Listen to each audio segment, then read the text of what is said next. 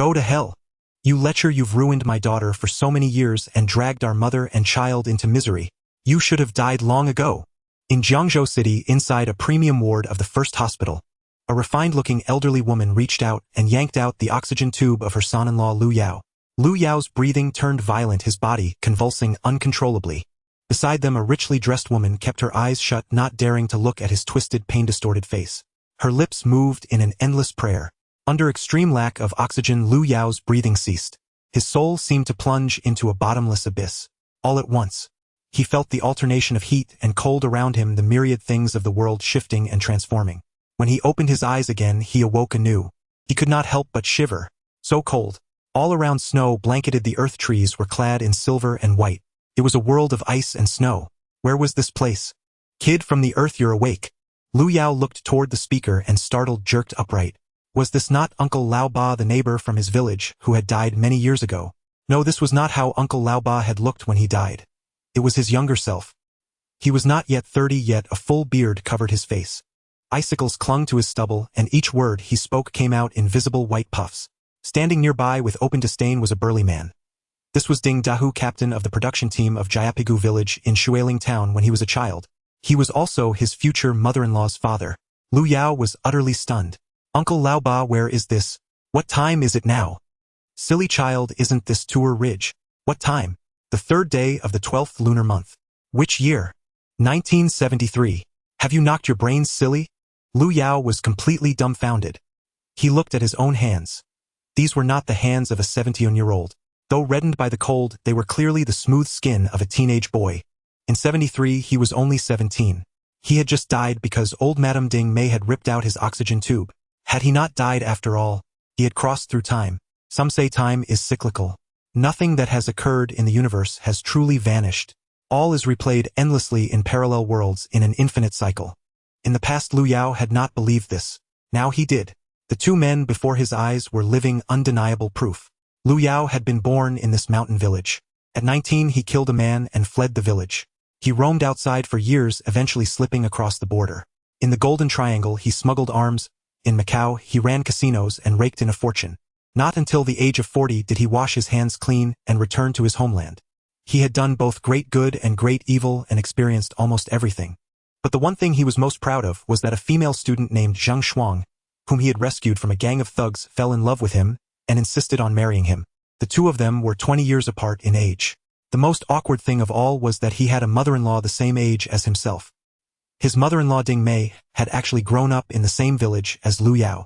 From childhood, the two had never seen eye to eye and had a long history of grudges. No matter what was said, Ding Mei refused to let her daughter marry Lu Yao. But Zheng Shuang was set on Lu Yao and secretly went with him to register their marriage and hold a wedding. From then on, Old Lecher became a label that never left Ding Mei's lips. Even as Lu Yao's business grew larger and he became a well-known entrepreneur, Ding Mei still looked down on him. For his beloved wife Sake, he did his utmost to mend relations with her. Yet prejudice was like a towering mountain. No matter how he tried, he could not move it. Lu Yao could balance both the underworld and high society, but could not win over his mother-in-law.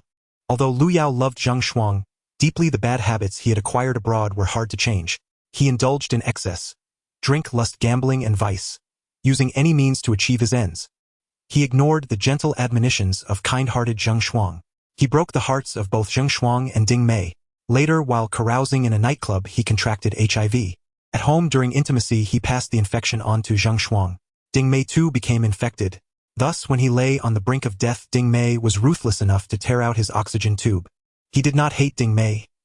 He felt it was the retribution he deserved. Fortunately, heaven had granted him another chance to live anew. Sadly, it was not 2 years earlier. By 73, his father had already passed away. He now lived with his mother and younger sister. To help support the family, Lu Yao had begged Uncle Lao Ba to take him into the mountains to hunt. Which day was this exactly? Lu Yao strained to recall. After all, it had been decades ago. He had gone into the mountains to hunt with Uncle Lao Ba and the other adults so many times that the details blurred together. In 73, it had been a time of great poverty. Ordinary folk lived in hardship. Their greatest concerns were the 3 daily meals and firewood and cotton clothes for the winter. Bare survival was the foremost problem, because supplies were scarce and the barren land could not feed the 100 or so households. The rations allotted by the production team were never enough, or most families went half hungry all year. Many people relied on hunting to make ends meet. Just now the village lad Lu Yao had been chasing a sika deer together with Ding Dahu and Uncle Lao Ba. He had lost his footing and tumbled down a slope. Fortunately, 3 feet of snow below had broken his fall. Otherwise his life would have ended. Supported by Uncle Lao Ba, Lu Yao struggled to his feet. Looking down, he saw his tattered cotton jacket spilling out stuffing. His cotton shoes were split open, the holes stopped up with straw rope. His family was poor, so poor they could not even afford proper patches. Ding Dahu rapped Lu Yao's head with the hunting rifle in his hand. Dead yet, you idiot? If not, get up and keep up with the team. Uncle Lao Ba pulled at Lu Yao. If you're not broken, grit your teeth and bear it. If you don't bring something back, your mom will have to sell off Xiao Qian. For Xiao Qian's sake, you have to hold on. Lu Yao suppressed the joy in his heart and followed silently behind Uncle Lao Ba. He tried desperately to recall what had happened on the 3rd day of the 12th lunar month in 73. The north wind cut like knives, snow reached up to the knees, and one had to swing one's arms just to walk. It had been many years since Lu Yao had walked through snow this deep. He walked while taking in the scenery, falling far behind every few steps.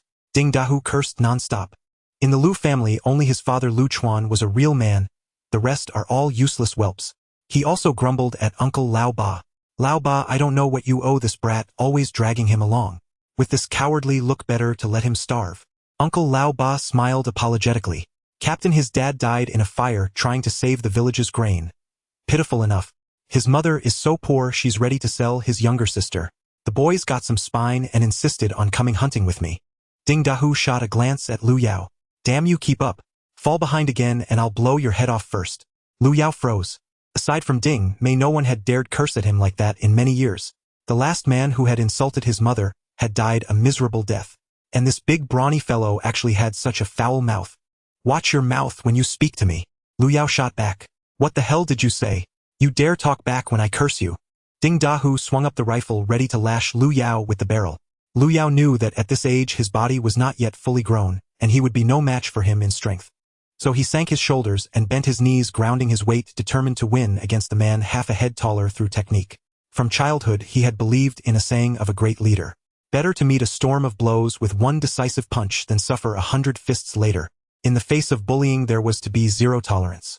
But with Uncle Lao Ba here, how could he allow Ding Dahu to beat Lu Yao? Risking his life, he threw himself in front of Ding Dahu, who outweighed him by more than 30 gene. Captain Ding, calm down, the kid is young and ignorant. You brat, apologize quickly unless you want a beating. Seeing Ding Dahu charging like a mad tiger, even Uncle Lao Ba was frightened. If pushed too far, Ding Dahu would thrash him as well. Lu Yao felt no fear at all. In his creed, there was only dying in battle, never surrender.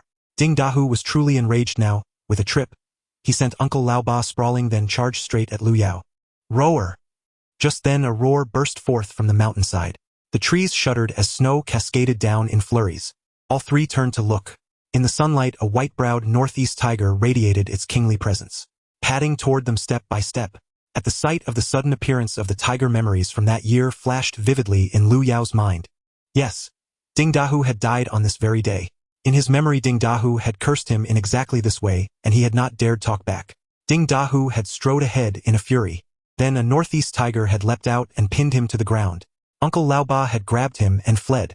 That night, the Ding family held a symbolic burial for Ding Dahu. Symbolic burial meant burying only a memorial tablet inscribed with his birth date and time, then raising a grave mound. For his corpse had never been recovered. The tiger had dragged it away. He had never expected that a single retort would infuriate Ding Dahu and keep him from walking ahead of him, thus changing history. By now, the northeast tiger had already quickened its pace. With the mountains sealed by deep snow, hunting was difficult and the tiger was starving. Running into humans was to it like finding the rations that would see it through this desperate time. Ferocity mingled with excitement in the northeast tiger's eyes. It could no longer wait, and unlike its usual stealthy hunts, did not bother to hide or crawl. It sprang straight toward them. The great beast churned up the white snow, its massive body surging forward as if riding clouds and mist. The Siberian tiger's speed grew ever faster as it launched an attack at Ding Dahu, who was walking in front. Damn it, the big cat is coming. Uncle Lao Bashi was so terrified that he couldn't even lift the bow and arrows on his back. Taking down a wild wolf was already his limit. He had never imagined he would encounter the king of the mountain. Ding Dahu no longer cared about hitting Lu Yao and hastily raised the 5-shot hunting rifle in his hands. His hands trembled slightly, the stock of the gun thudding uncontrollably against his cheek. He had never seen such a huge tiger in his life.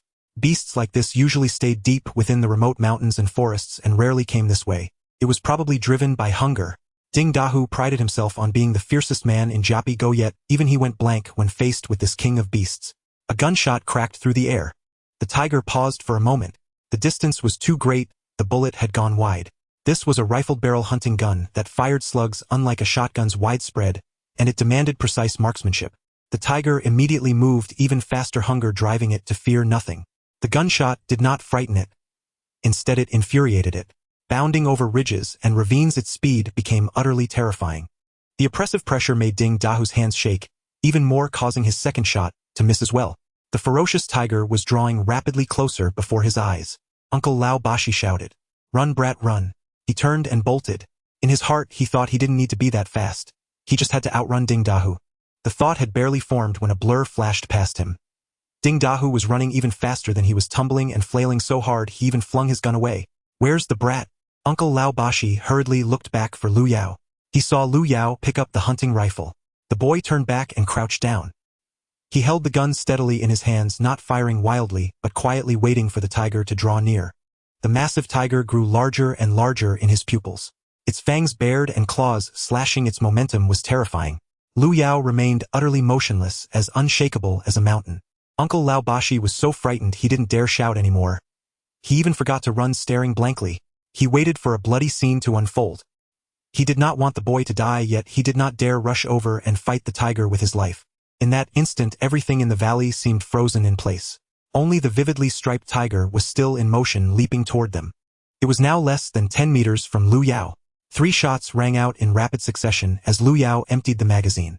3 bullets howled through the air, each one on target, every shot striking the tiger right in the face. One of the tiger's eyes burst apart. Over the years, Lu Yao had survived gang firefights, military encirclements, and countless bloody battles. His rich experience in long-range sniping and close-quarters combat left his mind as calm as still water. Even if Mount Tai collapsed before him, his expression would not change. Lu Yao had a passion for shooting. Even after he later returned to China, he often went to the shooting range to practice his marksmanship. When he grew older, he even served as the chairman of the Jiangzhou City Shooting Association, personally training a number of shooting athletes. Thus, in his eyes, the tiger was nothing more than a moving target.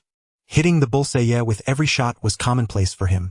No matter how fierce a Siberian tiger might be, it could not withstand a close-range barrage of bullets.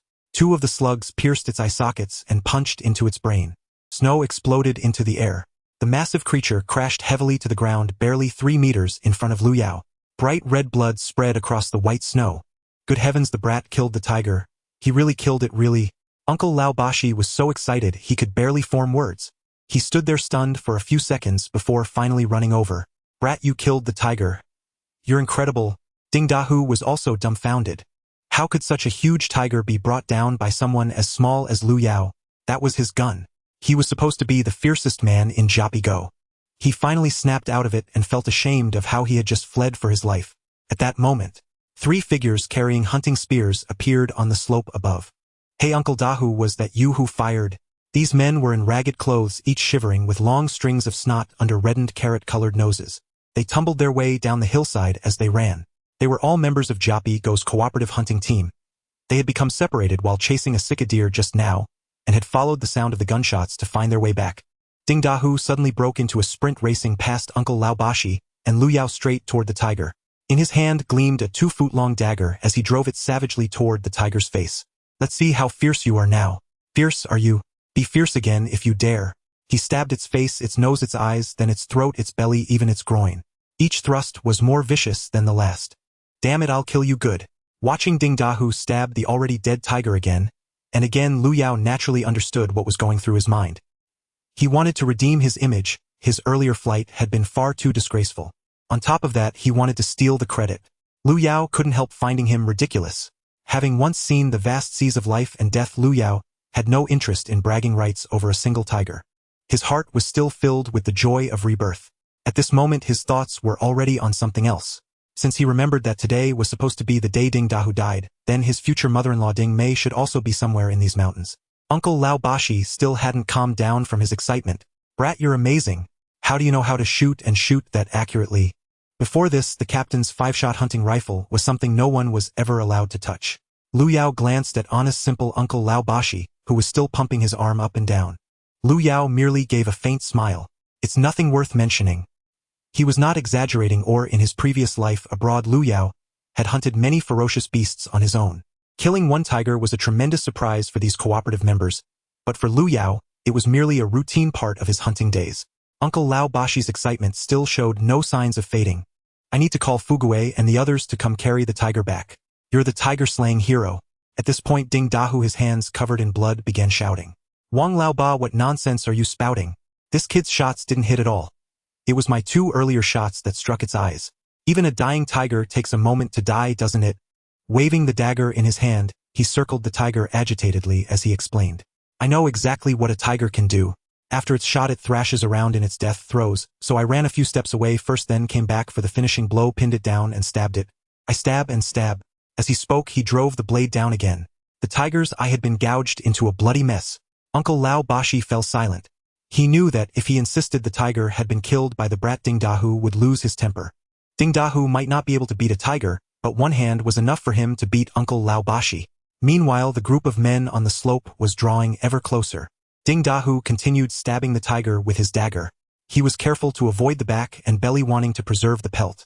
Even though the tiger was long dead, he was soon sweating profusely from the effort of stabbing it. Watching Ding Dahu steal the credit, Lu Yao did not mind.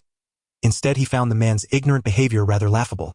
He had no interest in arguing with him over glory at this moment. With his lethal skills brought back to this era, Lu Yao would never have to worry about prey. In his previous life Ding Dahu had been eaten by this very tiger. In this life, after Lu Yao's rebirth, history had changed, granting Ding Dahu a chance to show off. Now something far more important occupied Lu Yao's mind, and he was already running off in another direction. As the others came closer they cried out in astonishment. Good heavens, Uncle Dahu killed a tiger! My God, it really is a tiger, the king of the mountain. Uncle Dahu, no wonder you're called Dahu, you're fiercer than a real tiger. Wang Fugui, Li Youtian and He Wang Kai, 3 penniless men, rushed over shouting. They paced around the tiger in circles. Though they had entered the mountains to hunt many times, they had never once brought down a tiger. In the past, whenever they saw tiger tracks they would hurry to hide far away. This beast weighed around 500 jin. Without guns, not even a dozen strong men would stand a chance against it. Ding Dahu wiped the sweat from his forehead and let out a hearty laugh, putting on an air of boundless heroism. It's nothing much. I just gave it 2 shots with the gun first, he said. I was afraid it wasn't dead yet, so I gave it a few extra stabs. The others raised their thumbs, praising Ding Dahu so much he seemed almost ready to float away. Whenever he had a spare moment, he darted a glance at Uncle Lao Bashi.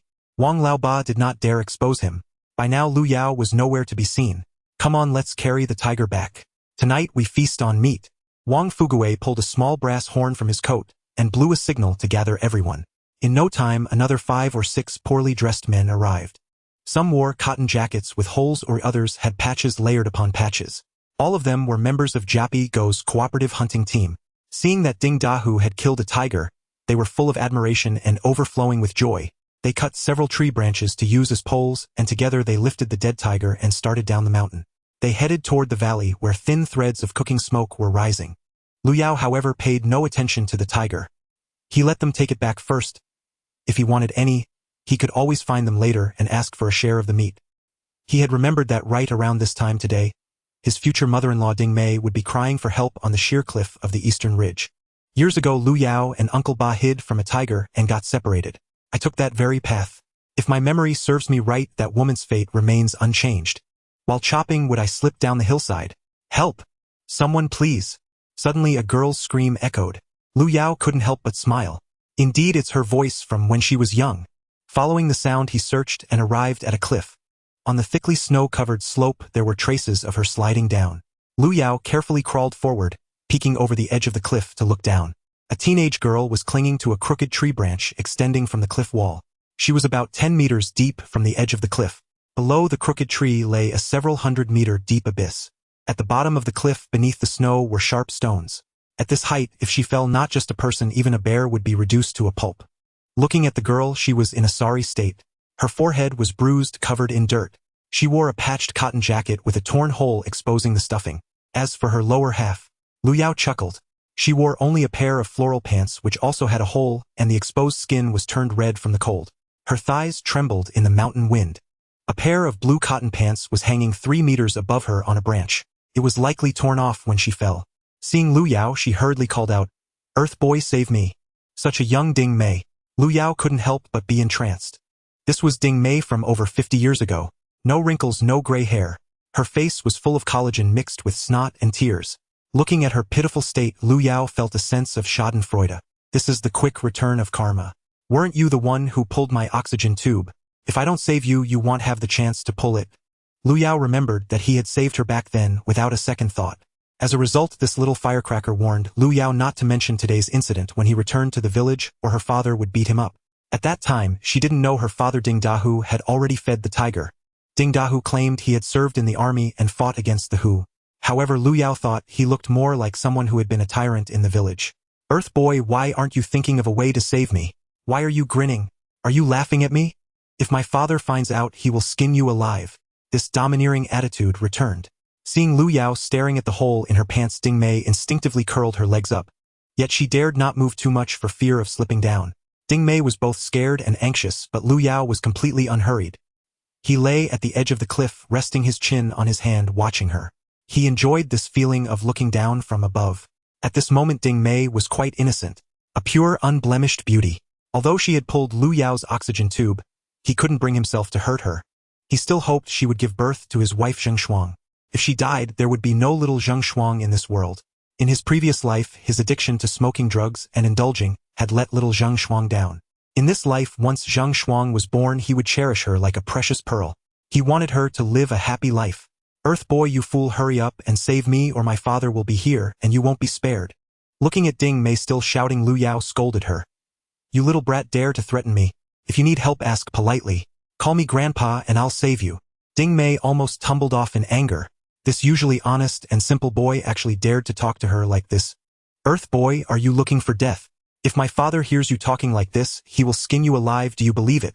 Lu Yao lazily stood up, stretching. Fine, your father is impressive.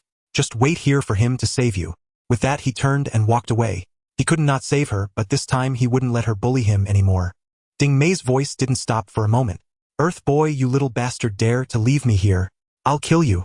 Earth boy, have you really gone? Earth boy, don't go. I beg you, I don't have any strength left.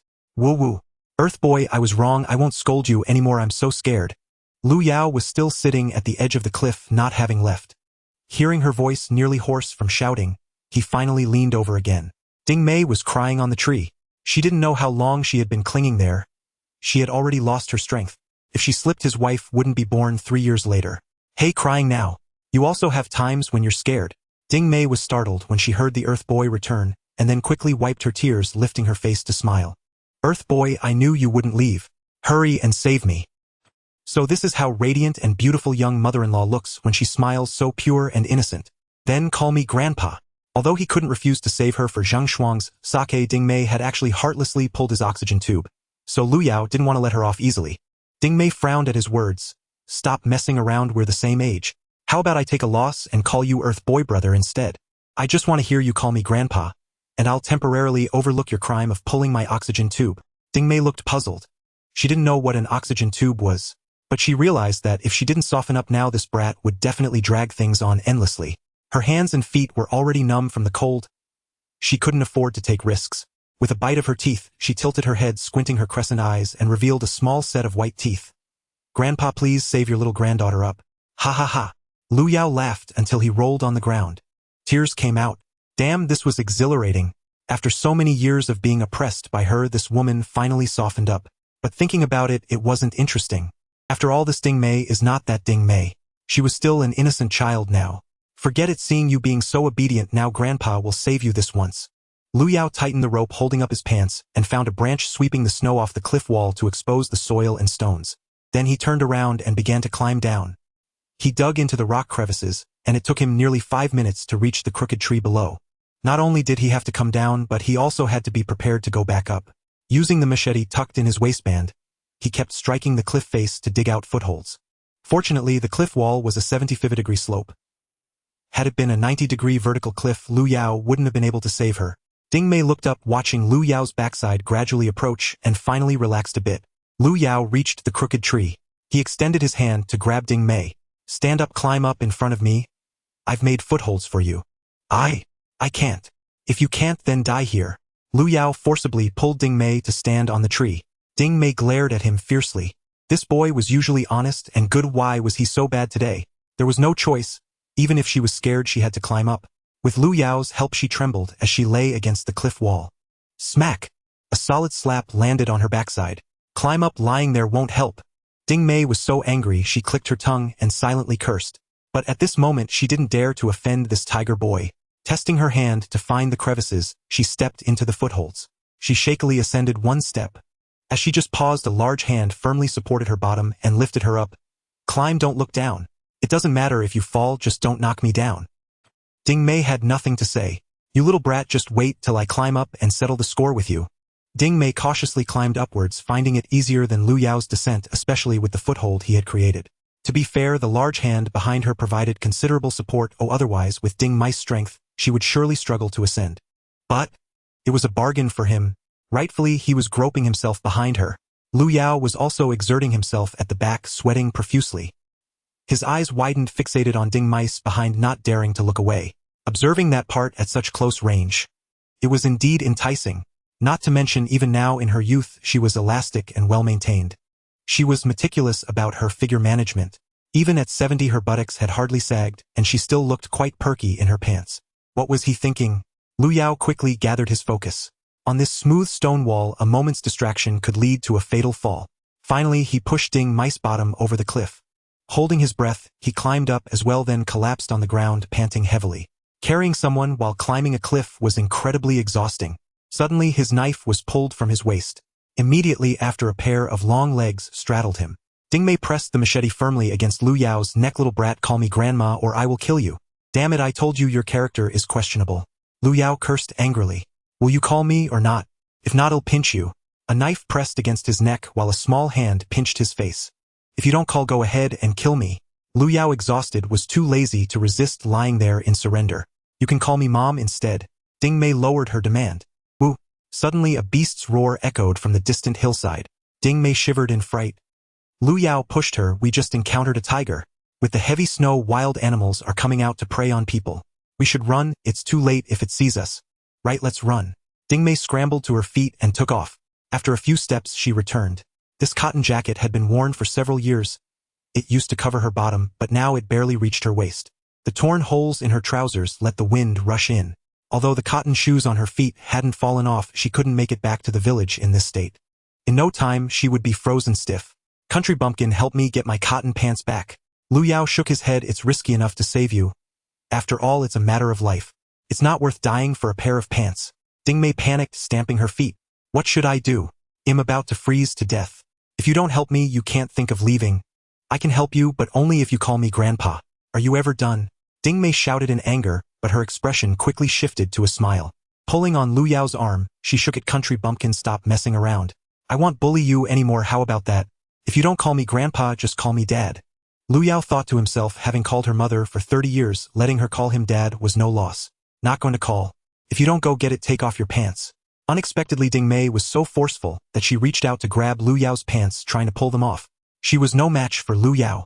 In just a few moments, he pinned her to the ground, straddling her waist, holding her head down.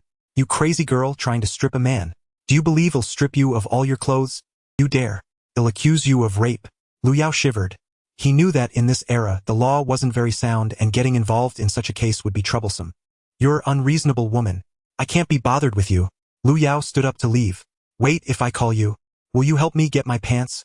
Ding Mei knew that if Lu Yao left, she wouldn't be able to return to the village and would surely freeze to death on the mountain. Lu Yao halted. Dad. She called out in a voice as soft as a mosquito. Nonetheless, Lu Yao admired her quick decision. No wonder she became a strong woman in the business world later. Lu Yao no longer made things difficult for her. He chopped off a branch, leaned down, and helped hook her cotton pants back up. After putting on her pants, Ding Mei still had demands. She urged Lu Yao to take a detour back to the village. She feared that if they went down together, someone might see them and gossip.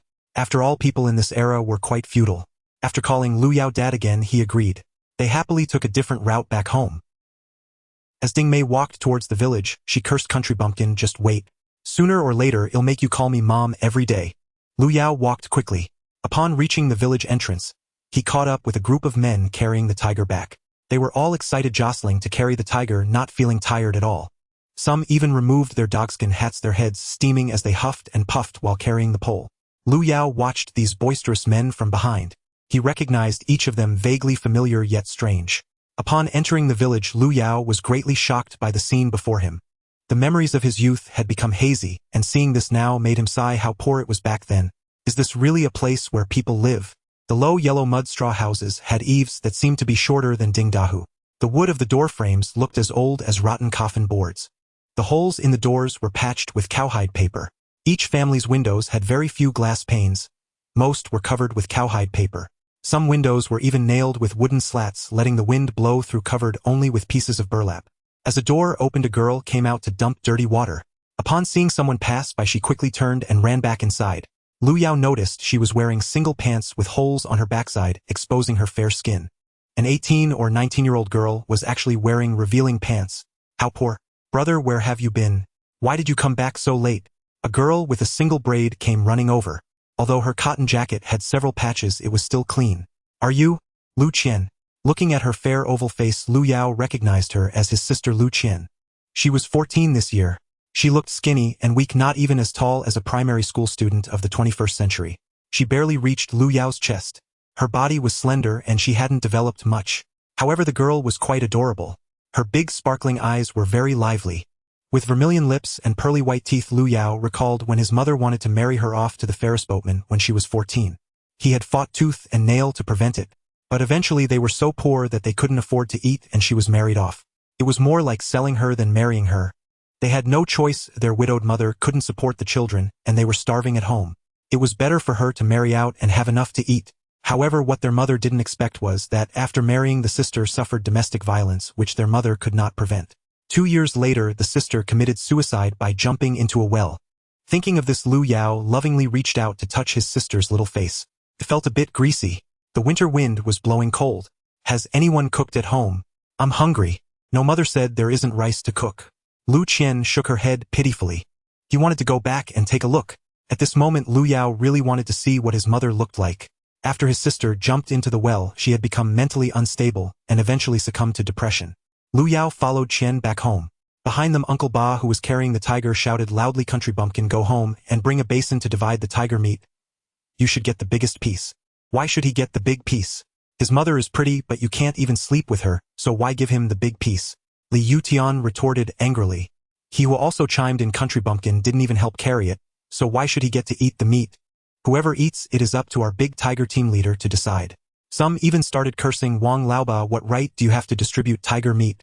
Just take care of your wife and don't let her give you a green hat." Wang Laoba's face turned red with anger, and he didn't dare to mention that the tiger was killed by Lu Yao. Seeing Ding Dahu's expression darken, he didn't dare to say more. Carrying the tiger, he didn't go to the village committee yard, but directly took it to Ding Dahu's home. Lu Yao followed Lu Xiaoqian into a small courtyard. The earthen walls made of yellow mud mixed with straw stood firm. The yard was quite clean with snow swept away. A neatly stacked pile of firewood was present. The door of the house had some cracks, all carefully patched with paper. Upon opening the door, one entered a spacious kitchen, which contained only a large stove and a brick-racked dish holder. Voices were heard from the east room. "Guizhi, let's settle this. I'll go back to get 30 yuan along with 10 jin of national food tickets and 10 feet of cloth tickets for you. I owe you 10 jin of fish, which I will pay you once the river thaws in spring. I will come to fetch Xiao Qian tomorrow." As he spoke, a limping man walked out from the east room. He appeared to be in his 30s, with droopy whiskers resembling a rat. His coat was quite clean and his pants had 2 neatly sewn patches at the knees. His cotton shoes were also nearly new. Upon seeing Lu Xiaoqian, his triangular eyes widened in excitement. With a smirk, he revealed his front teeth. "Xiaoqian, you're back." Saliva dripped from the corner of his mouth as he reached out to touch Lu Xiaoqian's face. Lu Xiaoqian wore an expression of panic, not knowing how to retreat.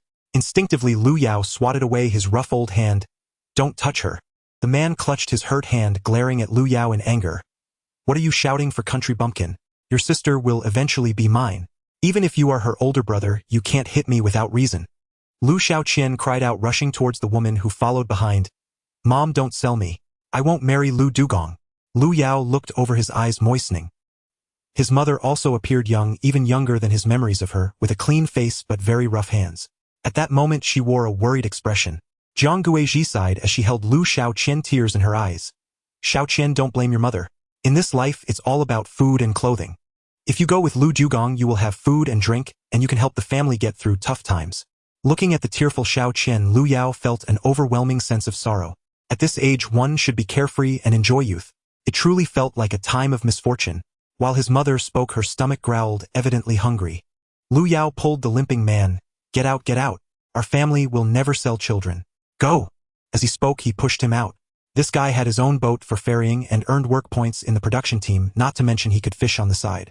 After being single for so many years, he had saved quite a bit. He was considered well off in the village. Lu Dugong had never been insulted like this before. Furious, he exclaimed, "You little brat, if you obstruct my freedom to marry, don't expect to use my boat in the future." Clearly it's a forced marriage, yet he shamelessly claims its freedom. Go away, go away. Lu Yao detested this limping man from the bottom of his heart and did not wish to converse further. Zhang Guizhi hurriedly chased after him, smilingly addressing the limping man. Lu Dugong, don't be angry, I will discuss it further with the country bumpkin. If the country bumpkin is reluctant to part with his sister, then Guizhi take a step forward. Following me is surely better than suffering at the Lu family. Lu Dugong smiled at Zhang Guizhi. Zhang Guizhi bit her lip and shook her head, pulling Lu Yao towards the house. As she closed the door, she glanced back at the lustful limping man. I was born a Lu and will die a Lu. Lu Chuan died saving me in a fire. I cannot remarry. The three of them entered the house. No one spoke. Lu Xiaoqian was crying. Zhang Guizhi sat on the edge of the Kong, rubbing her clothes with a sigh. Her stomach again grumbled. Lu Yao wanted to get closer to his mother, but he had no mood for it now. He searched the dish holder for a battered enamel basin full of holes. This basin was a gift from the villagers when Zhang Guizhi gave birth to Lu Yao, and it had been used for over a decade. He turned to Zhang Guizhi and said, "Light a fire. I'll be back to cook meat." As he spoke, he walked out. Zhang Guizhi hurriedly asked, "Country bumpkin, where are you going? Aren't you hungry? I'm going to get some meat to eat. Wait at home." Saying this, he braved the northwest wind and stepped out of the house. By now, it was nearly dark. The team leader's courtyard had 2 bonfires lit, illuminating half the sky. Many neighbors peeked in over the wall, all with envious and jealous eyes. Although a large tiger brought a lot of meat, they knew they had no right to share in it. However, just looking at that bright red tiger meat was enough to whet their appetites. Ding Dahu stood under his eaves, happily watching the busy members skinning the tiger. Now he was praised by everyone, and they truly believed that he had killed the tiger himself. Wang Laoba knew the truth, but this honest fool dared not speak. Now if he spoke, no one would believe him. Who could believe that a little country bumpkin like him could kill a tiger? Ding Dahu's young wife Xie Chuanfang was excitedly circling around him. She never expected her man to be so mighty. Not only was he fierce against others, but he could also hunt tigers. Marrying such a man was worth enduring hardships. As the members were skinning the tiger and following Ding Dahu and Xie Chunfang's orders to cut the meat, Lu Yao arrived holding a basin. With a clang, he threw it on the table and pointed at the tiger's front leg. "I want this piece. The rest you can divide among yourselves." Xie Chunfang was startled. Looking up, she saw a teenager, the country bumpkin, and couldn't help but laugh. "You want a piece? Where do you have a lover's meat? You haven't even grown your fur yet, and you're shouting at me. Those who went into the mountains to hunt all have a share. This is a predetermined agreement, and you have none. Do you want tiger fur? Just took out a bit of dung. If you want to take it back to fertilize, that's fine." Lu Yao ignored these people, his eyes glaring at Ding Dahu. "You tell me, shouldn't I get a piece of this tiger meat?" Everyone was taken aback. The former country bumpkin was like a mouse seeing a cat. When facing Ding Dahu, why was he so fierce today? Let alone Ding Dahu, even his son Ding Yuliang had bullied the country bumpkin before, and his daughter Ding Mei had also picked on him. Was this kid starving mad today? Ding Dahu also felt it was strange. Why did the country bumpkin's eyes look different today? Ding Dahu's smile gradually faded. "Country bumpkin, don't be foolish. I'll give you a pound. Take it home for your sister and mother to stew with sweet potatoes." Saying this, he reached for the knife. Lu Yao pressed down on Ding Dahu's hand, staring intently at him. "You killed the tiger, give me a front leg, and additionally." He pointed at the tiger skin hanging on the wall. "I want that tiger skin." "What the hell, country bumpkin, are you awake?" Before Ding Dahu could respond, Li Youtian beside him panicked. He pushed Lu Yao. "Go away, get out.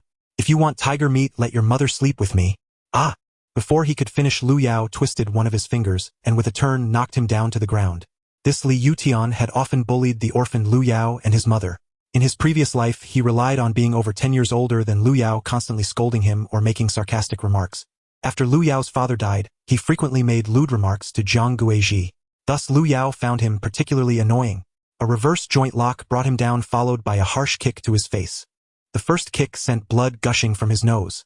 The second kick left Li Yutian seeing black before he fainted. Although Lu Yao was just a growing child, his experience in fighting compensated for his lack of strength, making it easy to deal with this brutish man. Lu Yao turned back to grab the meat-cutting knife. Who else dares to say I'm unworthy of tiger meat? Who else wants to sleep with my mother? Come forward. Everyone was stunned. The country bumpkin had a slender build weighing just over 100 pounds. The adults were not afraid of him. However, his fierce attitude today was too intimidating. His eyes were like those of a beast, making one feel that he really would dare to stab a knife into your stomach. In the yard, over 10 people stood in silence. Not even one person made an effort to help Li Yutian up. Lu Yao looked again at Ding Dahu. I want a piece of meat along with the tiger skin, or the rest is for you to divide. Ding Dahu also froze. In the past, he would have slapped him across the face long ago. But today, firstly, the tiger truly was killed by Lu Yao, and secondly, he sensed an unprecedented killing intent from Lu Yao. The scene of him calmly aiming to shoot the tiger resurfaced in Ding Dahu's mind. The yard fell into deep silence. Everyone looked at Ding Dahu. Xie Chunfang stepped forward, pointing at Lu Yao. What are you doing daring to hit someone in my house? Lu Yao handed over the bloody splitting knife. What? If you find me displeasing, stab me to death, otherwise get lost. Men speak, women keep silent. Xie Chunfang stared at the bloody knife, frightened by Lu Yao. She turned to Big, who twisting her slender waist. Master, look, this kid is bullying people.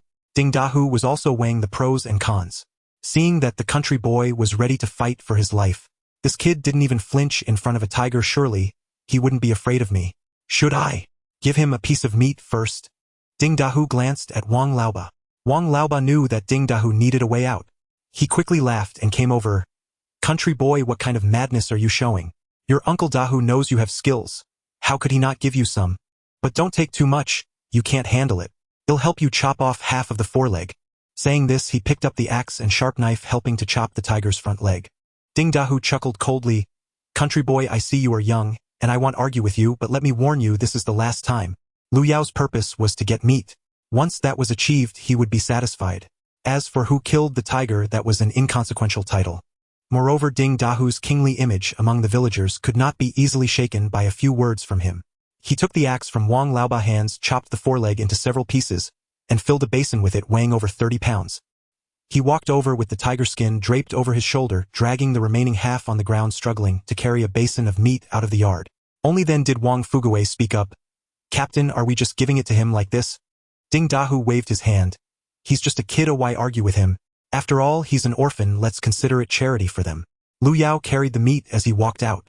He ran into Ding Mei, who had just returned. Ding Mei shot him a glare but said nothing, her eyes fixated on the meat in his hands and the tiger skin he was dragging. The dozens of pounds of tiger skin weighed Lu Yao down, making it hard for him to stand upright. If it weren't for the slippery snow, he probably wouldn't be able to carry it at all. Ding Mei looked at the tiger skin and meat with curiosity but held back from asking him anything. Watching Ding Mei walk past, Lu Yao stopped and looked back. Although she was bundled in a thick coat and pants, she walked with a slight sway, reminding him of the time they were on the cliff when those thin pants had swayed before him. The pants were empty. Hey, why think about this? Perhaps it was because his current physique was relatively young. Just recalling that scene made his blood rush a little. Just then Ding Mei turned her head back to look at him. Upon seeing Lu Yao staring at her, she quickly turned and ran into the yard. Lu Yao couldn't help but smile wryly. In his previous life, he had once drunkenly mistaken her for Zheng Shuang, and caused quite a scene, or otherwise she wouldn't have contracted that illness. Without that incident, perhaps she wouldn't have pulled out her own oxygen tube. The future is unbearable to look back on. Lu Yao returned home with the meat. The chimney at home was puffing out thick smoke. Jiang Guizhi had lit the big stove in the outer room. His little sister Lu Xiaoqian was sitting on the kong, covered in blankets to warm her legs. Hearing the noise in the yard, she licked her tongue to melt the frost on the window. Peeking out of one eye, "Oh no, a tiger has come into the yard." Her loud shout startled Jiang Guizhi, who hurriedly peeked out the door. Seeing that it was Lu Yao dragging a tiger skin and throwing it into the storage room, he locked the storage door, and then brought the meat inside.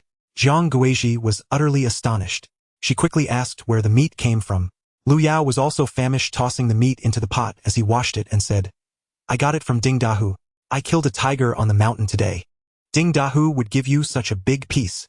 Country boy, don't tell me you stole it, your father is gone, and we can't provoke anyone." Lu Yao ignored his timid mother's nagging behind him and focused on cooking the meat. At this moment, the door opened and several people came in. Lu Yao's grandfather Lu Changyo, grandmother Lu Zhongshi, second uncle Lu Ming, and second aunt Zhang Shulan. Following them was third uncle Lu Fa. This family came in with a gust of cold wind, and was about to go into the inner room, but the aroma of the meat in the kitchen held them back. They all stared wide-eyed at the pot. What's stealing meat? Lu Yao suddenly remembered. On this day that year his grandfather brought these people to discuss the matter of dividing the family with his mother. They lived separately in the backyard and the west yard. Now they were eating separately, but the utensils and house were all under grandfather's name. Although he knew that Lu Chuan contributed the most when building the house after his father's death, grandfather wouldn't acknowledge it. He only said that the house belonged to him and he could decide who lived there. Third uncle Lu Fa had a partner but no house to live in. So grandfather brought people over to demand a house. Lu Yao's father Lu Chuan was the child of Lu Shanjia's first wife who died during childbirth. Afterward Lu Changyu remarried to his current wife Lu Zhongshi. Lu Ming was the child she brought from her previous marriage, adopted into the Lu family, and had no actual blood relation. The third child Lu Fa was born to her and Lu Changyu. Thus Lu Yao's father and his two brothers had three different backgrounds.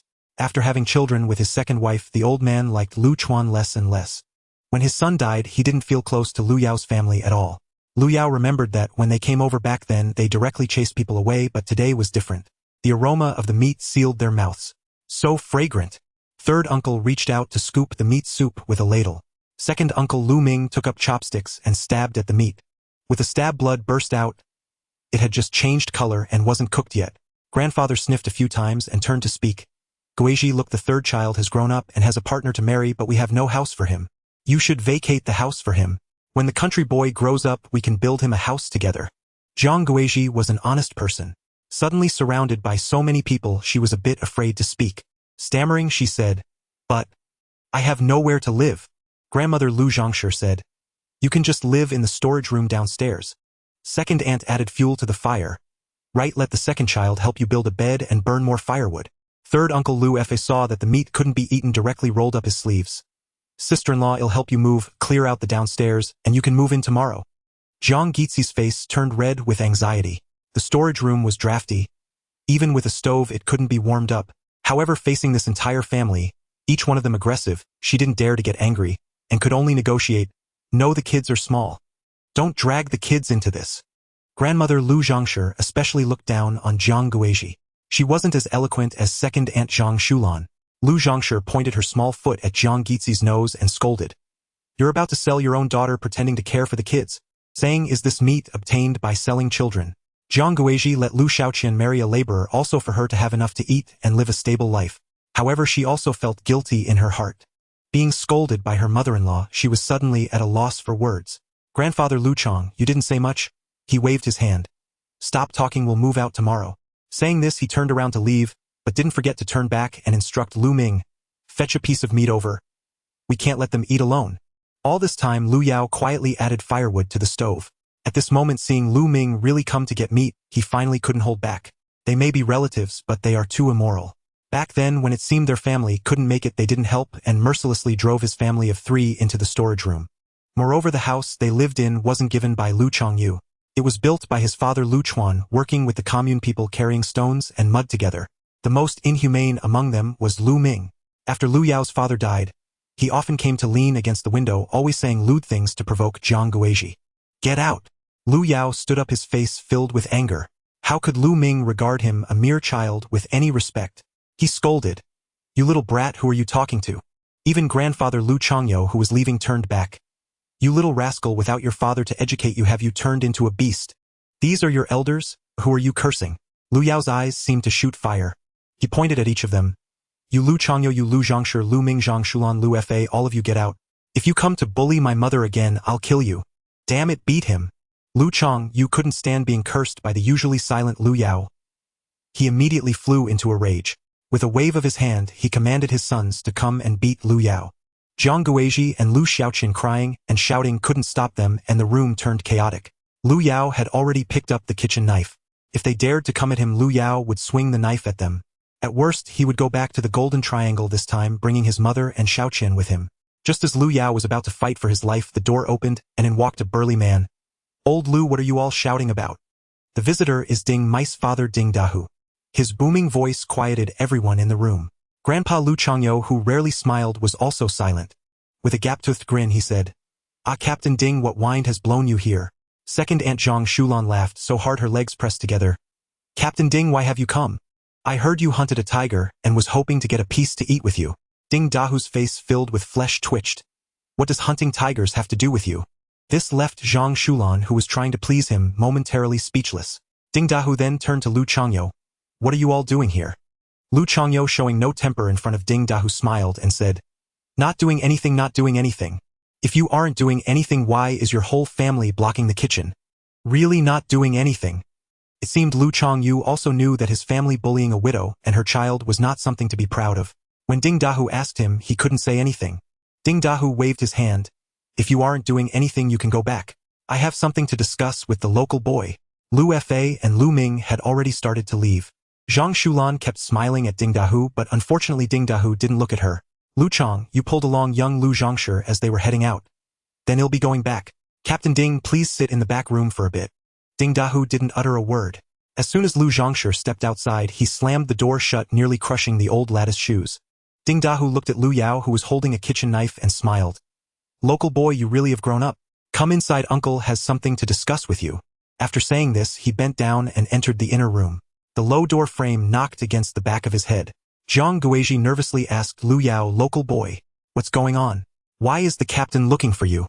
It's nothing, Mom, just keep an eye on the fire. He put down the kitchen knife and walked in. Ding Dahu pulled out a pack of unfiltered cigarettes. Later, things that were thrown into the ditch because no one wanted them became absolutely impressive when brought out in 73. Ding Dahu handed one to Lu Yao. Lu Yao didn't take it. Just say what you want. It's nothing, local boy. If you don't need that tiger skin, how about Uncle Dahu gives you 2 pounds of meat in exchange for it? Ding Dahu was previously intimidated by Lu Yao's momentum. When Ding Mei came home and learned that her father had hunted a tiger, she asked why he gave the tiger skin to Lu Yao. Everyone began to chime in. A tiger skin could fetch around 200 yuan in town, where there were people specializing in trading animal skins. It was said that if taken to the border, it could sell for over 1,000. However, that was considered smuggling and no local dared to do it. But 200 was still a hefty sum. Lu Yao shook his head. Uncle Dahu, I know the tiger skin can sell for 1 or 2 gold and 10 silver, but it's not worth as much as a big insect skin. Ding Dahu shook his head, lit a cigarette, and exhaled a puff of smoke before saying, Silly child, that was before the liberation. Although the state has not explicitly banned hunting tigers, now you won't find a market for it. No one will buy it at a high price. This was indeed true. The income of the commune members relied on the distribution system, and apart from the grain distributed at the end of the year, they only had a few dozen yuan in cash. Most families lived frugally. Even if they liked the tiger skin, how many could afford it? Lu Yao asked, Then why do you want it? Ding Dahu chuckled. I want to make a mattress for your sister, Mei, as a dowry for her future. Lu Yao shook his head. No way, if you want it, at least give me 200 yuan. What? You little brat, don't push your luck. You should know that in this commune, if you offend me, life won't be easy for you. Zhang Guizhi had been listening from the kitchen. At this moment, hearing Ding Dahu raise his voice, she rushed in. Oh dear Uncle Dahu, please don't be angry. The local boy hasn't taken anything from you. I will have him deliver it to you later. A woman who wouldn't dare speak loudly when someone asked for her house. How could she dare to keep something from the village bully? Ever since the man died, Zhang Guizhi had been living cautiously, not daring to stir up trouble at all. But Lu Yao pulled Zhang Guizhi aside and looked at Ding Dahu. I killed the tiger. The reason I didn't say anything is that I used your gun. For the sake of family ties, I won't hold it against you too much. I'm in need of money now, so don't argue with me. Who the hell is related to you? Ding Dahu was furious. He had already lost face when Lu Yao took the tiger skin in front of him without saying a word. Now that he had come to ask for it back, he was mentally prepared. He was no longer going to fall for Lu Yao's tricks. Pointing a finger at Lu Yao's nose. I'll ask you one more time, will you give it to me or not? Lu Yao knew that simply relying on stubbornness wouldn't scare this guy anymore. Since Ding Dahu had come looking for it again, he must be determined to take back the tiger skin. And he absolutely could not give it to him. This confrontation with Ding Dahu was inevitable. Better to fight to the death than to be bullied to death. If he let Ding Dahu take the tiger skin, he would never be treated like a person again. Lu Yao pushed Zhang Guizhi aside and pulled the frightened Lu Shaoqin over. You both stay in the house and don't come out. He waved at Ding Dahu. You want the tiger skin, come out and fight me. If you have the guts to kill me, then I'll let you take it. Saying this, Lu Yao rushed out of the house, grabbing the fire poker from the kitchen waiting in the yard. Ding Dahu cursed and walked out. Despite being scared by the tiger, he had never feared a person in this village. Standing at 6 feet 1 and weighing over 160 pounds, he was practically a giant in that era. How could he be afraid of a big kid like Lu Yao? Though Lu Yao was already about 5'9", he still looked too thin. Jiang Guizhi saw this and could not let her son get beaten. She hugged Ding Dahu's leg, tightly pulling Lu Xiaoqian along. Child, quickly kneel down to Uncle Dahu and plead with him not to hit your brother. Lu Xiaoqian hurriedly knelt down, hugging Ding Dahu's other leg. The two of them cried so hard that their runny noses smeared on Ding Dahu's pants. Captain Ding, please don't hit the local boy. Later I'll have him deliver the tiger skin to you. Uncle Dahu, please don't hit my brother. Ding Dahu was also the kind of man who would yield to soft rather than be hard. Listening to the two of them sobbing, he cursed, "Get up, stop wailing. I never said I had to hit him." Upon hearing this, Jiang Guizhi finally let go. However, seeing Ding Dahu still walking out, she followed him. But then she saw Ding Mei had also arrived. She was pulling Lu Yao and wouldn't let go. She had chased after her father, and upon entering the yard saw Lu Yao standing in the middle with a stick looking fierce. Just as she was about to ask if her father was there, she heard Jiang Guizhi and Lu Yao crying inside. Lu Yao yelled, "Ding Dahu, I curse your mother, how dare you bully my mom." He swung the stick and charged back. Ding Mei grabbed him. "What are you doing? Do you think you can beat my dad?" Ding Dahu came out and saw this. He was also furious. He was about to hit Lu Yao. Jiang Guizhi hugged him again. The several people in the yard rolled together, and in the end Lu Yao's eye was bruised while Ding Dahu had blood on his face. Ding Mei's shoes were lost, Jiang Guizhi's belt broke, and Lu Xiaoqian had a bump on her forehead. The women struggled to pull the two apart amidst cries. Both men were feeling sorry for their families. Continuing to fight would lead to no good. So Ding Dahu cursed and took Ding Mei away. At the main gate he made a harsh remark. "You little brat, if you don't deliver the tiger skin to me tomorrow, I will come to hit you again." Lu Yao jumped up and shouted from the yard. "Don't be so arrogant.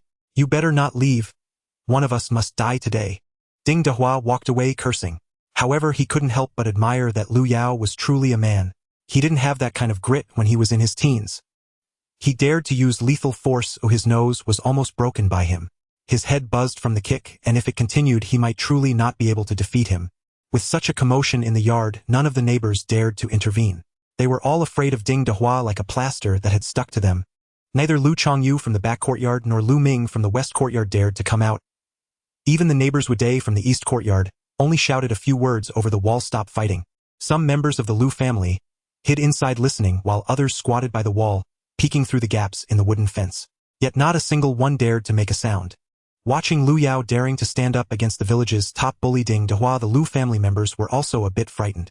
Was this kid going crazy? They had originally planned to come over and ask for tiger meat after Ding Dahua left. But seeing Lu Yao, who was furious, they didn't dare to approach. Lu Yao looked at himself, having fought Ding Dahua to a standstill, and was so angry, he kept banging his head. With Ding Dahua's fighting ability, taking him on 3 or 5 at a time was no problem when he was in his 20s. Unfortunately, he was only 17 now, and without any special muscle training his body was still too thin. Relying solely on his skills was not enough. At night, the oil lamp was lit inside the house. At that time, Jayapigu village couldn't even get electricity. The electrical appliances in the village families consisted of battery-operated semiconductors and flashlights. The three of them were hungry, their stomachs rumbling, and the tiger meat had been stewing for almost 2 hours without cooking. The room was filled with steam. The Kong was so hot it burned their rear ends. They had never been willing to burn so much firewood. Lu Yao sat on a small wooden stool in the room, rubbing the melted yellow clay in his hands and shaping it into balls. His sister Lu Xiaoqian rolled an ice pack on the bruised area on the back of his head to alleviate the swelling. Their mother Jiang Guizhi sighed and complained that Lu Yao was too impulsive. Lu Yao looked at his worried mother. After hesitating, he said, "Mom, I want to tell you something, but you and my sister mustn't spread it around." "What is it?" "Actually, I can know some things that haven't happened in the future. Stop joking around, you never have anything serious to say." Lu Yao spoke sincerely, but unfortunately Jiang Guizhi didn't believe him at all. However, little sister Lu Xiaoqian was delighted, laughing giddily. She hugged her brother's neck from behind and shook on his back. "Brother, can you tell me what will happen to our family tomorrow?" Lu Yao thought for a moment and shook his head. He didn't kill the tiger back then, and the tiger took Ding Dahua away. Moreover, their grandfather drove their whole family out, and Lu Yao had no ability to resist.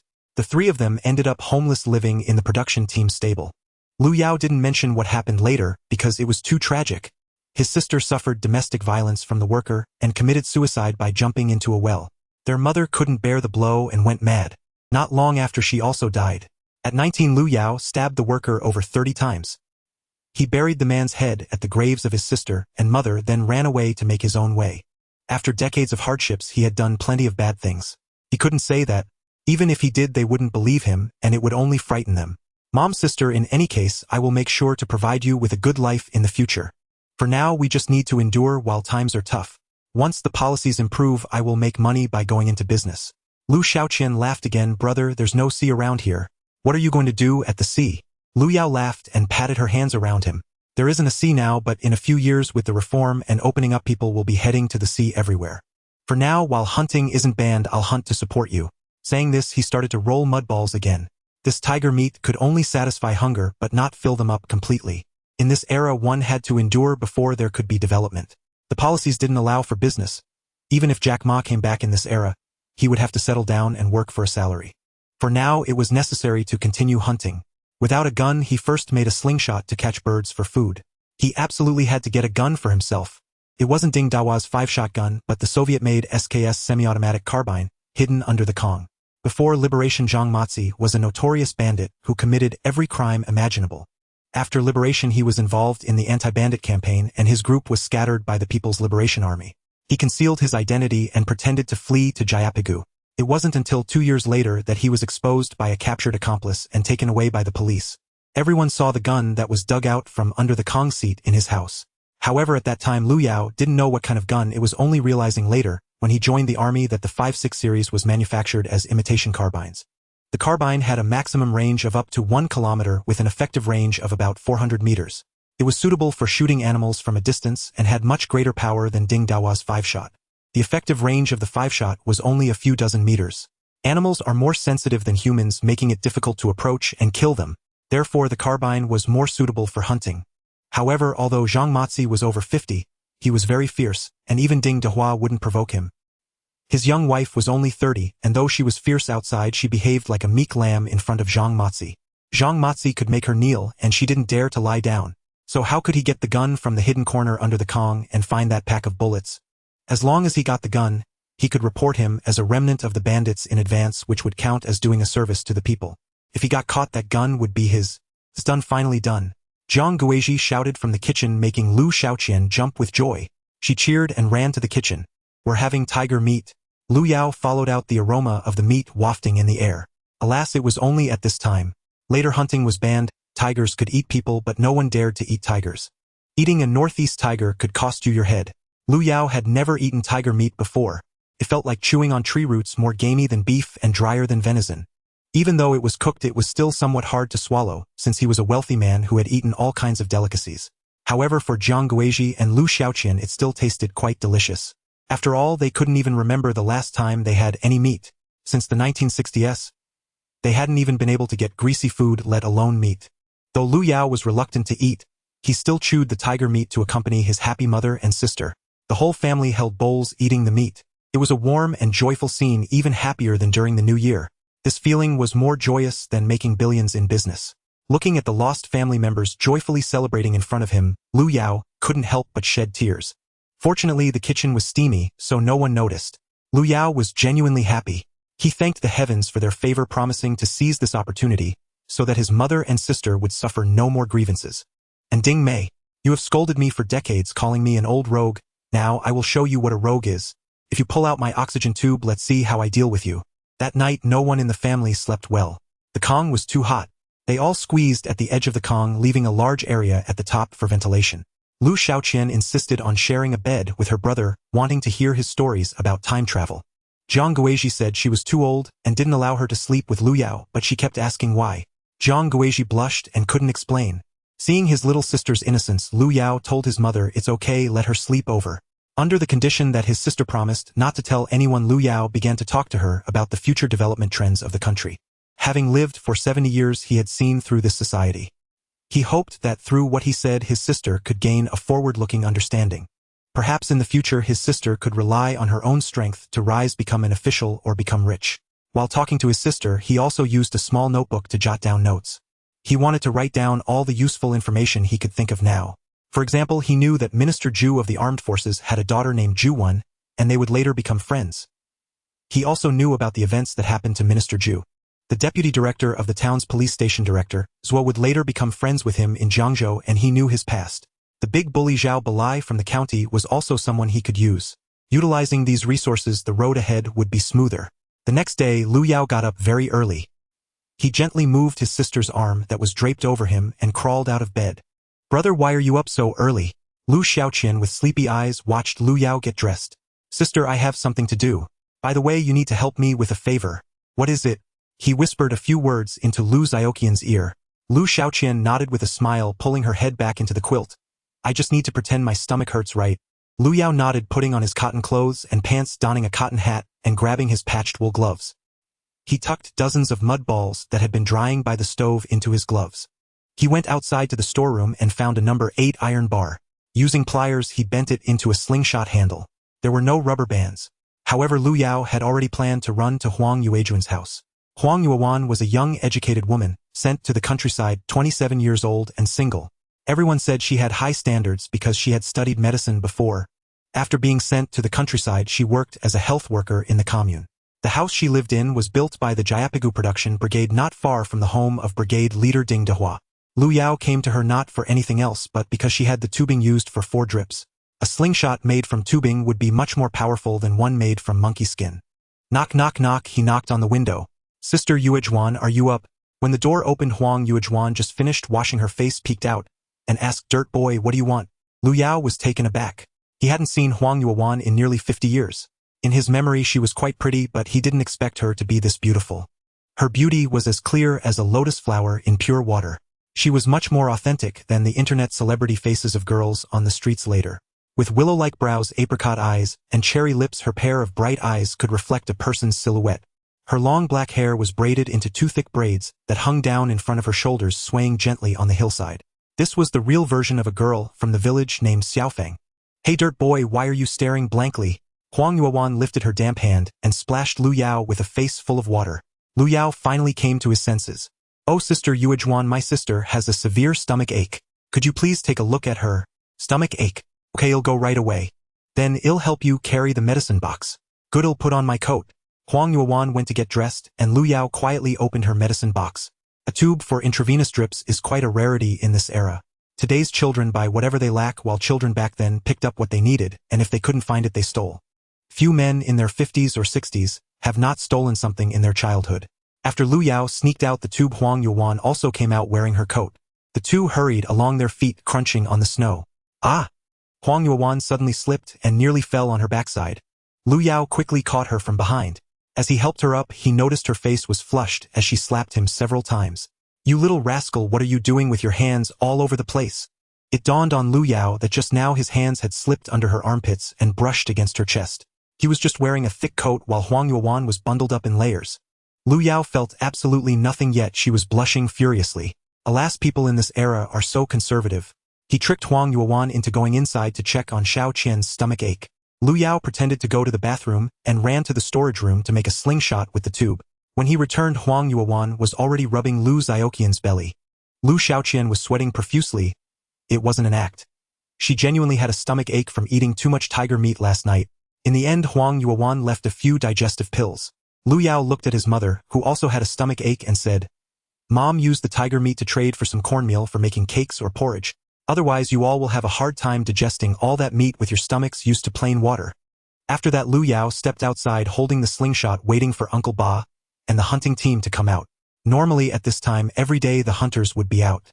But after waiting a long time, there was still no sign of them. At that moment, a hunched man with his hands in his sleeves walked over from the east. The man's nose was swollen, and he had a bruise on his forehead. It was Li Youtian, who had been knocked out by Lu Yao yesterday. Seeing Lu Yao standing at the door, he spat from a distance. "Humph, still waiting for the hunting team, huh? They left a long time ago. Ding Dahu said he wouldn't take you. Who would dare to take you?" With that, he quickened his pace and took a detour to the clinic for medicine. It turned out they had all left. Li Youtian was right when Ding Dahu spoke Uncle Ba, and these people certainly wouldn't dare to disobey. With just a slingshot and a dagger, Lu Yao felt too weak to hunt alone in the mountains. He could handle a single wolf on his own. But if he encountered 3 or 5 wolves, he wouldn't even have a chance to escape. He pulled back the slingshot and aimed at Li Youtian to practice his aim. Whoosh! Bang! Ouch! Who? Li Youtian jumped up, clutching his backside. When he turned to look for Lu Yao, he found that Lu Yao had already left. He didn't even know why his backside felt as if it had been pricked by a hot iron. Lu Yao had no gear to venture deep into the mountains, so he just roamed around the hillside.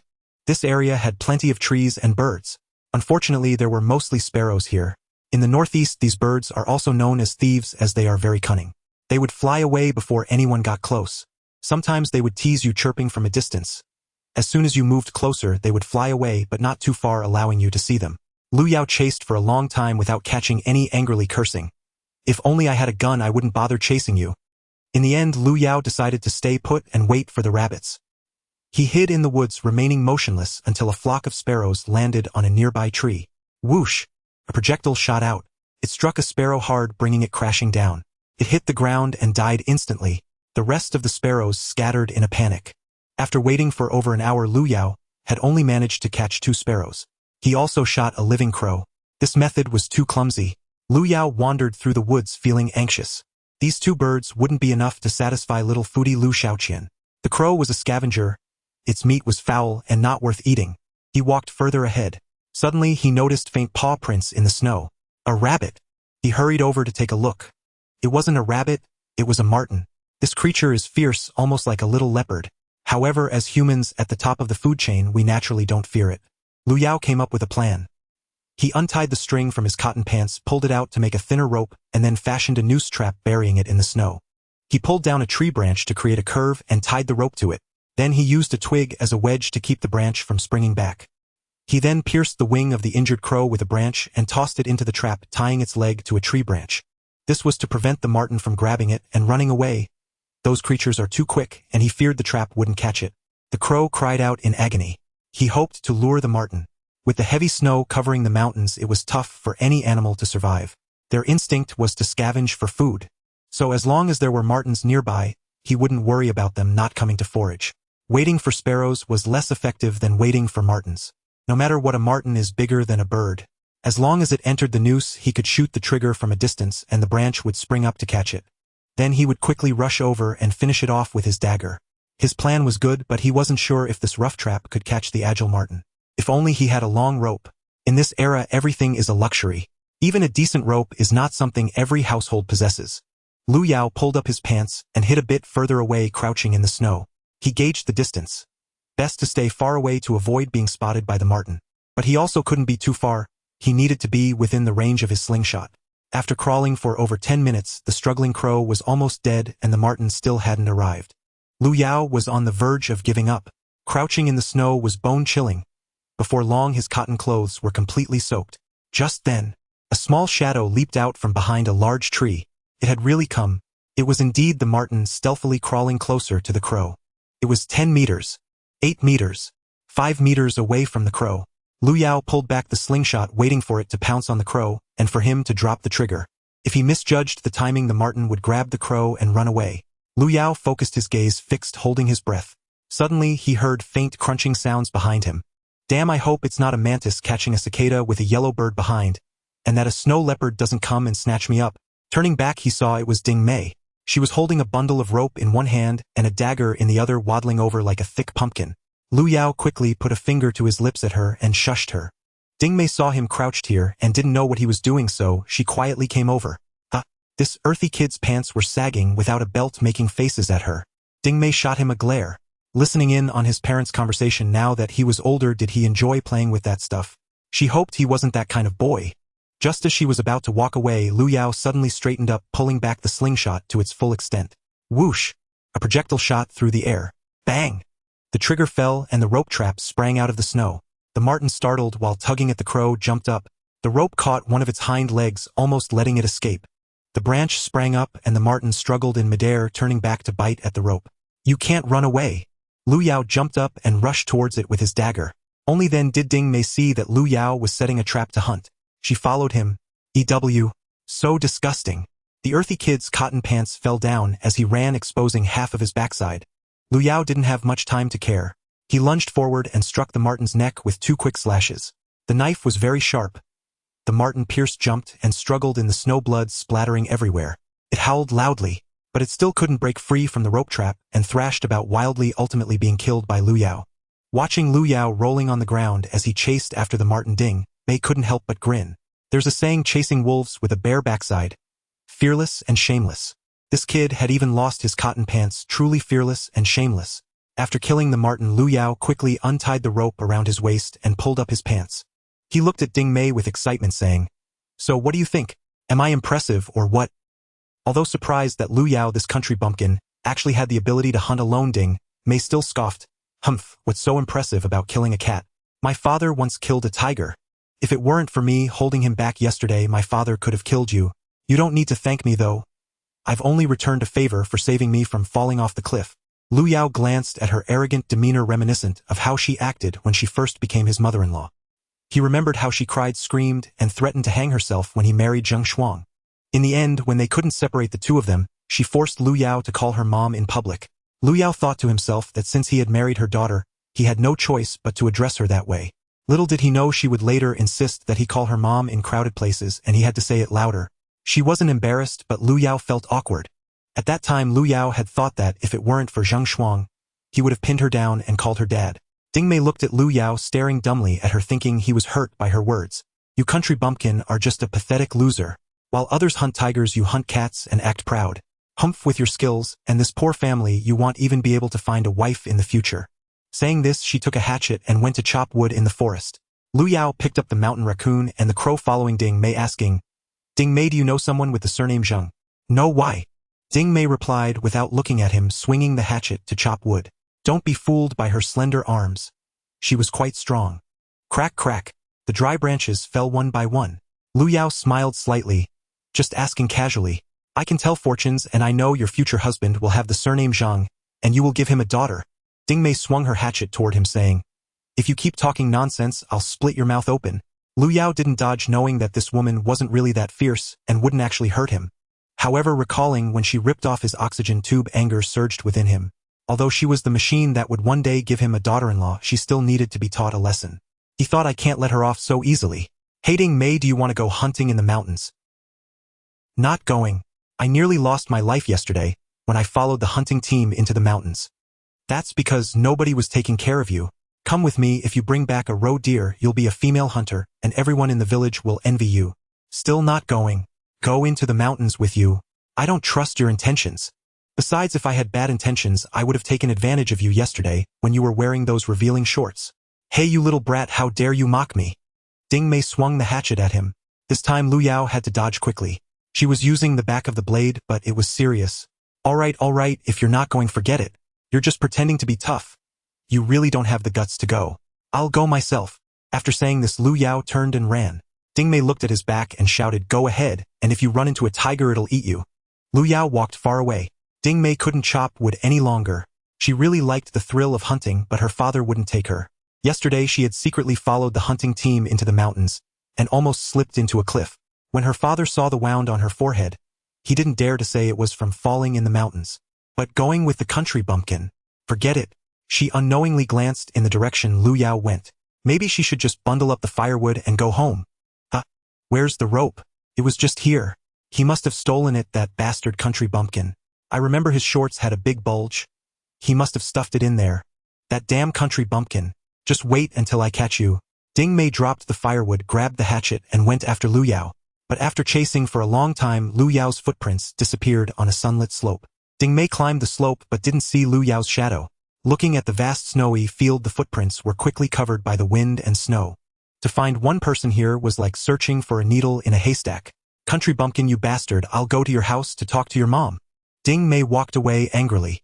She didn't bring back the firewood and lost the rope, making her walk even more angrily than usual. In fact, Lu Yao hadn't gone far. He was sitting on an old locust tree on a shady slope watching her. He stared at her swaying hips. Despite wearing thick cotton pants, she still managed to walk with such grace. Lu Yao wanted to shoot a pellet at her behind to see if her pants were thick enough. After aiming for a long time, he ultimately didn't shoot. He didn't want to ruin his future wife's life path. Although Lu Yao was flirtatious, he genuinely liked Zheng Shuang. He knew that Zheng Shuang's father was named Zheng Wenli and lived in the town, but he had never met him. Ding Mei had married after killing the ferry worker and running away. By the time he met Zheng Shuang, Zheng Wenli had already passed away. So he had never seen this father-in-law. Seeing Ding Mei walk far away, Lu Yao jumped down from the tree. Now that he had this long rope for bundling firewood, it would be easier to set up traps. He found a thick white birch tree and broke off a dry branch. He began digging in the snow. The snow on the sunny slope had melted and frozen, alternately leaving a hard shell under the fluffy snow. Even if a person stepped on it, it might not collapse. Lu Yao stomped on the hard layer using the branch to carve out a square about 3 feet wide. He cleared the snow inside, covered it with branches, tied the rope, and then covered it with fluffy snow. He tied the rope to a branch, bending the branch down before securing it to the trunk. As long as a wild beast got caught, it would drop down, the wedge would fall out, the branch would spring up, and the rope would tighten, hanging the beast in midair. Ding Mei's nylon rope was of good quality. It wouldn't break even with a wolf weighing several dozen pounds. Lu Yao tied the nearly dead crow under the tree again. Then he buried the dead mountain raccoon in the middle of the rope loop. He looked around and felt there were no loopholes. He often set traps during jungle warfare in North Vietnam. Only this time it was a rainforest and the other was a snowy field. Back then he hunted people and now he hunted wild beasts. The trap would definitely work. After finishing the design, Lu Yao took the slingshot and went back into the forest to hunt birds. If he was lucky enough to catch a wild chicken, that would be even more awesome. However, after wandering for more than 20 minutes, he didn't see a single feather. This was still too close to the village. The more remote the area, the more prey there would be.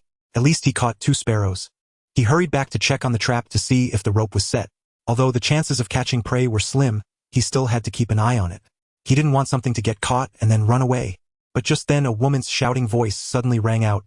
"Get away, let go of me. Don't touch me." Lu Yao couldn't help but be stunned. It wasn't Ding Mei's voice. It sounded like the commune health worker Huang Yuan. Lu Yao quickly ran out. When he emerged from the woods, he saw that the rope trap had already been triggered. Instead of catching a wild beast, it had caught a young woman who was now hanging upside down. One of her feet was suspended in midair with only the back of her head resting on the snow. Her yellow coat was flipped open, revealing a section of her snow-white waist. But that wasn't all, there was actually a man beside her. This man not only did not help her untie the ropes, but instead he was trying to loosen her waistband and pull down her pants. Huang Yuan is a university student at the Chinese and Western Medicine Institute. After graduation, she could only respond to the national policy and go to the countryside to serve as a young intellectual. However, her optimistic nature prevents her from feeling stifled in the remote mountains. In addition to treating the residents of the 8 production teams in Japigo village, she often studies medical techniques in her spare time. Due to the scarcity of resources and insufficient medicines, she frequently goes into the mountains to gather herbs. In summer, the mountains are like an ocean of medicinal herbs, endlessly abundant. Even in winter, there are still many usable medicinal materials. She goes to chop birch bark to extract anti-inflammatory components. The fruits of Schisandra chinensis remain dry and hang on the vine even in winter. Wild reishi mushrooms are easier to find after snowfalls. Thus she takes a dog-beating stick, carries a sickle, and brings a medicinal basket as she heads up to Shaosong Ridge. With plenty of game, Rabbit Ridge is a popular hunting ground for men. Meanwhile, Shaosong Ridge, filled with dense woods, is frequently visited by women for foraging. However, no one gathers mountain goods in winter, especially during heavy snow when the mountains are deserted. Even in broad daylight, Huang Yuan is unafraid. This area is close to the village and wild beasts are rare. However, she is unaware that as soon as she leaves the village, she is being followed by a wolf. It is a wolf in human form. This lecherous man is Yang Ming, not from Japigo village but from Shuiling Township. He is the son of the commune director Yang Shui. This brat came to Japigo village to play with Ding Dahu's son Ding Yuliang. However, before he could enter the village, he saw Huang Yuan heading up the mountain. Tempted by lust, he suddenly harbored malicious intentions. The beautiful women from the city have such good skin.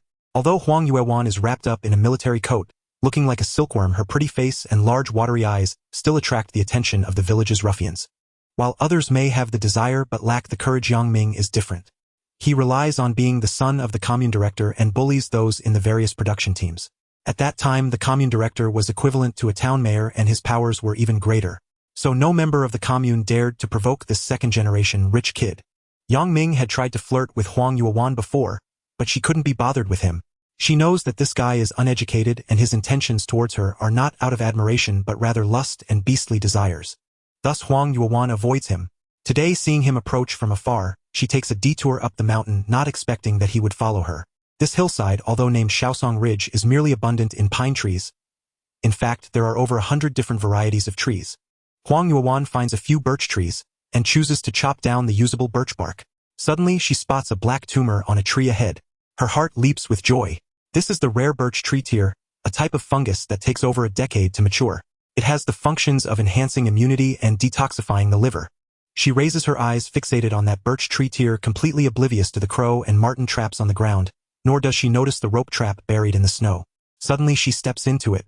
The snow collapses beneath her feet, and a pit over a meter deep instantly knocks her down. The rope tightens and pulls, dislodging the wedge and causing the branch to snap back. This turns her upside down. With her head in the pit and her back head resting on the edge, she cannot get up by herself. This sudden turn of events shocks Yang Ming. He had been observing from behind a tree for quite some time. He was conflicted about whether to force Huang Yuan if she rejected him. Suddenly, in a moment of confusion, Huang Yuejuan's head falls into the pit. Her feet are pulled up by a rope. Yang Ming realizes that she has fallen into a hunter's trap. Looking around, he sees no one. That wriggling little stomach is too tempting. He makes a decisive move and charges in. He had been fantasizing about this for a long time, and now it is a heaven-sent opportunity. At this moment, he stands at the edge of the pit playing with this female young intellectual, who can't even see her own reflection. This brat rushes over. He reaches out to unfasten Huang Yuejuan's belt. The sudden jolt of the trap startled Huang Yuan. However, she suspects it might be a trap set by villagers to catch rabbits or wolves. Not panicking, she prepares to bend down and see if she can free herself. But suddenly 2 large hands grab her and turn her around. Then they attempt to pull down her pants. This terrifies Huang Yuan. She starts to scream. Thankfully, being upside down makes it difficult for them to pull her pants down, otherwise, if her belt had come loose, her pants would have long fallen off. Yang Ming feels that hanging like this makes it hard to get what he wants. Anxious, he first takes off his own pants. He figures that he doesn't need to completely strip Huang Yuan. Just holding her will suffice. Just as he leans in with his belly sticking out, he hears a swoosh. Bang! It feels as though an eagle has pecked him on the buttocks, a burning pain shooting through him. Yang Ming yelps, clutching his behind and jumping up. He quickly turns around. Swoosh! Bang! Lu Yao's slingshot skills for shooting birds are exceptional. This hit sends Yang Ming tumbling forward. He cannot pay attention to anything else rolling in the snow due to the pain. Lu Yao walks over. He recognizes Yang Ming. In his past life, he kept his distance from this director's son, not daring to provoke him. But now, after experiencing a lifetime of storms and trials, he no longer cares about this guy. In Lu Yao's eyes, he is merely a useless rich kid living off his parents. He bends down to pick up Huang Yuejuan's leather belt from the ground. He goes to untie the rope trap. Sister Yuejuan, why did you step here? This is a trap for wild beasts. Didn't you see the crow and the marten on the ground? As Huang Yuejuan's body falls down, her loose pants slip down halfway. More of her fair waist and thighs are exposed. Startled, she quickly reaches for her waistband, her face flushed and her heart racing like a big carrot. Hurry and give me my belt. Lu Yao grins at her as she pulls up her pants. In that brief moment, he saw everything. So fair. So smooth. Watching her blush to the point where the veins on her forehead nearly burst, Lu Yao decides not to tease her further and goes to return her belt. At this moment, Yang Ming jumps up. He recognizes Lu Yao. Isn't this the country kid from Jiapi Go? You little brat, dare to hit me.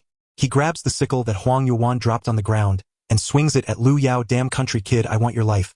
Without looking back, Lu Yao judges Yang Ming's position based on the shadow on the ground. He bends down and dodges the sickle, immediately wrapping his arms around Yang Ming's waist. With a twist of his foot, Lu Yao sends Yang Ming flying over a yard away. The sickle is lost and his pants fall down to his ankles. Lu Yao reaches out and yanks off Yang Ming's cotton pants. In the thick snow, this brat is left with nothing on his lower half. Lu Yao brandishes Huang Yuejuan's leather belt and starts to strike him. Bang! It'll teach you to be so bold. Bang bang! It'll teach you to bully others. Bang bang bang! With each strike of the belt, blood oozes from Yang Ming's thighs. He rolls on the ground in pain. Oh my, it hurts, stop hitting me, I'm bleeding. Ouch, country kid, stop it. Hearing the wails of an adult man, Huang Yuan breaks out in a cold sweat. However, since this brat has no pants, she cannot approach to pull Lu Yao away. She can only hold her belt and watch from a distance. Huang Yuan recognized the person as Director Yang's son, and quickly called out to Lu Yao, "Stop it, that's Director Yang's son." Although she hated Yang Ming's rudeness, she feared that Lu Yao's impulsiveness might bring trouble. After all, Yang Shui was an official. She knew very well that offending Yang Shui in the Shuiling area could lead to dire consequences. Lu Yao paused, looking at Yang Ming curled up like a zebra. "Kid, do you dare to disrespect my sister Yuan again?" Yang Ming glared at Lu Yao but remained silent. He was already plotting his revenge in his heart. Lu Yao angrily shouted, "Do you dare to glare at me? Do you believe I'll hang you here to feed the wolves?" Saying this, he grabbed one of Yang Ming's legs and pulled him towards the noose. He was about to hang him upside down. Only then did Yang Ming feel fear and quickly begged for mercy. "No, I won't do it again, okay? I give in." Lu Yao picked up a sickle.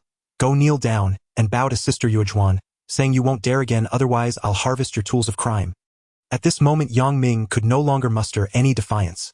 He crawled on the ground towards Huang Yuezhuan, who was so frightened that she hurriedly ran behind Lu Yao.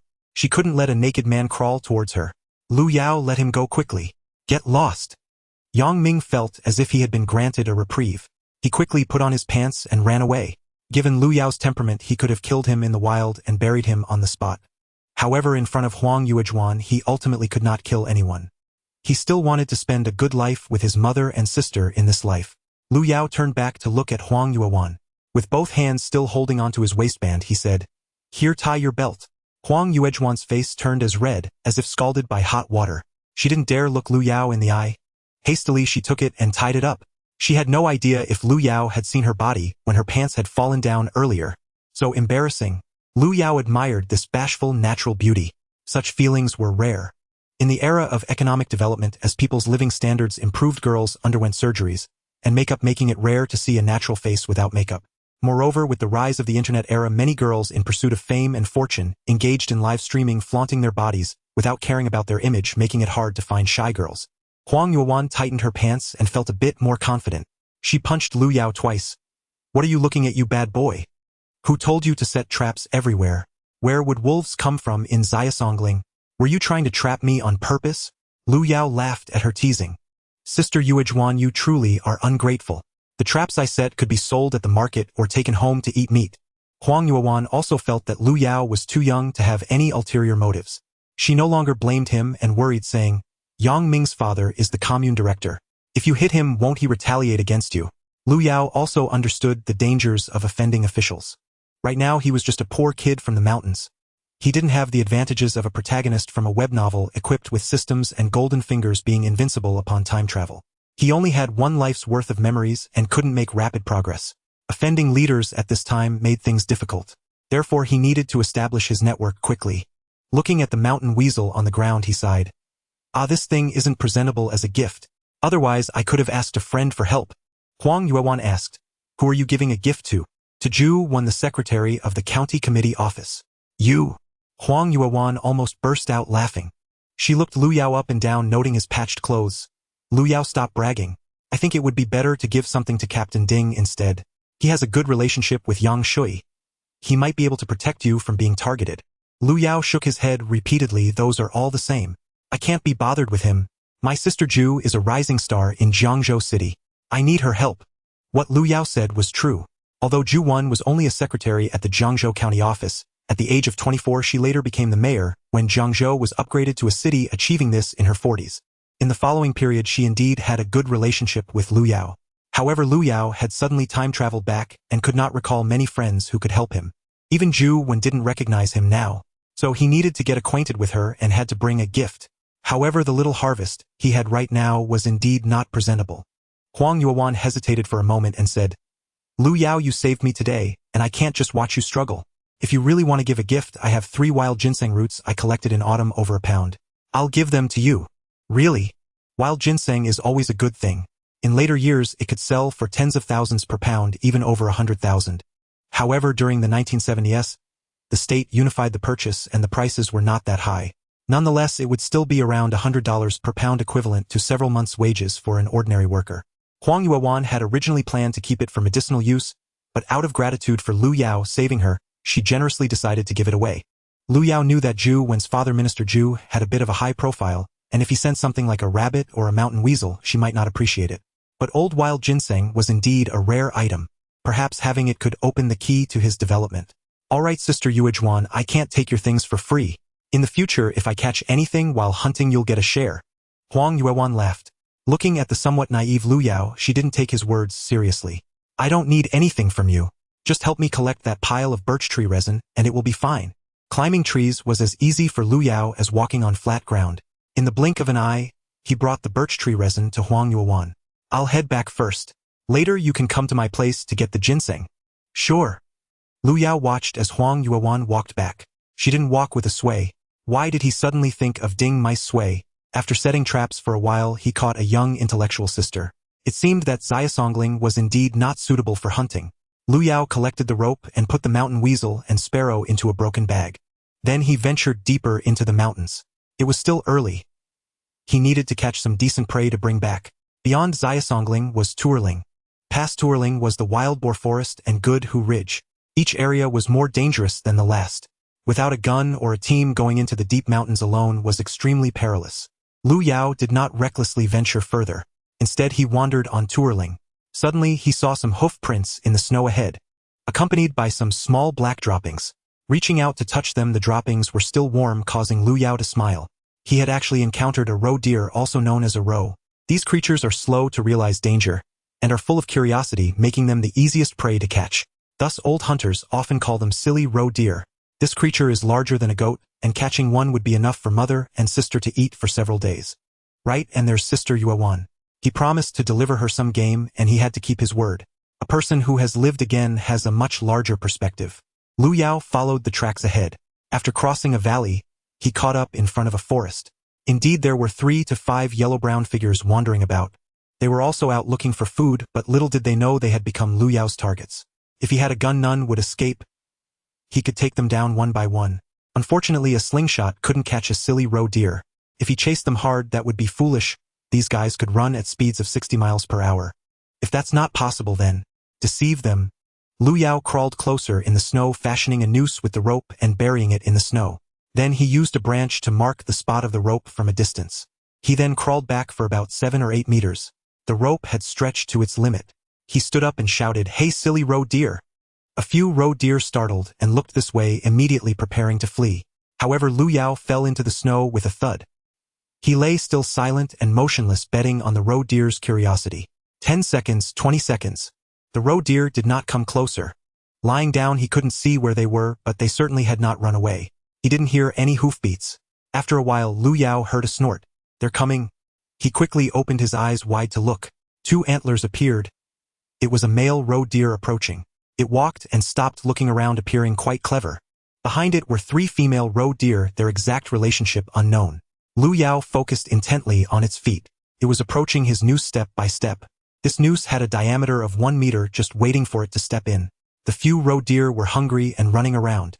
Upon seeing the fallen Lu Yao, they were startled at first, then became curious. The roe deer had a brief conference among themselves and decided to come over to take a look. However, they were all quite clever and chose to observe from at least 2 zhang away. Lu Yao's eyes were fixed. He watched the male deer's legs and the branch he had stood up. Finally, it was aligned. This proved that its foot had already stepped into the trap. "Where do you think you're going?" Lu Yao pulled hard and rolled over, tightening the noose all at once. The male roe deer's leg trembled, nearly falling over. It tried to run, but was held back, bouncing violently. Lu Yao leapt up, pulling the rope and charging forward. The female roe deer only then realized they had been caught in a trap. They fled in a panic. Their speed did not match their intelligence. They were incredibly fast. The male roe deer could not escape and just kept bouncing. Lu Yao had already drawn his hatchet. He pounced onto the roe deer's back, saying, "Brother, I have died once. It's nothing to fear. I'll send you to meet your mother." With a swift slash, he cut its throat. The white snow was stained red. The roe deer fell to the ground, staring wide-eyed at Lu Yao, curious about what had cut it as it gradually lost strength. Lu Yao glanced at the several female roe deer that had already run far away, watching him from the edge of the woods. If he could replicate the process, he wondered if he could catch another one. At that moment, a gunshot rang out. The snow on the trees shook off.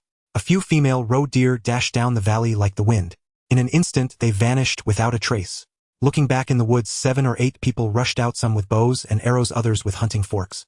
Ding Dahu was in the lead, his shotgun still smoking. Damn it, wasting this shot. He had fired from a distance and hadn't hit a single deer, with 7 or 8 people only managing to catch 2 rabbits. Lu Yao ignored them and tied up the roe deer with the rope, slinging it over his shoulder. This fellow was quite hefty, weighing over 60 pounds. With a heavy load for the long journey back, it would be tiring. Lu Yao simply chopped a branch as thick as a broom and tossed the roe deer on it. He pulled the branch along like a sled. Boom, boom. The footsteps behind him were Wang Laoba chasing after him, shouting, country boy, did you hunt a roe deer?" "Amazing." Lu Yao smiled, saying, "Come to my house later and I'll give you a roe deer leg. No need, keep it for your mother and sister. You can't eat it all, freeze it for the new year." Uncle Laoba was genuinely happy for Lu Yao, patting him on the shoulder. "Kid, who would have thought you were born to be a hunter? Really impressive." Lu Yao just smiled and didn't say much to him. It wasn't that he disliked Uncle Laoba. He just didn't want to trouble him. Uncle Laoba was honest and sincere, and he felt admiration for Lu Yao's skills. However, this could provoke resentment from Ding Dahu and the others. In the days that followed, Lu Yao became well aware of human relations. Without specific capabilities, having allies was extremely important. Before he had established his own strength, being able to maintain his composure before Ding Dahu and the others was already quite difficult. If Uncle Laoba were targeted by them, life would be very hard. At this moment, Ding Dahu also caught up, saying, "Nice job, country boy, contributing to the collective. Bring it back to the headquarters, and this time we'll give you a front leg." Lu Yao looked at him, saying, "Are you sick? What does my catch have to do with you?" Ding Dahu sneered. "Silly kid, don't you lack a string like this roe deer?" "Don't say this roe deer. Even this mountain belongs to the state. Hunting requires the militia captain's approval. And once caught, it's distributed by the production team. Don't you know that?" Lu Yao knew about this order. Some production teams strictly enforced it. However, they distributed it fairly and reasonably. But Ding Dahu believed in his personal abilities, so when taking the team out, he never mentioned the word average. Every time they returned from hunting, he was the one to allocate the distribution. He decided who got more or less. Furthermore, besides his hunting team, there were no other hunting teams. If Lu Yao went up the mountain and caught a few birds, he couldn't say anything. If you caught more than the hunting team, Ding Dahu's eyes would turn red. He directly pulled out policies to intimidate others. Lu Yao looked at him scornfully, saying, "If that's the case, then post a notice. From now on, everything caught by the hunting team will be evenly distributed to every family according to policy.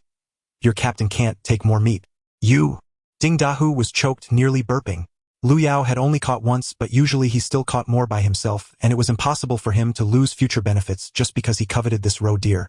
A little brat actually understands so much. Ding Dahu couldn't find the words. Next to him, Wang Kai was irritated. "You little brat, are you used to showing off? Don't think everyone is afraid of you just because you knocked out Li Yutian yesterday. Captain Dahu said this roe deer is collective property, so it must be turned in. Otherwise, I'll beat you up today." Lu Yao shot him a sideways glance, saying, "A bootlicking sycophant, get lost. You little brat, who are you cursing?" Wang Kai was enraged, rolling up his sleeves. His muscles were much bigger than Li Yushan's and taller than Lu Yao's. He felt that Lu Yao knocking out Li Yutian yesterday was just luck. He regretted not having stood up for justice at that moment. Today, he wanted to show off his abilities in front of Ding Dahu. He reached out to grab the roe deer on Lu Yao's sled. Whoosh, crack. Lu Yao was fierce and said little, chopping down with his hatchet. Fortunately, Wang Kai withdrew his hand quickly, otherwise, he would have lost that hand. The tree branch was split by the hatchet. In the mountains, people tend to be more reckless and foolish. If facing Ding Dahu, Wang Kai might not dare to act recklessly. But against a little kid like Lu Yao, he wasn't afraid.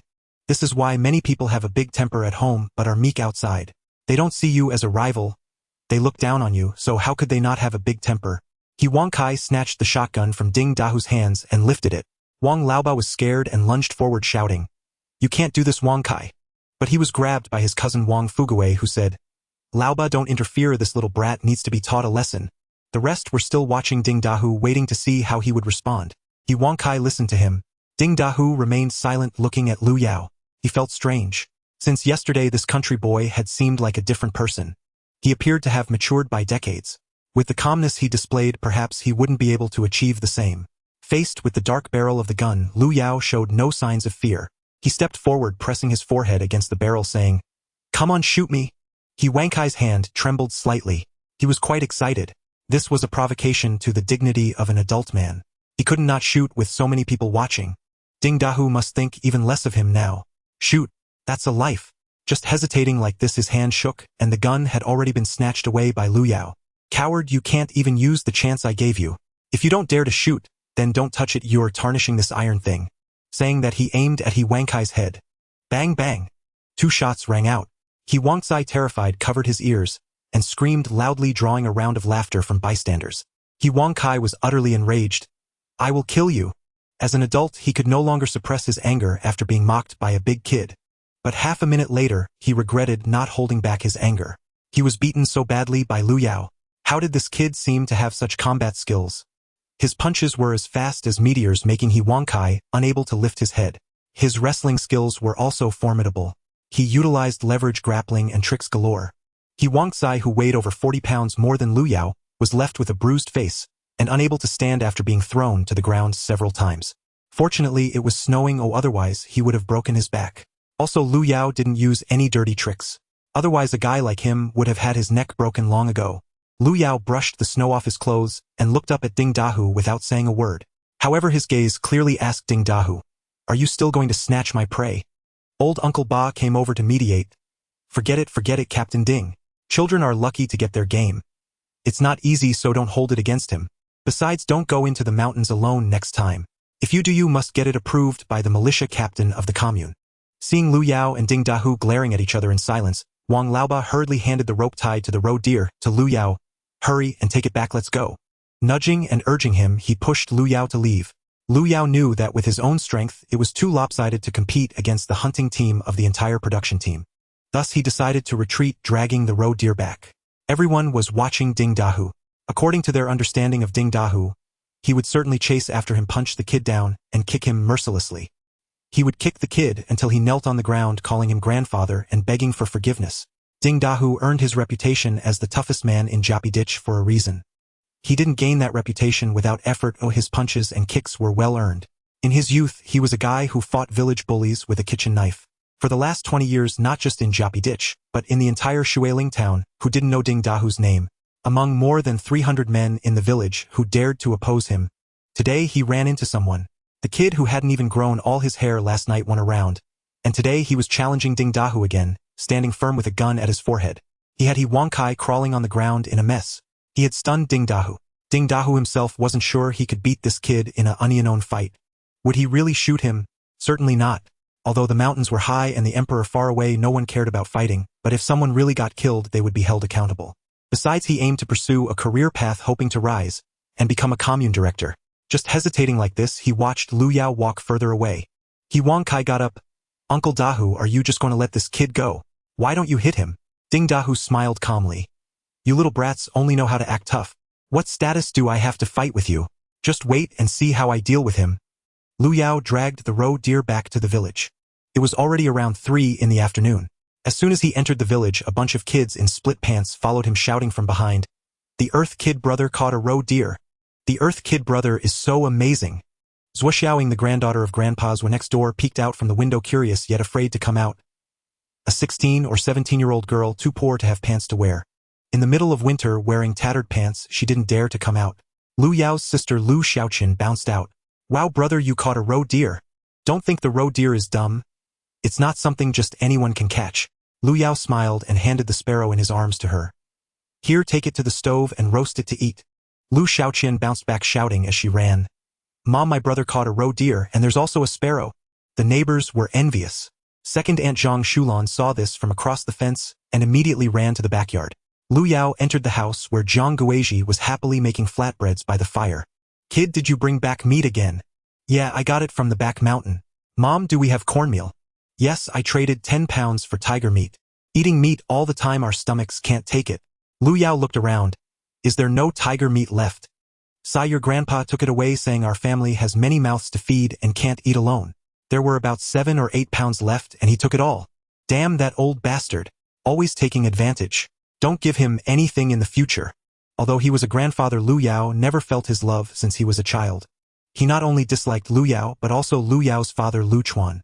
When Lu Chuan was alive, he was like a donkey in the Lu family. Grandpa favored Lu Fa, the third uncle born to the Lu Zhang family, because that kid knew how to flatter. The work points Lu Chuan earned all went to the family. When the production team's warehouse caught fire, Zhang Guizhi was inside. He rushed in to save Zhang Guizhi, then tried to go back to put out the fire but ended up getting burned to death inside. The 80 yuan compensation given by the commune was also taken by his grandparents and not given to his mother. Especially later, to find a bride for the third uncle, they drove Lu Yao's family out, which led to Lu Yao's intense hatred. If the Lu family hadn't taken advantage of his misfortune, his mother wouldn't have had to marry his sister to a laborer. Yet after all, this old man was his father's father, and Lu Yao didn't directly ask for the tiger meat back. He was skinning the roe deer in the outer room. At this moment, Grandpa Lu Changyou, second uncle Lu Ming, and Aunt Zhang Shulan came over. "Earth Kid, where did you get this?" "Just in time for your grandma's birthday. The day after tomorrow, freeze the roe deer in the back room. And when the time comes, invite your cousin and Captain Ding to eat." Lu Yao was so angry that he didn't respond. His hand moved quickly with the knife, skinning the roe deer at a rapid pace. Zhang Shulan reached out to grab Lu Yao's shoulder. "Hey kid, did you hear? When you catch prey, you must share it with your family, understand? You must know to be filial to your elders." The timid Zhang Guizhi was nervously on the side. "Earth Kid, why don't you cut half the meat for Grandpa? Half. Is half enough to treat guests? I need to invite Captain Ding. We need to apologize to him. What do you think, you are a kid who fought with Captain Ding? If it weren't for Ding Mei's understanding and pulling her dad away, you would have been beaten to death. Grandpa Lu Changyu scolded Lu Yao, his beard shaking with anger. It was as if Lu Yao had caused him a great disaster. Lu Ming reached over to take the knife from Lu Yao's hand. Earth kid, stop it. Don't ruin the roe deer skin. I'll take it back and do it myself. Later I'll give you a hind leg to eat with your mom. His tone was gentle, so natural, as if he were a senior who had caught prey, generously sharing it with the younger generation. Zhang Shulan spotted another mountain raccoon nearby. She quickly said, "No need to cut him a hind leg. This mountain raccoon is enough for his family to eat." Zhang Guizhi also said, "Earth kid, help your second uncle carry the roe deer over." Lu Xiaoqian, who had been squatting in front of the stove roasting sparrows, had been listening for a long time. At this moment she stood up pouting and said, "The roe deer was caught by my brother. Why should it go to you? If you want to eat, go into the mountains and catch your own." Lu Yao smiled at this. He approvingly reached out to pat his sister's head. Turning to look at them, he said, "Did you all hear that? A kid understands this principle. Do I need to teach you? Go get lost." Lu Changyu also flared with anger. He had arrived already seething with resentment. After being humiliated the previous day, the Lu family held an emergency meeting overnight. Given Lu Yao's bizarre behavior yesterday, they concluded the boy had turned feral. Though he dared to fight Ding Dahu, he remained but a youth, and discipline was imperative. The dignity of the Lu family's ancestral code had to be upheld. Surely he wouldn't dare raise his hand against his grandfather or uncles. "You little wretch. Just who do you think you're speaking to?" Lu Changyu's beard trembled anew. Lu Ming erupted in fury, brandishing his cleaver at Lu Yao. "You peasant brat. You've gone too far. How dare you tell your grandfather to get lost? Have you no upbringing at all?" Zhang Shulan rushed straight to her mother-in-law Zhang Guizhi. "Sister Guizhi, is this the fine child you raised? Cursing his grandfather, insulting uncles and aunts." Zhang Guizhi frantically stepped between them, terrified the brawl would escalate. Fearing his mother might get struck, Lu Yao backed toward the courtyard door. "Come on, outside. Let's settle this like rational people." Truth be told, Lu Yao bore no deep grudge against Ding Dahu. Though the man bullied others, he possessed a rough, unwavering sense of loyalty.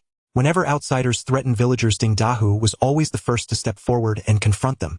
But these Lu relatives were insufferable. Out in the world, everyone knew the Lu clan for their meekness. Poor, timid, unassuming. Yet within their own walls they ruled with iron-handed arrogance. Lu Changyu was known outside as Old Mute Lu. Yet inside the home he enforced rigid family edicts like an emperor. No one dared lift chopsticks until he did. Lu Yao felt profound shame at being descended from such men.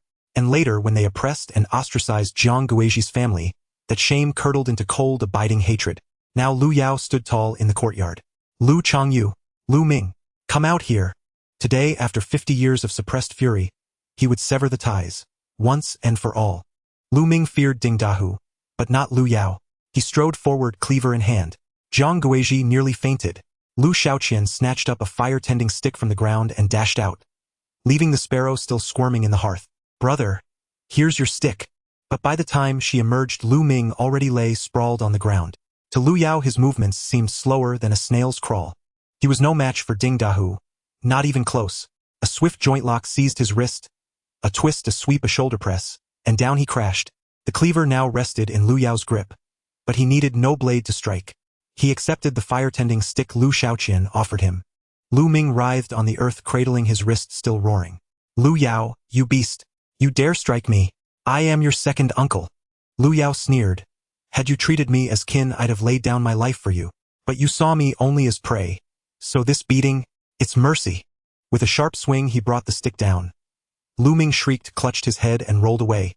Another blow sent him scrambling backward, straight behind Lu Changyu's sheltering figure. Zhang Shulan refused to stand idle. She lunged, seizing Lu Yao's collar. "Little monster. Go ahead, strike me too." Slap. A thunderous backhand spun her full circle. She staggered, disoriented, barely spotting Lu Yao again. "You dared hit me. I'm a woman. You possess none of a woman's compassion. Not even a sow's decency." Another stinging slap sent Zhang Shulan sprawling onto her knees, sobbing into the dirt. Lu Changyu snatched up a firewood branch and charged. "You wretched spawn, filthy brute. The Lu family disowns such as you." Thwack, thwack, thwack. 3 blows landed hard upon Lu Yao's skull and shoulders. Blood trickled from Lu Yao's brow. As Lu Chongyu raised the stick for another strike, Lu Yao seized it, then snapped it cleanly in two with one stomp. Old tyrant, those 3 strikes, I bore them for my late father's sake. Consider them repaid.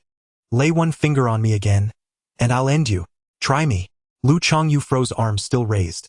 Unable to bring it down, Lu Yao stepped forward, eyes locked and unblinking. Lu Chongyu recoiled, stumbling 2 paces back. His foot caught Zhang Shulan's leg. Off balance, he tumbled backward, landing squarely atop his daughter-in-law's head. She nearly blacked out beneath him. Uncle Lu Fa burst in. What's happening, father? Beat that peasant boy, he's struck us all. A beast. Third Uncle Lu Fa turned sharply toward Lu Yao. Lu Yao stood there, fire stick in hand, gaze steady. Come on. Only you remain unscathed. Lu Fa broke into a nervous chuckle. We're all family. What's all this for? Father, rise up. Look. You've made your sister-in-law bleed from the nose. Then he hurried to Zhang Shulan. Up you go. Family quarrels invite ridicule. Come, let's return inside. This young man clearly avoided trouble where he saw it looming. Seeing his bullier second brother so thoroughly subdued, he wisely chose not to test fate. Thus the Lu clan retreated, limping, bruised and clinging to one another, as they withdrew toward the rear courtyard. Meanwhile, Jiang Guizhi stood frozen beside them, her fingers twisting her blouse until the fabric strained, near tearing. Her fear had ripened subtly into something else, a quiet, electric thrill. For years she'd endured the Lu family's tyranny, never daring to raise her voice. Yet this peasant boy had silenced them all. What sweet, long-awaited justice? Where was the matriarch, the one who stirred the most trouble? Still absent, yet bound by tradition, she quickly chided her son. Tawazi, back inside this instant. This is utterly disgraceful. How will you face your grandfather now? Can you honor your father's memory like this? Lu Yao refused to yield. Had father lived, he'd never have allowed them to treat you this way. You don't yet know what they did to you afterward. If you did, you'd storm in and kick them yourself. What lies ahead is uncertain. Inside now. Jiang Guizhi pulled Lu Yao indoors, red antiseptic in hand, dabbing gently at his brow. Tears spilled freely as she murmured. My foolish boy. Does it hurt? Why have you suddenly become so combative? Yesterday's wounds from Ding Dahu haven't even healed. And now this. Lu Yao just grinned. Ma, it's nothing. I've got strong resistance. These people only respect strength. They bully the weak and fear the bold. As Chairman Mao taught us, one decisive blow deters 100 attacks. Power grows from the barrel of a gun. Doesn't it? Lu Yao dismissed his minor injuries entirely. Turning back, he resumed skinning the roe deer. Noticing Lu Xiaoqian's bird had charred beyond saving, he carved off a tender slab of venison for her to roast. Skinning the mountain lynx proved swifter. 3 deft motions yielded a flawless pelt. He'd keep it for his mother to stitch into gloves for his younger sister. Jiang Guizhi's needlework was legendary across the village. Lu Yao hacked off a hind leg of the roe deer still bearing half its rump and hoisted it aloft. Ma, I'll step out for a bit. Store this meat in the granary and freeze it for slow use. Remember to lock it tight. Don't let those folks from the rear courtyard steal it. Lu Yao strode out 10 jin of venison swinging heavy in his grip.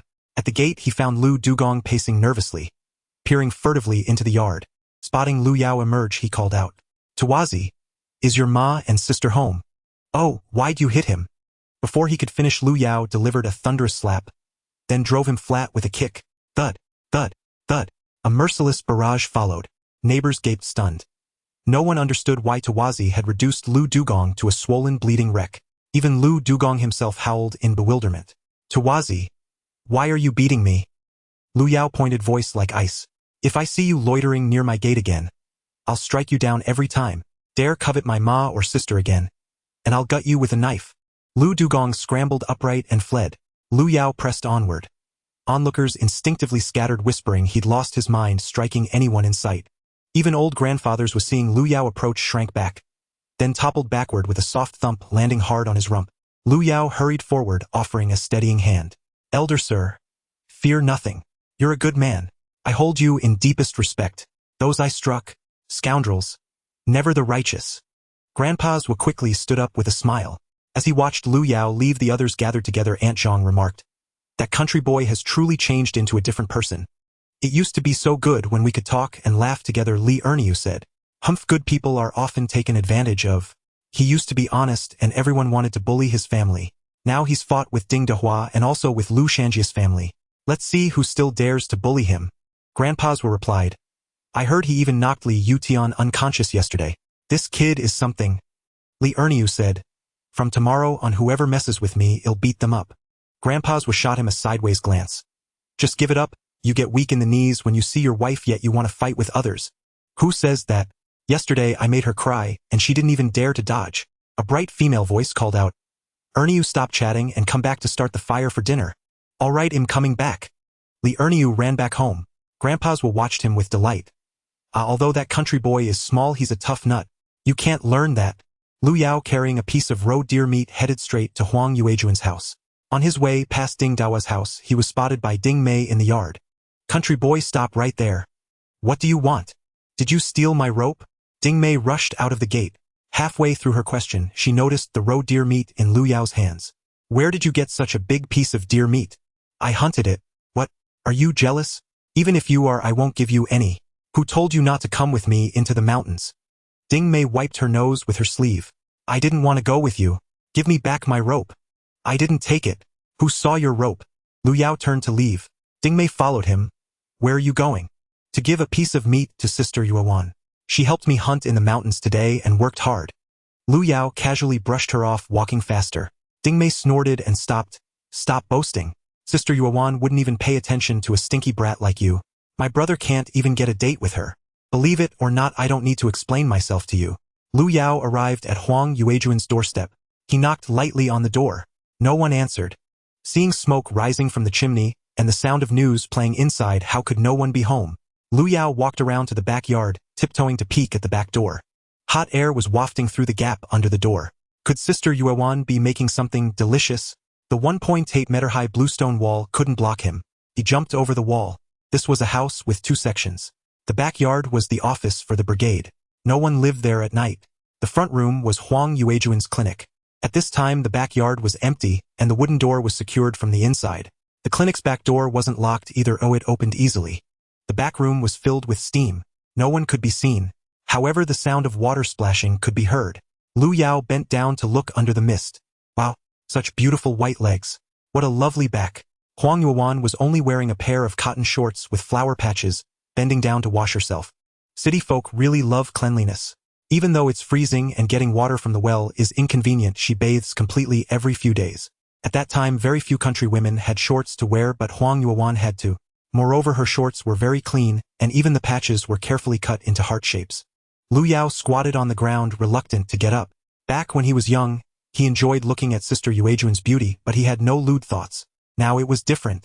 He had been through too much, and his mind was very complicated. He had been used to indulging himself, even choosing to do business in nightclubs and KTV at the age of 70. It was due to his abundant energy. At this moment, a vigorous soul returned to a young body, surpassing his previous self. As Huang Yuan washed, she suddenly felt a breeze blowing. It was chilly. She sensed the back door opening. However, with soap bubbles on her face, she couldn't open her eyes. She paused her washing and listened. No sound. The backyard was an empty house, the gate was secured, and the courtyard wall was over a person's height. Therefore, the back door was not locked, making it convenient to fetch water. She resumed washing her face. Bending down, she raised her bottom. Suddenly, there was a loud bang. Her backside jolted. Ah! Huang Yuan was so startled, she almost jumped to the stove. Who? She quickly grabbed a towel to wipe her face. She felt another gust of cold wind. The door swung open and shut. She hurriedly wiped her face and looked. No one was inside. She rushed outside. The yard was empty. In this deep courtyard, there were no outsiders. But that feeling just now was really as if a man's big hand had slapped her. She quickly dried herself and got dressed. In the front room, she turned off the radio. Knock, knock, knock. Someone was knocking at the front door. Huang Yuan peeked through the window. It was Lu Yao. She opened the door just a crack, revealing her face. Country boy, what do you want? Lu Yao held up the roe deer leg meat. I brought you meat. Didn't you say you would give me ginseng? From now on, I'll provide you with meat to eat. Huang Yuan shook her head, feeling embarrassed. No need, no need. I appreciate you saving me, so I'm giving you ginseng. Huang Yuan hurriedly let Lu Yao in. Although she lived alone, her place was a clinic, and there were often people coming and going. Lu Yao still handed her the roe deer meat. Huang Yuan also took out the wild ginseng she had kept. Country boy, this is definitely enough for a gift. But, do you really know the secretary of the county committee? As far as I know, you haven't gone out much in your life, have you? Lu Yao scratched his head and said, It's hard to explain right now, but just wait and see. If I, the country boy, make it big, I will definitely look after you. If anyone bullies you, just tell me. Looking at the youthful face of the country boy, Huang Yuewan smiled again. Although she didn't believe what he said, she still felt a strong sense of goodwill. Suddenly remembering the slap she had felt earlier, she asked, "Country boy, did you just arrive? Did you see anyone running out of the alley on your way here?" "No, why? It's nothing. I felt like someone jumped into the backyard just now, but The steam from boiling water in the back room was too thick, so I couldn't see who it was before they ran away." Lu Yao's face showed anger. "Really? Sister Yuejuan, don't be scared. If it's not too much trouble, I'll come over tonight to protect you. If anyone dares to sneak into your place, I'll beat him up." "No need really. I've been here for 2 years and the villagers are actually quite nice. I just don't know who that was." Lu Yao reminded. "It wouldn't be that Yang Ming, would it?" Mentioning Yang Ming, Huang Yuejuan's heart indeed skipped a beat. Today in the mountains it was very close. If it weren't for the country boy's timely appearance, what would have happened to her? Would she have to call the police to catch him? If this got out, she wouldn't be able to show her face anymore. But she couldn't let a half-grown kid like the country boy stay in her house. After all, there are differences between men and women. It would be better to secure the front and back doors early. No matter how bold Yang Ming was, he wouldn't dare to come to the village and smash down her door to take advantage of her. Lu Yao and Huang Yuewan exchanged a few jokes before heading out. He couldn't stay here any longer. Looking at this girl who resembled a water lily, he couldn't help but want to reach out and touch her. If this conservative girl sensed even a hint of lewdness, she would surely ignore him from then on. Lu Yao had summed up his experience in flirting over the years, which was very practical. If it was a decent girl, you had to treat her seriously. Once you got familiar, you could be a little flirtatious to stir her feelings. When she liked you, even if you patted her on the back when you met again, she wouldn't turn against you. Although Lu Yao liked Zheng Shuang, after all, his future wife hadn't been born yet. Once she was born, it would still take at least 10 years for her to be considered as a wife. All these years he couldn't be single. Wouldn't that drive him crazy? While waiting for his wife to be born, he should enjoy life. Once Zheng Shuang grew up, he vowed to treat her well. But right now, Huang Yuewan was indeed quite nice. He was contemplating how to win over the female educated youth. Suddenly a snowball came flying his way. Lu Yao's vigilance was high. He caught a glimpse of something approaching and instinctively reacted. With a quick motion, he dodged the snowball. Looking again, Ding Mei emerged from behind the tree, smiling brightly. Although she was dressed in a thick cotton coat and pants typical of the countryside, it couldn't hide her natural beauty. Lu Yao cursed, "Damn your daughter, you crazy girl, why did you ambush me?" Ding Mei frowned. "What nonsense are you spouting? I was just playing with you." Although she put on a stern face, her earlier demeanor had completely changed. "Just now I overheard Uncle Ba and the others chatting. Did you really hunt a roe deer? Did you catch it yourself?" "Why would I boast to you? I killed all the Northeast tigers. Your dad took credit for my accomplishments. I want to stoop to his level. Otherwise, do you think your dad would give me so much meat and even a tiger skin?" This raised a question in Ding Mei's mind. Given her father's usual temperament, how could he possibly give so many benefits to a country bumpkin? "After giving me the tiger skin, he went on to fight for more. Are you telling the truth? Then how come Li Yutian and He Wangkai said it was my dad who did it?" Girls naturally admire strength, and at this moment she saw Lu Yao in a new light. If Lu Yao knew how to hunt, she felt she could persuade him to take her along. Lu Yao replied, "They are just flattering your dad. You can go home and ask him to swear. If he didn't kill the tiger the next time he goes into the mountains, he can feed the tigers himself." "If you can feed the tigers yourself. Believe it or not, I can't be bothered to explain. Hurry up and find someone with the surname Zhang to marry and have kids early." After saying this, Lu Yao turned to leave. Ding Mei grabbed him. In fact, she was already halfway convinced. Lu Yao glanced at her hand. "Let go, aren't you afraid of being seen and having people gossip?" Ding Mei, taken aback by his words, let go. She quickly looked around. The sky was darkening and there was no one on the road. "Country bumpkin, I want to say, if you really can hunt, let's team up tomorrow. When I go up the mountain to gather firewood, you can follow me, and I want to see how you hunt." This girl was proud and ambitious. She actually wanted to learn to hunt from Lu Yao but didn't say it outright. She had begged Ding De Hu many times, but he wouldn't let her go. He insisted that girls should do some sewing and mending, or at most go up the mountain to gather wild goods. Killing and bloodshed was not suitable. It was too gruesome. However, he wanted to take his son Ding Yuliang up the mountain, but that little brat was unwilling, always idling about.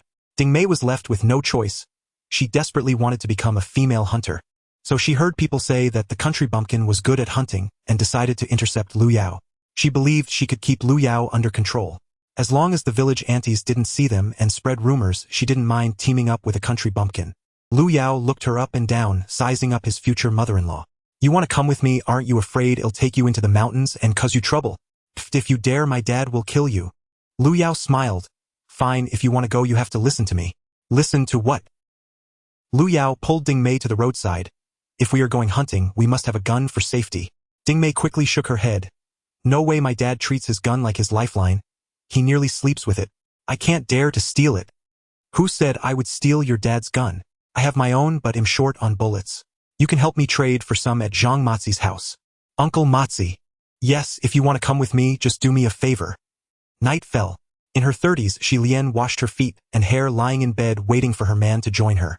Enjoying the pleasures of being a woman. However, Zhang Matzi not only didn't take off his clothes, but instead put on his sheepskin coat. Where are you going, dear? I'm going to San Haozi's house to play cards. It's too early. I can't sleep. After saying that, he went out. In fact, Zhang Matzi didn't really want to go play cards. He didn't win anything and just pasted stickers on his face, which was not stimulating at all. How could that compare to when he played Huzi and directly won against Yuan Datu? However, watching his fair-skinned wife strip down and get into bed left him feeling inadequate. In his youth, he had captured 6 wives, and they all competed with each other to please him. It made him indulge in wine and lust all day long. Now, at just over 50, he could hardly lift his head. Afraid his wife would laugh at him for being incapable, he simply found an excuse to sneak out. He planned to return after she fell asleep. Leaving behind his young wife Xi Lian, who sighed at home, Zhang Matzi took a lantern and went to San Haozi's house to play cards. Little did he know 2 people were squatting by the roadside watching his house. It was Lu Yao and Ding Mei. Does his family really have bullets? Why not try and find out? In a bit, you just follow my lead and trick Aunt Xi Lian. He'll keep watch outside the window. All right. Lu Yao took out 3 aged mountain ginseng that Huang Yuan had given him. He picked a small one and handed it to Ding Mei. This one weighs more than 2 taels. You go. Ding Mei took the ginseng, pushed open the gate, and knocked on Zhang Matzi's door. Lu Yao jumped into the courtyard, crouched by the window, and poked a hole in the paper to look inside. Lu Yao knew that Zhang Matzi couldn't keep up later. Xi Lian went out to find a man, and he discovered it catching her in the street. Xi Lian shouted, "You can't do it yet, you won't let me find a man. Are you trying to suffocate me?" Lu Yao overheard this, so he knew about this little matter in their house. Thus he devised a plan to trick Xi Lian, actually wanting to find out where Zhang Matzi hid his bullets. Ding Mei knocked on the door. "Who is it?" Xi Lian asked, peeking out from the blanket. Although the kerosene lamp flickered and wasn't very bright, it almost made Lu Yao outside the window nosebleed. Good heavens! This woman sleeps without clothes. Just that posture almost made him lose control. "It's me, Aunt Xi Lian." Ding Mei. "Open the door." "This girl, why are you here so late?" she mumbled as Xi Lian got up to put on her clothes. Lu Yao outside the window was feasting his eyes. Xi Lian didn't put on much, just a belly wrap and a pair of underpants.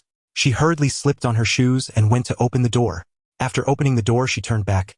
"Come in quickly and close the door, the wind is so cold." She jumped onto the Kong and burrowed into the quilt. Ding Mei was startled to see her run so dramatically. "Aunt, why did you come out dressed like this? It's so cold." "Hee." Xi Lian laughed. "I just put this on. I like to sleep naked, I'm used to it. Besides, there are only the 2 of us." Then Uncle Matzi would be so embarrassed if he saw. Xi Lian laughed. "Silly girl, you're so grown up and you still don't understand this. We're a couple. Why should we care if he sees anything? Aren't your parents sleeping in the same bed too?" Ding Mei's face turned red. She knew Lu Yao was peeking outside the window. She didn't dare to discuss this issue with Xi Lian. She quickly said, "You better put on some clothes, don't catch a cold." "No worries, my house is warm." As she spoke, Aunt Xi Lian deliberately sat up, wrapped the quilt around her waist, and shook her upper body as if to show off to Ding Mei. Now Ding Mei was only 17 and her body had naturally not developed as voluptuously as this older woman. Ding Mei kept stealing glances at the window, thinking to herself, go ahead and show off, the country bumpkin is watching outside. But she couldn't remind her too much. She could only sit awkwardly at the edge of the Kong. Xi Lian asked, "Why are you here so late, Xiao Mei?" Ding Mei finally regained her composure from the embarrassment and remembered her task. Ding Mei said to Xi Lian, "I want to buy a new coat recently, but I don't have enough money, so I plan to trade the ginseng I dug up last year in the mountains." However, the big brother at the supply and marketing cooperative said he didn't want ginseng.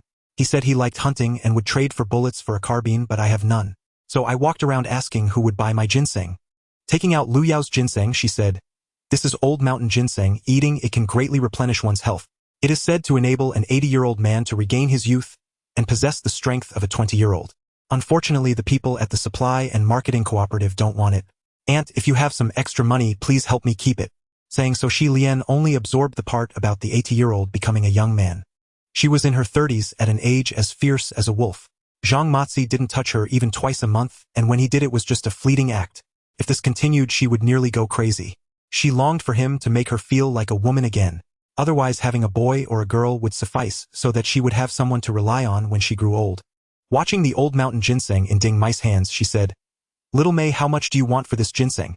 I heard from others that it should be worth at least 50 yuan, but the medicinal company buys and sells it at such a low price that it's not enough to buy a coat, so I'm not selling it to them." So expensive. Aunt Xi Lian felt a bit disappointed. Zhang Matzi had an injury on his leg, and the production team took care of him, making him a caregiver to feed the pigs, earning fewer work points than others. Where would he get 50 yuan to buy ginseng? Besides, Matzi was too proud. If it came out that he was afraid of being inadequate, spending money to buy ginseng would only get him beaten. She could only say it was found and quietly give him some boiled water to drink. He shouldn't get angry about that. Suddenly Xi Lian's eyes lit up and she asked, "What did you say the big brother at the supply and marketing cooperative mentioned? Trading bullets is fine too. How many bullets does he want?" He said 20 rounds of carbine bullets, and he would trade the coat for that, and also give me a tube of Soviet-imported lipstick. Where would she go to get him bullets? If anyone has 20 rounds, I would trade him ginseng for it. Ding Mai's eyes sparkled as she displayed her acting skills. She acted naively, desperately wanting to obtain a wool coat even at the cost of family finances. Outside the window, Lu Yao's gaze shifted from Xi Lian's chest to Ding Mai's face. This girl is truly a born actress. No wonder she later became so troublesome as her mother-in-law. Xi Lian still regarded that ginseng with good eyes, as if she saw it as a precious treasure. "How about this, little Mei, you keep the ginseng for me, and I'll see if I can get the money or bullets in a few days." "A few days?" Ding Mei pretended to be troubled, scratching her head. "I need it urgently. Let me ask others again. I remember that Uncle San Monkey mentioned wanting to buy ginseng before." "No, don't go." Xi Lian became a bit anxious. "Wait for me a moment. I'll go out. I remember your Matzi uncle found a few bullets last time." Saying this, she stood up to put on her clothes. Outside the window, Lu Yao was smiling. He knew this woman was fond of this kind of thing. Later, when Zhang Matzi got caught, Xi Lian became the enemy of the village women. Few men who had not collaborated with her. Xi Lian put on cotton pants, not wearing a cotton coat, but directly draped the coat over herself. Then she came out. She insisted Ding Mei should not follow her and to wait inside. Lu Yao quickly squatted in the shadows, keeping his eyes on Xi Lian as she came out. He looked around and headed towards the chicken coop. Turning his head back, afraid Ding Mei would follow. He reached the chicken coop, squatted down, and reached inside to feel around. After a long time without finding anything, he simply lowered his body, knelt on the ground, and crawled in, leaving only his buttocks outside. The old hen inside was frightened and began to cluck. After a while, she pulled out a small cloth bag from deep within the chicken coop. Opening it, she began to take out items while counting 1, 2, 3. She counted all the way to 20, before tying up the small cloth bag and pushing it back, muttering, "It'll just take 20, old Gui should not notice this much." After saying that, she walked back inside. Lu Yao waited for her to enter the house. He directly rushed to the chicken coop. Watching carefully, he stretched his waist and reached in to pull the cloth bag out from the wall crevice next to the chicken nest. He got quite a bit of chicken droppings on himself. No need to open it. He could tell by feel that it was carbine bullets. Based on the heavy weight, Lu Yao estimated there were at least over 100 rounds. He had struck gold. With bullets in hand, he could claim dominance in the mountains. Excitedly clutching the bag of bullets, he ran outside the wall to wait. Before long, Ding Mei came out holding a cowhide paper-wrapped package containing 20 bullets. Lu Yao did not show her the bag of bullets he had obtained. He reached out to take her 20 bullets and stuffed them into his pocket. Ding Mei couldn't help but ask, "Earth Boy, how did you know that Uncle Matzi's house had bullets? Trading ginseng for bullets, what's the use without a gun? That's none of your business. Let's go home. It's late. I'll find you tomorrow morning." Lu Yao pushed Ding Mei along. Ding Mei felt something was off and turned to stare at Lu Yao. "Earth Boy, did you just peek outside the window and see Xi Lian naked?" "What naked? Didn't she have a belly wrap on?" "Did you really look? Then why are you sticking around? You aren't planning anything shameless, are you?" Lu Yao angrily flicked her forehead. "Stop making wild guesses. You're just like Zheng Shuang, always so suspicious." "Who is Zheng Shuang?" Lu Yao had gotten used to saying this. At this moment, it actually felt a bit sentimental. He missed his gentle yet somewhat willful little wife. Unfortunately, even if Ding Mei gave birth to her, she would just be a small infant who couldn't even talk. Pushing Ding Mei, "Hurry home. When I have time, let's go to the town and find someone named Zhang Wenli. Give him some money so he can help you have a child quickly. I've already thought of a name, well, call him Zheng Shuang. Shuang, your mother. Lu Yao, I warn you, if you keep talking nonsense, I won't let you off. Ding Mei was genuinely angry. How could one be so eager for a young girl to have a child? In her anger, she truly ignored Lu Yao. Ding Mei walked away with a sway of her hips. Lu Yao squatted at the entrance of Zhang Mozi's house, thinking hard. He had obtained the bullets. The gun was hidden in a secret compartment under his bed. Now that Aunt Shi Lian was lying on the bed, he couldn't just rush and tie her up and lift the bedding. At the very least, he had to let this woman go out. Timing was crucial, otherwise if old Mozi returned, and Shi Lian happened to reveal the trade of bullets for ginseng, it would alert the old bandit. If the gun got moved, he would have nowhere to find it. While thinking, he instinctively rubbed his nose. Damn, it stinks. A strong odor of chicken droppings. Earlier, when he rummaged through the chicken coop for bullets, he got it all over his hands. Wait a minute. The smell of feces sparked an idea in Lu Yao. He still had to rely on these chickens. Aunt Shi Lian had raised 6 hens which could be considered treasures of her family.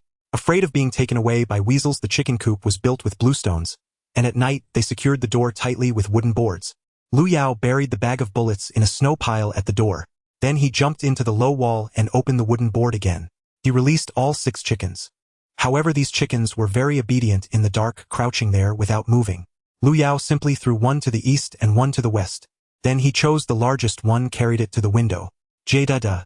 He imitated a chicken call, then directly threw the old hen onto the window paper. The hen was startled and its claws scratched, tearing a hole in the window paper. Inside, Shi Lian screamed in fright. Who is it? What are you doing? Lu Yao rolled over and hid in the dark corner behind the door. Shi Lian leaned against the window, peering out through a gap. Although the night of the 4th day of the Lunar New Year lacked moonlight, the snow outside glimmered, allowing her to see a few of her chickens that had ventured out. This was serious. In those days, who could afford to buy eggs? She was counting on those few chickens to provide for her family's egg needs. The courtyard wall was low and the wooden planks couldn't keep them in. If they flew over to someone else's yard, they would surely end up in a pot. She must have accidentally left the door ajar while handling her bullets. Shi Lian quickly put on her cotton pants, threw on a coat, and rushed out to catch the chickens without even buttoning up. The door of the house was left slightly ajar. Lu Yao squeezed himself in and climbed directly onto the bed, lifting the quilt to reveal the bedding underneath. Sure enough, there was a hidden compartment over a meter long at the edge of the bed. In his previous life, when the police came to search the house, Lu Yao had watched from outside the window. Opening the hidden compartment, Lu Yao nearly burst out laughing. Inside, there was not only a shiny carbine but also a military dagger gleaming with a cold light. The steel was excellent. It wouldn't rust no matter how long it was kept. Lu Yao tucked it into his waistband and picked up the carbine in his hands. At that moment, he felt like a king. Just as he was about to slip out through the door, he heard Zhang Mozi's voice from outside. What the hell, why are you up in the yard at this late hour? Shi Lian hurriedly replied, the chickens got out, I was just bringing them back. Why are you back so soon? The card game broke up. San Jose and his wife had a spat. His wife scratched his face. Oh, what a joke. Women like that, if you don't discipline them for 3 days, they'll tear the roof off. San Jose is really done for. Just thinking about it makes me angry. Shi Lian secured the chicken coop and quickly came over to help open the door. Don't get mad at them, come inside quickly. The bed is warm. The couple returned together. Lu Yao had nowhere to run. If it were just Shi Lian alone, he might have been able to avoid her gaze. If worst came to worst, he could just cover his face and rush out. But with Zhang Mozi back, it was a different story. This guy was not only tall and strong but also extremely ruthless. Later, when the police came to catch him, 6 men couldn't subdue him. He burst out of their grasp. If the police hadn't shot and broken his leg, he would have escaped. It was said that later at the county's public trial, it was revealed that he was the head of the bandits in Changbai Mountain before liberation. He couldn't even remember how many lives he had taken. Moreover, he had become a formidable leader in a bandit den with remarkable skills. Lu Yao had never fought him, so he didn't know his real abilities and couldn't act recklessly. In a moment of panic, he shrank down and squeezed underneath a red-painted large cabinet. The cabinet was square and made of wood with the bottom lined with blue stones to hold some miscellaneous items. A tattered cloth curtain covered the outside. Lu Yao curled up inside, just barely able to hide. The cloth had many holes, but one wouldn't notice anything unusual from the outside unless they looked closely. There was a hole in front of Lu Yao's eyes directly facing the heated bed. He saw Shi Lian enter the room and take off her white garment. Then she crawled into the quilt to look at Zhang Mozi. This Mozi uncle leisurely took off his clothes and climbed onto the bed. With a puff, he blew out the kerosene lamp on the windowsill, reeking of alcohol. In the darkness, Shi Lian began to murmur like she was delirious. Husband, hold me. I don't want to. I want you to hold me. Even after hiding for so long, Zhang Matzi still couldn't escape the demands of his little wife. After a sigh, the two began to wrestle together. Lu Yao thought that while they were preoccupied, he could quietly crawl out. But just as this thought crossed his mind, Xilian sighed from the bed. It grew quiet. Zhang Matzi said, "Get up and wash yourself." Then he struck a match to light it. "What? Is it over?" Lu Yao peeked out through the hole. Xilian was getting up to wash her face, showing great reluctance. Zhang Matzi sat up and lit his pipe. It seemed that the seemingly tough Matzi uncle was not tough in every aspect. He hadn't even taken as long as it would take to relieve himself. Xilian returned after washing, her plump backside swaying as she climbed back onto the bed.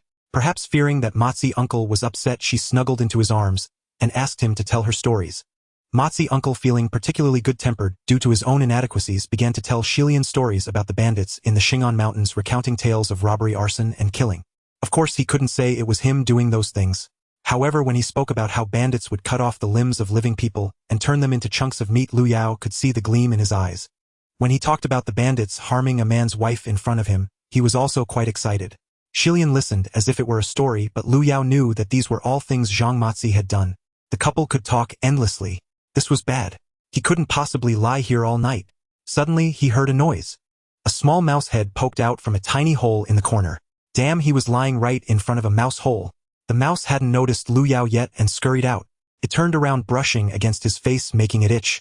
Lu Yao quietly raised his gun and jabbed it at the mouse. He pressed the barrel against its body, pinning it against the stone supporting the cabinet. Squeak, squeak, squeak. The mouse cried out in pain. Lu Yao quickly reached out and grabbed its neck. His fingers tightened. He silenced it.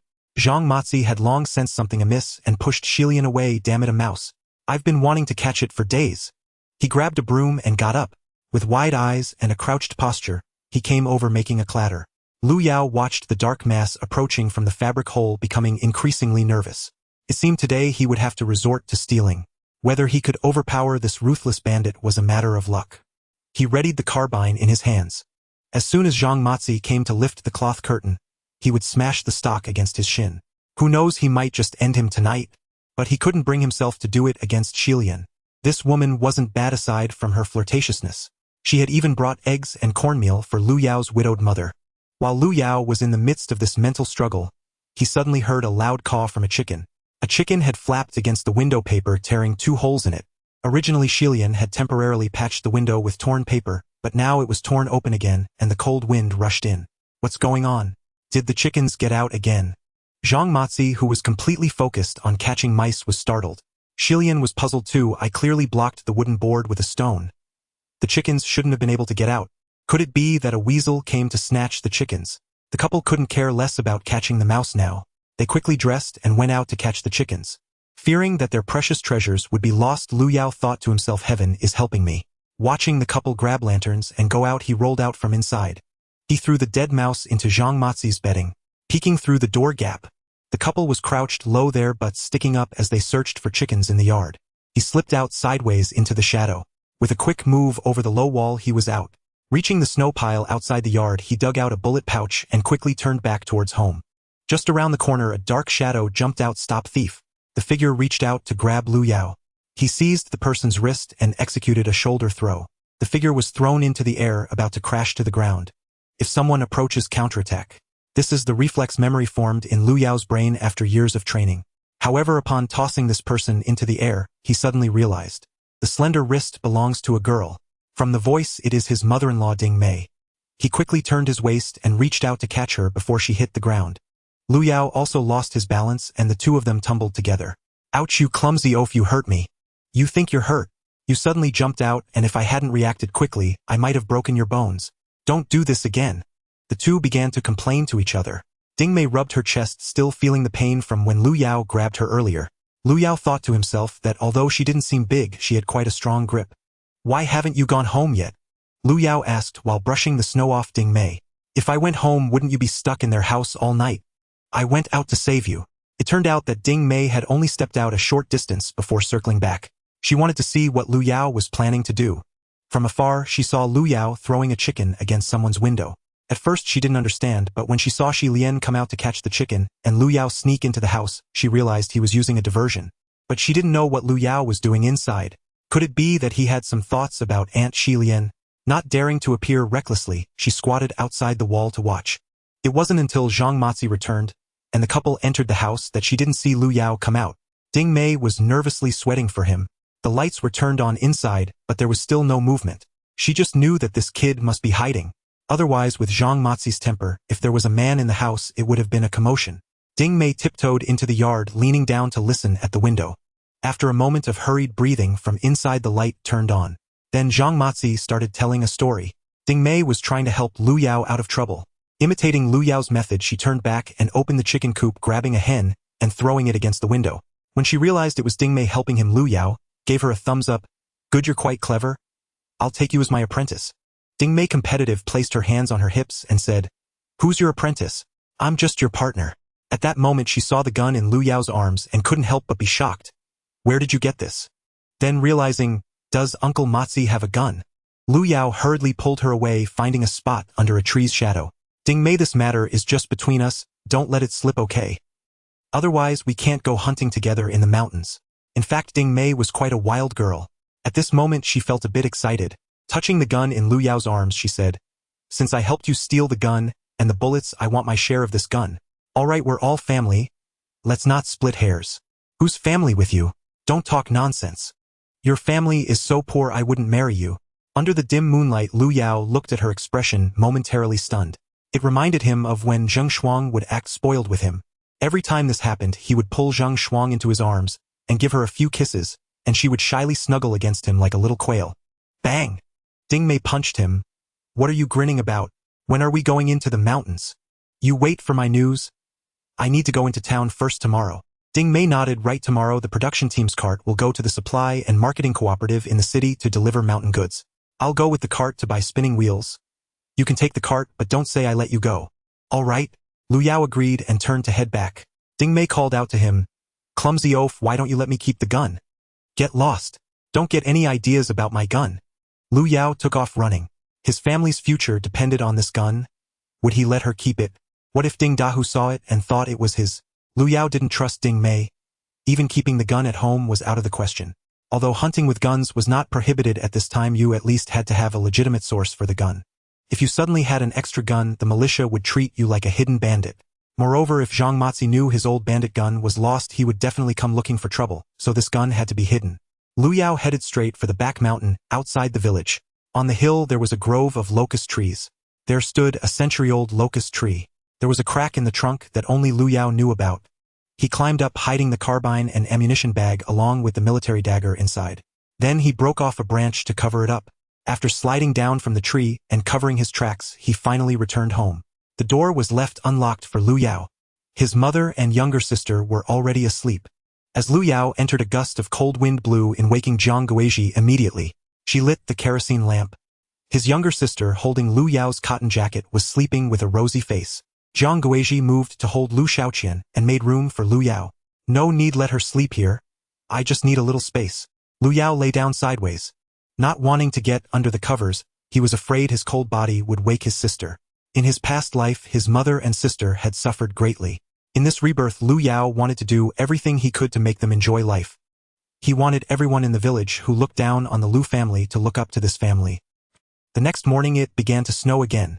The road, which had already melted under the sun, and then frozen again, appeared like a mirror, now coated with a thin layer of snow as if it had been lubricated.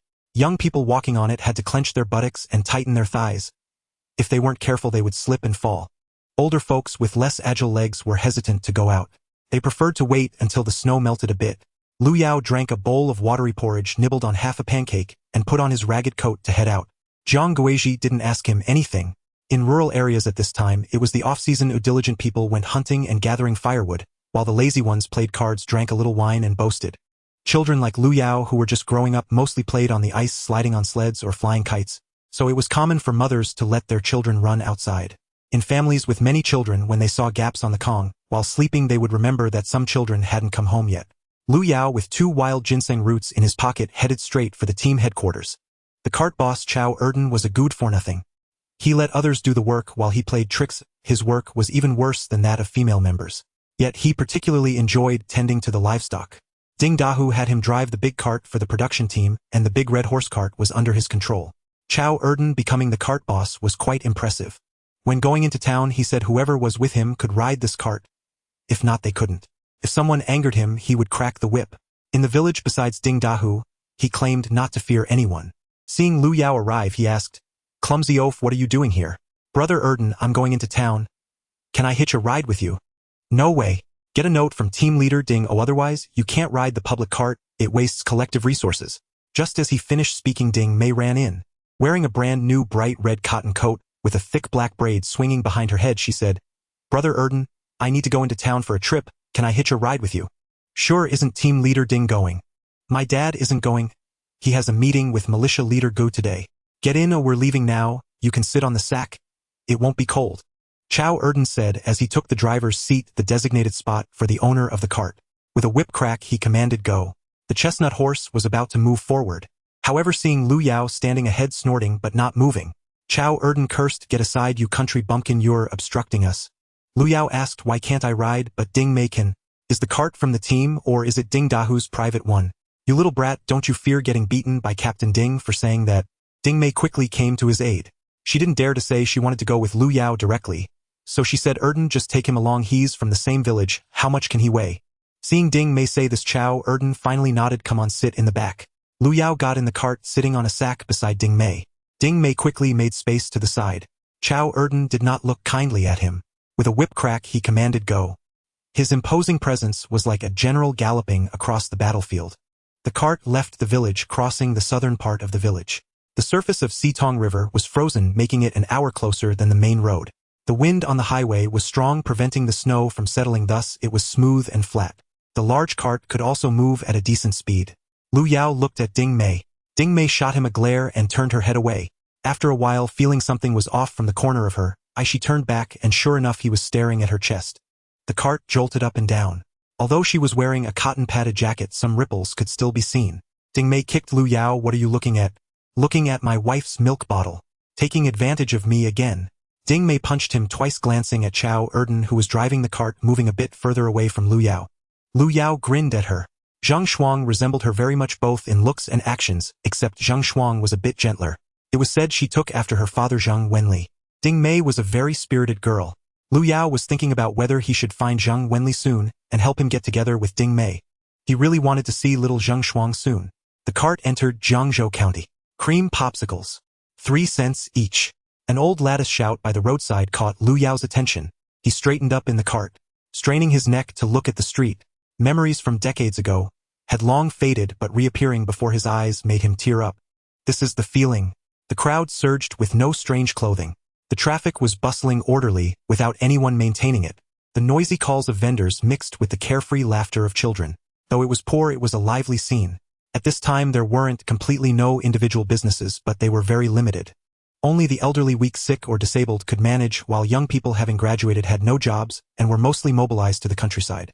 A few individual vendors sold popsicles, candied hawthorns, sharpened knives, popped corn, and set up stalls for comic books. They earned meager incomes to sustain themselves. Wanting to get rich without resorting to illegal means was impossible. At this time Jiangzhou was still a county with very few cars on the streets, mostly horse-drawn carts or donkey carts. Most pedestrians walked, and anyone pushing a newer bicycle would attract envious glances. Occasionally a liberation truck or a green jeep would pass by, prompting children to chase after it, eager to hear a car horn and smell the modern exhaust. Chow Erden changed from the leisurely pace on the road. He no longer dared to sit in the cart and shout at the chestnut horse. He got down to walk, tightly holding the reins. There were too many people, and he feared the horse would get startled or accidentally bump into something at a roadside stall. Looking back at Lu Yao still sitting in the cart, he shouted, "Country bumpkin, we've arrived, why aren't you getting off? Go wherever you need to go." Lu Yao glanced at Ding Mei. "I'm leaving, don't wait for me when I go back." "Who said we're waiting for you?" Ding Mei fiddled with her braid, a bit shy. Only after Lu Yao walked a bit did she look back. That kid, he had probably never been to the city before. Don't get lost. Lu Yao definitely hadn't come to Jiangzhou when he was 17 in his previous life. However, in the following decades, not only did he settle in Jiangzhou, but he also participated in its development and construction. Many buildings in Jiangzhou were constructed by Lu Yao. In this life, he not only wanted to make his career bigger. He wanted to earn money to provide a good life for his mother and sister. He also wanted to help the villagers and his good friends get rich. Then he would quietly wait for Zhang Shuang to grow up, living well with her. After marrying Zhang Shuang, He would definitely not mess around anymore. Have a few more children, and after achieving success and fame, he would return to the village to settle down. If Ding Mei was willing to live with him, he would treat her as his own. Thinking of this made him smile. Although in his previous life Ding Mei had been his mother-in-law for decades, he had never regarded her as an elder in his heart. No, in this life he would conquer her, making her willingly give her daughter to him as a wife. To survive, he first needed to establish a firm foothold. Now that he had offended Yang Ming, the son of the commune secretary, Ding Dahu looked down on him, always looking for a chance to make things difficult for him. Ding Mei also looked down on him from the bottom of her heart. They were currently in a mutually beneficial relationship, appearing harmonious, but their relationship could collapse at any time. Only by becoming stronger could he avoid being marginalized. He needed to start building his network. First, he had to find Sister Ju-Won. Just as he thought this, he heard loud curses from behind. Turning around to see, it seemed Chao Erden's cart was surrounded. Lu Yao hurried back. It turned out that Chao Erden was cautiously leading the horse forward. Suddenly there was a loud crash. Someone shouted, "Hey driver, you hit me. My vase is broken." Chao Erden quickly pulled the horse and went to the other side of the cart to check. A man in his 30s dressed in a Zhongshan suit was yelling loudly. Under the cart lay a canvas bag. Someone helped to open it and saw that a blue and white porcelain vase was shattered inside. Chao Erden was a bit dazed. In the past, when he was in the city with a cart, he had bumped into someone's bicycle and was slapped twice without daring to complain. Back then, country folks rarely went out. They could be arrogant in the village but were a bit dazed in the city. These working-class people had the confidence. Surrounded by people, he felt scared. City folks liked to bully those from the countryside, and everyone was criticizing Chao Erden.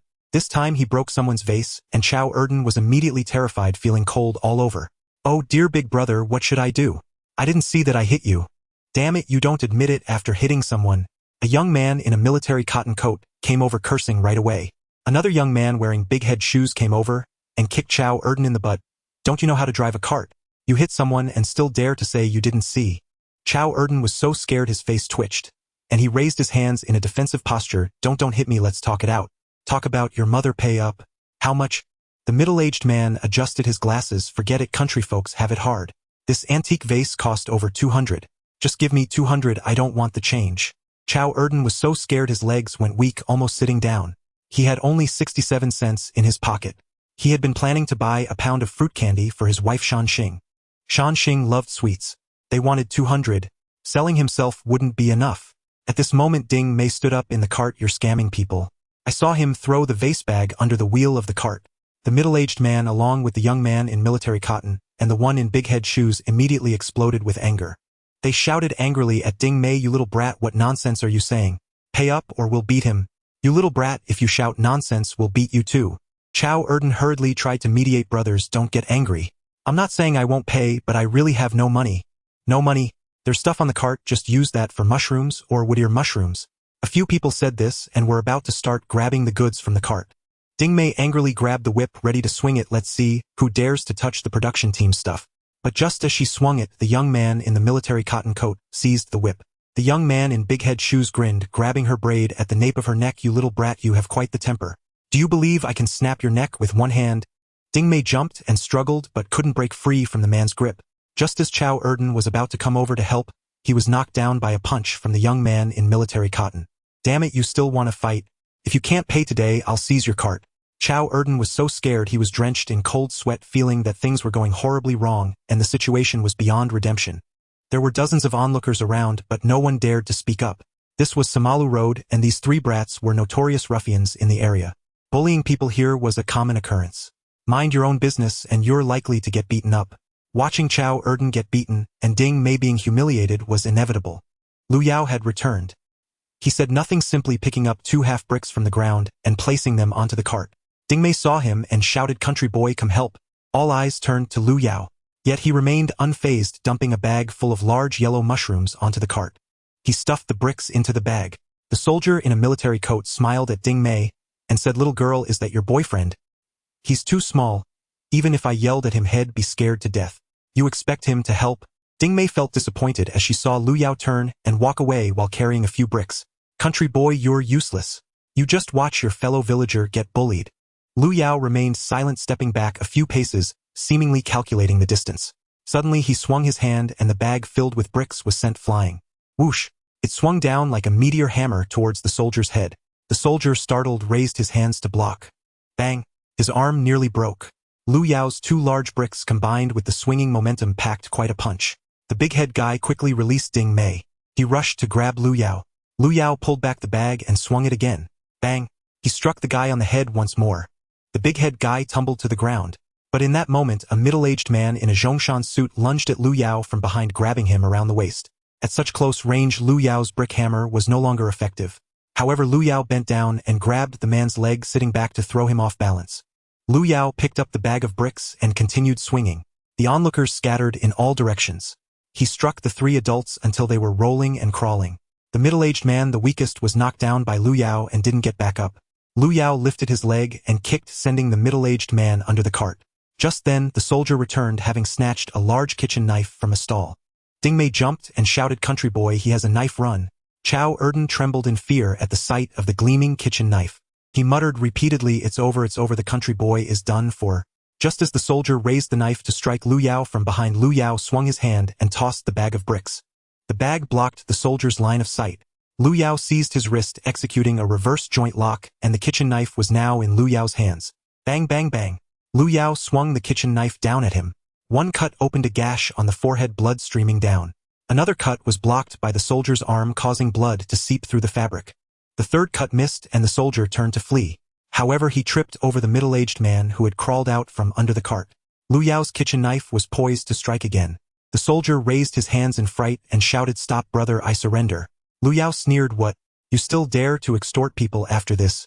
I thought you weren't afraid of death." "Wait, brother, it's all a misunderstanding. My brother is Zhao Balai from the local produce company, give me some face." The bruised middle-aged man also asked Lu Yao, "Little brother, which gang do you belong to? Let me know." Upon hearing Zhao Balai, Lu Yao's heart leapt with joy. Just the person he was looking for. According to his past life, Zhao Balai was 10 years older than him.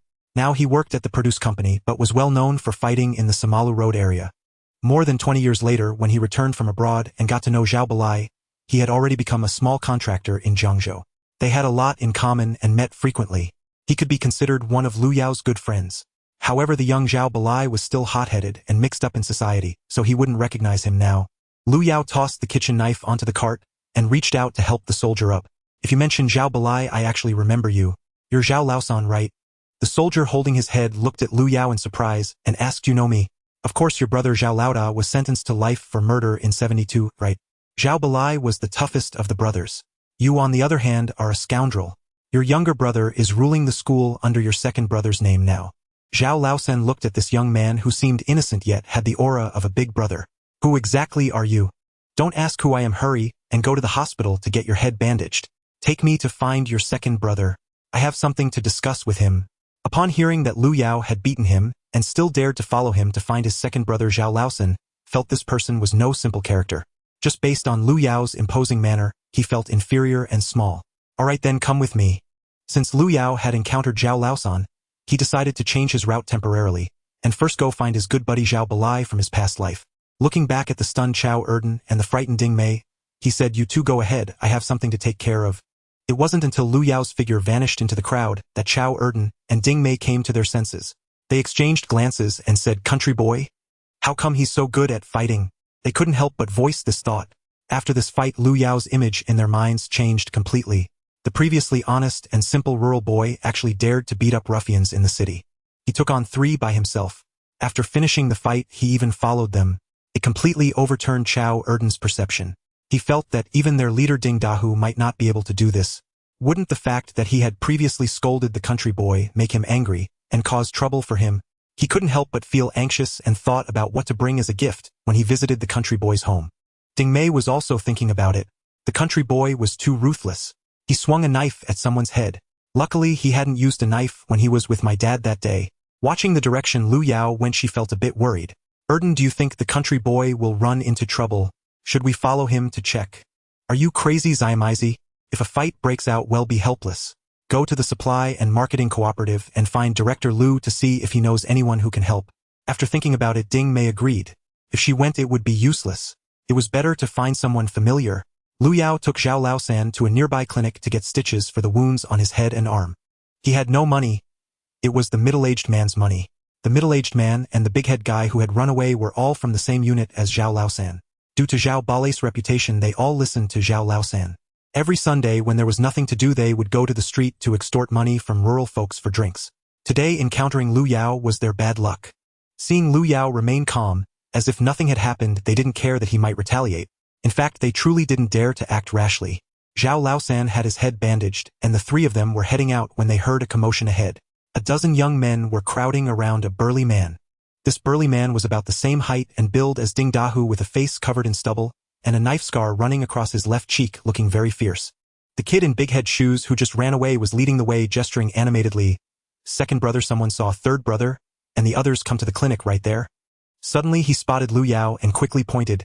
Second brother, it's this kid who beat us. The newcomer was none other than Zhao Bala, the most notorious thug of Sima Road. He became infamous for his fierce fights in school at a young age. He once chased down the principal with a kitchen knife. Surrounded and beaten by a dozen youths, he stubbornly refused to back down, earning a reputation for his toughness. As he grew older and started working, he remained uncontrollable.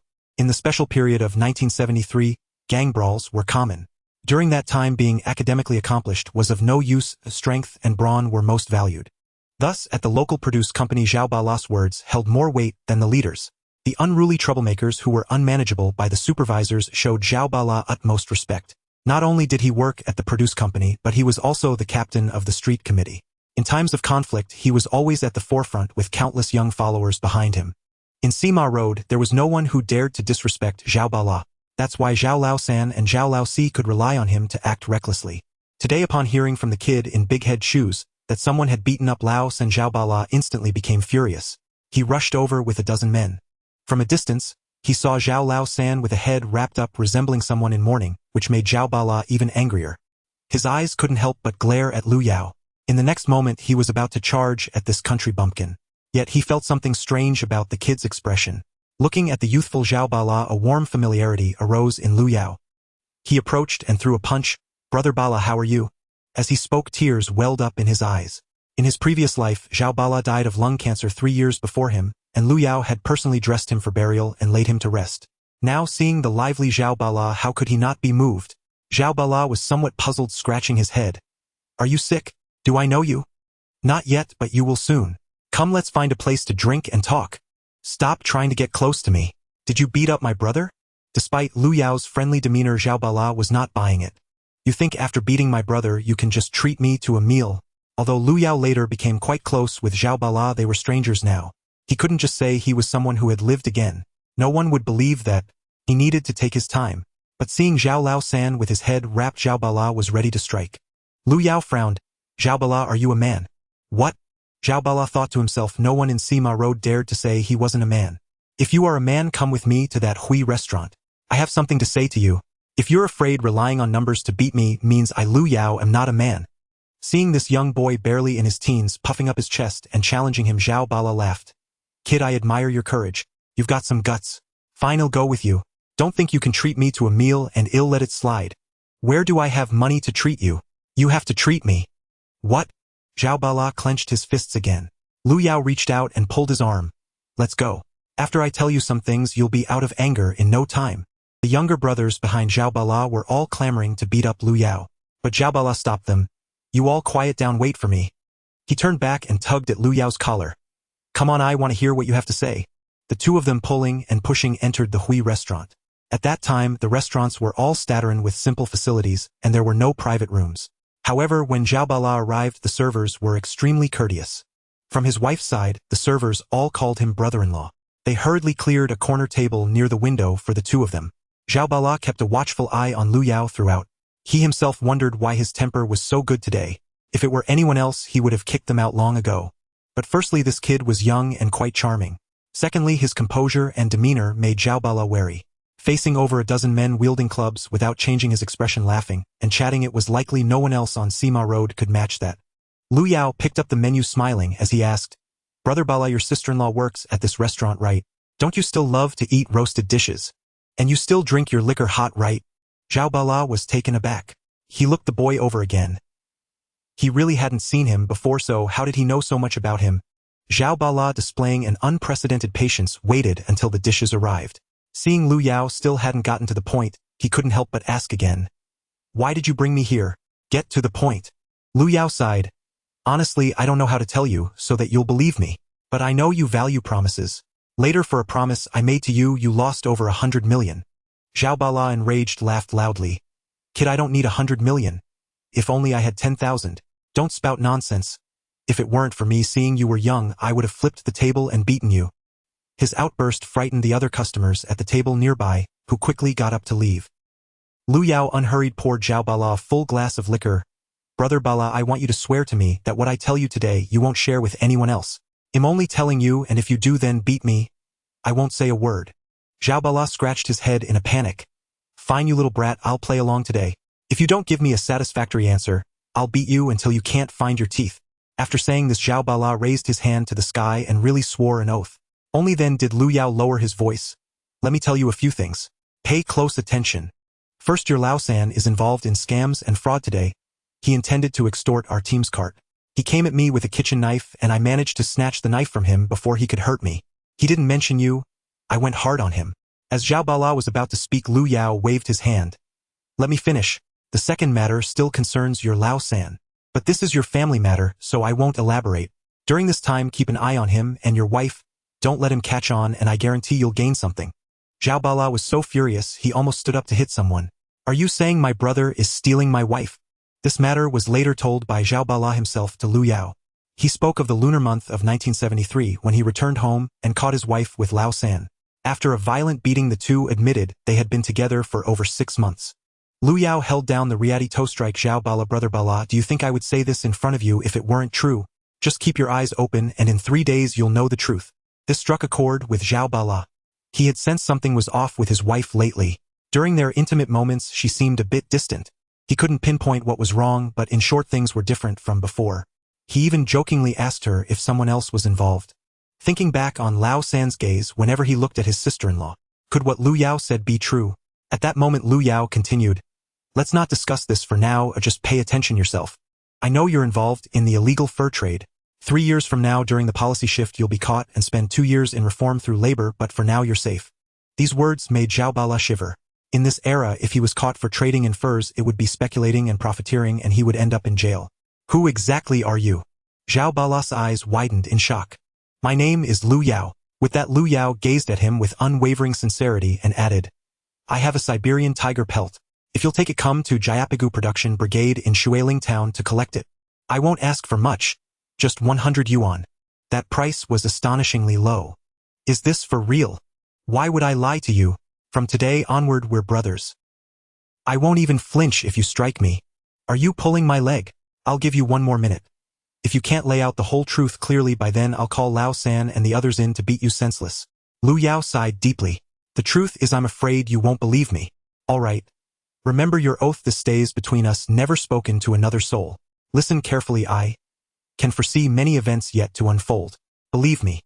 And from this day forward we are sworn brothers, bound by life and death. Lu Yao fully understood the irreplaceable value of loyalty and unity.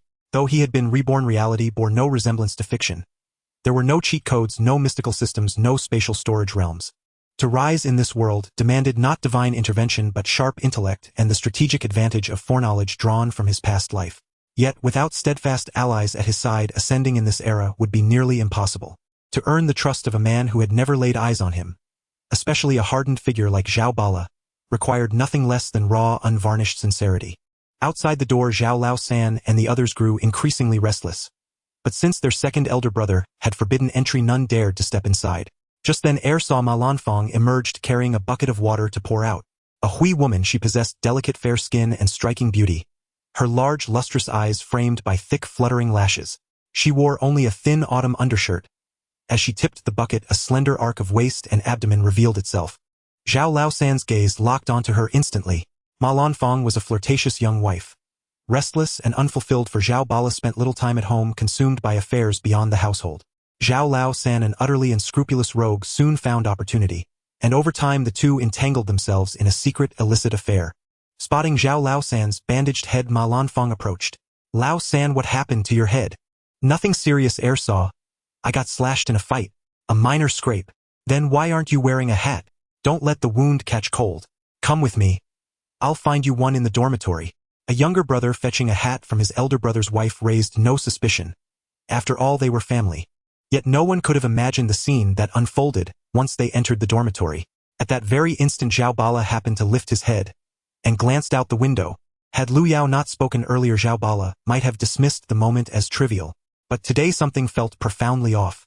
He rose abruptly, clapped Lu Yao on the shoulder, and said, "Wait here a moment.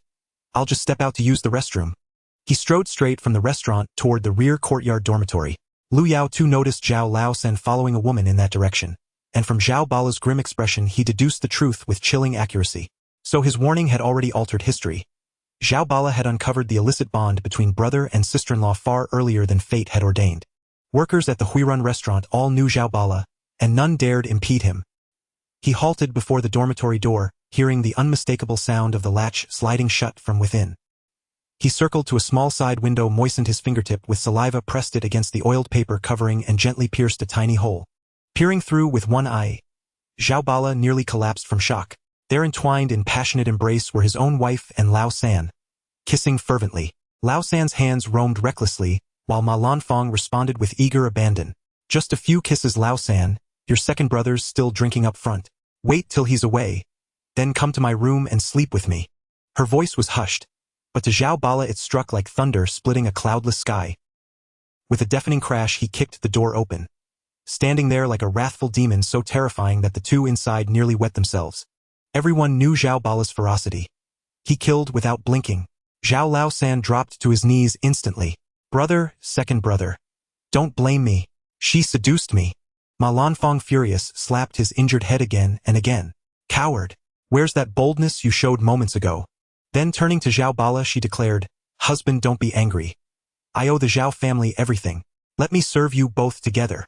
Zhao Bala lunged forward with a kick. She crumpled to the floor. He mounted her and rained down brutal slaps until she shrieked in agony. Zhao Laosan remained frozen on his knees, motionless. Within moments, Zhao Bala had beaten Ma Lanfang unconscious. Rising slowly, he turned to Laosan. "This woman is no longer my wife. And you're no longer my brother. Get out. If I ever see you again, I'll kill you." Zhao Bala was after all a man destined for great deeds. He exhaled deeply, a long, steady breath. He rubbed his face briskly, composing himself as if nothing had occurred, and returned to the restaurant. Pouring himself a full Tuliang cup of 60-degree baijiu, he drank it in one fiery gulp. His eyes locked onto Lu Yao. "You truly possess extraordinary ability. Do you wish to be brothers with me?" "Absolutely. We shall be brothers bound by life and death. If you refuse to accept me, I'll leave immediately." "Don't go. Stay and drink with me. I believe half of what you've said. I'll test the rest later. Tonight, we drink." His heart was heavy yet unsettled by something deeper, Lu Yao's uncanny presence. He set aside entirely the matter of Lu Yao's earlier assault on Zhao Laosan, and the two sat down to drink and speak of the future. As Lu Yao outlined the trajectory of society's evolution, Zhao Bala listened, as though hearing tales from 1001 Nights. Yet when Lu Yao predicted he would one day become a billionaire, Zhao Bala's face lit up with genuine delight. A man of vision, he temporarily shelved the humiliation of betrayal, and engaged Lu Yao in animated conversation for over 2 hours. Lu Yao meanwhile studied Zhao Bala's character closely. He knew once Zhao Bala placed his trust in him, that loyalty would be absolute, unshakable, inviolable. So he made one final request, for Zhao Bala to assist him once more. Lu Yao's next move was to approach Secretary Zhu Wan and her father at the county committee. Gifts alone would not suffice, influence required intermediaries. Thus he asked Zhao Bala to help orchestrate a ruse involving a young woman, known only to the two of them. Even those assisting in the plan would remain ignorant of its true purpose. In return, Lu Yao relinquished all claim to the tiger pelt. Zhao Bala could collect it free of charge the next day in Jayapigu. That afternoon, a young woman with a short bob and clad in olive green military attire pedaled her bicycle out of the county committee compound. She was not a soldier. In that era, military uniforms were the height of fashion. Yet even the loose boxy cut could not conceal her radiant youth and grace. From behind, the subtle sway of her slender waist as she cycled revealed a figure both elegant and alluring. This young woman was Zhu Wan, a clerical secretary in the county committee office, returning home from work.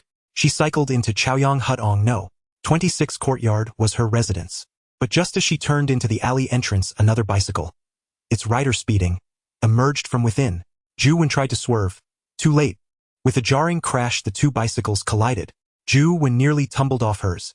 She leapt down, and saw before her two youths' faces flushed crimson with alcohol. "Hey little miss, what kind of cycling is that?" They descended from their bikes and shoved her roughly. Ju Wen stood her ground, voice firm. You were barreling along at full speed. How was I supposed to dodge you? Enough excuses. Apologize now. My front wheels bent. Pay up, 20 yuan. The two youths glared fiercely, gripping her handlebars with tight, aggressive hands. Ju Wen angrily exclaimed, Why should I give you 20 yuan? If not, I'll go to the police station to reason with you. A young man with long hair pushed Ju Wen aside and snatched her bicycle away. What are you doing stealing my bike? Give it back. The two young men each took a bike and turned to leave, saying, Aren't you going to the police station? Just chase after us. Ju Wen was so furious she started chasing after them. This Phoenix brand 28 bicycle was something she had saved up for months to buy, costing over 180 yuan. Not to mention having it stolen, even a scratch on it would break her heart. Bring it back to me? She anxiously shouted, but her legs couldn't keep up with the bicycles. At that moment, a country boy appeared ahead. Why are you bullying a girl?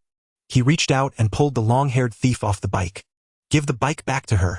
The long-haired thief fell and tumbled. The boy managed to retrieve the bike. Seeing this, the long-haired thief and his companion were furious. They jumped up and rushed toward the boy. Originally, under Zhao Bala's orders, these two little thugs were supposed to steal Ju Wen's bike and run if someone intervened. As a result, Lu Yao got to talk to Ju Wen. Next, it would be interesting to see how Lu Yao would charm her. The two little thugs had completed their task. However, the long-haired thief was furious after Lu Yao tripped him. You country bumpkin, you hurt me. He picked up a brick and threw it. They didn't know Lu Yao, nor did they realize that this action was planned between Lu Yao and Zhao Bala. Lu Yao also didn't expect him to come back and fight. Not paying attention, he got hit on the back of the head by the brick. Bang! Lu Yao staggered, almost falling. The long-haired thief charged at him. I'll kill you. Lu Yao was furious. You still want to hit me? He turned around and reached out. The two little thugs were no match for him. Lu Yao had the strong physique of a country boy, combined with the super reflexes and experience of being a mercenary. In just a few moves, the two little thugs were forced to run away with their own bicycle. Ju Wen was grateful to see the country boy helping her retrieve her bicycle. She approached to thank him, saying, Young man, thank you so much. What happened to you? Just after asking, Lu Yao staggered and sat down on the ground. Ju Wen saw the blood on his neck and panicked. Oh no, so much blood. Quickly, let me take you to the hospital. Lu Yao shook his head. It's not that serious. I just need to wash it and bandage it up. Saying this, he propped himself up to leave. Ju Wen hurriedly stopped him, saying, Don't look for a place, or my home is just in the alley. My mom is the head nurse at the county hospital. Come with me and let her help you treat it. Although getting hit by a brick was an accident, it only increased Ju Wen's good feelings toward him. She directly brought Lu Yao back to her home. She asked her nurse mother to help bandage his wound. When Ju Wen's mother Yulan heard that Lu Yao got hurt while helping her daughter, she quickly tended to his injury. Then she made tea and served him as a guest. Just at that moment, Ju Wen's father Ju Zhenghua returned home from work. Seeing Lu Yao sitting on the long sofa drinking tea, he frowned a bit when he asked who he was. Although he had helped his daughter, Ju Zhenghua felt that Lu Yao was just a country boy, and as Ju Wen was a girl working in the county, she shouldn't get too close to him. Lu Yao was already aware of Ju Zhenghua's character. Although this old cadre who came from a Red Army background had a bit of an attitude, he was not a bad person.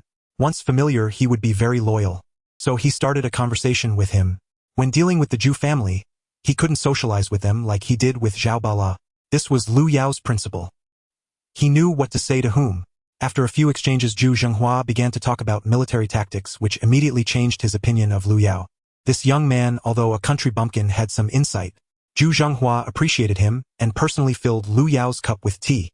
Kid, you were able to chase off two little thugs, which means you must be in good shape and have some insight into military matters. Are you interested in joining the army? Lu Yao smiled slightly, saying, Uncle Ju, becoming a soldier to serve the country is one of my biggest wishes, but my mother is weak and my sister is not yet of age, so I have to wait a few more years. Once my sister can work, then I'll go. Ju Zhenghua felt a bit disappointed after hearing this. Although the recruitment season had passed, if Lu Yao was interested in joining the army, he could send him to the army for training immediately. So he asked about Lu Yao's life. Lu Yao took out 2 old mountain ginseng roots, saying, Uncle Ju, although we in the countryside earn work points and don't get paid as much as city workers, we have side businesses. We can gather mountain goods to supply to the cooperative and even hunt for food. Ju Zhenghua nodded. Hunting is not explicitly prohibited by the state now, but you mustn't sell what you hunt. That would be speculative business. I want. We only eat what we hunt ourselves or give to friends. Uncle Ju and Ju, when you will be my relatives in the future. If you want to eat any wild game, just let me know. These 2 ginseng roots are my gifts to you as a token of our kinship. Zhu Zhenghua quickly waved his hands. No need for that. We can't take even a thread from the common people. Then I'll call you my godfather. That way it won't be considered a gift. Lu Yao looked at Zhu Zhenghua sincerely. In his previous life he had a close relationship with Zhu Wan and called Zhu Zhenghua uncle for over a decade, so recognizing him as a godfather in this life was not excessive. Zhu Zhenghua hesitated, but Zhu Wan was overjoyed. As an only child, she envied those with many siblings. Suddenly a handsome young man wanted to recognize her as an older sister, which made her very happy. Zhu Zhenghua and his wife also liked Lu Yao. Thus Lu Yao stayed for dinner at the Zhu family. He successfully integrated into the family, getting Zhu Zhenghua so drunk that he could hardly speak. When Lu Yao was about to leave, he held Zhu Zenghua's hand and said, "Uncle Zhu, there's something I'm not sure if I should say. If I don't say it I feel like I'm wronging you, but if I do I'm afraid you won't believe me." Zhu Zenghua's expression changed. "Comrade Xiao Lu, you really don't see me as your godfather now." Lu Yao then said, "When I was young, I learned a bit about physiognomy from the village's old fortune teller. I feel that there may be a small disaster on my godmother's face." "What do you mean?" Lu Yao said seriously. "I can't see the specifics clearly, but remember this: before the 15th day of the 12th lunar month, absolutely do not take a long-distance bus." Yulan laughed, saying, "I'm usually busy at work and rarely go out. What long-distance bus? This kid must have drunk too much." However, Lu Yao still urged Zhu Wan to make sure her mother didn't take a long-distance bus. Seeing his caring demeanor, the Zhu family nodded in agreement. Lu Yao knew that Zhu Wan had mentioned several times that her mother had died in a car accident half a month after the Spring Festival in 1973. She died in a car accident while riding a long-distance bus. Lu Yao couldn't remember the specific day, so he could only vaguely say before the 15th day of the 12th lunar month. As Lu Yao walked back, the sky turned dark. The bus arrived at Shuiling town, but there were no more vehicles to Joppy Ditch. Lu Yao relied on the crescent moon's light to make his way back. Dawanshan was a mountain range that stretched for hundreds of miles. The mountain path was winding and rugged. Lu Yao gazed at the towering mountains resembling monstrous beasts and couldn't help but feel a deep sense of awe. In his youth he had gone abroad. Smuggling arms and committing murder, he existed like a devil in this world. It was only after returning home and meeting Zhang Shuang that he began to temper his violent tendencies. However, some bad habits were hard to change. In this life he would not go abroad again. He would develop in his hometown instead. The first step was to ensure survival, to improve life at home and wait for the opportunity to rise. When he could acquire land, he would immediately take over the back mountain to cultivate medicinal herbs and crops. Then he would head to the city, following the old path of his previous life in catering, healthcare, and real estate. He must achieve success before Zhang Shuang comes of age. Otherwise Ding Mei would never allow her daughter to marry him. With current policies forbidding business, he would focus on networking. Building connections also required a foundation, so he would use that gun to hunt, supporting his mother and younger sister while also communicating with people. As he thought and walked, the 10+ miles of mountain road felt no distance at all. By the time he returned to the village, it was pitch dark. There was no electricity in the countryside, and the kerosene lamp was too precious to burn for long. However, one window was lit. It was Huang Yuejuan's clinic. Looking at the moon's height, it was already past the hour of the pig. Was Sister Yuewan still awake? In his past life, he had been an inconspicuous child in the village. He had virtually no presence in this village and had little interaction with Huang Yuewan. It was only later that hatred awakened his ferocity, leading him to kill the ferryman and escape, which drastically changed his character. In this life, he would no longer be a supporting role. Sister Yuewan was not bad. Before Zhang Shuang grew up, he might flirt with her. As he walked forward, he unknowingly headed towards the glow of Huang Yuejuan's light. He hadn't intended to do anything, just passing by, but he still took a glance inside. Remembering how he once playfully slapped her rear in the mist, he couldn't help but smile. Huang Yuewan surely still didn't know who had slapped her. The window was frosted, and without curtains it was hard to see inside. But in that moment Lu Yao felt something was off. It seemed there was a shadow lurking outside the windowsill. Lu Yao quickly crept closer, quietly taking a few steps. Could it be that bastard Yang Ming was back to harass Sister Yuewan? The shadow dropped down. In a flash it vanished. It didn't seem human. It looked more like a dog. Lu Yao searched around but found no trace. He examined the ground in front of the window and saw large paw prints in the snow. Looking closely, he felt the shape resembled a wolf's paw print even more. He quickly turned to search, but it was pitch black and he couldn't see where the shadow had gone. Peering through the window, unable to see clearly, he breathed out warm air, melting a small patch of frost. Peeking inside, he saw Huang Yuewan leaning over the table, reading under the kerosene lamp. Knowledgeable youth were different. The villagers at this hour were likely either waiting for their children to sleep or planning for a night of intimacy with their wives. Yet here she was studying late into the night. Looking again, Huang Yuan suddenly bent down with a smile. Following her gaze, he saw a small puppy curled up under her feet. Wait, this puppy had a wide flat forehead and a slightly long snout. Its eyes were almond-shaped. Why did it look so much like a wolf cub? There were no breeds like Siberian Huskies in this era. Only rustic village dogs, none that resembled wolves. Recalling the shadow that had climbed the window earlier, could it be that a mother wolf had been lured here? Did Sister Yuan adopt a wolf cub? Seeing her so infatuated with it, she must not know it was a little wolf. Knock knock. Lu Yao curled his fingers and tapped on the window. Who is it? Huang Yuan asked. It's me, the local boy. Sister Yuan opened the door. What are you doing here so late? Just open the door, I want eat you. Huang Yuan chuckled quickly, tidying her clothes and coming to open the door. Having interacted with Lu Yao for a couple of days, Huang Yuan felt he wasn't a bad person. So she harbored no suspicions. She opened the door and Lu Yao entered. As she turned to close the door, it seemed she saw two green lights flickering in the darkness. The wolf had not left. It had been startled by him and temporarily hidden, surely looking for an opportunity to reclaim its cub. Lu Yao went straight to the table and picked up the small bluish creature. He pried open its mouth to check its teeth. It was indeed a wolf. Sister Yuan, where did you get this little thing? Ding Yuliang brought it and asked if I wanted it. He said he found it, but his father wouldn't let him keep it. If I didn't take it, he would throw it outside the village. I thought the little dog looked pitiful, so I kept it. Lu Yao held up the little wolf cub for Huang Yuan to see. Sister, you've lived in the countryside for over 2 years. Can't you tell the difference between a wolf and a dog? What, it's a wolf? Huang Yuan exclaimed, her eyes wide and round, staring at the little wolf cub in Lu Yao's hands. I thought it looked like a little dog. Lu Yao chuckled. You've attracted the wolf mother to your doorstep. If she determines you pose no threat, she will find a way to attack you and reclaim her cub. Wolves are fiercely protective of their young. Is that true? I just saw the wolf climbing through your window. Upon hearing this, Huang Yuan instinctively turned to look outside. Suddenly she saw a pair of gleaming eyes shining at the window. A shadow crouched there. Ah! She was so startled that she took a step back and bumped into Lu Yao's arms. The wolf has really come. What should we do? Lu Yao smiled and reassured her. It's okay, just put the little wolf cub at the door, and it will come and take it away. As he spoke, Lu Yao opened the door and placed the wolf cub outside. Just then the shadow flickered and a huge gray wolf charged in at high speed. In the blink of an eye, it lunged at Lu Yao's throat. Lu Yao didn't expect the wolf to be so fast and fierce. It must have detected the scent of its cub and charged recklessly. Lu Yao quickly released the wolf cub and reached out to grab the gray wolf by its throat. At the moment it was about to bite him, he managed to control it. At the same time, he stumbled on the threshold and fell. This wolf was not a female but a large male wolf. Its size was quite rare. Usually northeastern wolves weighed about 100 pounds and measured around 5 feet long. But this wolf's tail alone was nearly 2 meters long. Its weight certainly matched Lu Yao's. At this moment it believed Lu Yao had stolen its cub and was determined to kill him. However, Lu Yao was also using all his strength to restrain its neck, preventing it from getting closer. The two male animals rolled around in the snow, tearing at each other. But Huang Yuan was terrified. Standing at the door, she shouted, "Local boy, let go quickly and come inside. If I let go and run back, my backside will surely be bitten." Lu Yao thought. At this moment he couldn't escape, the only way was to subdue it. He was determined not to believe he couldn't overpower it. The big gray wolf failed to lock onto Lu Yao's throat and was instead caught by Lu Yao. Huang Yuan ran back inside and grabbed a small iron shovel used for adding coal to the stove. She swung it at the back of the big gray wolf's head.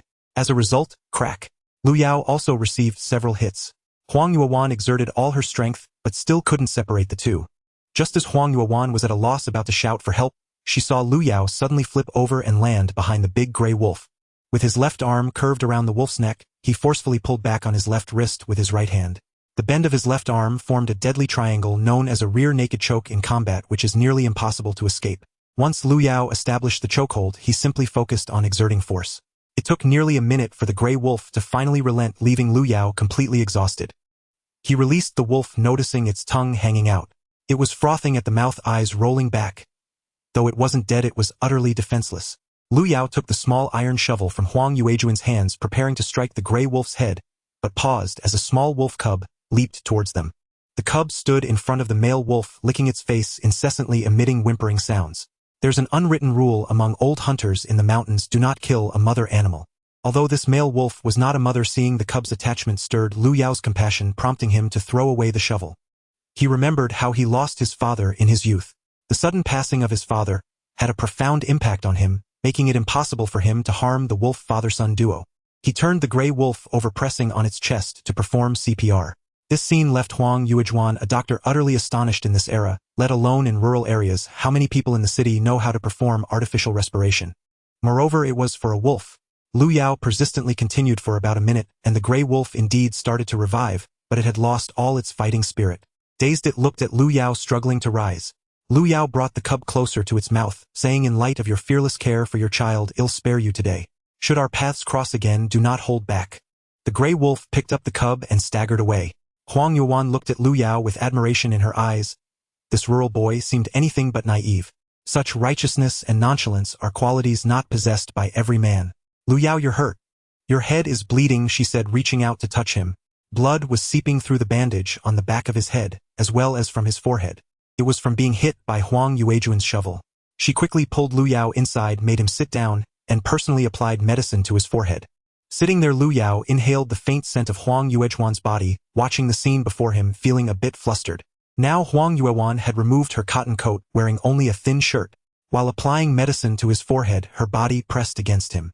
At that moment, Lu Yao was full of youthful vigor, and with the mindset of a seasoned flirt, he couldn't help but reach out and wrap his arms around her slim waist. He leaned in and took a hard bite at the open neckline of her shirt. "Ah, what are you doing, Lu Yao?" Huang Yuezhuan jumped back in fright, covering her neckline with both hands. Her wide eyes seemed ready to pop out of their sockets as she stared at Lu Yao. "Have you gone crazy, you little brat?" Lu Yao grinned. "Sister Yuezhuan, you're really beautiful. I never noticed before. I quite like you. Do you like me?" For someone who had weathered storms, flattering a girl came naturally, completely unlike what someone from this era would typically say. Huang Yuezhuan's face turned as red as a boiled crab. She shot a glare at Lu Yao. "Don't talk nonsense. How old are you? I understand everything. I'm already grown up." After saying this, Lu Yao stood up, wrapping his arms around Huang Yuezhuan's shoulders and pulling her close to his chest. "See, I've already grown taller than you." Huang Yuezhuan punched him lightly on the chest. "That doesn't give you the right to say such things. I see you as a little brother. You should call me sister." "All right, sister, I really like you." Huang Yuezhuan was at a loss. She pinched Lu Yao. "You little rascal, stop talking nonsense." Lu Yao laughed, knowing the right amount of flirtation to use. Previously, Huang Yuezhuan might have indeed seen him as a little brother, but now that he had spoken such words, she was bound to change her view. This was it for today. She probably wouldn't be able to sleep well tonight. So Lu Yao timely shifted the topic. "By the way, why did Ding Yuliang suddenly send you a wolf cub? His father Ding Dahu certainly knows what a wolf cub is. Wolves are very vengeful. They must be aware of it." Huang Yuezhuan asked in surprise, "Are you saying Ding Yuliang intends to harm me?" "One must always be cautious." "Yes, I know. It's late, you should go back and sleep." Huang Yuezhuan's face was still flushed, not daring to keep Lu Yao here any longer. "Okay, I'll leave then. Make sure to lock the door." Huang Yuezhuan saw Lu Yao to the door. He pointed behind her. "What's that?" Huang Yuezhuan turned to look, and Lu Yao leaned in, giving her a quick peck on the cheek before hurriedly running out. "Hey, you're so naughty." Huang Yuezhuan covered her face, watching Lu Yao run away, her heart racing, as if it might burst from her throat. Since coming to Jayapigu, many matchmakers had proposed suitors to her. However, Huang Yuezhuan still wanted to return to the city, and besides, she hadn't found anyone she resonated with. People in rural areas generally have lower awareness, so she never considered the idea of finding a partner in Jayapigu. But today, Lu Yao's bold advance left her heart in disarray. Though Lu Yao was a bit lewd, he felt completely different from Yang Ming, who was crude enough to try to undress women right away. Although she felt a bit angry at his rudeness, there was also a slight thrill deep inside her. Lu Yao returned home, climbing over the courtyard wall. The door was left ajar by his mother, and he easily pushed it open. His younger sister Lu Xiaoqin was still awake, waiting for him to come back. The two siblings snuggled under one blanket, chattering away until they finally fell asleep. In his dreams, Lu Yao was carrying a carbine, leading Ding Mei into the mountains. He spotted a herd of deer, shooting one with each shot. Soon after, a batch of elk appeared, and he shot one with every trigger pull. Ding Mei cheered and jumped behind him. Amidst the excitement, everything suddenly changed to Zheng Shuang. Lu Yao dropped his gun and hugged her, saying, "Shuanger, I miss you so much." "Yao, I miss you too.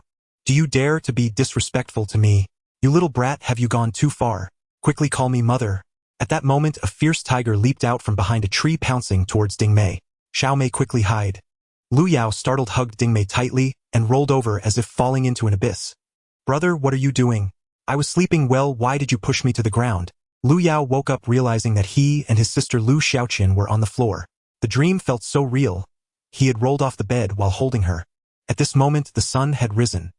His mother had already gone out to fetch firewood and start the stove for warmth. Lu Yao hurriedly picked up Lu Xiaoqian and tossed her back onto the bed. You sleep for now. I'll be going out for a bit. Brother, where are you going? To catch some wild rabbits for you. If I'm lucky, I might bring back a wild boar, and we'll have enough meat for the new year. No. Lu Xiaoqian quickly got up to put on her clothes. Brother, wild boars can be deadly. You mustn't provoke them. Dad used to say a pig, 2 bears, 3 tigers. Wild boars are the most ferocious. Lu Yao laughed heartily. That's a ranking of animals, but if you include humans, wild boars would come in second. Lu Xiaoqian was still worried. No, brother, if you insist on going into the mountains, I'm going with you to keep an eye on you. Lu Yao smiled and pinched her nose. Forget it. With you as a burden, am I hunting or taking care of you? You just listen obediently, and after I earn some money, I'll send you to school in the city. In a few more years, by 1977, the college entrance examination system will be restored. The undergraduate cutoff is only a little over 200 points. My little sister is smart and loves to learn. Getting into college would change her life. Really? Lu Xiaoqian loved studying, but the family was too poor. Especially Jiang Guizhi believed that it was useless for girls to study. It was better to marry a capable man and enjoy life. So she stopped going to school after finishing elementary school. If she could really go to the city for middle school, it would be a dream come true. Just then they suddenly heard someone yelling and cursing outside, followed by Zhang Guizi's pleading voice. With Zhang Guizi's startled scream, they heard a loud crash. The glass on the window was shattered and a piece of blue brick flew in. That was the only piece of glass on the whole window. The rest was covered with cowhide paper. But right after that, several more bricks flew in, tearing the cowhide paper apart. Startled, Lu Yao quickly hugged his little sister and hid in the kitchen. Lu Xiaoqian widened her eyes and asked, "What's happening outside?" and wanted to go out to see. Lu Yao pulled her back. "Stay hidden here and don't go out. I'll go myself." After saying that, he rushed out into the yard. The courtyard wall was only a waist-high mud wall with some elm tree branches poking out on top. He could see clearly outside. Dozens of young men in their 20s were outside the wall, several of them searching for stones and dirt to throw into the yard to smash the windows. Just now, Jiang Guizhi had gone outside to gather firewood. She saw a group of young people on bicycles arrive outside the wall. They asked from over the wall, "Is this the home of the dirt boy?" "Yes, why are you looking for him?" "Why? To beat him up." The leader of the group waved his hand and the others started looking for stones and frozen dirt to throw. They were about to throw and smash the windows in the yard. Jiang Guizhi, frightened, hurried out to stop them. But how could one woman stop a dozen young men? Watching her own home's windows being smashed like a beehive, Jiang Guizhi cried out in fear, pleading with the leader of the young men. The young man was very pleased with himself. He cursed, "You must be the dirt boy's mother. Your son offended someone he shouldn't have, so he deserves to be beaten. If you want me to not beat him up, kneel down and crawl under my legs, and he'll spare your family." Jiang Guizhi, seeing these menacing people, was already terrified to death. If they broke in and caught the dirt boy, he would surely be beaten to death. Country women are very self-abased. If kneeling could spare her son's disaster, then she would kneel. "Stop, please. I'll kneel, I'll crawl." Enduring the humiliation, she was about to bend her knees. "Mom, don't kneel." At that moment, Lu Yao had already rushed out. He charged forward, facing the stones and dirt. The leader of the group took off his cotton hat, stepped forward, and waved his hand. "Wait a moment before throwing anything." These people immediately took 2 steps back. Lu Yao looked at the leader and knew their intentions, because the leader was none other than Yang Ming. He was the one Lu Yao had beaten into a zebra with his belt. It was clear he had come seeking revenge. Yang Ming wore a smug smile. "Damn dirt boy, weren't you acting tough? You kneel down too, or I'll destroy your whole family." Yang Ming never expected that Lu Yao would show no fear at all. He came out of the house. Although he was hit by 2 stones, he didn't stop for a moment. He leaped directly over the low wall. In this situation, there was no point in saying much. They had already bullied him to his doorstep. He had to fight, even if he died. With one kick, he sent Yang Ming flying, knocking the wind out of him. One somersault and he landed in a snow pile. The ones he brought were all small bullies from the town. Seeing Yang Ming getting beaten and realizing there was only one opponent, they rushed in without waiting for orders. These small bullies thought that 10 or so people beating one would guarantee an instant victory. However, they underestimated Lu Yao's combat ability. Although Lu Yao's physical strength was not at its peak right now, his skills and experience were far beyond those rabble. Especially his fearless fighting spirit. He charged forward with a wooden pole. Although he took 2 hits, he seized a sturdy wooden stick from the opponents. With this in hand, he swung it fiercely, warning others to stay away. Crack! They heard the sound of the stick hitting flesh. He managed to beat back 10 or so people, making them retreat repeatedly. Jiang Guizhi screamed, "Don't hit, don't hit." But she couldn't keep up with the pace of Lu Yao's fight. Meanwhile, Yang Ming on the ground was still yelling, beat him to death." If you kill him, I'll take responsibility. Lu Yao furious turned around and swung his pole, knocking Yang Ming over again. That guy rolled and scrambled to the side, standing on a dirt mound and shouting orders. Suddenly 5 or 6 young punks wearing hats and squinting their eyes appeared from the east side of the village. The leader with a crew cut ran over to Yang Ming. Brother Yang, what's going on? Yang Ming saw it was Ding Dahu's son Ding Yuliang. He was his accomplice come to help. He pointed at Lu Yao. Help me beat him up, today I'm going to raid his house. Ding Yuliang waved his hand to the other small punks behind him. Get your weapons and deal with him. Anyone who dares to offend our brother Yang must be beaten up today. These small punks usually followed Yang Ming as his underlings. They had their own tactics for beating, smashing, and robbing.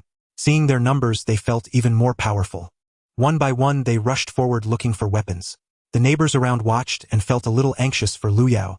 No matter how skilled or daring the dirt boy was, he was still alone. A fierce tiger cannot withstand a pack of wolves. Just then, 4 bicycles approached from the main road. 4 vigorous men came over and seeing the fight stood on one leg to watch. Balagu, isn't this the kid who drank with you yesterday? A big man with a scar on his face nodded. This kid seems to have offended someone again. A bunch of people came to raid his house. Look. The newcomers were Zhao Bala, who had come to collect tiger skins. He had reached an agreement with Lu Yao yesterday. Originally Lu Yao was going to sell him the tiger skin, but Lu Yao intended to befriend him, saying to send someone to help him, and the tiger skin would be given to him for free. Zhao Bala found 2 small punks to intercept Ju Wen. He hoped Lu Yao would be the hero and save the county committee's secretary's little assistant. Of course, Zhao Bala and the others did not know Ju Wen's identity. They only thought Lu Yao wanted to chase after a girl. Today Zhao Bala had come to the address Lu Yao provided. Seeing Lu Yao alone facing off against 17 or 18 opponents, Zhao Bala wanted to see Lu Yao's strength. So he brought a few buddies to watch. Lu Yao seemed like a little tiger charging into a pack of wolves. He said nothing, nor did he shout. His eyes glinted fiercely. He swung the pole not randomly but with purpose, showing he was clear-headed. Every step he took was deliberate, knowing exactly what he was doing and what he intended to do. He ran back and forth around 2 large elm trees, avoiding being surrounded. He always faced his enemies hidden, ensuring he wouldn't be caught off guard. Facing them hidden, none of those small punks could withstand more than 2 or 3 moves from him. In just a few seconds, Lu Yao had knocked down 7 or 8 of them. However, although Lu Yao was fierce, these guys would not easily back down. They were convinced they had an absolute numerical advantage, shouting loudly, making a ruckus which frightened Zhang Guizhi and Lu Xiaoqian, who had come out into continuous cries. Zhang Guizhi eagerly called the neighbors over to mediate the conflict. However, who would dare approach this scene? The timid neighbors all stayed indoors, hiding and listening. Some relatives of the Lu family even hoped that Lu Yao would be beaten into submission by Yang Ming and his group to relieve their resentment. Seeing that no one dared to help, Zhang Guizhi could not bear to watch her son being beaten and rushed in herself. She grabbed Ding Yuliang, saying, "Yuliang, don't hit that country boy. We're all from the same village." Ding Yuliang pushed Zhang Guizhi down, saying, "Get lost. If you dare to intervene, I'll hit you too." As he spoke, he lifted his foot to kick. This action immediately enraged Zhao Balai, who was watching nearby. He was someone who valued the rules of the underworld. As the saying goes, misfortune does not reach family. No matter how much enmity one has, one would not lay a finger on someone's parents or children.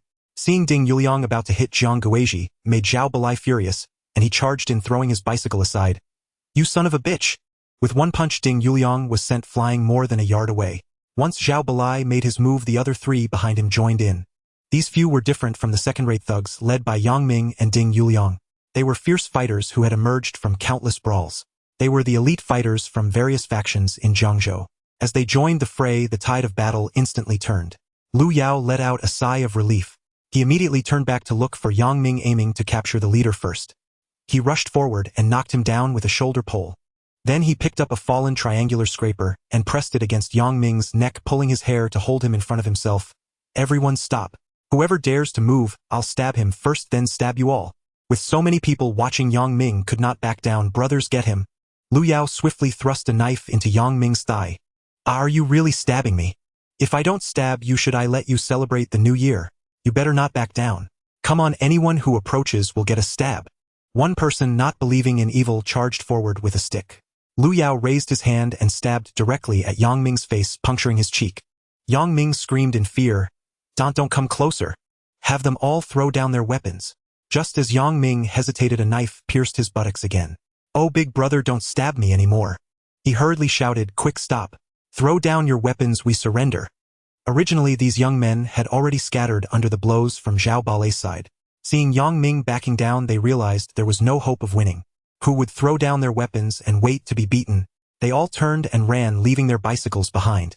Zhao Balai and his men pursued them for dozens of meters, driving them away without looking back. When they returned, they saw Lu Yao kicking Yang Ming. Yang Ming held his head with both hands, already begging for mercy. "Country boy, I admit defeat. Please stop hitting me.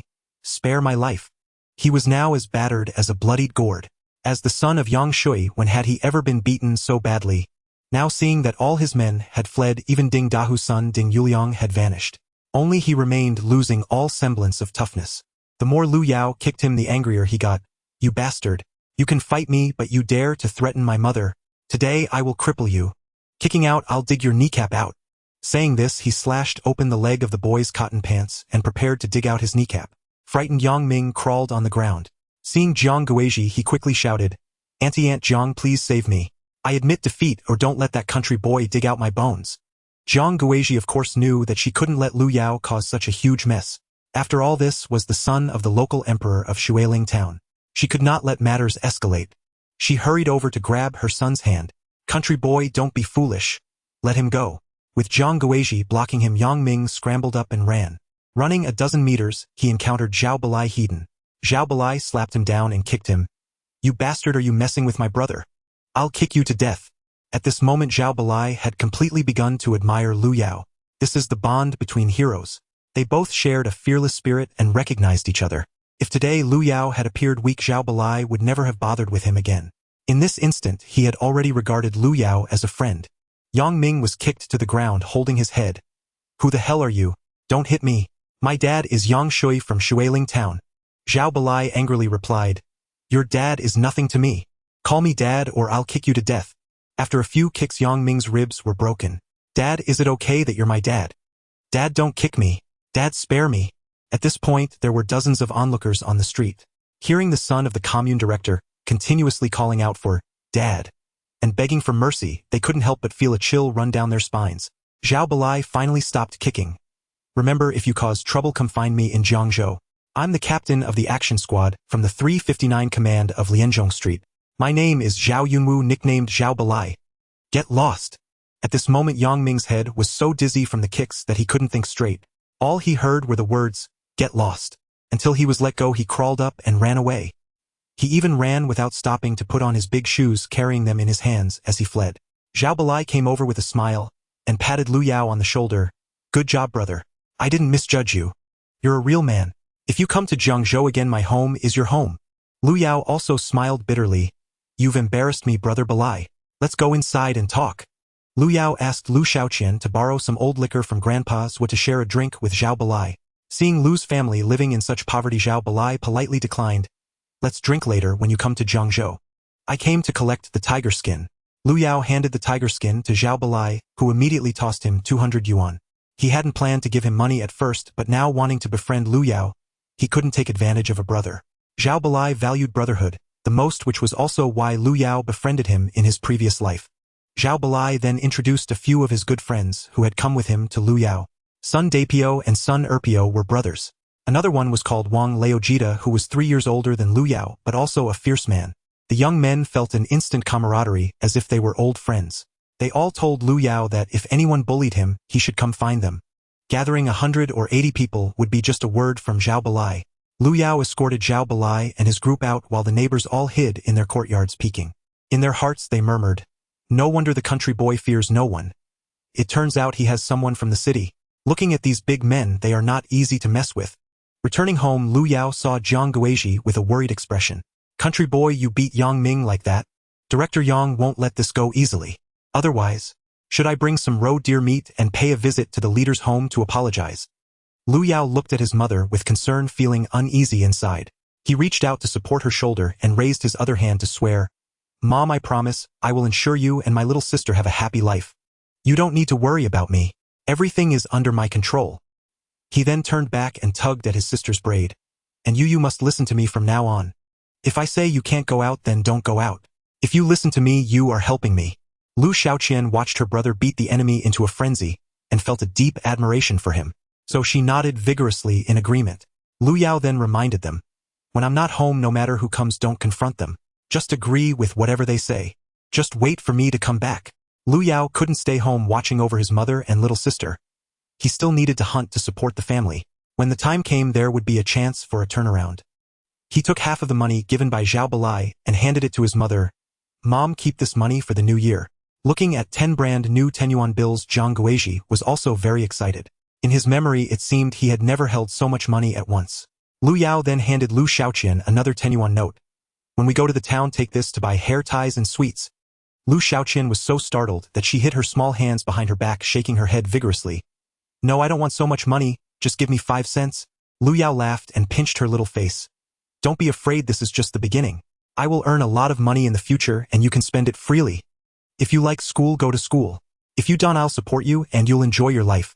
Lu Xiaoqian only half understood her brother's words. However, she obediently accepted the money. As soon as Lu Yao stepped out, she handed the money to their mother and exchanged it for a 5-cent coin. Lu Yao drank a bowl of porridge and then went out. He picked up the bundle of rope in the yard and walked out where there were still splatters of blood on the ground. The scattered bicycles had disappeared. They were probably taken away by the group of boys who had been beaten. As he walked out, a girl ran towards him. In a bright red cotton coat, even from a distance he could tell it was Ding Mei. The Ding family had the best conditions in the village. Ding Mei had 2 cotton coats. One was patched with black flowers on a pink background. The other was a new bright red flannel coat, made last year, a style envied by all the girls in the village. Ding Mei rarely dared to wear it. At this moment she rushed over. Tu Wazi, have you seen my brother? He's probably dead. He might have jumped off the cliff in the back mountain. Ding Mei punched him. Stop talking nonsense. Tell me, did my brother bring someone to fight you? I heard Aunt Wang say, so I hurried over here. Lu Yao laughed. Are you here to help your brother or to help me? Help? How could I let my brother fight you? I just wanted to mediate. Then forget it. I need to go to the mountains now. Are you coming or not? I'm coming. Seeing that Tu Wazi was fine, Ding Mei felt relieved. What she couldn't imagine was that her brother Ding Yuliang had come with 5 or 6 people, but they were all injured and running away. Hearing Lu Yao mention hunting, she couldn't help but shift her attention. She looked a bit excited. Letting Lu Yao walk ahead, she followed him from a distance. Once they left the village, she caught up with him and said, Tu Wazi, what happened after you met the thugs in the city yesterday? I searched for you with Air Dan but couldn't find you. You didn't come back home either. Lu Yao looked at her big eyes staring at him. She seemed filled with curiosity about him. He couldn't help but smile. What could happen? I just made a couple of friends from the city. Why did your brother bring people to beat you? To help Yangming deal with some issues, but since I'm considering your feelings, I won't hold it against him. You better tell him to be rational and not provoke me. Humph, you can brag all you want. My brother wouldn't be afraid of you. Although she had seen Lu Yao handling 3 opponents in the city yesterday. However, Ding Mei knew that her brother Ding Yuliang always had a gang in these 8 villages, and Lu Yao was not his match. Suddenly, she noticed the bundle of rope tucked at Lu Yao's waist. Bang bang. She punched him twice. You country boy, didn't you say you didn't see my rope? What is this? Lu Yao laughed and ran. I found this, it doesn't have your name on it. Ding Mei chased after him, throwing snowballs. You thief. Stealing my rope and Uncle Ma's this gun. Lu Yao laughed. I even steal people. Do you dare to come with me? Humph, who's afraid of you? Give me back my rope or I won't go with you. Though she claimed she wouldn't follow him, she still pursued Lu Yao into the mountains. As they reached the hillside, there was a grove of locust trees ahead. In the blink of an eye, Lu Yao disappeared. Tu Wazi, stop playing around. Don't hide. You can use the rope, just return it after you're done. Ding Mei turned back and forth looking for Lu Yao. Suddenly something hard poked her in the back. Don't move, raise your hands. Hearing Lu Yao's voice, how could Ding Mei be scared? She turned around to find Lu Yao holding a carbine. Just now he had taken the opportunity to shake off Ding Mei and retrieved the gun hidden in the tree hole. When Ding Mei turned around, the gun barrel was still pointed at her, but the position was a bit awkward. Angered, Ding Mei punched Lu Yao twice. Where are you poking, you little brat? Lu Yao laughed and dodged. You just love to hit. As if I couldn't fight back against you. Fight back if you have the ability. Ding Mei leaned in, but Lu Yao pinched her cheek, jokingly laughing. You are the mother of my future wife, oh, how could I hit you? After saying that, he slung the gun over his shoulder and walked further into the mountains. Ding Mei followed behind him, hitting him with a branch. Can't you be a bit less mean? Everyone likes to take advantage and be a father or grandfather. Why must you make me your mother-in-law? Do you prefer being a son or a junior? Lu Yao didn't look back. He let her hit him as if enjoying her massage. He sighed. Actually, even if I tell you, you wouldn't believe it. Still, he decided not to say any more. His expression further piqued Ding Mei's curiosity. She was now a 17-year-old flower of youth, not the person Lu Yao would later marry Zheng Shuang. At that time she was already a mother and a businesswoman. Now she was not so realistic, not so worldly, and not so shrewd. She caught up with Lu Yao and walked alongside him. Wazi, ever since that day you saved me from the cliff, it feels like you've become a different person. What do you actually mean? Tell me, I'll believe you. Lu Yao looked at her big curious eyes that resembled a silly deer and couldn't help but smile. I say I am a time traveler who has lived once, died, and come back to live again. Do you believe it? Ding Mei nodded. I believe it. But her expression betrayed her barely holding back laughter. She still couldn't help but ask. So what happens next? Do you know everything that will happen in the future? Tell me about it. Lu Yao looked up at the snow-covered forest, sighing. Indeed, I can remember many things, but if I don't follow the original course of events, history will change. He glanced at Ding Mei, who was holding back her laughter. You've never spoken to me so calmly before. You always had that condescending look. Back then I truly was worthless and timid. Ding Mei found his seemingly mature demeanor amusing as he spoke nonsense seriously. Then tell me what will happen tomorrow or in the near future. Lu Yao shook his head. I didn't get the gun back then, nor did I go into the mountains with you. That part has changed. Then, what will happen the day after tomorrow? Lu Yao smiled and asked, what were you doing 5 years ago today? Who remembers that? Ding Mei doubted. If you can't even recall 5 years ago, how can I be expected to remember things from 50 years ago? Ding Mei wanted to press further. It wasn't about trust. She was simply treating Lu Yao's words as a playful game. At that moment, a shadow flickered at the edge of the primitive forest, then vanished into the wild grass. Lu Yao quickly raised his gun. Ding Mei saw it too and pulled out a machete from her waistband. Lu Yao, there's something ahead. The two instantly fell into a hunting state. They crouched down and slowly approached. Lu Yao aimed his SKS semi-automatic carbine, the sights trained on the location of the shadow. 20 meters. 15 meters. Around 10 meters now. Lu Yao stopped and Ding Mei followed suit, her delicate eyes scanning ahead before glancing at Lu Yao. Unsure of what to do, there was no movement for a while. Lu Yao began to advance again, reaching back to shield Ding Mei behind him. His outstretched arm pressed gently against Ding Mei's chest, pushing her back a bit. She shot him a glare but remained silent, knowing he wasn't deliberately taking advantage of her. Lu Yao stepped closer to the patch of weeds. Entering it, there was nothing. He noticed it was downhill and guessed whatever it was had already fled. Looking down at the footprints on the ground, he was surprised. It's a human. The shoe prints are small, probably either a woman or a child. Ding Mei was equally puzzled. In this deep mountain forest, where would a woman come from? They had already passed Rabbit Ridge and entered the wild boar forest. Even Ding Dahu and his hunting team wouldn't dare to come this way lightly. If they did, they would need at least 5 or 6 people. Otherwise, encountering a ferocious beast would mean a one-way ticket. It was illogical for just a woman or a child with small feet to appear here. However, looking deeper into the forest with bizarre rocks and dense underbrush, the trees overshadowed everything, making it hard to see far ahead. Forget about her, let's continue looking for prey. Lu Yao pulled Ding Mei along. Ding Mei felt something was off and quickly shook off Lu Yao's hand, tucking it into her pocket. Lu Yao turned to look at her. Why is your face so red? It's nothing. Just look ahead, don't look at me. They continued walking. Endless mountains, vast forests. The snow seemed infinite. Even though Lu Yao had a gun now and wasn't afraid of wild beasts, finding one in this boundless forest wasn't a simple task. Lu Yao, can you shoot? I don't even know if this gun works or not. Ding Mei followed behind Lu Yao, trying to strike up a conversation. I've checked. This gun should be functional. I don't want to waste bullets. We'll see what appears before trying it out. Lu Yao replied, his eyes scanning the surroundings without a moment's relaxation.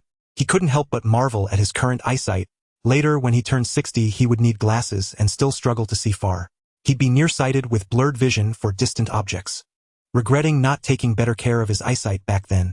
Now, in this rebirth, both his eyes were in peak condition. He could see several miles ahead in the sunlight. Little Mei, there's a flying dragon over there. If we shoot it, we'll have lunch. Lu Yao hurried towards a thicket of trees. Ding Mei hurriedly followed. The flying dragon is scientifically known as the hazel grouse. In Manchu, it is called Fei Yi Leng Gu. It means chicken in the trees. Later, due to phonetic resemblance, it was named flying dragon. Moreover, the hazel grouse's neckbone is long and curved, resembling a dragon's spine. Its claws are scaly, resembling a dragon's claws. The meat is tender and flavorful, rich in nutrients. The elders often say, heavenly dragon meat, earthly donkey meat, referring to the meat of the flying dragon. It's not a real dragon. They were now about 30 meters away. Moving closer might scare it away. Lu Yao lay down in the snow, right hand holding the gun's trigger, and left hand extending forward to steady the aim. Bang! A crisp gunshot rang out echoing for miles. I hit it. Ding Mei gleefully hopped over Lu Yao's back to find the flying dragon. As soon as Lu Yao fired, the bird from the tree fell in response. Rushing over, he found the bullet had struck the flying dragon in the chest, penetrating through. Ding Mei picked it up and dashed back without waiting for Lu Yao to get up. A large braid swung vigorously behind her. She hopped and skipped along the way, her joy akin to that of a child. Lu Yao couldn't help but be infected by her enthusiasm. He had never been this happy when hunting a northeast tiger. Look, Lu Yao, you hit it right in the chest, how impressive. You shot so accurately from that far away. Lu Yao chuckled. That's nothing. If I had a telescopic sight, I could have shot a rhinoceros from a kilometer away. Ding Mei clapped her hands twice. Why are you panting when I call you fat? When have we ever had rhinoceroses in this mountain? Lu Yao just smiled, choosing not to argue. Even if he explained, she wouldn't believe his experiences abroad. This girl loved to hit people too much. In the winter it was manageable, but if it were summer with less clothing, she would have left him all red.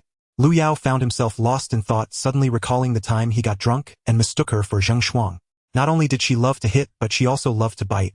That night Ding Mei was also drunk. She didn't know whom she was pretending to be, and excitedly bit her shoulder until it bled. Lu Yao felt a sharp pain and woke up realizing he had entered the wrong room. He quickly ran out. Since then he had taken quite a few hits from her. She never explained why. When no one was around, she would pinch and hit him. The future is merely a memory for Lu Yao. Meanwhile, the country girl Ding Mei had no idea. She reached for Lu Yao's gun to aim. Lu Yao, teach me how to shoot. Call me daddy and I'll teach you. Are you sick? First you want me to call you father-in-law and now daddy. Is this a pet care service? If you want call me, then forget it. If you don't call, I won't teach you. Give me the gun. Lu Yao reached out to take the gun. Ding Mei ran off with it. No way. I have the bullets I brought for you. You have to let me shoot a few times. Don't run, there's something over there. Lu Yao called out, and Ding Mei finally noticed a large dark figure appearing on a hillside to their side. Wild boar. Ding Mei's eyes widened in shock. She immediately turned the gun towards it. Lu Yao lunged from behind and pinned Ding Mei down. Puff. Snow covered Ding Mei's face. Lu Yao held her head down with one hand, and her arm with the other, preventing her from firing. Don't move, don't scare it. At this moment they were at least over 100 meters away. If they missed, it would run away and no one would be able to catch up. Lu Yao had walked for over 2 hours in the heavy snow to encounter such a creature. He couldn't let it escape easily.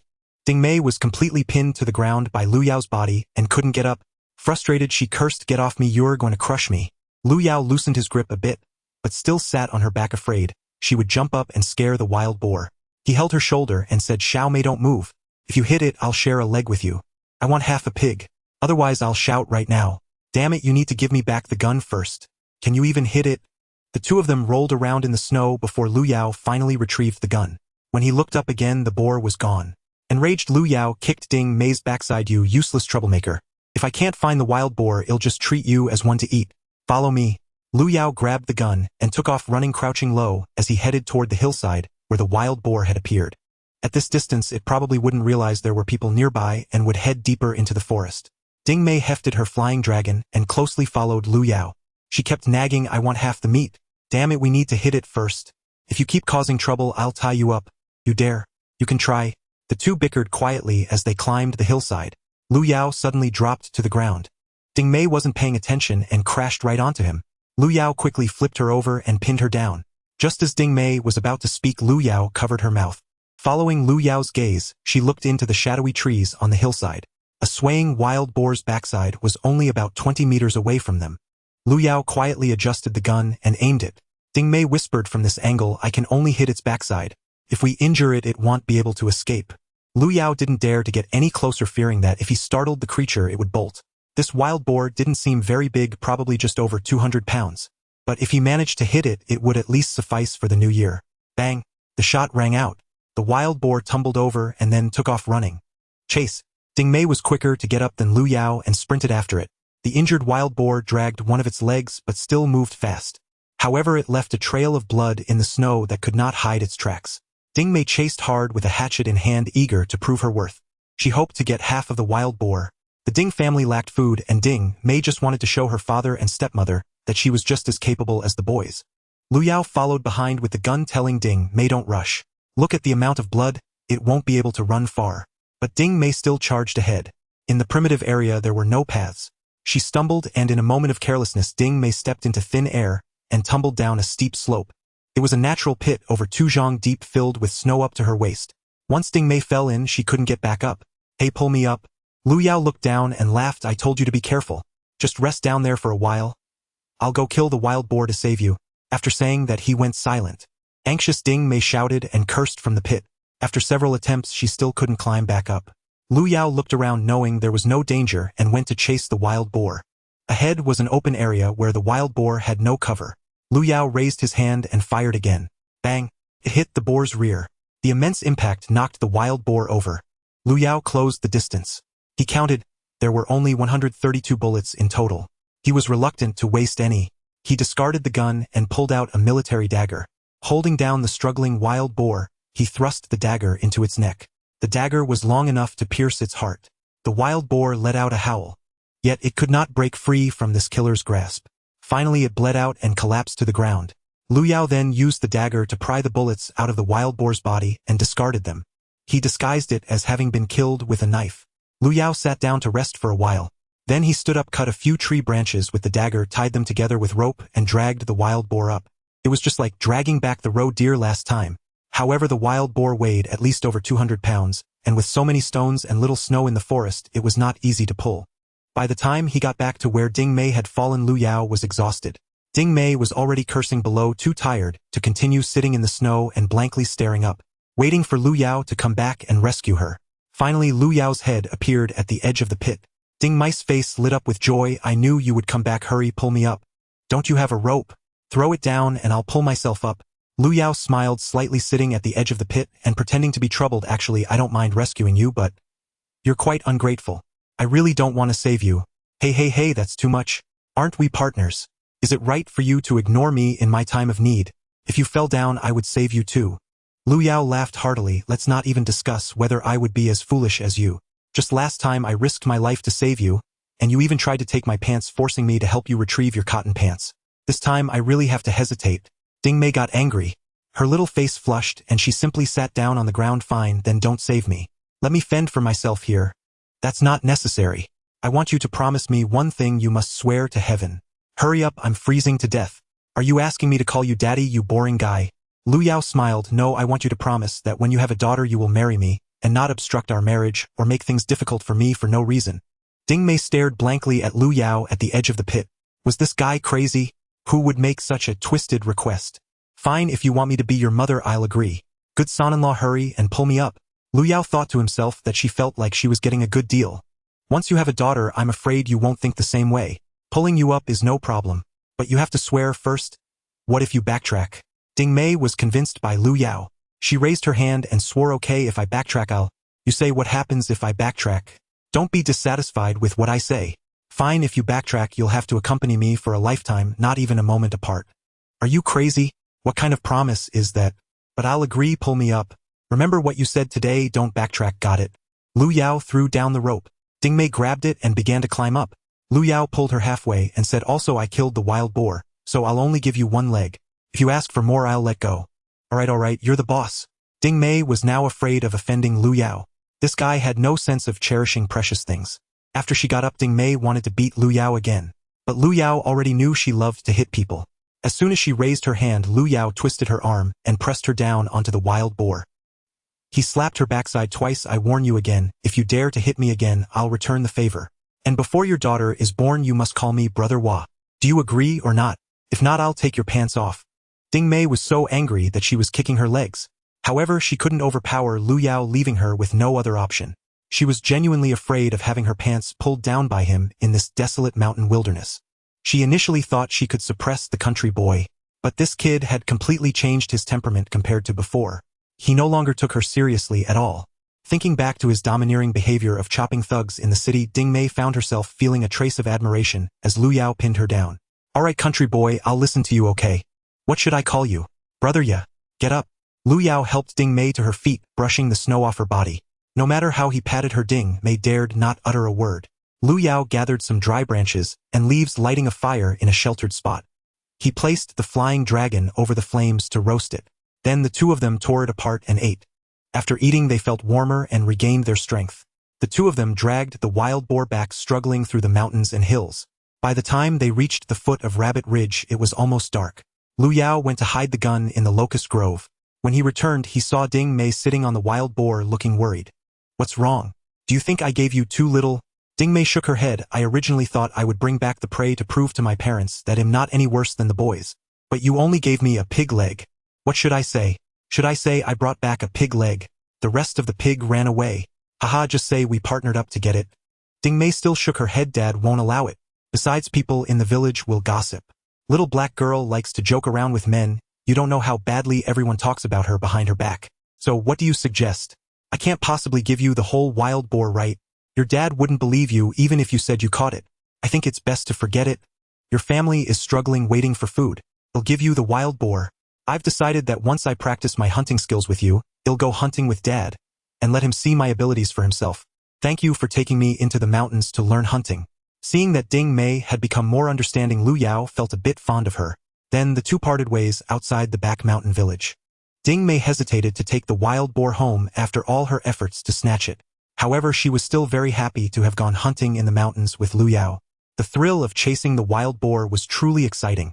Lu Yao pulled the wild boar using a rope tied to a tree branch, and as soon as they entered the village, they attracted a lot of attention. My goodness, the country boy brought back a wild boar. Country boy, how did you manage to catch such a big one? Both adults and children rushed to see. Earlier that morning, Lu Yao had chased away the little thugs brought by the commune director's son, and now he had returned with a wild boar weighing over 200 pounds.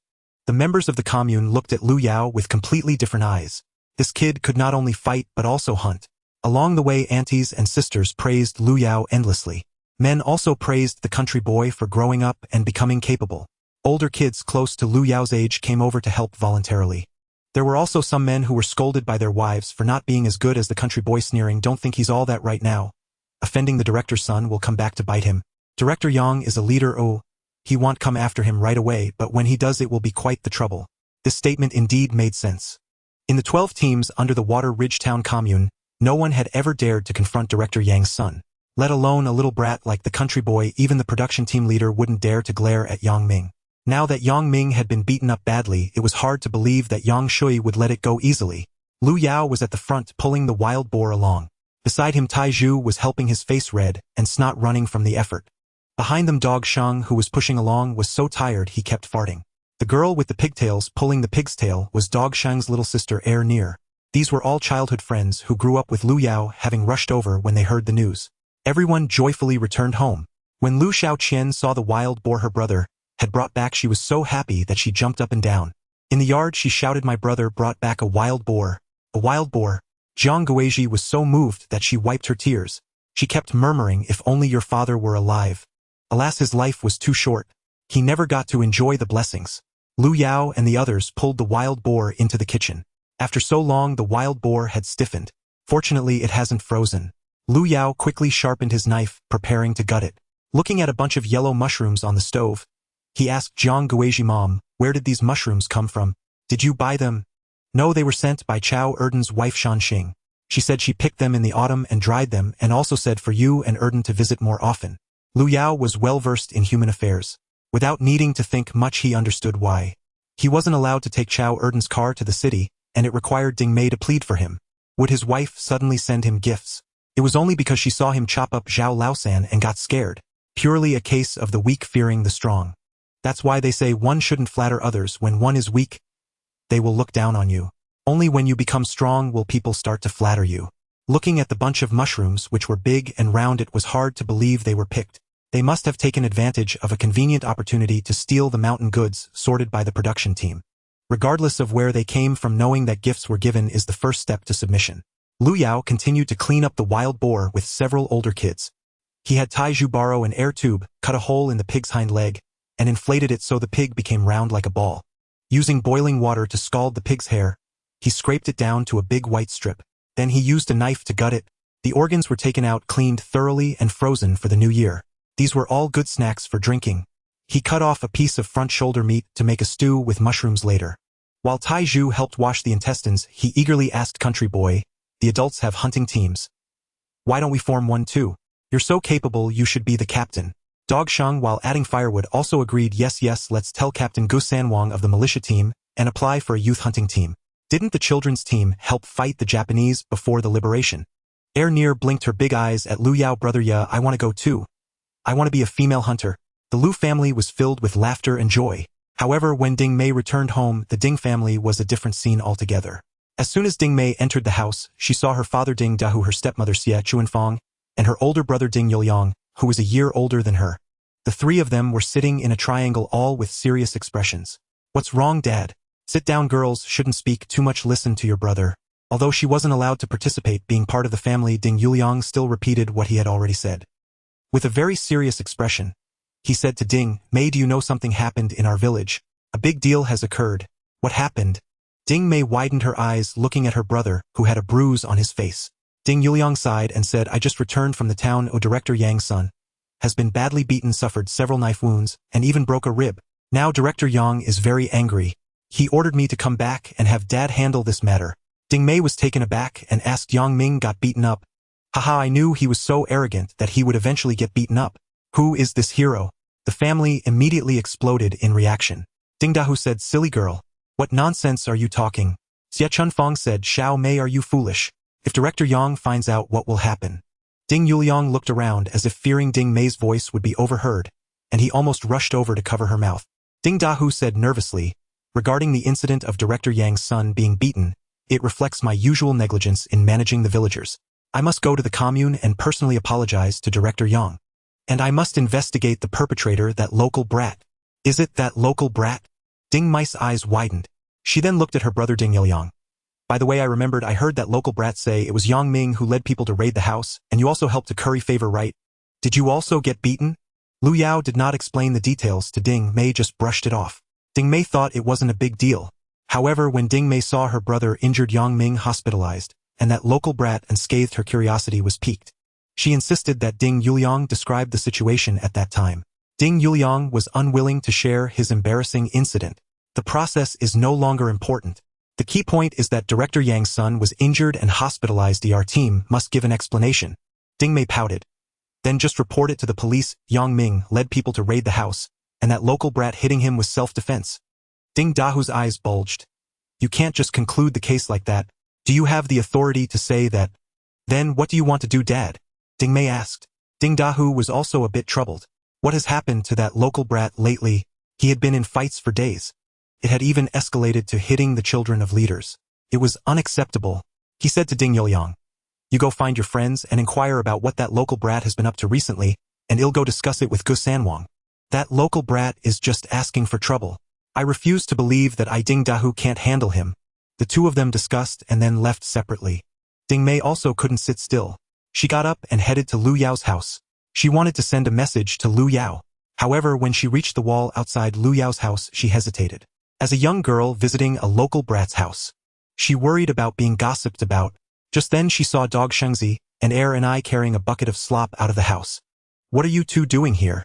and I was 1 year younger than Ding Mei and often played jump rope with her.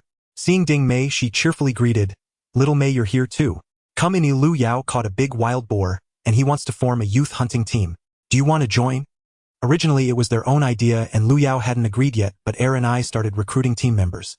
With so many little friends around, Ding Mei didn't have to worry about being gossiped about. She followed them inside. The room was filled with warmth and delicious aromas.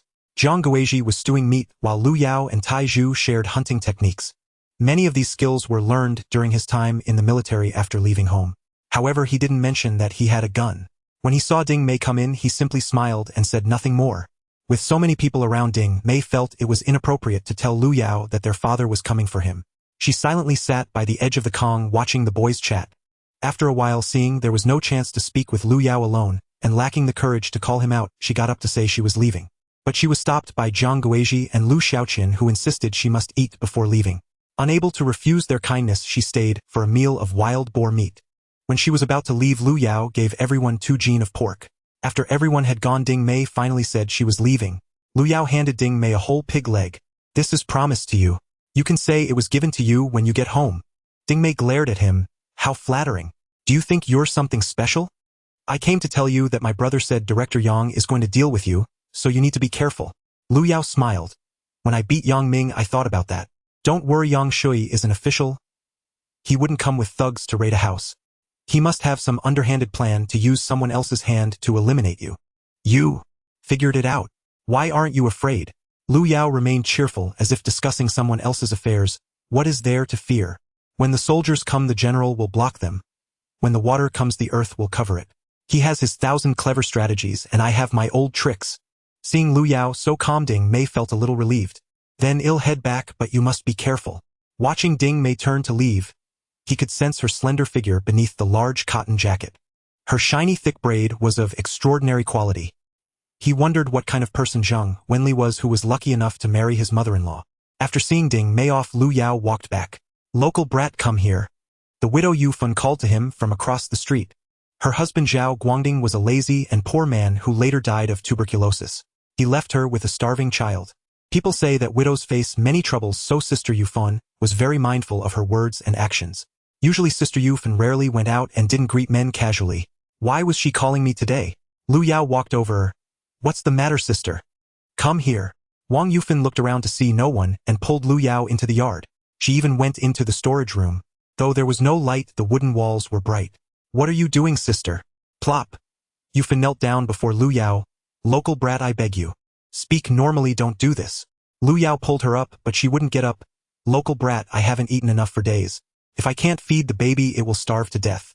Please give me some wild boar meat. You. Whatever you want, sister will agree.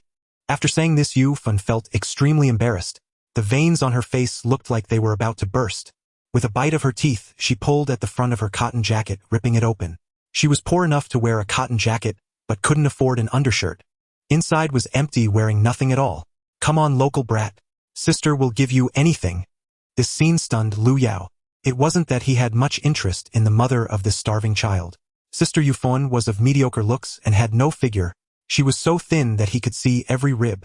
Rather, he felt that this usually timid woman, for the sake of her child, brought herself into the house. How much courage that required. Lu Yao reached out to help her fasten her clothing. Don't do this, sister. No, it's sister's wish. Please don't think poorly of me. Sister won't tell anyone. Just come, all I need is a little meat.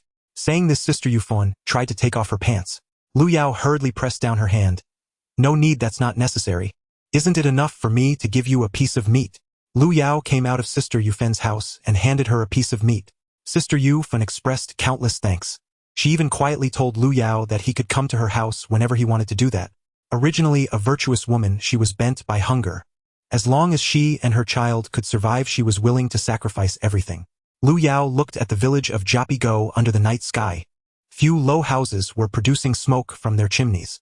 Every family was economizing, enduring hunger one meal at a time. Lu Yao thought to himself, in this life, it shouldn't just be about him becoming wealthy. He should also help the elders and villagers prosper together. Given the current policies, it was the period of planned economy, so it was unlikely to make a fortune. But helping everyone eat their fill would be good enough. Taizhu was right. They should form a hunting team. They couldn't let Ding Dahu monopolize it. He could distribute the hunting spoils, however. He wanted living like an ancestor in the village. He must be pulled down from that pedestal. There was nothing to say through the night. Lu Xiaoqian had another bout of diarrhea. In the middle of the night, she pulled Lu Yao out 3 times to squat for a bowel movement. The siblings were on one side of the snow pile, one here and the other there, chatting while doing their business. Years later, Lu Yao often thought back to those nights when he accompanied his sister to relieve themselves. By morning, neither Lu Xiaoqian nor Jiang Guizhi had gotten up, so Lu Yao got up and went out. He didn't wait for Ding Mei, nor did he call out to Taizhu and the others. Last night, he told Go Shengzi to have the siblings go find Lao Teng today. He gave Taizhu $50 to buy horsehair and beef tendons in town, and to order 200 arrowheads at the blacksmith's. Due to the many hunters, there were also bows and arrows for sale in town. However, at that time, there were no compound bows, only simple bows made of bamboo. Lu Yao felt those were just for show, lacking sufficient lethality. It was better to make his own strong bow. He assigned them tasks and went into the mountains to hunt. He didn't want to take Ding Mei anymore. Although this girl was quite headstrong, her pace was too slow. It affected his performance. Moreover, if danger really arose, it would be hard to get away with a girl in tow. What if something happened? Who would give him a daughter-in-law in the future? However, just as Lu Yao walked to the hillside at the back, he couldn't help but groan inwardly. Over by the old locust grove, a girl in a bright red cotton coat stood in the wind, smiling at him. On her back was a bow slung across her body with over a dozen bamboo arrows inserted inside. It was Ding Mei. Humph, Lu Yao, are you going into the mountains without me? Lu Yao sighed and said, "Why are you following me?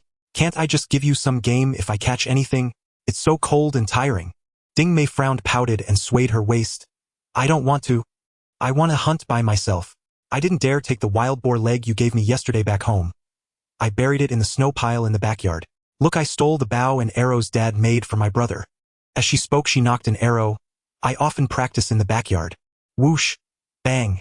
The arrow flew out, hitting a small tree. Her aim was decent, but the power was lacking. She couldn't draw the bow fully. The arrows wouldn't reach far and had no lethality against large animals. However, Ding Mei seemed quite pleased. "You go get the gun. I won't compete with you for it." Lu Yao was helpless and had to enter the woods himself to retrieve the carbine. The two of them ventured into the mountains again. After a few trips, Ding Mei felt much more familiar with Lu Yao today. They walked side by side instead of one ahead and the other behind. "Country boy, aren't you afraid of Director Yang causing you trouble?" Lu Yao shook his gun. "What's there to be afraid of? If they push me too far, I'll just shoot them. If worst comes to worst, I'll just go abroad." "You're so impressive, country boy." Ding Mei couldn't help but praise Lu Yao, who stood fearless with his gun. Then she blushed and looked away. This shy appearance made Lu Yao's heart skip a beat. This girl is so beautiful. In his previous life, when they were in the village, Ding Mei looked down on him, and they often bickered. But in his past life, he was powerless. Later, after killing someone and fleeing, his interactions with Ding Mei ended. The villagers didn't even know the disappearance of the ferryman was related to him. It wasn't until 20 years later, when they met again, that he was already in love with Zheng Shuang and about to get married. When meeting the parents, he didn't expect Ding Mei was a widow. Ding Mei had switched to the mode of making things difficult and opposing. Until she pulled out her oxygen tube, she had never shown such a shy expression in front of him. "Ding Mei. What do you think of me?" "Not bad. A poor person with lofty aspirations capable of self-reliance. You're much better than those kids from other families." What a high praise. If only she could say something like that to me in my past life, I would have been satisfied. "If you have a daughter, will you make her my wife?" "Are you sick?" Ding Mei angrily punched him twice. However, she wasn't really angry, but rather curiously asked Lu Yao, "Why do you keep wanting to be my son-in-law? Why do you always talk about such far-fetched things?" Lu Yao laughed but didn't answer. He just thought, "I'll give you a heads up, so that when Zheng Shuang grows up you won't be unwilling." After walking for a while, Ding Mei suddenly pulled out a roasted sweet potato from her pocket. "Here, eat this. I just used it to warm my hands and now it's warm enough for you." Lu Yao took it and noticed Ding Mei looking away again. He couldn't help but chuckle, so proud. Bringing me food and saying it was to warm her hands. "Thanks." Lu Yao walked while eating. When he choked, he scraped away the snow layer, dug out some clean snow, and stuffed it into his mouth to drink. After hunting the wild boar, he didn't want to hunt other small game. He directly crossed the rabbit ridge and arrived at the wild boar forest again. While walking, Lu Yao suddenly pulled Ding Mei, and the two tumbled into a nearby snow pit. "What are you doing, country boy? I sense someone watching us at 11 o'clock to our left. Did you see?" "Just a feeling." Ding Mei was quite surprised.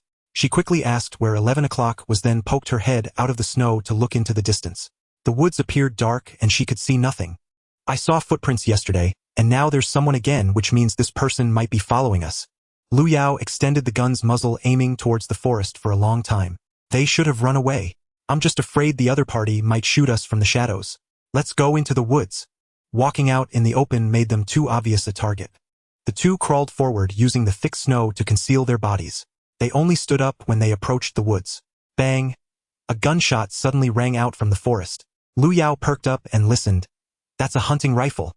It's probably fired by a Russian-style double-barrel shotgun." "Follow me." Lu Yao quickly ran towards the direction of the gunshot. The weapon's lethality within 10 meters is considerable, but beyond 50 meters it's basically ineffective. So it wasn't too frightening. Lu Yao aimed to capture whoever was secretly watching him. He wanted to see who it was. Ding Mei was 5 meters behind him, but she was falling further behind. She simply couldn't keep up with Lu Yao's pace. A minute later, Ding Mei was already 20 meters away. Lu Yao had reached the spot where he sensed someone before. He moved through the woods. The other party wouldn't discover him. Moreover, since they fired a gun, they were either encountering prey or facing danger from enemies. They wouldn't be looking in his direction. Lu Yao slowed down, holding his gun fully focused as he moved forward. Suddenly, there was movement in the grass beside him. He used the barrel of his gun to part the grass. There lay a gray wolf with half of its mouth blown off, gasping for breath. Bang! Another gunshot rang out from dozens of meters away. At that moment, Ding Mei caught up. "Wow, did you shoot a wolf?" "No, that person shot it." "Then why didn't they take it?" Lu Yao gazed towards the direction of the gunshot. That person wasn't hunting. They were being chased by wolves. Otherwise, they wouldn't have left this prey behind and run away. With a gun and still being chased by wolves. Maybe it was a pack of wolves. Lu Yao, should we pursue? I don't know how many wolves there are. In the thicket, the grass is too tall and wolves are good at hiding and ambushing. It's too dangerous to go over recklessly. Could it be my dad and the others? No way, your dad's gun is a 5-shot, not this sound. Lu Yao said as he used a knife to cut the wolf's throat. This counts as our trophy. Seeing Ding Mei looking absent-minded, Lu Yao asked, what's wrong? Isn't that person being chased by wolves in danger? You have a gun, why not go check it out? All right, but you have to stay behind me and be obedient. Lu Yao was also bold with his skills. With a carbine in hand, he wasn't afraid even if there were a dozen wolves. He found a natural pit filled with snow. Lu Yao tossed the wolf inside, then buried it with snow. He made a mark with a branch to remember to come back for it later. The two then headed towards the place where the second gunshot had sounded. Running for several hundred meters, she had already passed through the forest. Ahead lay a downhill slope where several dark spots were clearly visible on the ground covered in white snow. In front of her stood a woman wearing a floral cotton robe and a headscarf, clutching a gun as she fled in panic.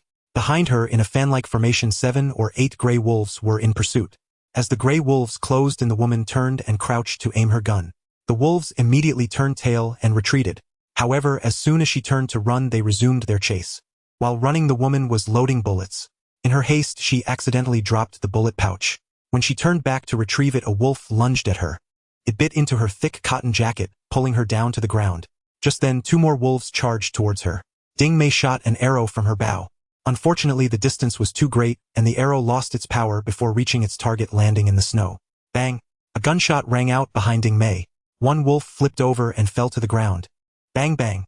2 more shots rang out and 2 more wolves fell, their skulls pierced. Ding Mei cheered, observing Lu Yao walking and shooting with the carbine held level with his shoulder. With every shot fired, a wolf collapsed to the ground. 4 wolves lay dead in pools of blood, while the remaining ones fled in panic, quickly disappearing behind the snowdrifts. Lu Yao still held his gun as he approached the woman clad in a heavy, cumbersome cotton coat. Pointing the gun at her, he commanded Ding Mei disarm her. Ding Mei reached out to take the woman's gun. Suddenly, the woman kicked Ding Mei down and then scrambled to run away. Lu Yao discarded his gun, leaping forward to pin her down in the snow.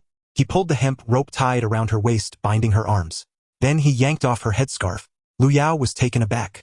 She turned out to be a stunning young girl. Her eyes sparkled like water and her features were exquisite. Beneath her tattered headscarf was such a beautiful face. Let me go. The girl glared at Lu Yao, defiantly, filled with anger but no fear. You are my captive now. What is your name and why were you spying on us? Lu Yao didn't release her. Instead, he sat on her back, tapping her on the back of the head as he inquired.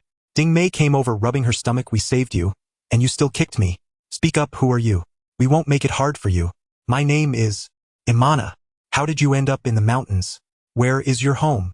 Imana was decent looking, but her Mandarin was poor, making communication quite difficult. After much effort, Ding Mei finally understood. It turned out that this girl was also 17 years old. Her home was a tribe deep in the mountains with about 70 to 80 people, all living by hunting. Imana had gone hunting with her uncle and others a few days ago when they encountered a heavy snowstorm and got separated. This was her first time venturing so far, and she couldn't find her way back. She had been alone in this mountainous forest for several days. Not recognizing the way back, she didn't dare to communicate with strangers coming from the mountain. Seeing that her hostility had lessened, Lu Yao loosened the ropes on her arms and offered her half of his roasted sweet potato. Miss, don't be afraid. As long as you cooperate, we can take you back to the village to stay temporarily until we can contact your family for you to return. Ding Mei shot Lu Yao a glance. Country bumpkin, are you trying to keep her at your home? She leaned in closer. She's quite pretty. Are you smitten? Yes, I plan to take her back as my wife. Do you have any objections? Who cares about you? Ding Mei was surprised that Lu Yao admitted it so shamelessly. She felt a bit uncomfortable inside. Imana noticed that they were young people around her age, and her guard began to lower. Seeing Lu Yao kill the hungry wolves with such precision, she admired him. She nodded, agreeing to return to the village with them. The 3 of them couldn't possibly carry back the 4 dead wolves. Therefore, Lu Yao found a snow pit to bury 3 of the dead wolves, placing stones on top as markers, planning to retrieve them later when he brought Tai Zhu and the others back. Fortunately, in the depths of winter with temperatures below freezing, the meat would not rot. The 3 of them dragged a wolf weighing dozens of pounds without much effort. They turned back to the forest to retrieve the one they had just seen. As soon as they entered the forest, Lu Yao sensed something was amiss. The grass around them stirred unlike the sound of the wind. Imana was also very alert, otherwise, she wouldn't have survived alone in the mountains for so long. They quickly crouched down and scanned their surroundings. In the primeval forest, towering ancient trees were countless, their gigantic canopies blocking out the sun, casting the forest into darkness. Dingmei, who was following behind, also observed carefully. She glanced back and was startled. Country bumpkin, it's a wolf pack. Lu Yao turned to look. On the snow-covered hillside outside the forest, several black shadows emerged, numbering at least 50 or 60. The 3 wolves they had buried were dug up, and a dozen wolves were gnawing at their carcasses. It seemed these wolves hadn't eaten for a long time and were extremely hungry. Otherwise, they wouldn't easily feast on their companions. The remaining wolves did not approach directly, but gradually spread out, closing in on the woods. At this moment, the rustling of grass in the woods grew louder. Lu Yao fired a shot. The noise from the grass stopped. However, the grass on the other 2 sides continued to rustle. In some places, the grass was short enough to reveal the bluish-gray backs of wolves. In the shadows, it was impossible to see how many wolves were present. Lu Yao felt a huge oh no wash over him. What was going on? Were there this many wolves in the wild boar forest? He had never heard of this. Could it be that this year's snowfall was too heavy, making it difficult for the wolves to hunt, and they all gathered here? A rough count showed that there were just as many wolves in the woods as outside. With a pack of over 100 wolves attacking, the 3 of them were in grave danger. Imana had only about 10 bullets. Lu Yao was careful with his limited ammunition, fearing he might lose it while running through the mountains. To be safe, he didn't bring all his bullets with him, only taking 50 rounds. He felt that with 50 bullets he could deal with tigers or wolves. He never imagined he would encounter such a large pack of wolves. Even if he shot 1 wolf at a time, he couldn't eliminate them all. He had never expected to face such a massive wolf pack. Typically, a wolf pack consists of only 10 to 20 wolves. Seeing over 100 wolves gathered forming several small groups was a first for him. Otherwise, if he had brought all his bullets, he might have had a chance. But if the wolf pack hid like this in the grass, it would be difficult to take them all down. Ah! Dingmei screamed as a wolf leaped out from the grass and bit her on the backside through her cotton pants. With the distance too close, Lu Yao was afraid of accidentally shooting Dingmei. Lu Yao aimed his gun, and the sharp bayonet pierced into the side of the wolf. The starving wolf staggered, carrying a mouthful of cotton, as it retreated a few steps. Then another wolf approached, circling around to Lu Yao's back. Bang! Imana fired a shot, and the surrounding wolves temporarily retreated a few steps. However, these starving wolves were undeterred by the gunfire and would not give up on the 3 meals before them. Get up a tree, Lu Yao decisively commanded. At this moment, not knowing the enemy's formation or which side had more wolves rushing out would be extremely dangerous.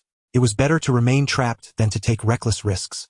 Imana, having grown up running in the mountains, was quite agile. In a few swift movements, she climbed up a tree thicker than her waist. Perched on a branch, she leaned down to pull Dingmei up with her double-barreled shotgun. Lu Yao looked around cautiously, then pushed Dingmei's backside to help her up. Dingmei then tried to reach into her cotton pants with one hand. Ah, what are you doing? Lu Yao also felt something was off.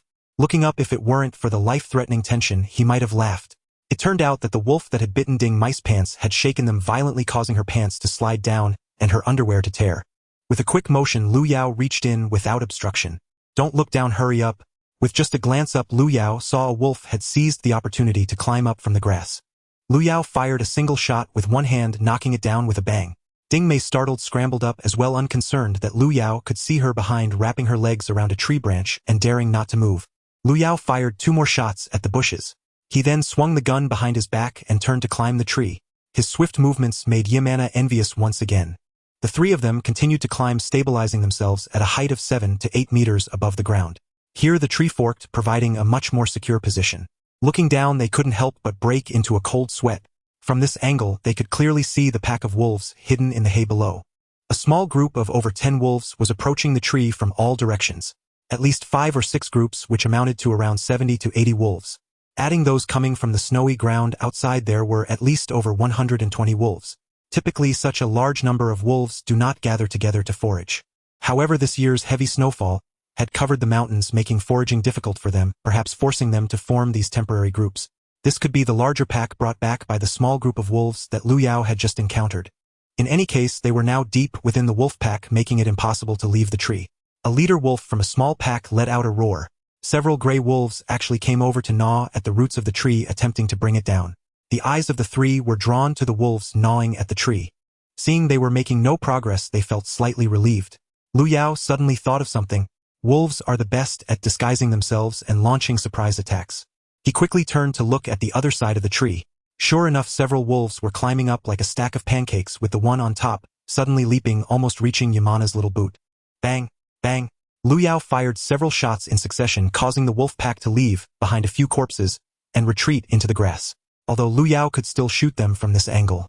However, the wolves were already hungry to a certain extent.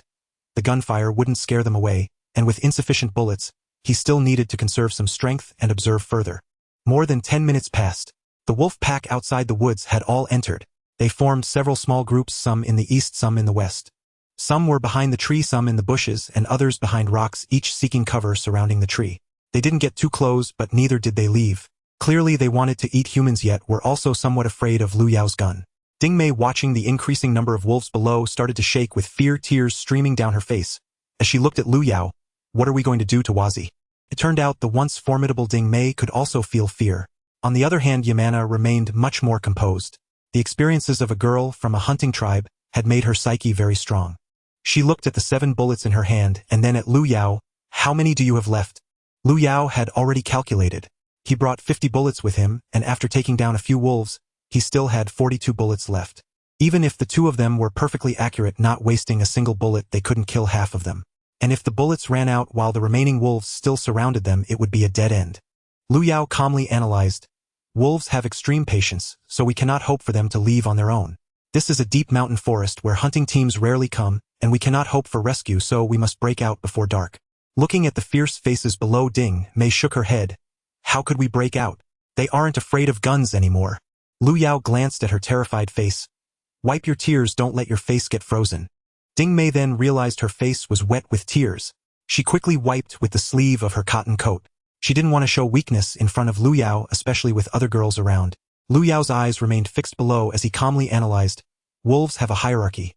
If we can take out the lead wolf, its death will inevitably cause temporary chaos.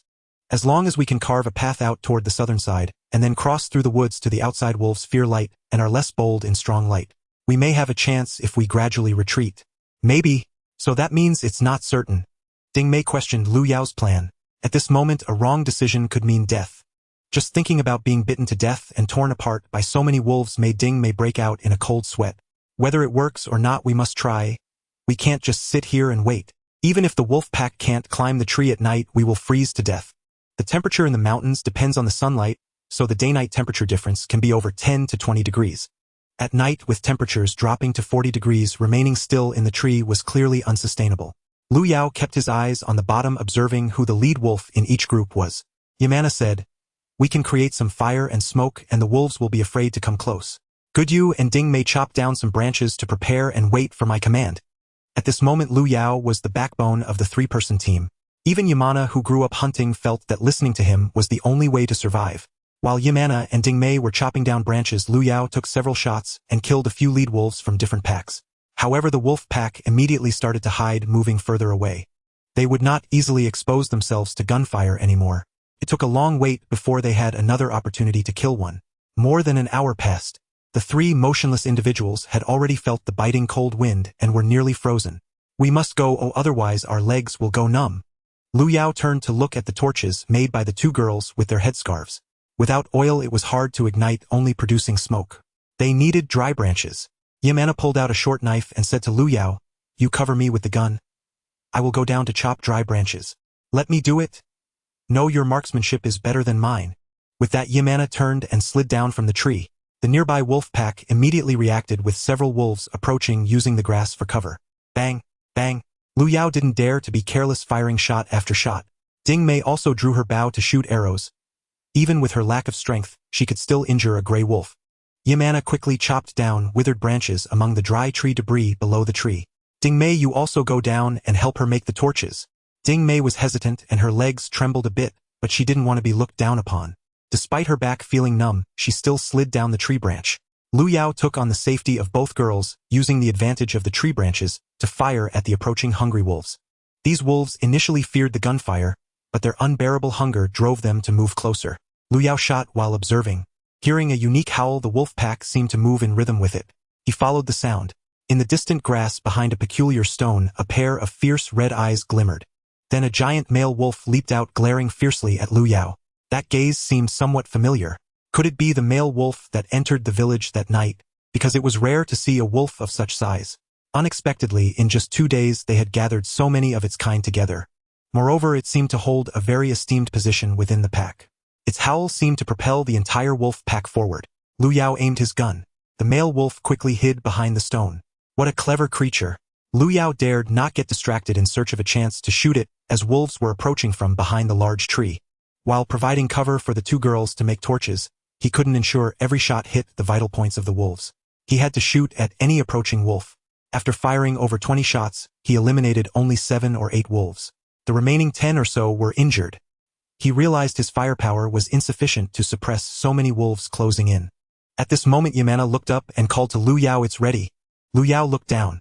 Ding Mei had already used matches to ignite the grass and then used the grass to ignite the dry branches. She also lit the torch that had been wrapped with the headscarf earlier. In an instant thick smoke billowed, causing Lu Yao to cough violently on the tree. Lu Yao quickly jumped down from the tree. As he landed, the howl of the male wolf suddenly grew louder.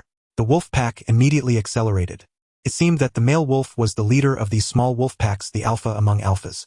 It was determined to lead the pack in revenge. Unfortunately, he couldn't accurately shoot it down. Retreat! Following Lu Yao's formation, he led the way with his gun, while Ding Mei waved her torches, releasing flares. Yamana held a hunting rifle at the rear.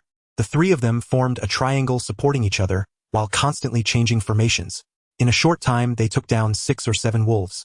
Hurry up! The 3 of them quickened their pace, charging southward. The several alpha wolves ahead had already been taken down by Lu Yao, making the pack somewhat disorganized. They broke through the defense line in a rush. Lu Yao covered the 2 women as they ran. The journey of a few minutes felt as long as centuries. Finally they broke out of the woods. "You 2 run."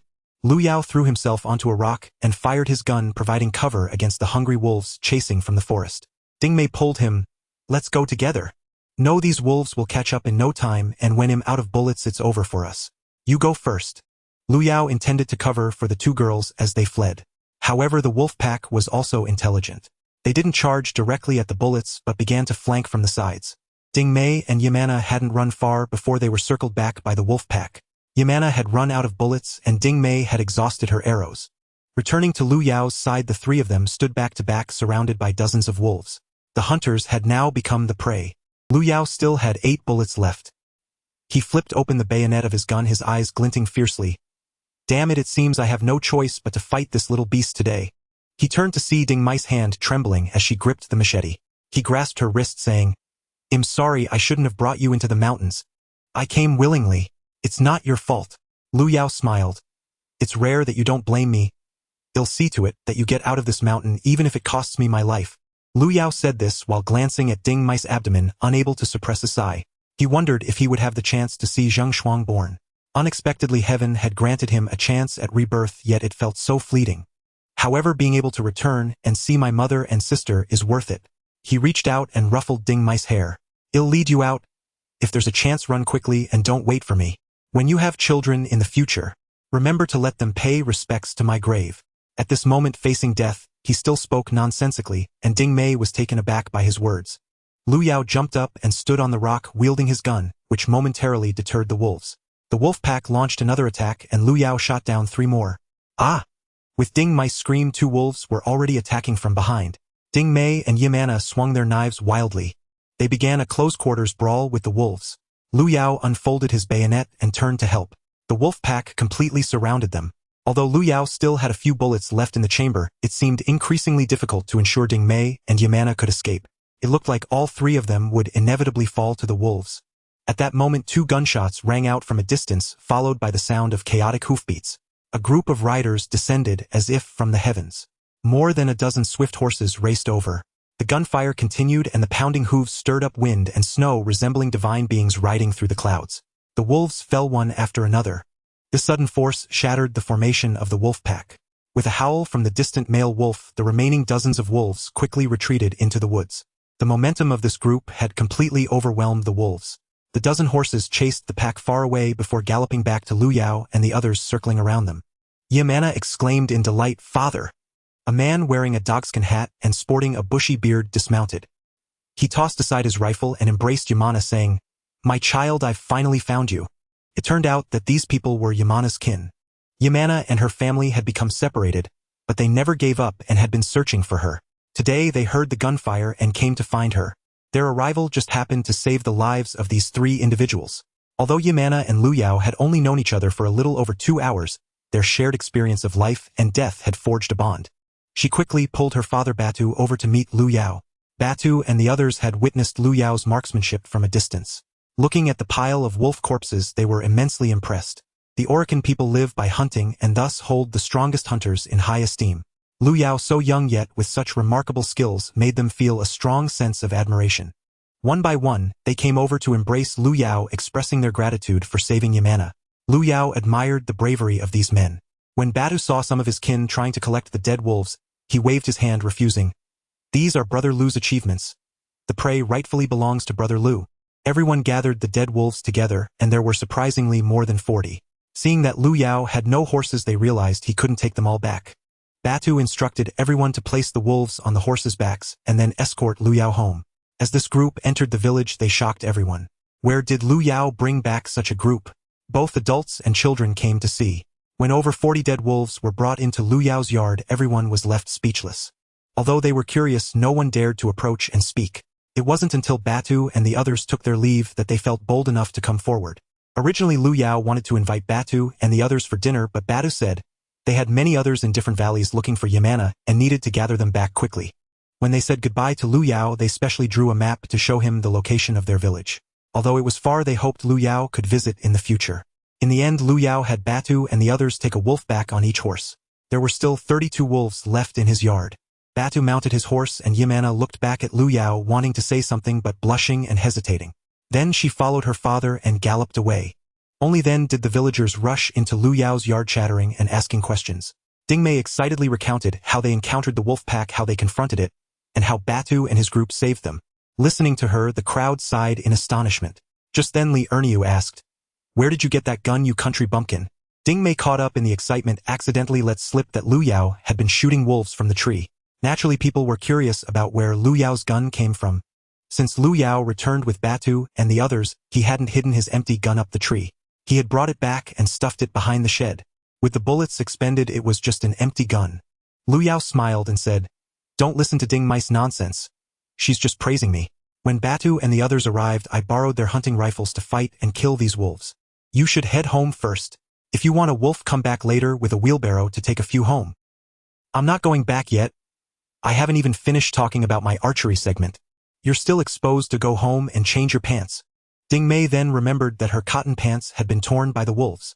Frightened, she quickly covered her rear and ran home. After that, everyone listened to Lu Yao's version of the story. Naturally, Lu Yao altered the story of the carbine. At that moment, he felt a strange gaze among the crowd. Everyone looked at him with admiration and envy, except for one pair of eyes that was less than friendly. Looking up, he saw the person quickly turn away. It was a burly figure limping away. Was it Zhang Matzi? Lu Yao's heart tightened. Did he know that his gun and bullets were lost? If he did, he would certainly suspect Lu Yao. An expert could tell from the wolf carcasses what kind of gun had killed them. It seemed he needed to report him soon, or otherwise this ruthless bandit would be a constant threat. Turning to Jiang Guizhi and his younger sister Lu Xiaoqian, he said, "Mom, check on these wolves and freeze them. Anyone in the village over 60 can receive 2 pounds for free. The rest can trade 1 pound of cornmeal for 1 pound of wolf meat." Upon hearing this, the outside crowd was overjoyed. Those with elderly rushed home to bring them for meat. Those without elders hurried home to get cornmeal to trade for meat and have a feast. Although wolf meat is coarse and smelly, soaking it in cold water and marinating it with spices and white wine makes it tasty. It's still better than having no meat at all. In the backyard, Lu Chong Yu dared not come for wolf meat and sent his little sister Lu Zhang to fetch it. She held a basin and said, "Country bumpkin, grandma and grandpa are almost 70. We want 4 pounds. Lu Yao waved his hand. "You don't get any. Come back when you've completely reformed." Lu Zhang was instantly furious and ignored Lu Yao, directly running to Jiang Guizhi. "Guizhi, I'm your mother-in-law. You need to teach this country bumpkin to be filial to the elderly." Jiang Guizhi felt embarrassed and had dog Shang cut a piece of wolf meat. However, it was snatched back by Lu Yao. "I only honor virtuous elders. Those who always scheme against my mother and our family do not deserve my respect. Get lost, and be careful not to cut your little feet with the knife." Seeing that Lu Yao was serious and wouldn't give any, Lu Zhang had no choice but to angrily return to the backyard, feeling helpless even if she was unhappy. After all, her whole family couldn't contend with Lu Yao alone. Moreover, there were so many who were eager to curry favor with him. At that moment someone shouted, "Well, country bumpkin, you've stirred up trouble. Are you starting to trade openly? You hunted without permission. Who gave you the right?" As an angry shout rang out, two people entered from outside. One was a drunken middle-aged man in a grass-green military uniform without insignia. He slung a large-bellied cartridge gun, also known as a shotgun. Following him was the production team leader Ding Dahu. Everyone recognized this man. He was Gu Sanwang, the militia captain of the Shuiling commune. Ding Dahua couldn't control Lu Yao, and coincidentally Lu Yao had offended Yang Shui. Thus Ding Dahua used Yang Shui's name to target the militia captain Gu Sanwang. Upon hearing that Lu Yao had gone hunting on his own and had caught so many prey, Gu Sanwang naturally felt envious. He immediately struck a deal with Ding Dahua. During the day they came to the Lu family but didn't find Lu Yao at home. The two of them ended up drinking at Ding Dahua's place. By dusk they heard a commotion outside. The two of them stepped outside and looked around the courtyard. They saw villagers heading west and vaguely heard something about a horse team and a wolf pack. Just as they were about to go out and inquire, Ding Mei ran back. "Where have you been, Mei? You didn't even wear a headscarf, and why is your cotton coat torn?" Ding Mei was still filled with excitement. "Dad, you always say I can't go hunting, but today I went. I brought back dozens of wild wolves with the help of two Wazi." Originally she didn't dare to tell her father that she had sneaked up the mountain. However, the achievement of today was too great to keep to herself. Ding Dahua shouted angrily, "What nonsense! Who can catch dozens of wolves? Are you crazy? I'm telling the truth." Ding Dahua noticed that Ding Mei's pants were torn, and Gu Sanwang with his drunken eyes kept peeking. He kicked Ding Mei's backside. "You're a grown girl, be more steady. Go inside and change your pants." Only then did Ding Mei remember that she had come home to change her pants. She hurried into the house. Ding Dahua stopped Gu Sanwang, who was looking back at Ding Mei. "Third brother, let's go check on the Lu family. This kid Lu Yao has really been causing trouble lately." The two of them headed towards Lu Yao's house. On the way they saw some elderly ladies with small feet, old men with canes, and people carrying basins and bowls. Ding Dahua asked, "What are you all doing?" Two Wazi brought back a lot of wild wolves. The older ones get 2 pounds for free and can even exchange it for flour. "This kid is really good." The words felt like a slap on Ding Dahua's face. He usually led the hunting team into the mountains, distributing the prey they brought back. Those who followed him into the mountains could get a bit of meat. The rest were sent to the commune in the name of the production team. The commune would then trade it for supplies on behalf of the villagers. After several hands, the benefits ended up in his and Yang Shui's pockets. Of course, Gu Sanwang could also get a share. As for those who couldn't join the hunting team, they wouldn't get anything. Two Wazi actually came back to provide benefits for the villagers. "Isn't this undermining me as the captain?" Ding Dahua glanced at Gu Sanwang. Gu Sanwang hugged his box cannon. "Let's go see how capable this kid is." The two of them marched over aggressively. Upon entering, they were astonished to see over 30 dead wolves piled up in Lu Yao's yard. So many young wolves, how did this kid manage to do it? However, no matter how good a hunter you are, you must abide by the rules. My position is high, so you must listen. Thus he pushed the box cannon forward, placing it in the most conspicuous spot, and looked at Lu Yao with a proud and imposing demeanor. But it seemed that Lu Yao didn't even hear his shout. He continued to maintain order, letting everyone line up to receive wolf meat. Tai Zhu, Li Erniu, and Go Shangzi were all helping to skin the wolves and distribute the meat. Boss Chao Erden also came over to help. He had now become one of Lu Yao's fans. He had witnessed the knife-cut rascals and observed the killing of so many wolves. In his eyes, Lu Yao had become a god. Although it was cold, everyone was bustling with excitement. Some wolves had already frozen hard, so they brought them inside to thaw. A wolf skin could fetch at least 10 yuan if sold to Zhao Balong. 32 wolf skins would amount to over 300 yuan. Gu Sanwang saw that his shout did not manage to control the crowd and felt a bit embarrassed. Standing on the earthen wall, he shouted loudly, "Everyone stop. These wolves belong to the collective, so don't distribute them." Ding Dahua also pushed the crowd, saying, "Stop the noise and listen to Captain Gu." Only then did everyone shift their gaze from the wolves to Gu Sanwang, who stood on the wall. Gu Sanwang took off his cotton hat, revealing a steaming head. He brushed through the sparse hair on his balding head and cleared his throat, asking knowingly, "Who hunted these wolves?" Before Lu Yao could speak, Chao Erden had already answered for him. "These were all hunted by Lu Yao. This kid is really impressive." Lu Yao looked coldly at Gu Sanwang, knowing he had no good intentions, and remained silent. Gu Sanwang sneered, his expression neutral. "Hunting requires approval from the militia. You cannot hunt without permission.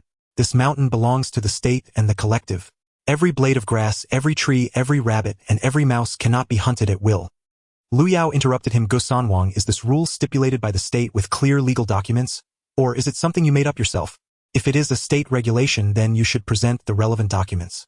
If it is something you just made up, I'm afraid you are trying to play the landlord bully of the old society, taking the resources of this mountain for yourself. Are you trying to become a capitalist? Lu Yao's words struck like a sharp dagger, piercing right through. The villagers had initially thought there was no way out after hearing Gu Sanwang's words. After all, he was an official. It seemed that Lu Yao's wolves were doomed today. However, after hearing Lu Yao's words, they felt an opportunity arise. The few men who thought they had seen the world and had been to Jiangzhou couldn't help but admire Lu Yao. His words hit the nail on the head. How did this kid think to ask for documents? How did he think to retaliate and throw a big hat at them? In these times, everyone feared being associated with capital or landlords. Gu Sanwang's father's background was poor. He had distanced himself from his father to become the captain. Lu Yao's words hit him like a heavy hammer, almost knocking him off the earthen wall. What nonsense are you talking about? I represent the Shuiling commune. I represent the collective interests. Lu Yao smiled slightly. Am I not also distributing meat for everyone? Isn't that collective? Gu Sanwang, do you think this meat should not be distributed to everyone but should be sent to your house instead? Then he looked at Ding Dehua. Why not give the meat to Captain Ding? You can give it to whoever you like, and if you don't like someone, you can sell it yourself. Ding Dehua roared angrily, don't slander me. When have I ever sold anything myself? Gu Sanwang was also furious. When did I say it shouldn't be distributed to everyone? Originally they had come to question Lu Yao, but a few words from him, Gu Sanwang then realized. Lu Yao's words seemed to be directed at him, but were actually inciting the masses and stirring people's hearts. He quickly shouted Lu Yao to Wazi without saying anything else. I now detain your wolf meat in my capacity as militia captain.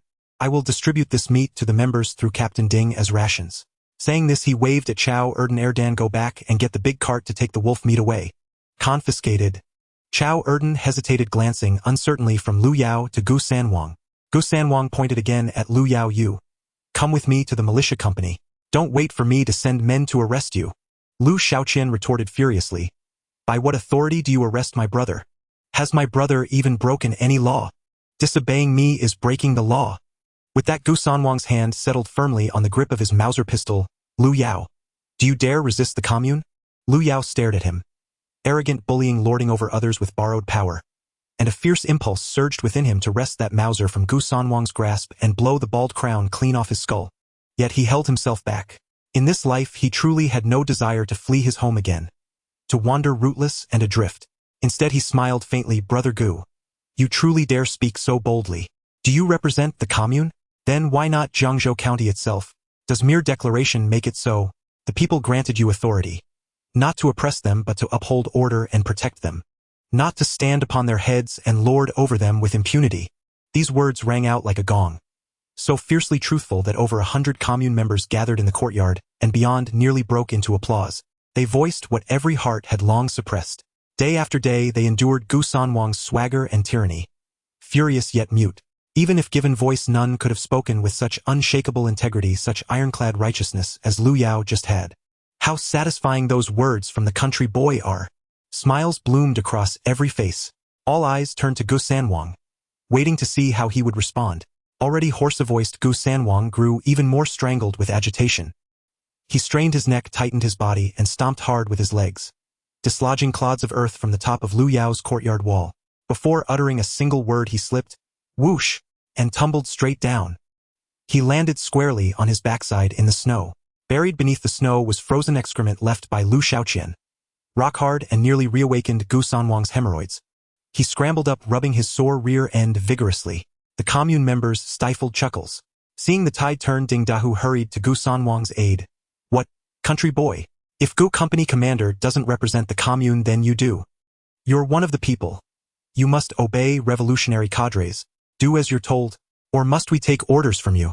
Hearing this, Gu Sanwang instantly seized upon the logic. He immediately adopted official rhetoric precisely.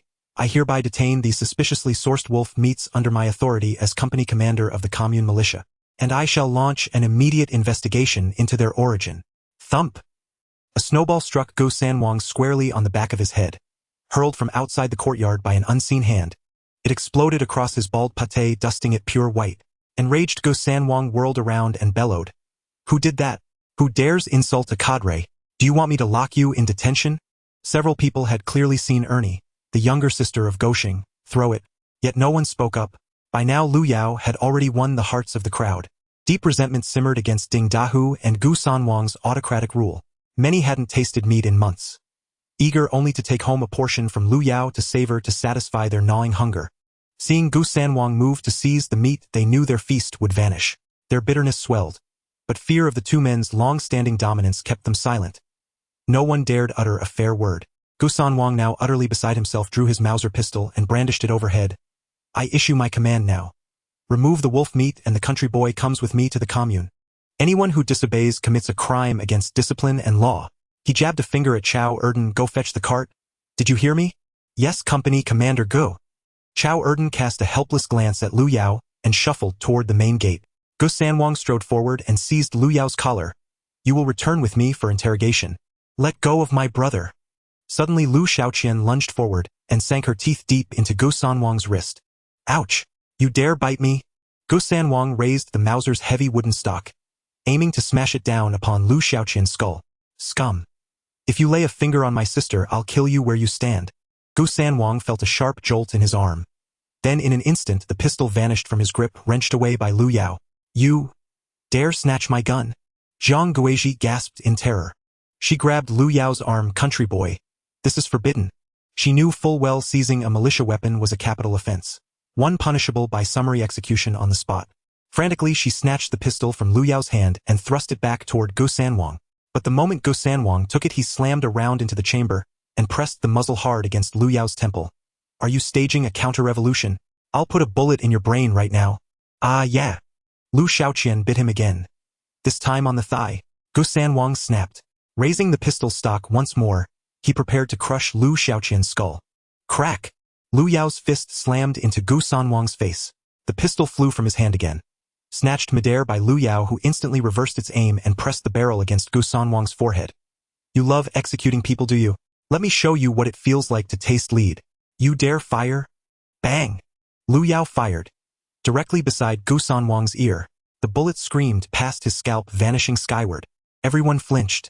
Gu Sanwang dropped to his knees, clutching his head and curling tightly into a ball on the ground. Bang! Bang! Bang! Lu Yao fired 3 more rounds into the snow beside him. Gu Sanwang rolled wildly across the snow, shrieking, No! Don't shoot! Spare me! Kneel, scoundrel, or I will execute you! Gu Sanwang's soul fled his body. He knew the lethal certainty of bullets. This country boy's eyes blazed with fury, his face twisted in cold, murderous resolve. What if the next shot veered even slightly? His life would be forfeit. Trembling, he began to rise, then sink onto his knees. Ding Dahu, staring at the still smoking barrel in Lu Yao's hand, dared not utter a single word. Every commune member stood frozen, eyes wide with disbelief at the sudden staggering reversal. All understood forcing Gu Sanwang to kneel was easy, but Lu Yao had now ignited a perilous conflagration. How in heaven's name would he extricate himself? At that very moment 2 figures entered through the courtyard gate. Enough nonsense. Utter nonsense. Lu Yao, lower your weapon. Gu Sanwang, you've lost all dignity. The crowd turned. A middle-aged man in crisp military uniform stood tall, broad-browed, sharpied, commanding in bearing. Beside him walked a young woman, immaculately dressed and poised with effortless grace. Amid the rustic farmers she stood apart, like a crane among chickens. They had arrived earlier. Outside the wall, onlookers had been too absorbed watching the brawl, gunfire included, to notice newcomers. The pair had watched silently from beyond the wall, leaning on their bicycles until the crisis escalated. Until Lu Yao's barrage of shots drove Gu Sanwang to the verge of abject surrender. The military officer could bear it no longer, and strode in to intervene. Lu Yao and Gu Sanwang both looked up, and recognized him instantly. Zhu Zhenghua, the director of the Armed Forces Department. Gu Sanwang's appointment as militia company commander had come directly from Zhu Zhenghua's own hand. Seeing his superior, Gu Sanwang's eyes brimmed with tears. Director Zhu, you've arrived just in time. This boy seized my weapon. Silence. I've seen everything. Zhu Zhenghua, a career soldier, possessed a spirit unbending as tempered steel. One glance at Gu Sanwang's crumpled, tear-streaked figure told him plainly he had chosen poorly. At the time, Commune Director Yang Shui had strongly recommended Gu Sanwang, and Zhu Zhenghua, trusting his judgment, had failed to investigate thoroughly. Now he saw the truth. This spineless man was wholly unfit for leadership. A militia officer collapsing before so many witnesses. Zhu Zhenghua felt his own face burn with shame. Enough. Cease this pitiful display. Effective immediately, your command is revoked. What? Why? I've committed no offense, Comrade Director. Gu Sanwang had expected Zhu Zhenghua to shield him. Never imagined his first act would be to strip him of rank. He had never dreamed his entrance would begin with dismissal. As the leader of the team, he surprisingly begged for mercy in fear of gunfire. This was intolerable for Zhu Zhenghua. Lu Yao was the best at adapting to the winds. Upon seeing Zhu Zhenghua enter, he immediately handed over the gun. Minister Zhu, he is indeed unqualified to be the squad leader. What we need is a hero who protects the peace of the community, not a bully oppressing the common people. At this moment some voices from the crowd chimed in. Indeed, he used to be so arrogant. When my family lost a string of mushrooms and I went to him for help, he chased me away. Right, he took a basket of sweet potatoes from my house without paying. We dug them ourselves in the mountains. Moreover, that day, he knocked down my grandson while riding his bike and scolded us for not watching where we were going. What's that? His cousin Yang Lanzi wanted to date my daughter, and when we disagreed he beat me up. As the saying goes, when the wall falls everyone pushes it down. Just a moment ago everyone had been fearful of Gu Sanwang. However, after Lu Yao seized the gun and gave him a beating, he was left begging for mercy. His image was completely shattered. With the leader's appearance he was directly dismissed, so who was still afraid of him? He was no better than Ding Dahu, who at least was tall and strong. If Gu Sanwang did not have the position of captain, he would be outmatched by anyone when it comes to courting a good woman. So who was still afraid of him?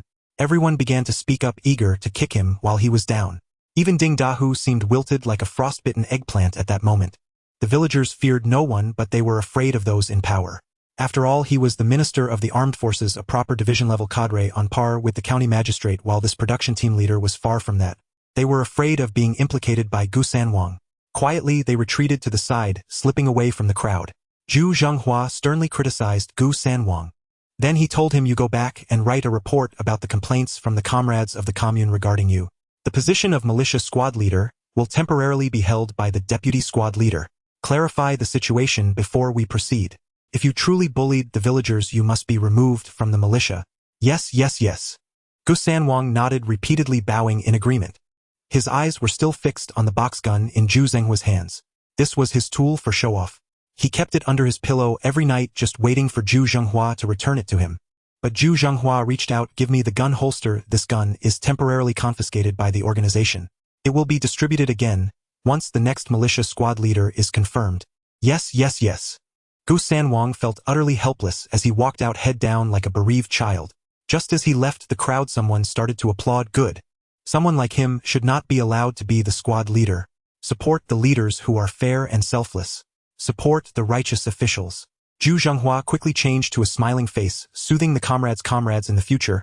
I will pay more attention to our commune's militia squad, and will definitely not let similar incidents happen again. At this moment, Ernir shouted from the crowd, leader, why not let Tuwazi Gij be the militia squad leader?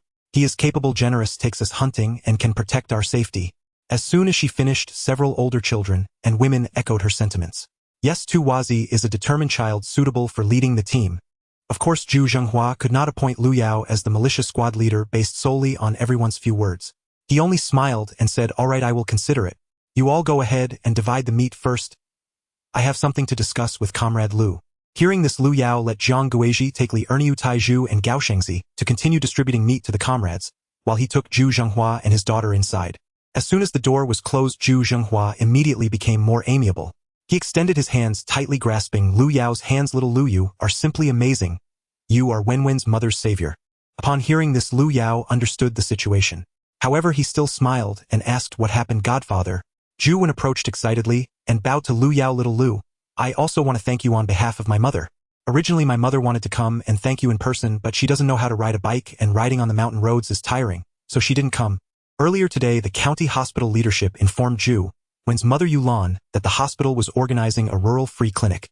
They hired a large bus along with 2 doctors and 3 nurses, taking some equipment to provide free medical services at a nursing home in the Mountain Bay commune under Zhangzhou. Since they left quite late, it was uncertain if they would return that day. Before leaving, Yulan called Zhu Wen to say she might not return tonight. Zhu Wen suddenly recalled what Lu Yao had said. She asked Yulan what kind of vehicle they were taking. When Yulan mentioned the large bus, Zhu Wen immediately opposed it. She insisted that her mother must not go. Although they weren't very convinced by Lu Yao's words, it was better to believe it than not. After all, it was a lingering concern in their hearts. Unable to persuade her daughter, Yulan pretended to be unwell and took a leave of absence. As a result, the large bus left Zhangzhou, and before reaching the Mountain Bay commune, due to slippery roads the driver lost control and fell off a cliff. It fell from dozens of meters high and the fuel tank exploded. None of the 5 people on the bus survived. Hearing this news, Yulan was completely dumbfounded. She hurriedly told her husband and daughter. The family of 3 was utterly shocked. They couldn't understand how Lu Yao could predict events days in advance. Regardless, they had to be grateful to Lu Yao. Otherwise, Yulan would have certainly perished on the spot. Zhu Zhenghua was also very eager to know how Lu Yao had predicted this accident and what else he might know. Thus, he immediately wanted to meet Lu Yao. Since leaders cannot engage in superstitious practices, he also dared not tell anyone that Lu Yao had predicted this accident. So the father and daughter rode for dozens of miles, arriving at Jiapigu village in Shuiling commune. After a few words, they looked earnestly at Lu Yao. They wanted him to unravel the mystery. Although Lu Yao had spoken the truth to Zhao Balai that was among fellow brothers, he had no principles to speak of with them. As long as it was a brotherhood, he would not betray you regardless of right or wrong sharing the same fate. Thus it was fine to say nothing to Zhao Balai. Zhu Zhenghua was different from Zhu Wen. He was a person on the path of public service with principles, knowing what he could and could not do. Naturally, he would say what needed to be said and keep silent on what should not be disclosed. Lu Yao then smiled. I said I knew how, but I was afraid you two wouldn't believe me. Recently, I've developed a strange ailment. I can foresee the future in my dreams. Of course, it isn't frequent, but rather random. Please elaborate. Zhu Zhenghua looked at Lu Yao with a half-understanding expression, his face showing a demeanor of seeking guidance. Lu Yao smiled and said, let me give you a recent example. Some time ago I dreamed that I would encounter a pack of wolves on the mountain, but not only would there be no danger, I would also meet noble people to help me. I couldn't determine the exact day, but it happened today. When I went up the mountain, I was surrounded by a pack of wolves, but a group of hunters from the Orican tribe appeared, not only rescuing me, but also giving me a large amount of game they had hunted. Lu Yao said, when I visited your home and saw my godmother that day, I suddenly remembered that I had seen her in a dream and there was a car accident. However, the dream was not so clear, so I couldn't specify the exact day or time. Otherwise, I would have done my utmost to prevent the tragedy from happening. I would not let my godmother's colleague lose their life. But if I said I dreamt about it that day, you wouldn't believe me. I can only say that I can read fortunes. Actually, I know that even if I say I can read fortunes, you might not believe me. But still, thank you, Sister Zhu Wen, for believing me. Zhu Zhenghua and his daughter Zhu Wen exchanged glances. Not believing yet the facts were right before them. Believing, could this young man predict the future?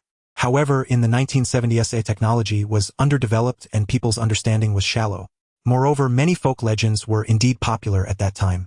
Even in the 1980s, the Qigong masters appearing on the Spring Festival Gala were still believed by the common folk. In fact, they were later confirmed to be charlatans.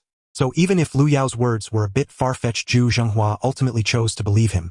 Xiao Lu, what else have you dreamt about? About me, is there anything? Lu Yao smiled and said, not for now, but if something major happens, I think I will dream about it. Zhu Wen asked, have you had any dreams that you haven't told us? Lu Yao looked outside the door and said to Zhu Zhenghua, Godfather, actually I had another very outrageous dream. But I can't just blurt it out. If I say it and you label me as a rumormonger creating panic, I'm done for. After all, dreams aren't substantiated. Zhu Zhenghua was already completely intrigued by Lu Yao's words. Shaking his head, he said, we are family with the door closed. You are my godson and Zhu Wen is your sister. Would we report you or label you with a big hat? Lu Yao wanted to hear him say this. He then said, today is the 7th day of the 12th lunar month, which is also the 30th of the Gregorian calendar. So I had a dream before dreaming that before the New Year's Eve, Zhangzhou would definitely conduct an operation to eradicate the remnants of bandits led by the newly appointed police chief, with the armed department organizing militia to cooperate. And this new police chief is a woman in her 30s with short hair surnamed Mei. After all, it was a dream and it wasn't entirely clear. However, based on the accuracy of my previous dreams, I feel that it cannot be wrong. Hearing this, Zhu Zhenghua laughed out loud. Xiao Lu, I'm afraid your dream might not be credible. I am an old friend of the current chief Lao Feng. We were chatting together yesterday. He said the Revolutionary Committee has already informed them that after the new year, there will be a joint inspection with the business department. The main targets are those engaging in speculation and the crime of selling goods. He is still deploying security measures during the new year, so how could he change the chief before the year ends? You also spoke quite convincingly, and a woman in her 30s, yet I have no idea about any woman named Mei. Zhu Wen, fearing that Lu Yao might feel awkward, quickly interjected. Oh, Dad, he said it was a dream. Why are you taking it so seriously? I dreamed I was the county magistrate last night. Do you take that seriously too? Upon hearing this, Lu Yao looked at Zhu Wen, attentively confirming she was joking, which relieved him. He initially thought she might also have prophetic abilities. However, she was indeed correct. In the future, she really became the leader of Jiangzhou. But not as a county magistrate or after the change to a city, she became the mayor. If I could accelerate history, perhaps I could help her get promoted a bit earlier. In my past life, I was still in the village in 1974. I was aware of the movements from above. At that time, Jiangzhou had a female bureau chief who took office, and it was widely discussed. I also saw Director Mice's photo in the village committee's newspaper looking as beautiful as a star. If I say it's a dream, then even if it's not accurate, the Zhu family can't say anything. If it proves to be true, then Zhu Zhenghua will definitely value me even more. By getting acquainted with these two, even if they don't provide me with support, at least others would think twice before bullying me. Yang Shui, even if he wants revenge for his son, wouldn't dare be too public about it. Upon hearing Lu Yao's words, although Zhu Zhenghua was skeptical, he was also puzzled. At the very least, Lu Yao's prediction that his wife would have a car accident turned out to be accurate. If it weren't for his reminder, one wouldn't have been able to stop her mother from going to work. His wife wouldn't have found an excuse to avoid going to the countryside. Then it was definitely a disaster waiting to happen. Now Lu Yao is making another prediction. Anyway, it won't be long before we see if it's true. Once is a coincidence, but the second time surely won't be a fluke. This requires a few days of practical verification. If this time it's accurate again, then he must take good care of this godson from now on. If he dreams of any significant event, it would be like having a prophet by his side. As for Lu Yao saying he dreamed of encountering a pack of wolves on the mountain, it cannot be verified. Of course, Lu Yao was also just randomly saying that to set up his other predictions. Lu Yao had crossed over and had already changed his history, thereby altering the future of many people around him. However, historical events unrelated to him would likely still occur as scheduled. Using these matters to prove his predictions in the future, both Zhu Zhenghua and Zhu Wen would definitely fully support his plans. The three of them were chatting happily. Outside, the villagers were very curious about the conversation between Lu Yao and Zhu Zhenghua. How did a little kid like Lu Yao get in touch with such a high-ranking leader like the armed minister? Moreover, he even brought a beautiful young lady to personally discuss matters. Could it be that he had his eye on the local girl and wanted to recruit a son-in-law? Thinking about it is one thing, but curiosity is another. No one dared to eavesdrop at the window. Everyone outside was dividing the wolf meat. Outside the yard, two people were closely watching the people inside the house. However, concern was useless. Without getting close, they couldn't hear the sounds inside or see anyone. One was Ding Dahua, who was unwilling to accept the situation. The other was Zhang Matzi, who had returned. Zhang Matzi examined the wounds of the wolves and found a bullet casing when Dog Shang was dividing the meat. Zhang Matzi recognized it as a casing from a carbine. Having once lived in the mountains and turned to banditry, he also understood the Orokin people, who were nomadic hunters.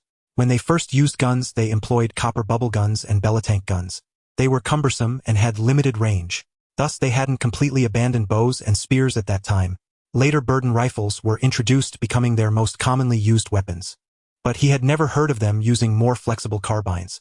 Most of these wolves were killed by carbine bullets. Those shot in the forehead were a dozen or more. This indicates that they were shot in the head while facing a direct assault. A pack of wolves would not attack hidden against a large group of hunters. Those hit in the back of the head or buttocks were shot during a pursuit. This mountain bandit was also an experienced hunter. Thus, upon seeing the bullet holes, he made a few guesses. These wolves attacked when surrounding one or two people. And this person used a carbine and had excellent marksmanship. However, the sheer number of wolves did not completely drive them away. When he was trapped, the Orokin appeared and rescued him. So who was this person using the carbine? Was it the local boy? Was it Ding Mei? This was absolutely impossible. He had watched these two children grow up.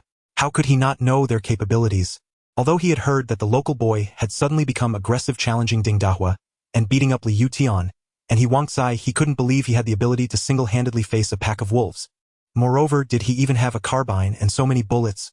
Zhang Matzi, full of suspicion, returned home. He lifted the lazy Xilian lying on the Kong. Xilian was quite happy. Why is the head of the family so fierce today? Could it be the effect of the ginseng soup I secretly gave him? She quickly lay on the Kong, raising her butt. However, after waiting for a long time, Zhang Matzi did not touch her. Turning around, he saw that Zhang Matzi had thrown the bedding aside and uncovered the Kong mat. Zhang Matzi had hidden his gun here for many years. Although he sometimes took it out to clean, the intervals were not short. This time he hadn't cleaned it for over a month. At this moment, when he opened the hidden compartment, he was instantly dumbfounded. Where is my gun?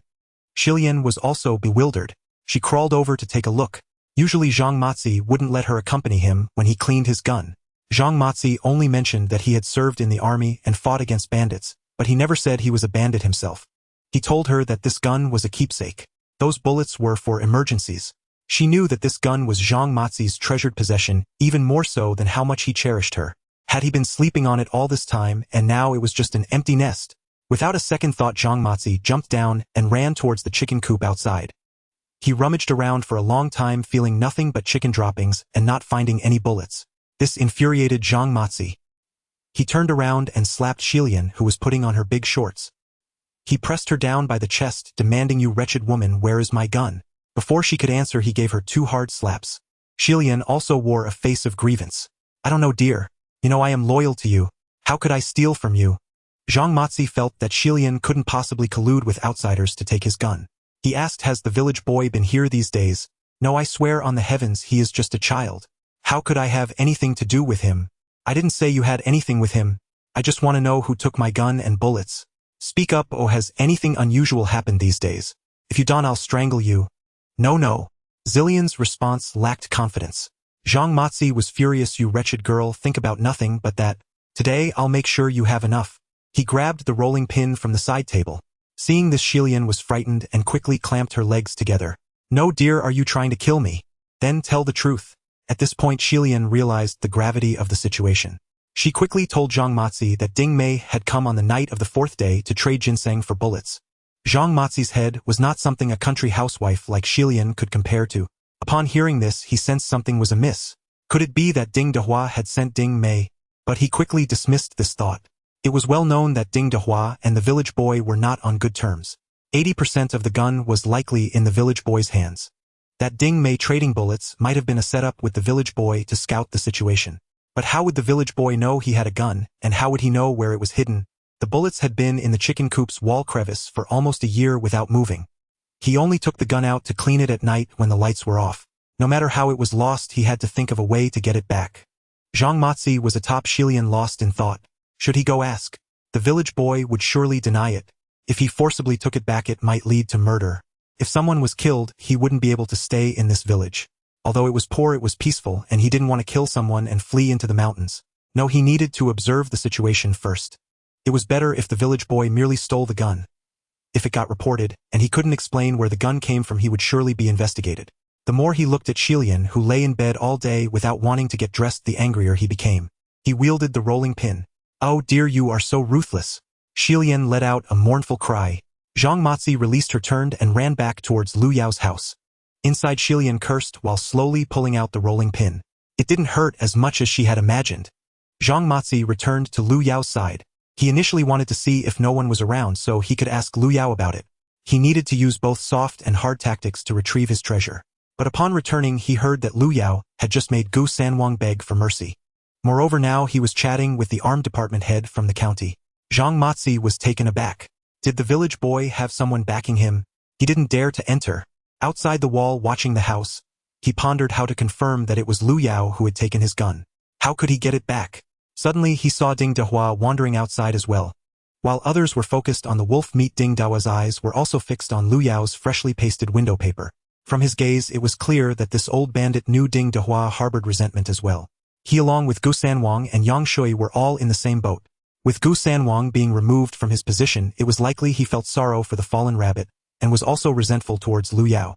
Zhang Mozi was a lone wolf and didn't want to form alliances. Seeing Ding Dehua like this, he decided to back off. He kept his distance and observed.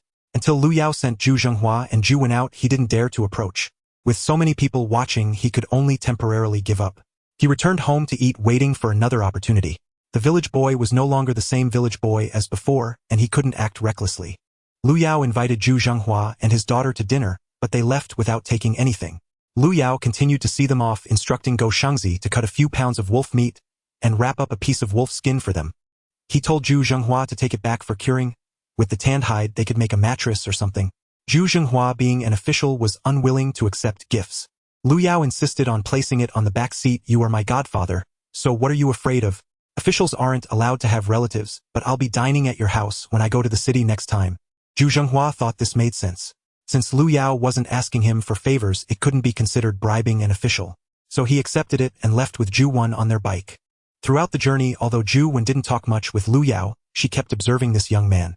She felt that he spoke in a well-organized manner, balancing tension and ease.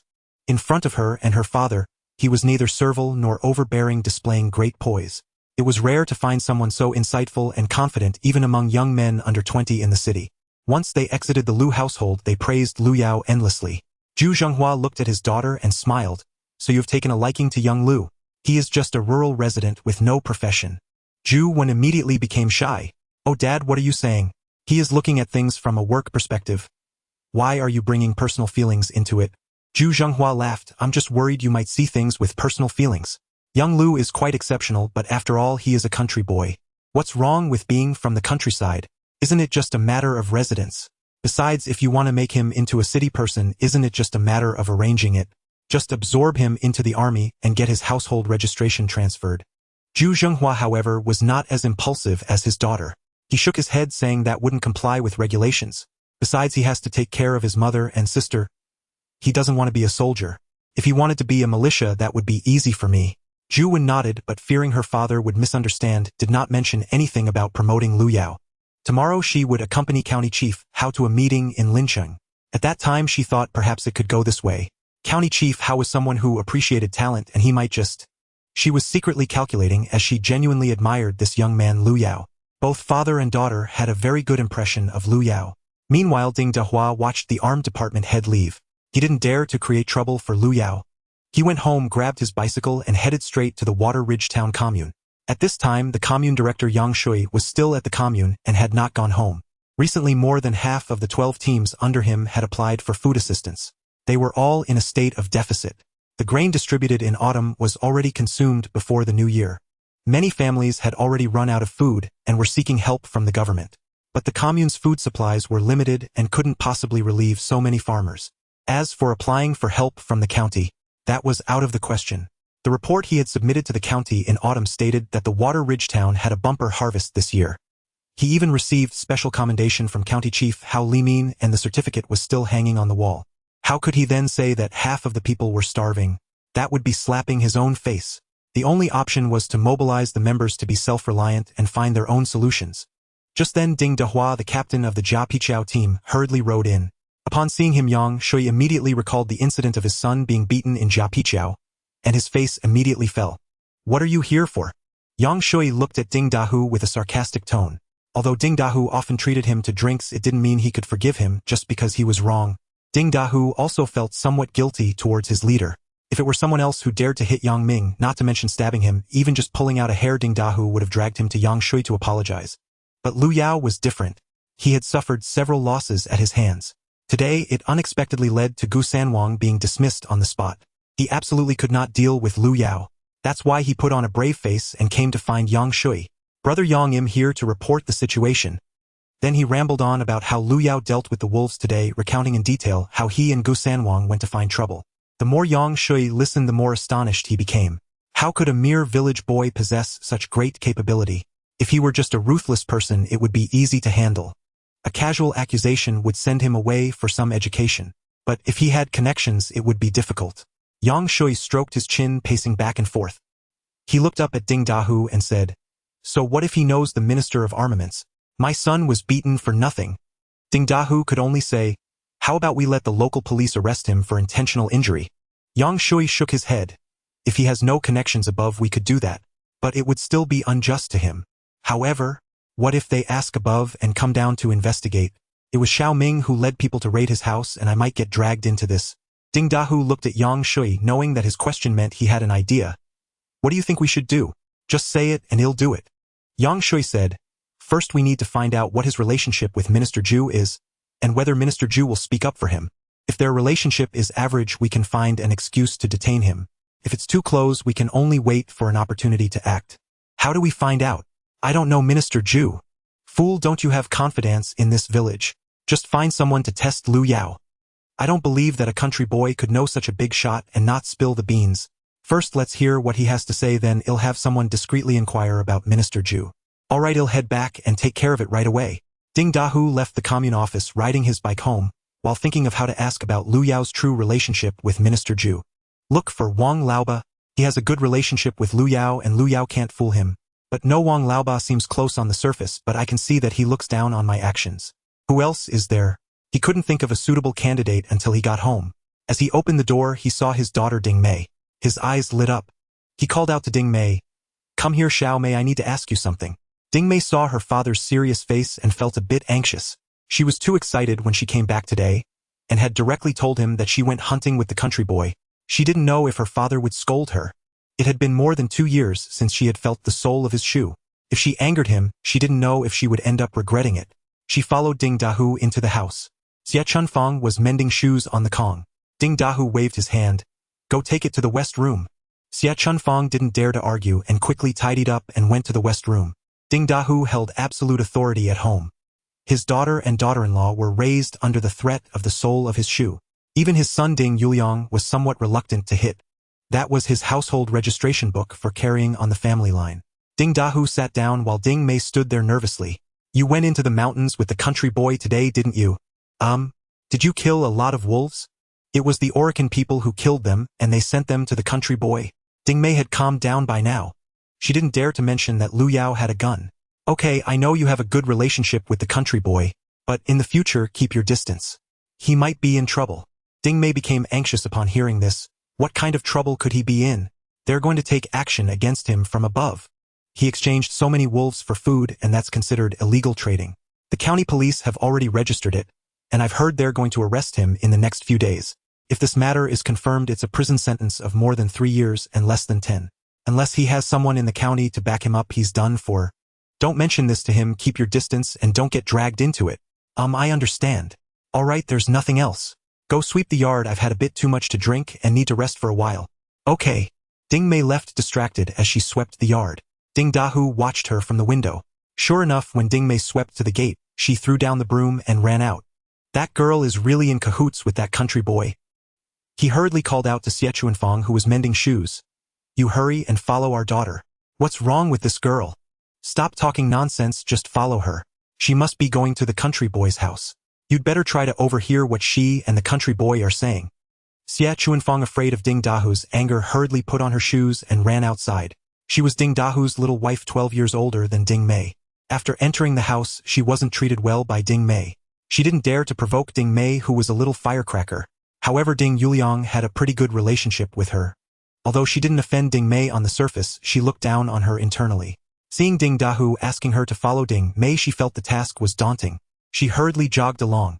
From a distance, she saw Ding Mei walking towards Lu Yao's house and quietly followed behind. Lu Yao's family had already finished distributing the wolf meat. Each wolf yielded about 30 pounds of meat. 32 wolves produced over 1,000 pounds of meat. They gave the elderly those over 62 pounds each as welfare.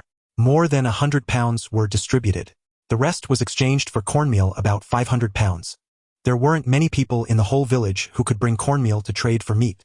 Later, Lu Yao said it was fine to exchange firewood. Lu Yao didn't mind the quantity much. This way, over 100 households in the village could have a taste of meat. In the end, Lu Yao still had 6 wolves left. Then he distributed meat to Li Erniu, Go Shengzi Taiju, and a few others who helped. Chao Erden had been chased away by Gu Sanwang but returned again. He also received a wolf and happily returned home. Although he was 5 or 6 years older than Lu Yao, he considered himself Lu Yao's younger brother. Lu Yao carried 2 wolf skins and threw them over the fence to Grandpa's house. He shouted through the window, "Grandpa's will make a wolf skin quilt for Xiaoying." Grandpa's was so happy he couldn't speak. So Xiaoying peeked at Lu Yao through the window, and when Lu Yao looked over, she hurriedly hid. Lu Yao then carried a wolf leg and 2 pounds of cornmeal across the street to deliver to the widow Sister Yufan. Sister Yufan hadn't come to trade for wolf meat. She had nothing to offer in exchange. Listening to the lively atmosphere from the yard, she didn't dare to come out. When she saw Lu Yao bringing her such gifts, this unfortunate woman was moved to tears. She held Lu Yao's hand and said, "Country boy, sister doesn't have anything to give you. How about you sleep at sister's house tonight?" Seeing Sister Yufan about to undress again, Lu Yao felt displeased. "Why do you women think that men have such limited interests? I am a man of stature. If I want women, I can find them without taking advantage of a widow. Besides, Sister Yufan is as thin as a thorn, and he is genuinely not interested. Afraid of the discomfort. Sister, please don't say that anymore. As neighbors, it's only right that I help you a bit. In the future, if a good man comes along, I will help you find someone to take care of you." Seeing Lu Yao bringing her food, it wasn't just for his own benefit. Sister Yufan began to have a new understanding of men. This country boy is different from those men who harass her. He is not like those who sneak into women's restrooms to watch them. He is a good person. Little did she know Lu Yao had also once peered into the women's restroom. It's normal for boys to be curious about the female body. As long as he is a normal man, he has such desires. Sneaking into the women's restroom also requires courage. But as one matures, a sense of personal integrity develops. Though lecherous, maintaining face is more important. When Lu Yao left the widow's house, he ran into Ding Mei. "Hey country boy, come here." Ding Mei quickly pulled Lu Yao to the roadside. Looking around, she did not see Xie Chuanfang, who was hiding in the corner of the wall. Seeing Ding Mei and Lu Yao talking under the large tree, Xie Chuanfang strained to listen. Crawling through the snow, she crept over from the roadside ditch. Not to mention that Ding Dahu had ordered her to follow Ding Mei, she was also very eager to hear what they were discussing. After all, gossip is in a woman's nature. This ditch is used for drainage in summer, and in winter half of it is frozen. Surrounded by mugwort grass, it could hide Xie Chunfang's body. She crawled for over 10 meters. Stopping just 5 or 6 meters away from the large tree, she was perfectly concealed by a stack of firewood. She stretched her neck and could clearly hear Lu Yao and Ding Mei's conversation. Ding Mei urgently said, "You should hide, otherwise find some connections. Don't wait until they really catch you. It will be too late." Ding Mei hadn't been present earlier and didn't know that Lu Yao had already defeated Gu Sanwang. Hearing Ding Dahu's persuasion, she was extremely anxious. She came saying that the police were going to arrest Lu Yao. If the young Lu Yao from years ago had heard this, he would have been terrified. However, Lu Yao, with decades of experience, certainly would not easily believe it. "Who told you they want to arrest me? On what grounds?" "My dad said so. He has good sources. He also said that unless you have someone on the inside, you won't escape this time." "Do you have someone on the inside?" Lu Yao just smiled and replied to Ding Mei, "I don't have any connections. You know, I rarely leave the village these past years." "Then what should I do?" "It's fine. If they want to mess with me, they need evidence. What I've done is not illegal, so there's nothing to fear." "You really have no connections?" Ding Mei still felt uneasy. Just as Lu Yao was about to speak, he heard a rustling sound from behind the tree. Glancing to the side, he saw a corner of clothing sticking out from behind the grass stack. Someone was eavesdropping. That purple cotton coat, could it be Xie Chunfang? Combining Ding Dahu's sudden conversation with Ding Mei, Lu Yao could guess a good deal. Damn it, are they using Ding Mei to test me? So Lu Yao couldn't help but chuckle. "I truly have no one. A person from the armed forces came by before, but I didn't know him well. He was just looking to buy wolf skins from me. Then I'll ask Erdan to go to the supply and marketing cooperative in the city to see if Director Lu has any acquaintances. But it might not work. Last time we asked him to find you after the fight in the city. He couldn't help us at all." Lu Yao reached out and patted Ding Mei's head. "Don't worry about me. I know what I'm doing. If the police really come to arrest me, I will explain the situation to them.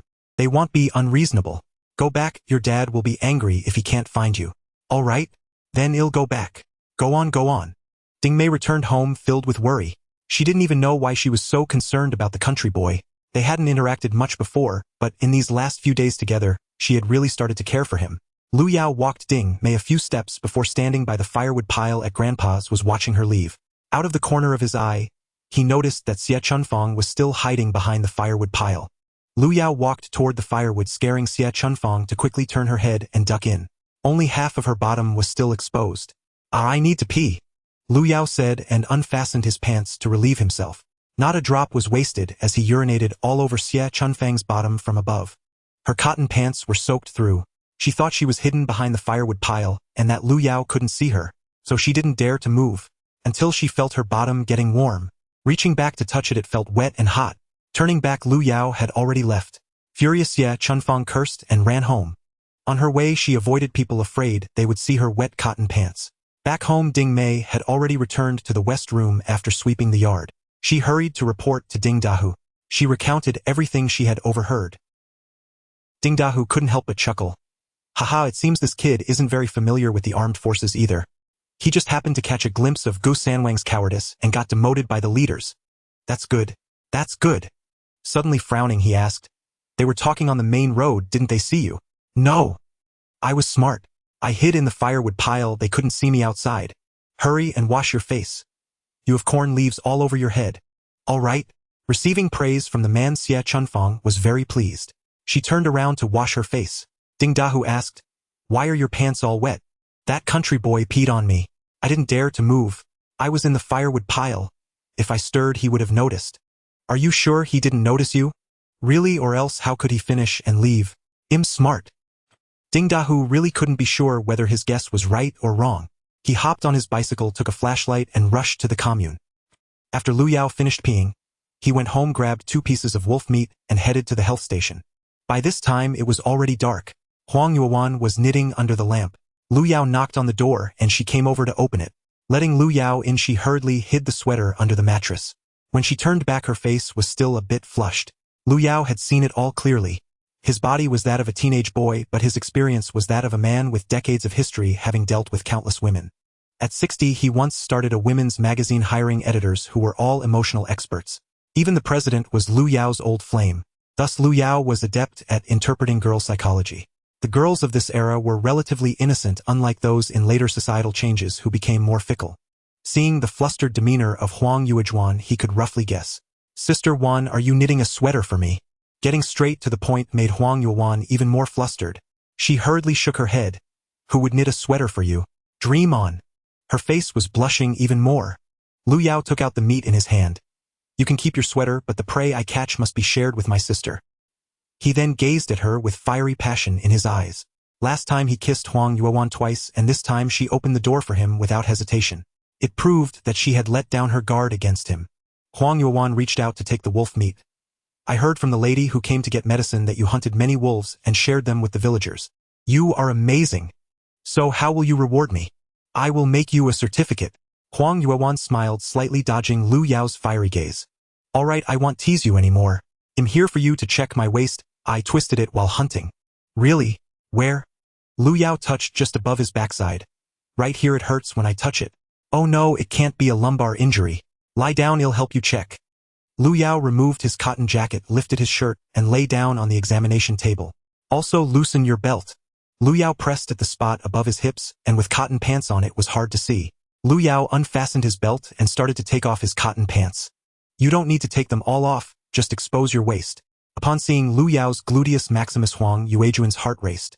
Due to physiological differences, girls generally do not show much interest in the bodies of unfamiliar men, unlike men who react to the bodies of the opposite sex regardless of familiarity. However, Huang Yuan felt something for Lu Yao now, and seeing his strong back and well-developed gluteus maximus made her a bit unsettled. She quickly focused.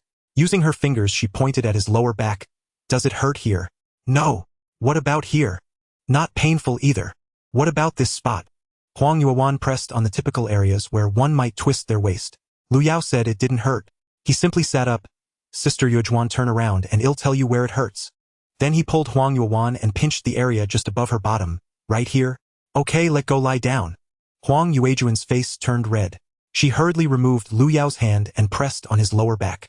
"Strangely, it hurts here. It can't be a muscle strain, right?" "I don't know, just massage it." Lu Yao thoroughly enjoyed her warm, small hands. A proud smile appeared at the corner of his mouth. "A bit lower, that feels great." Smack! A slap landed on his backside. "Get up, I'm not massaging you anymore, you tricked me." Seeing him grinning with his head tilted, Huang Yuan knew she had been fooled. There was no way to injure one's backside. Lu Yao sat up with a grin. "Sister Yuan, that felt good when you pressed. Let me do it for you, try it out." "Don't be ridiculous." Huang Yuan sat to the side, playing with her braids, unable to look at Lu Yao. Lu Yao noticed that he had stirred her emotions quite a bit. He directly sat beside her, one arm around her shoulder. "Sister Yuan, you are truly beautiful. No woman in the village can compare to you." At that moment, Huang Yuan felt a bit dazed, wanting to shake off Lu Yao's arm but lacking the strength. Being held like this felt quite comfortable. The more she acted this way, the more Lu Yao liked it. How beautiful was this feeling of shyness. Later girls wouldn't display such shyness even if you took off their pants. The bold girls would not only undress themselves but would directly help you as well. "Kiss." Lu Yao planted a kiss on Huang Yuan's cheek. "Ah no." Huang Yuan's face quickly flushed red, and she hurriedly tried to dodge to the side.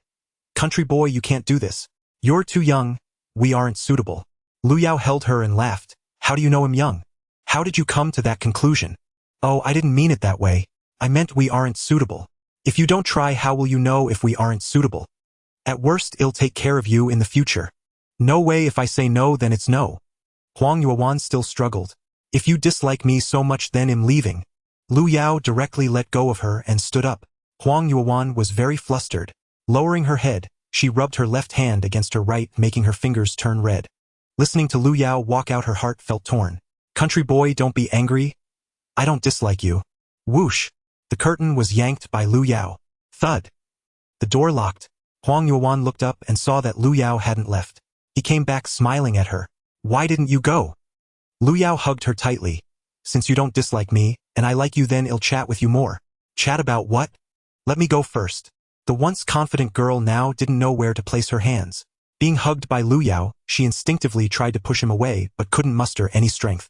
Hugging him, yet feeling embarrassed, her arms drooped down as if they had lost all strength.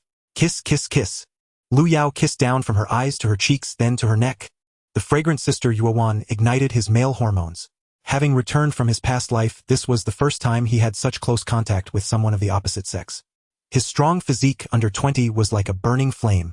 It had been a long time since he felt this way. He had Huang Yuan, who seemed like she had been struck mute, pressed against the examination table.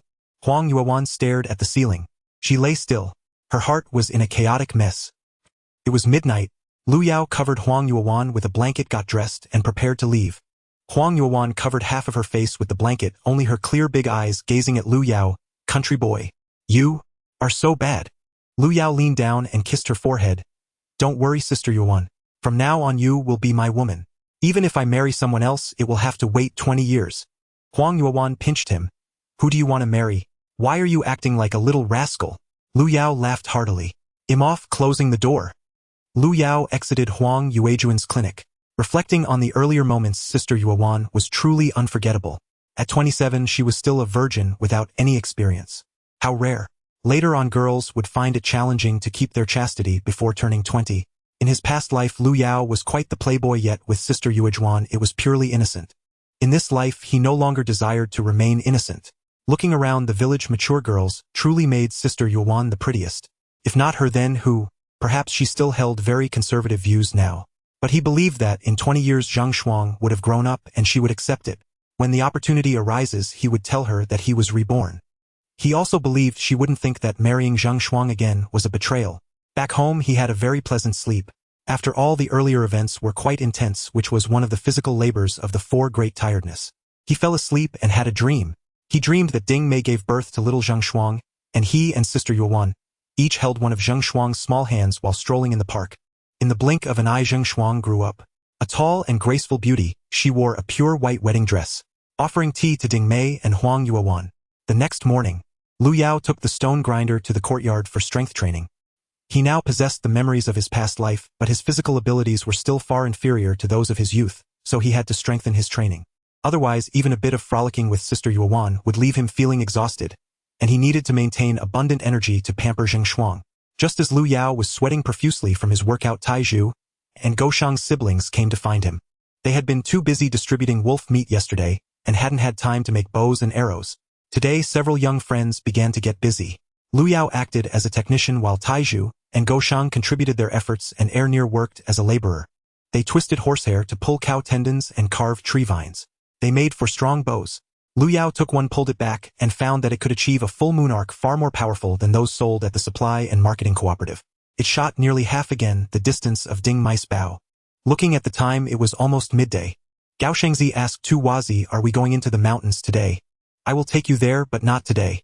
Several older kids had often gone to the nearby hills to hunt birds, but they had never officially hunted. The hunting team organized by the adults never took them along. Without weapons experience or courage, they did not dare enter the deep mountains. With Lu Yao, the hunting expert, leading them, they all felt bold and confident. They were preparing to bring back some game to show the adults to prove their abilities. However, Lu Yao had his reservations. Although they had killed dozens of wolves last time, they did not eliminate the entire pack. Thus Lu Yao felt somewhat apprehensive. The few friends were all inexperienced. If they encountered a pack of wolves again, they would likely be less composed than Yamana. They could not recklessly venture into danger. First he needed to teach them how to use bows and spears. The group of boys got ready and was just about to head out. Suddenly they heard someone shouting outside, "Is this Lu Yao's home?" When Lu Yao and the others came out, they saw a few people pushing bicycles. In front was a plump man wearing a Zhongshan suit, followed by 3 young men carrying rifles. Though he was described as plump in that era, people were not excessively overweight, he was merely chubby. But he had a face that clearly lacked hardship. Lu Yao recognized him. He was Yang Shui, the local tyrant of Shuiling Town, the commune's director. Lu Yao couldn't help but sneer. He had personally come. "What do you want with me?" he asked. The chubby Yang Shui did not recognize this young brat named Lu Yao. Upon hearing him confirm that he was Lu Yaoyang, couldn't help but scrutinize him. You stabbed my son several times. Yang gritted his teeth in anger. Yesterday Gu Sanwang had failed to get him, and even lost his position as militia company commander. This time not only did he bring 3 militiamen, but he also joined forces with the deputy chief of the police station who would likely arrive soon. Seeing the wolf skins hanging in Lu Yao's yard, he was both angry and envious. Typically a hunter who could catch 2 wolves would boast about it everywhere.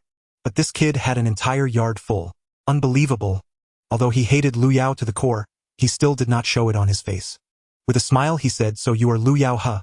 Good, we are from the commune, and have come to investigate something at your house. Oh my, you are Director Yang, right? Please come inside." At this moment Jiang Guizhi came out, and upon seeing Yang Shui nearly lost her composure. Why would such a high-ranking leader come to my house? Even when the Minister of the Armed Forces came yesterday, she was not this shocked. She had little concept of a minister. The county official is not as impressive as the current leader, and he was the big boss of Shuiling commune. Especially since Jiang Guizhi knew that Lu Yao had harmed Yang Shui's son. Therefore Yang Shui's arrival must be for a reckoning. She forced a smile but could not hide the fear on her face. Lu Yao pushed Jiang Guizhi's hand. "Mom, go back inside, I need to talk to him for a bit." "Then you should invite the leader inside." "No need, he doesn't want to come in." "You hurry back." Gao Shengzi Air Near, take my mom back inside. Gao Shengzi and Air Near, hearing that the commune's Director Yang had come, were also frightened. They hurriedly pulled Jiang Guizhi back inside. Jiang Guizhi, still worried, stood on the bed and opened the window paper to look outside. In the yard there were only Lu Yao, Yang Shui, and the 3 militiamen with rifles. After Yang Shui smiled, his expression gradually turned cold. "So let's talk. Where are the wild wolves you caught?" "I distributed them to the villagers." "Did you take any money or items from them?" "What do you want to frame me? This is personal vendetta, isn't it? Is it just because I harmed your son that you want to make trouble for me?" One militiaman shouted angrily, "You need to speak respectfully to the leader." Another militiaman asked Yang Shui, "Director Yang, should we take him back? If we take him back, we can just ask him whatever we want. We've seen plenty of arrogant people. They won't be honest without a beating." Yang Shui shook his head. "Don't rush, we won't take him. If he is indeed guilty, then the deputy chief will deal with him." Yang looked at Lu Yao with a smirk. "You don't need to slander me. I'm here for something unrelated to your fight with Yang Ming. You know whether you have committed a crime or not. Wait a moment, soon the town chief and the deputy chief will arrive. It was someone from your village who reported you to the police station." Looking at his watch, he placed his hands on his belly, looking proudly at Lu Yao. Lu Yao sneered. "Then what are you here for? Are you here to see a show?" "I brought the militia to cooperate with the public security department. I think you should stop acting like a big shot here. Who doesn't know about your corruption? Your son bullies others, and you are the one backing him." Yang Shui's lips quivered, yet he managed to squeeze out a smile. "Go ahead, curse me, as much as you want. When we go inside, let's see if you still have the guts to curse me." Lu Yao continued to curse. "Good, you are the one who provoked me to keep cursing. Not only did you allow your son to commit violence, but you will also exploit your daughter-in-law. You will also use your position to humiliate your female subordinates. If you hadn't provoked me, you would have been investigated a year later and sentenced to 10 years for rape and hooliganism. But since you came to provoke me, I will report you for your affairs with multiple village women's directors. If they refuse you, you threaten them." This statement was like a bolt from the blue. Bang! It exploded over Yang Shui's head. He never expected that a little kid could say such shocking words. Lu Yao was not afraid of Yang Shui because he knew the future. He remembered that Yang Shui was investigated at the end of 1975.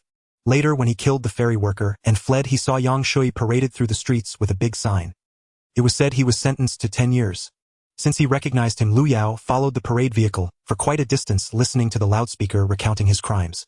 However, it had been so long that he couldn't remember the details. What he said was enough to frighten Yang Shui. In that era, messing around in romantic relationships could lead to severe punishment. Later, during the crackdown in the 1980s, even young women who danced suggestively were executed. Moreover, he was not only involved in these moral issues. Embezzling poverty alleviation funds and misusing commune funds were also common. Outwardly, Yang Shui appeared fair and diligent, working meticulously. In reality, he was also filling his own pockets. He wanted to take revenge for his son, but needed to create a cover, making people believe he was a good official. Unexpectedly, matters that even his relatives did not know about were exposed by a young boy. Yang Shui's lips trembled. You can't just accuse me without evidence. What proof do you have to slander me?" Lu Yao naturally had no evidence. Things he heard decades ago were only vague memories now, and he had long forgotten the details. However, he was sure that Yang Shui had his own dirty secrets.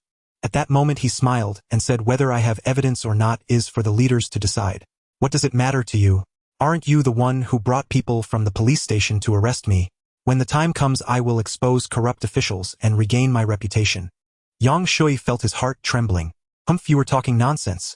I Yang have always acted justly, sitting upright without shame before heaven and earth, and without regret for the organization that nurtured me. The militia men beside him looked puzzled. This little brat just casually said something and we all didn't believe it. Why is Director Yang so agitated? Why is he even pledging loyalty? At that moment a jeep arrived outside.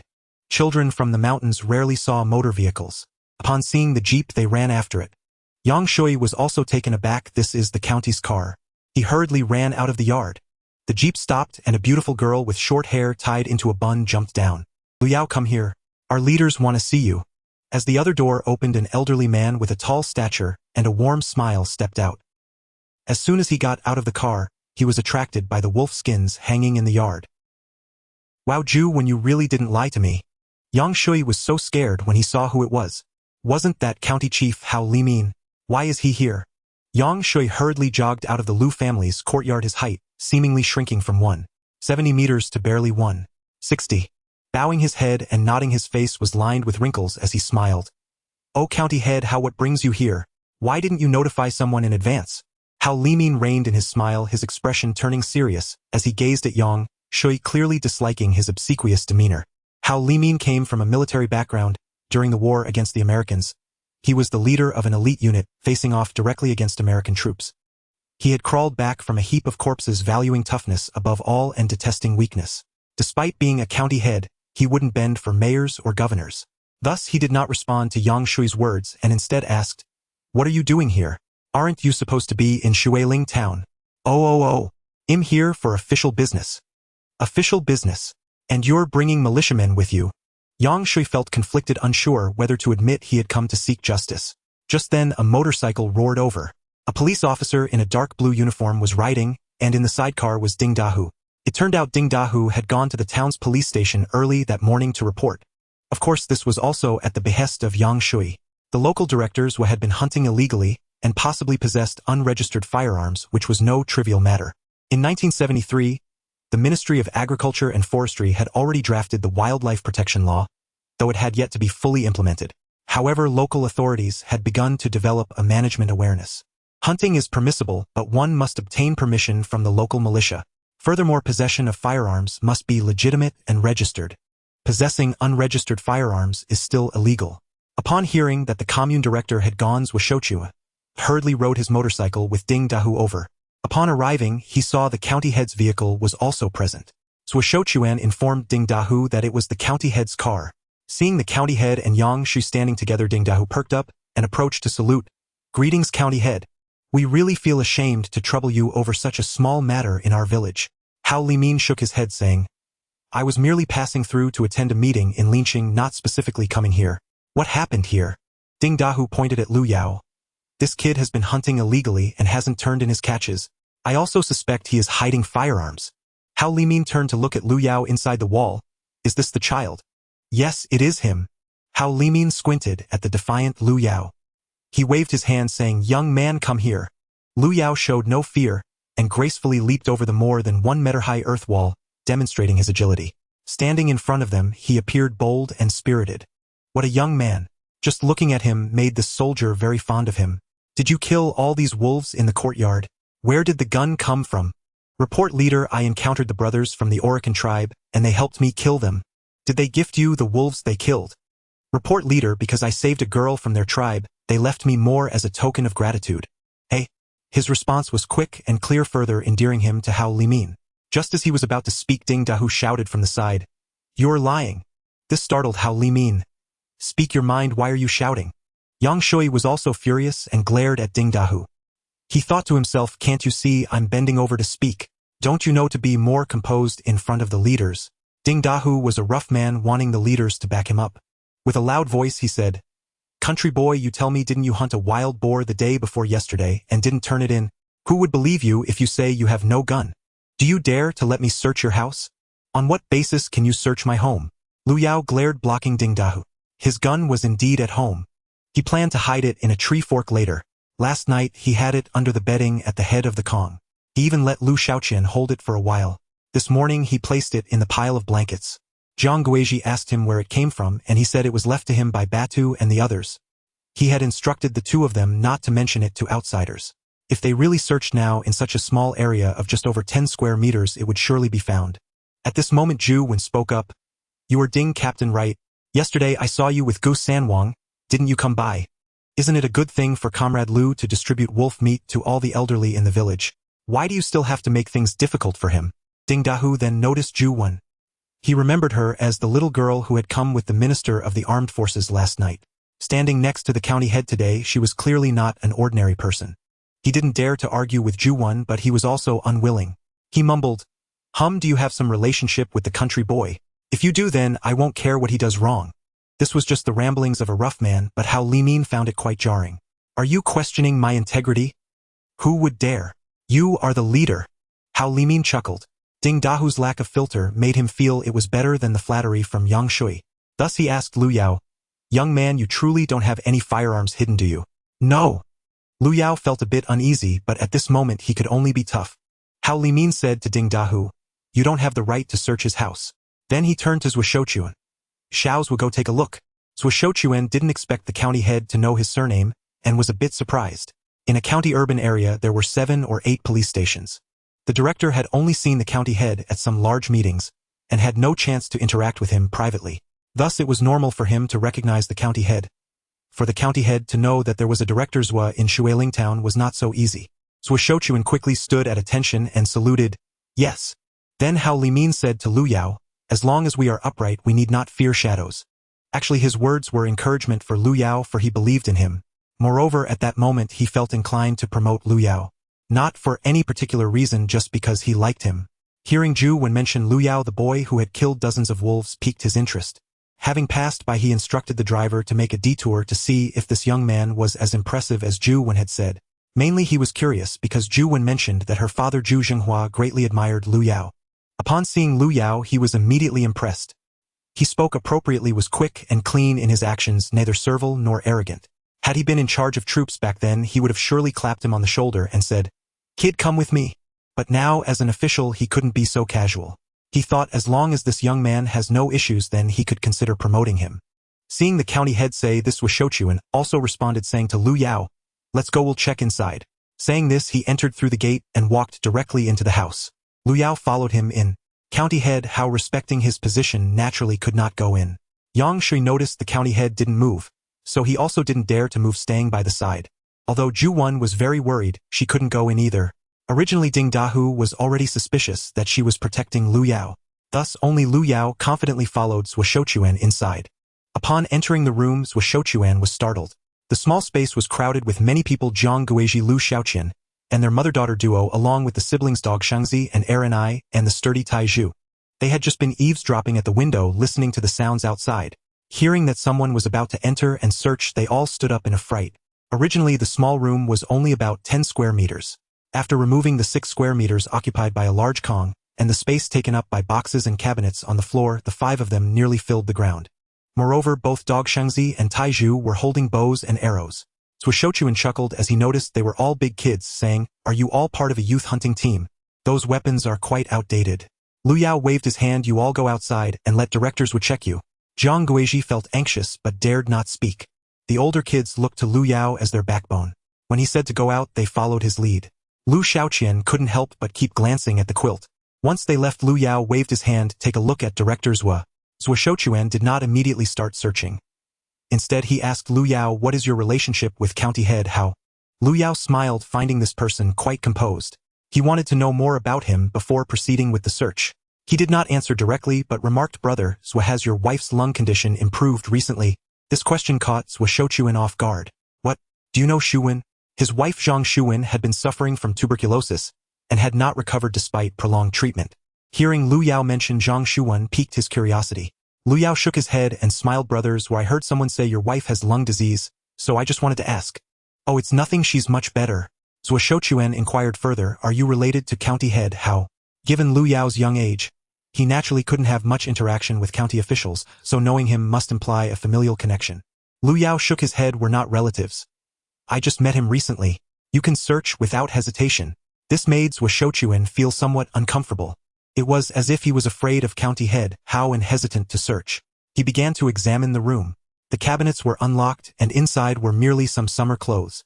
The Lu family was poor and had few clothes, with the 2 large boxes half empty. He looked under the cabinet, finding only some broken basins. Turning back, he focused on the quilt. Zhou Shouchuan approached and reached into the quilt. Lu Yao asked, Brother Zhou, may I ask you something? If public funds are misappropriated, does it count as a crime? This question made Zhou Shouchuan shiver. He had touched the gun but hesitated to pull it out. He turned to Lu Yao. What do you mean by that? Lu Yao continued to smile at Zhou Shouchuan. Brother Zhou, your wife is sick. Haven't you spent over 1,000 or 800 on treatment? You also have 2 children to care for. It must be quite difficult. Zhou Shouchuan's hand remained clenched around the gun's grip underneath the quilt, not daring to pull it out. Looking at Lu Yao, he was astonished. How do you know so much about me? Brother Zhou, I can read faces. I just felt that if misappropriation of public funds reaches 500 yuan, it could lead to job loss and possibly imprisonment.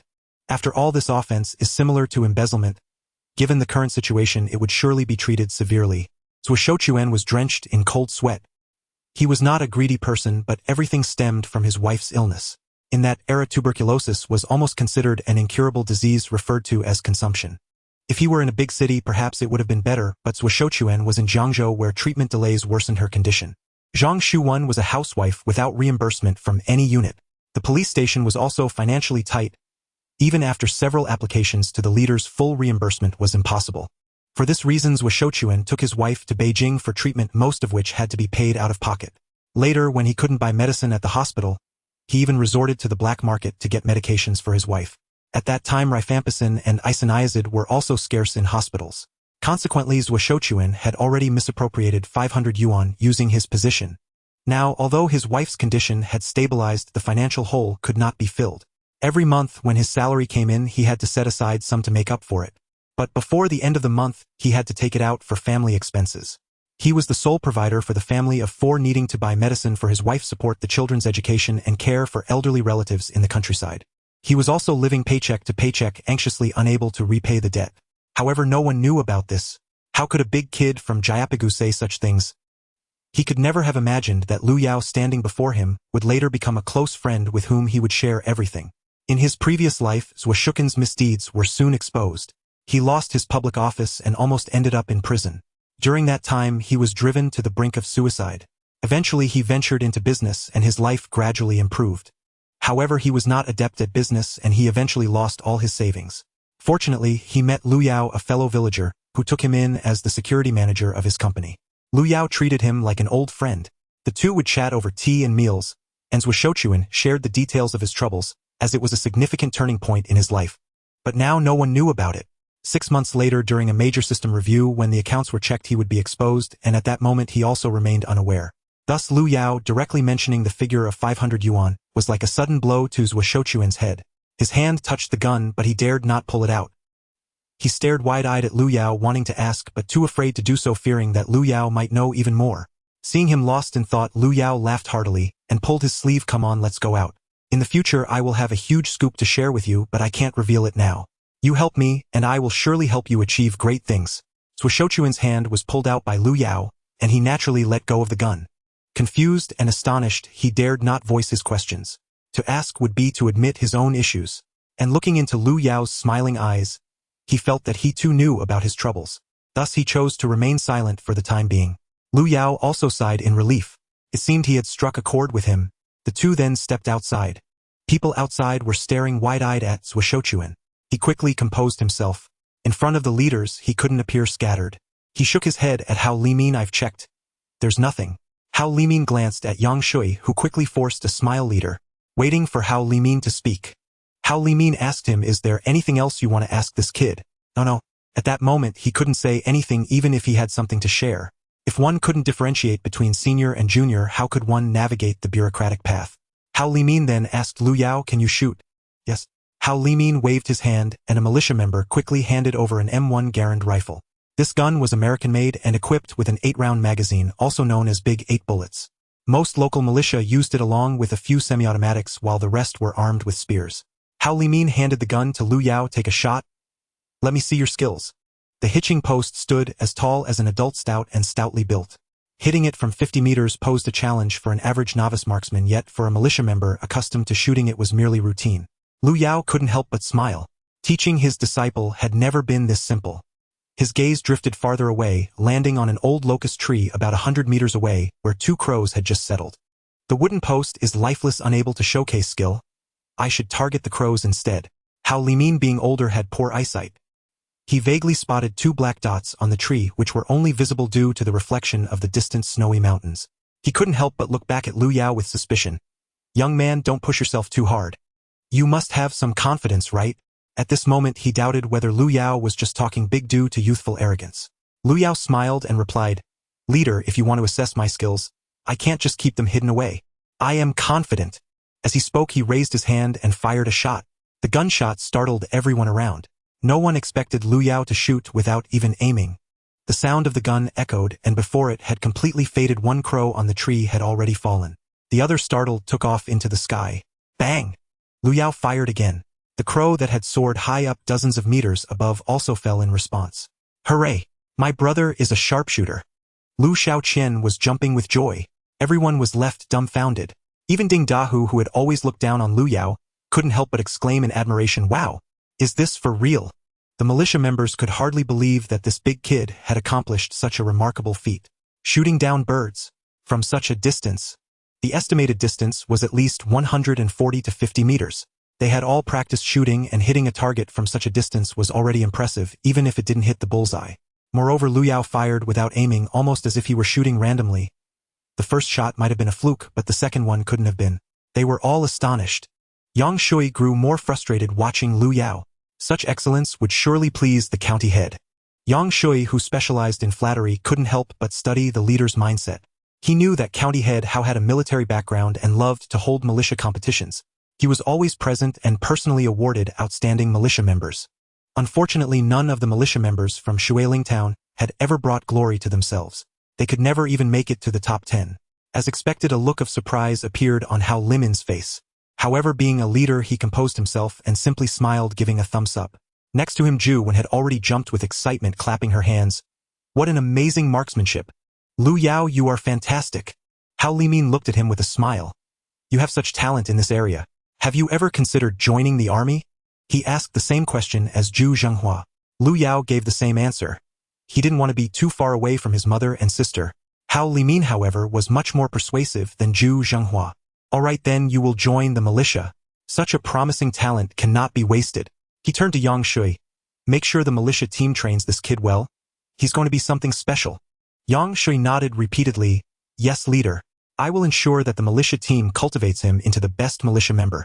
Hao Limin glanced at the time. Well then, I have to go to Lincheng for a meeting. I won't interrupt your conversation any longer.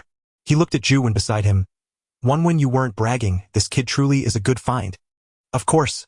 My dad has been praising him non-stop. You know my dad doesn't give compliments easily.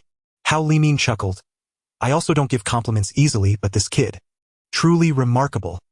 He glanced at Lu Yao with admiration before getting into his vehicle. It wasn't until he saw Hao Limin's jeep turn the corner and disappear that Yang Shui finally put away the smile on his plump face. Turning back, he put on a serious expression. Although county head Hao appreciated Lu Yao, he also noticed that the two were not familiar with each other. The leader admired him solely for his marksmanship. Perhaps in a few days he would forget about this person entirely. However, for now, Yang Shui didn't dare to be too hard on Lu Yao. All right, Lu Yao, if you want to become a militia member, take your household registration book to the Shuiling Town militia team tomorrow and report to Deputy Team Leader Wang Biao. Once you're there, you must follow the rules and listen to orders, understood? Lu Yao ignored him, instead looking at Zhuo Shouchu. Brother Zhuo, if you have no business, come inside for some water. I'll ask my mom to make you some stewed wolf meat. He gave Yang Shui the cold shoulder, leaving him feeling quite embarrassed. If it had been someone else, he would have already lost his temper, but this was the militia member chosen by the county head. He didn't dare say no. He shot a furious glare at Ding Dahu. I'm leaving, he said, pushing his bicycle out. A few militia members hurriedly followed. Among them, a militia leader surnamed Jiang kept glancing back at Lu Yao, deeply impressed by the young man's marksmanship and courage. Zhuo Shouchuan also noticed the tension between Yang Shui and Lu Yao. It was inappropriate for him to remain at this moment. Yet he still held on to Lu Yao's earlier words, feeling a mix of anxiety and apprehension. Lu Yao, how about this? When you go to the town tomorrow, come find me at the police station and we can chat some more. I won't go inside. After saying that, he also left. Since Lu Yao hadn't revealed that he knew about the county head, he naturally wouldn't discuss it with others. There was no need to rush and ask right away. With so many people around, it wasn't convenient to talk. He hopped onto his sidecar motorcycle and drove off with a put-poot-poot sound. Only Ding Dahu remained outside the wall. Lu Yao glanced at him. Aren't you leaving? If you don't leave, there's nothing here for you to eat. He called for his mother, sister, and Tai Zhu Dogshang and the others to head back inside. Ding Dahu stood in the street for a while, furious as he walked back while cursing. He swore at Yang Shui's Washochuan and even Hao Li Min. Yet in his heart he held a new level of respect for Lu Yao. How did this kid suddenly become so capable? On the day of the initial mountain expedition, he wouldn't even dare to talk back when scolded. After falling while entering the mountains, he seemed to have transformed into another person upon getting up. Just recalling how calmly he hunted a Siberian tiger sent chills down his spine. No, he must find a way to subdue this kid, or otherwise who would respect him in the village in the future. Ding Dahu had grown accustomed to reigning supreme in Jayapigu. Suddenly a young man who commanded respect appeared, and he found it hard to accept. Felt as if his dominant position was about to be shaken. Lu Yao and the others entered the house. The older kids were still buzzing with excitement surrounding Lu Yao and asking how he could shoot so well. Only Zhang Guizhi felt something was off. She noticed the way Ding Dahu and Yang Shui looked at Lu Yao and felt frightened. Although the county head seemed to treasure this country kid, he was not a relative, and he couldn't act as a protective umbrella. A county official was no match for local supervision. If Yang Shui and Ding Dahu decided to give Lu Yao a hard time, life would be tough. Tai Zhu, holding a newly made longbow, asked Lu Yao, "Country kid, are we going into the mountains today or not?" "Yes, let's go hunting." Dogshang also couldn't wait. However, Lu Yao shook his head. "The wolf pack in the mountains is still there. We don't have any guns, and if we encounter them again, we'll surely perish." "That's right.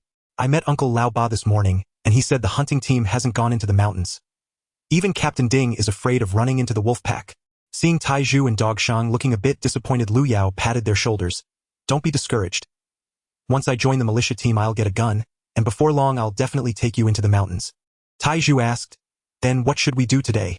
Lu Yao grinned mysteriously and, taking advantage of Zhang Guizhi's inattention, quietly asked, "Are you all daring enough to steal something?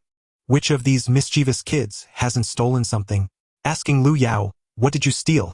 Lu Yao was afraid of being scolded by his mom. He waved his hand saying, "Put on your clothes. Let's go outside and talk." Seeing that Lu Yao and the others were starting to dress, Lu Shaoqian also found her little cotton coat and put it on. She wrapped Zhang Guizhi's large scarf around her neck, leaving only her two eyes exposed. Lu Yao looked at her and smiled. "What are you doing, little sister? Aren't you going hunting? I want to go too." Lu Yao lovingly hugged her small shoulder. "Sister, you shouldn't go." "Why not? Aaron I can go, so why can't I?" Aaron I pouted her chest, displaying her height. "I'm older than you." Lu Shaoqian stood on her tiptoes. "I'm not short either, I'm as tall as your shoulder now." Lu Yao smiled and took her into the kitchen, advising her, "Shaoqian, it's not that I don't want you to go. I have a much tougher task for you. I don't trust anyone else." "What task?" "We still have the meat of 2 wolves at home, over 500 pounds of cornmeal. That's quite a fortune. There are 29 wolf skins drying outside. You tell me which family in our village has so many things." "No family has that much." Lu Shaoqian grinned proudly. She had never felt so proud in her life.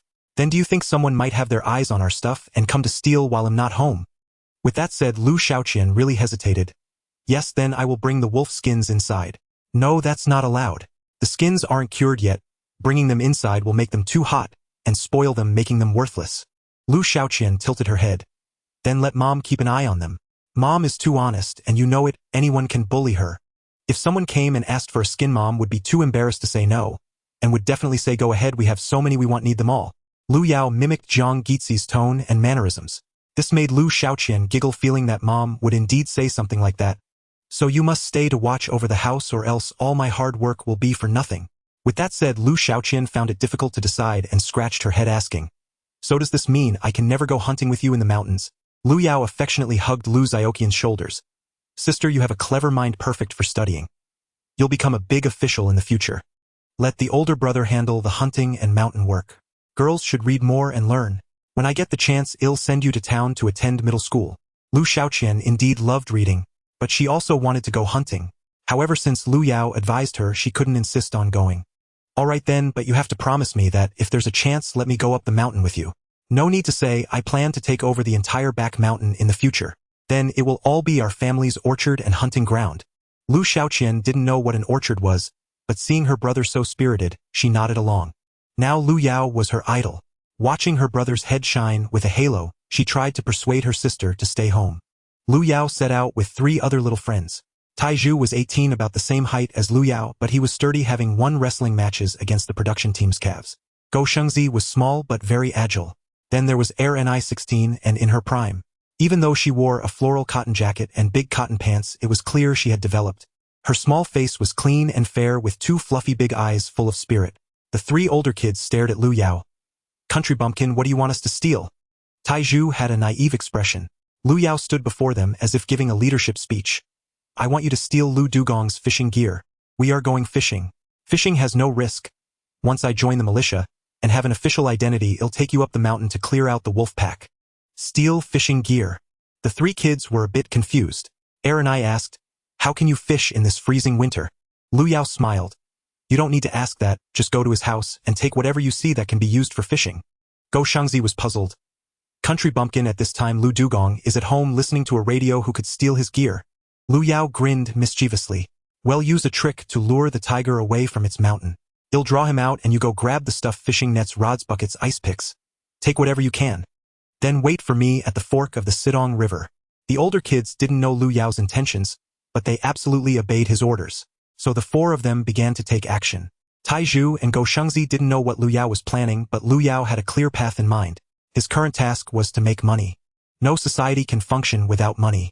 However, while making money, he had other matters to attend to, all of which were of utmost importance. Currently, Zhang Matzi didn't know if he had noticed that his gun was missing, so he needed to quickly team up with Swishochuan to catch him. Also, with so many wolf skins, it wasn't wise to leave them at home. He had to contact Zhao Bala to make a deal. At this time, no one had a mobile phone, not even a landline. All contact relied on one's legs, so there were many errands to run. Fortunately, a few little friends were willing to tag along. They also provided extra help. The 4 of them arrived in front of Lu Dugong's house at the south end of the village. Lu Dugong lived alone at the southernmost part of the village closest to the Sidong River. In the summer, he would ferry by the river to earn work points. The boat was also public property of the production team. However, he could use his free time to fish. His family had made a living from fishing for generations, and the fishing nets were passed down from his grandfather. Back then, the state policy did not allow individuals to fish without permission. However, Japi Ditch was a remote mountainous area, and during a time of information blackout, not everyone could fish, so no one enforced the rules. Lu Dugong had also fed the likes of Ding Dahu and Gu Sanwang, who were in charge with fish. Thus, his life was much better than that of ordinary members. Others could also fish in the summer, but without tools they could only go into the river to catch fish by hand. Although there were plenty of fish in the Sidong River, only a few could actually eat them. Lu Yao arrived at Lu Dugong's door and couldn't help but recall the past. After his sister Xiaoqian married Lu Dugong, he and his mother had visited twice, and Lu Dugong had chased them away angrily. He looked down on the poor mother and son. The last time he came, Lu Yao brought a pig-killing knife. That day was the 5th and 7th day after his sister's suicide. His mother had died that night. After burying his mother, Lu Yao came to Lu Dugong's house. He knocked on the door and called for him to come out to talk. Lu Dugong cursed all the way as he followed Lu Yao to the riverside. Without saying a word, Lu Yao stabbed him. He couldn't remember how many times he had stabbed Lu Dugong.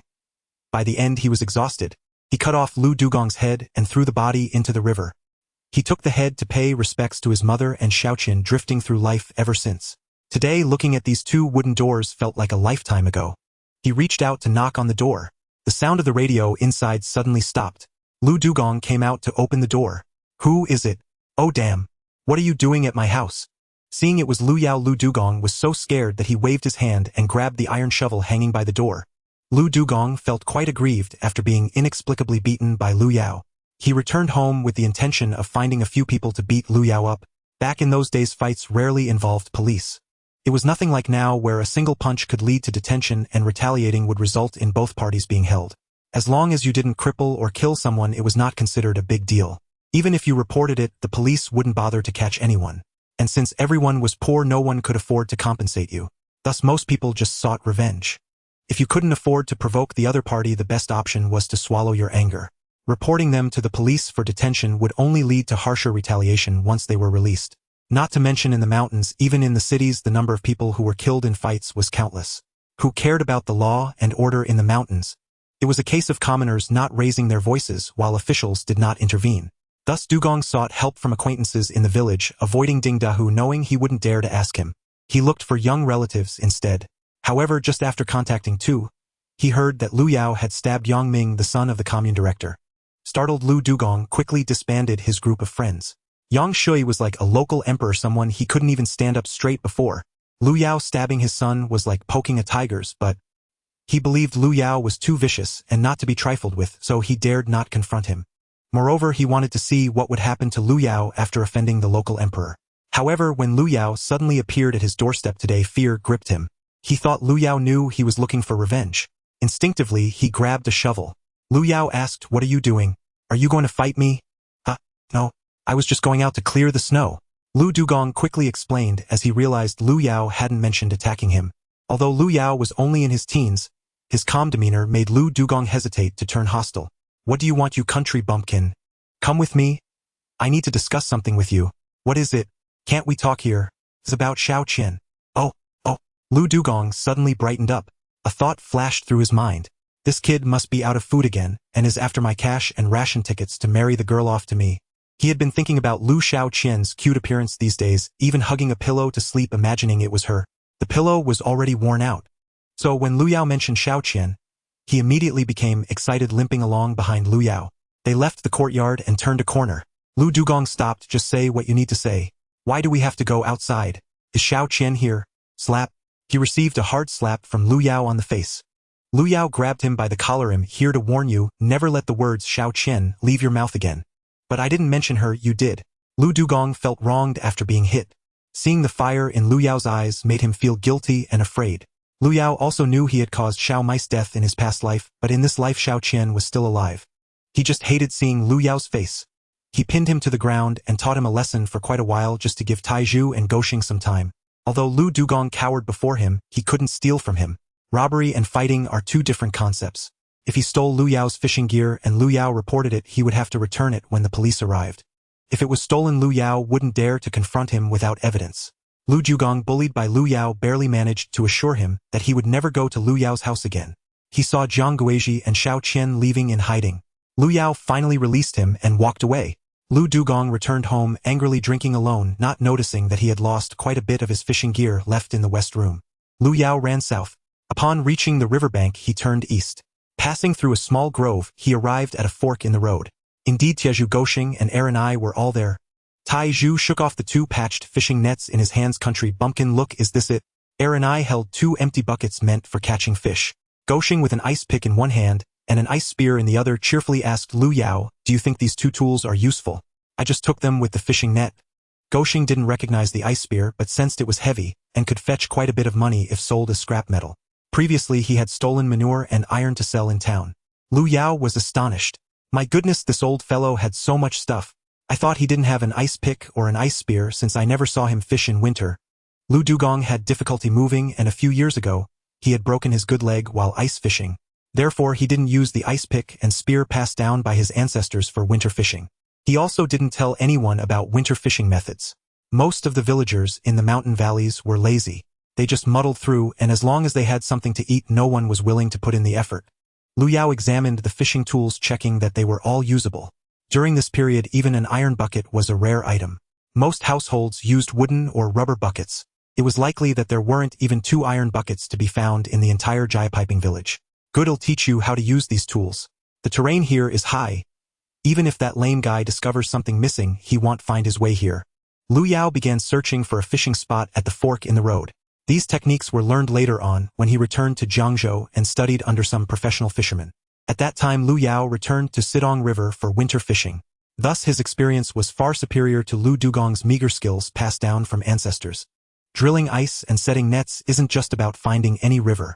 It's best to look for bends in the river where deep and shallow waters meet. You also need to observe the characteristics of the ice surface. By looking for bubbles and listening closely to the faint sound of flowing water through the ice, you can determine if there are fish schools below. The optimal water depth is between 1.5 to 2.5 meters. If it's too deep, the fish lack oxygen and won't surface.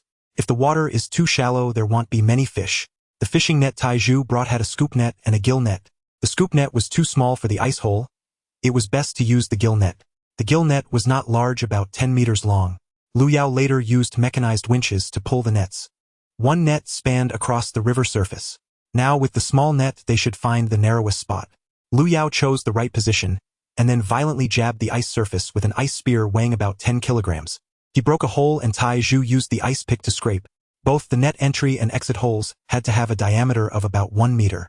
Between the two holes he created several smaller holes. These holes allow air to circulate and attract fish, and they could use a pole to pull the fishing net. They didn't steal a pole. Lu Yao just chopped a few tree branches by the river. Since the distance between the ice holes was small, he used the branches to hook and pull the net. After setting the gill net, the group of half-grown children was exhausted and covered in sweat.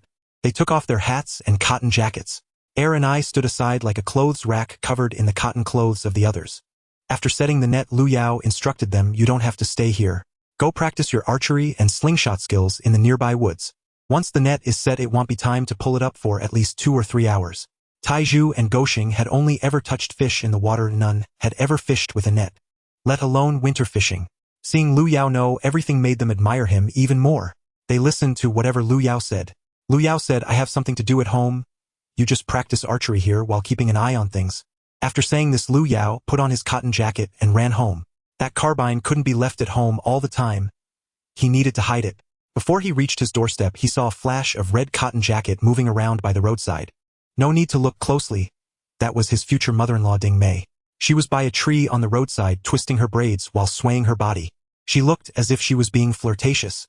Lu Yao couldn't help but laugh, thinking her expression was reminiscent of springtime seduction. He quietly walked past her from behind. Her wide cotton pants couldn't hide her slim waist. He recalled the time he had pushed her up the cliff, and that roundness was also enticing. To be honest, his mother-in-law had a really nice figure. Lu Yao arrived behind Ding Mei and suddenly shouted, "Hey, what are you doing? Trying to steal something?" Ding Mei was startled and looked up at him saying, "Oh, you dead country bumpkin, where have you been? I'm here to find you." "What's the matter? Let's talk inside the house." "No, I heard my dad talking with my stepmother saying you are going to join the militia at the commune." Lu Yao puffed out his chest saying, "What's wrong? Don't you believe me?" "No." Ding Mei looked a bit disappointed, shaking her head as she looked at Lu Yao. "Then can you still take me hunting in the future?" Lu Yao couldn't help but laugh. "You still have quite the appetite for hunting. You don't even want the game after we hunt, so why do you always want to go into the mountains? Last time was so dangerous. If we had encountered those brothers from the Oricon, we'd probably not have a bone left." Ding Mei suddenly broke into a smile. Based on Lu Yao's understanding from his past life, this smile appeared only when she had some ulterior motive. "Country bumpkin, why don't you just not join the militia? I'll talk to my dad and let you join our village's hunting team." Lu Yao sighed and shook his head. "Forget it. My dad and I can't come to an agreement. I'll still go to the commune. But if I can develop the hunting team at the commune in the future, I will definitely take you with me. Going to the commune is not just up to you." Ding Mei pouted, her lips high. At that moment, Sister Yu Fawn from across the street came out to dump dirty water. Ding Mei quickly said to Lu Yao, "Then I'm leaving. You remember to come back often if you go." Lu Yao smiled. "What are you thinking? How could I live at the commune? I will commute back and forth and come home to sleep at night." "Really? That's great." Many militiamen from other communes live in the militia dormitories due to the long distance. They provide 3 meals a day. Most are willing to stay at the commune. If commuting, you can only have 1 meal at the commune. Ding Mei couldn't imagine that Lu Yao would commute back and forth. It takes half an hour just to ride a bike to the commune, and walking, although shorter, still takes 40 to 50 minutes. Seeing Ding Mei's delighted expression upon hearing that he would return every day, he couldn't help but recall the tense relationship they had in his past life. Having been reborn, Lu Yao wanted to properly deal with this woman who had troubled him for half his life. But now she seemed to have completely changed her attitude compared to his past life. Not only did she not dislike him, but she also appeared quite attached. Watching her happily swing her long braid as she ran off, her figure was still so graceful. "This girl is quite pretty, not at all inferior to Huang Yuan from the city. If only..." Sigh. "What am I thinking? She's your mother-in-law. If you think otherwise, then where would Zheng Shuang come from?" Lu Yao still missed his little wife. Although he couldn't keep her chaste, he couldn't block her path to reincarnation. Lu Yao returned home to hide the gun in the old hawthorn tree on the back mountain. However, he found that the wolf skins in the yard were missing. He hurried inside. He saw Lu Shaoqian and Jiang Guizhi sorting the wolf skins in the kitchen, stacking them up. "Mom, why did you bring back the wolf skins?" I wanted to take them to the town to get them tanned, and then have Xiaobala help me sell them. Lu Xiaoqian said angrily. If we don't bring them back now, they'll be lost. I counted them. When you left there were 29 skins, not a single one less. Then I went inside to warm up, and when I went back out were missing. What? Who stole them? I didn't see anyone. I purposely scattered firewood ash at the entrance, not a single footprint. Lu Yao understood. All right, I'll go get them back. Jiang Guizhi hurriedly asked. Country bumpkin, who are you going to ask? Lu Yao said angrily. Who else could it be? It must be my uncle and aunt from the west yard. They can reach over the wall easily. Lu Yao remembered where the wolf skins had been hung out to dry. Grandpa Zhua from the east yard was honest and couldn't have stolen from them. No one was at the front door, and Grandpa and third uncle from the backyard would have to walk around the front door to get there. Only uncle and aunt from the west yard had the easiest access. They must have stolen the wolf skins over the wall. Losing one wolf skin could sell for 10 yuan. Losing 4 skins means 40 yuan. After tanning they sell for 50 cents each, which means I could earn 38 yuan. That's more than a female commune member earns in 2 months. How could Lu Yao let this loss go unanswered? Jiang Guizhi couldn't stop Lu Yao, and after he went out he didn't use the door but jumped over the wall directly into the west yard. At the door he pulled hard. The door inside was tied with a rope acting as a doorstop. Unable to resist, Lu Yao yanked it hard. Bang! The door rope snapped. As the door opened, a cold wind blew in. He saw a big white butt flash. Zhang Shulan quickly pulled up her pants. Her eyes widened in terror. It turned out she had just come out here to relieve herself in the kitchen. In the middle of winter one usually pees in the slop bucket inside. To avoid freezing her bottom outside. She had just finished half. Bang! The door opened. How could she not be startled? When she realized it was Lu Yao, the rest of what she had left ended up in her pants. Oh, you country bumpkin, what are you doing? You broke my doorstop, can't you knock? Where's Lu Ming? Lu Yao didn't want to waste words with a woman. He pushed past her directly into the inner room. Lu Ming was lying on the heating kong, blissfully unaware of what to think. Suddenly Lu Yao came in, startling him to sit up straight. What are you doing, country bumpkin? Give me the wolf skins. What did you say? Don't mess around. Who took your wolf skins? Lu Ming awkwardly rubbed the wolf fur on his pants. Lu Yao yanked Lu Ming off the kong, twisting his arm and pinning it on the edge of the kong. Lu Ming was scared from the last time he was beaten and didn't dare to resist. He could only shout loudly, "Oh no, what are you doing, country bumpkin? Do you dare to hit me? Damn it, don't think I'm still the same country bumpkin as before, treating you like a relative. We have no blood relation, you know. Your bullying days are over." Lu Yao tightened his grip, making Lu Ming cry out in pain. Zhang Shulan was behind him, repeatedly hitting Lu Yao. What are you doing? Let me go. You're out of control. Enraged, Lu Yao turned and yanked Zhang Shulan over. He pinned her down, stepping on her. You shameless woman, behave yourself. With his own strength, Lu Yao controlled both of them. Lu Ming was crying out in pain while Zhang Shulan was also screaming. Lu Ming was restrained by Lu Yao's grip, unable to struggle, while Zhang Shulan, pinned down at her waist, couldn't exert any strength either. The two adults were completely powerless against this teenager. You little brat, let me go, damn it. Lu Ming struggled but could only curse. Lu Yao was furious. He understood them too well from his past life, how they treated his mother as entertainment. But he couldn't fight back or scold them, feeling powerless. Now that he had them pinned down, they still dared to insult his mother verbally. Bastard Lu Ming, do you like to mess around with spring, huh? Good, since you always think about my mother, I'll play with your wife right in front of you. Lu Yao reached out and pulled down Lu Ming's pants. At that time country people were poor and most pants were held up by ropes. The length was just enough. Lu Yao tied Lu Ming's hands and pulled down, tying his ankles together.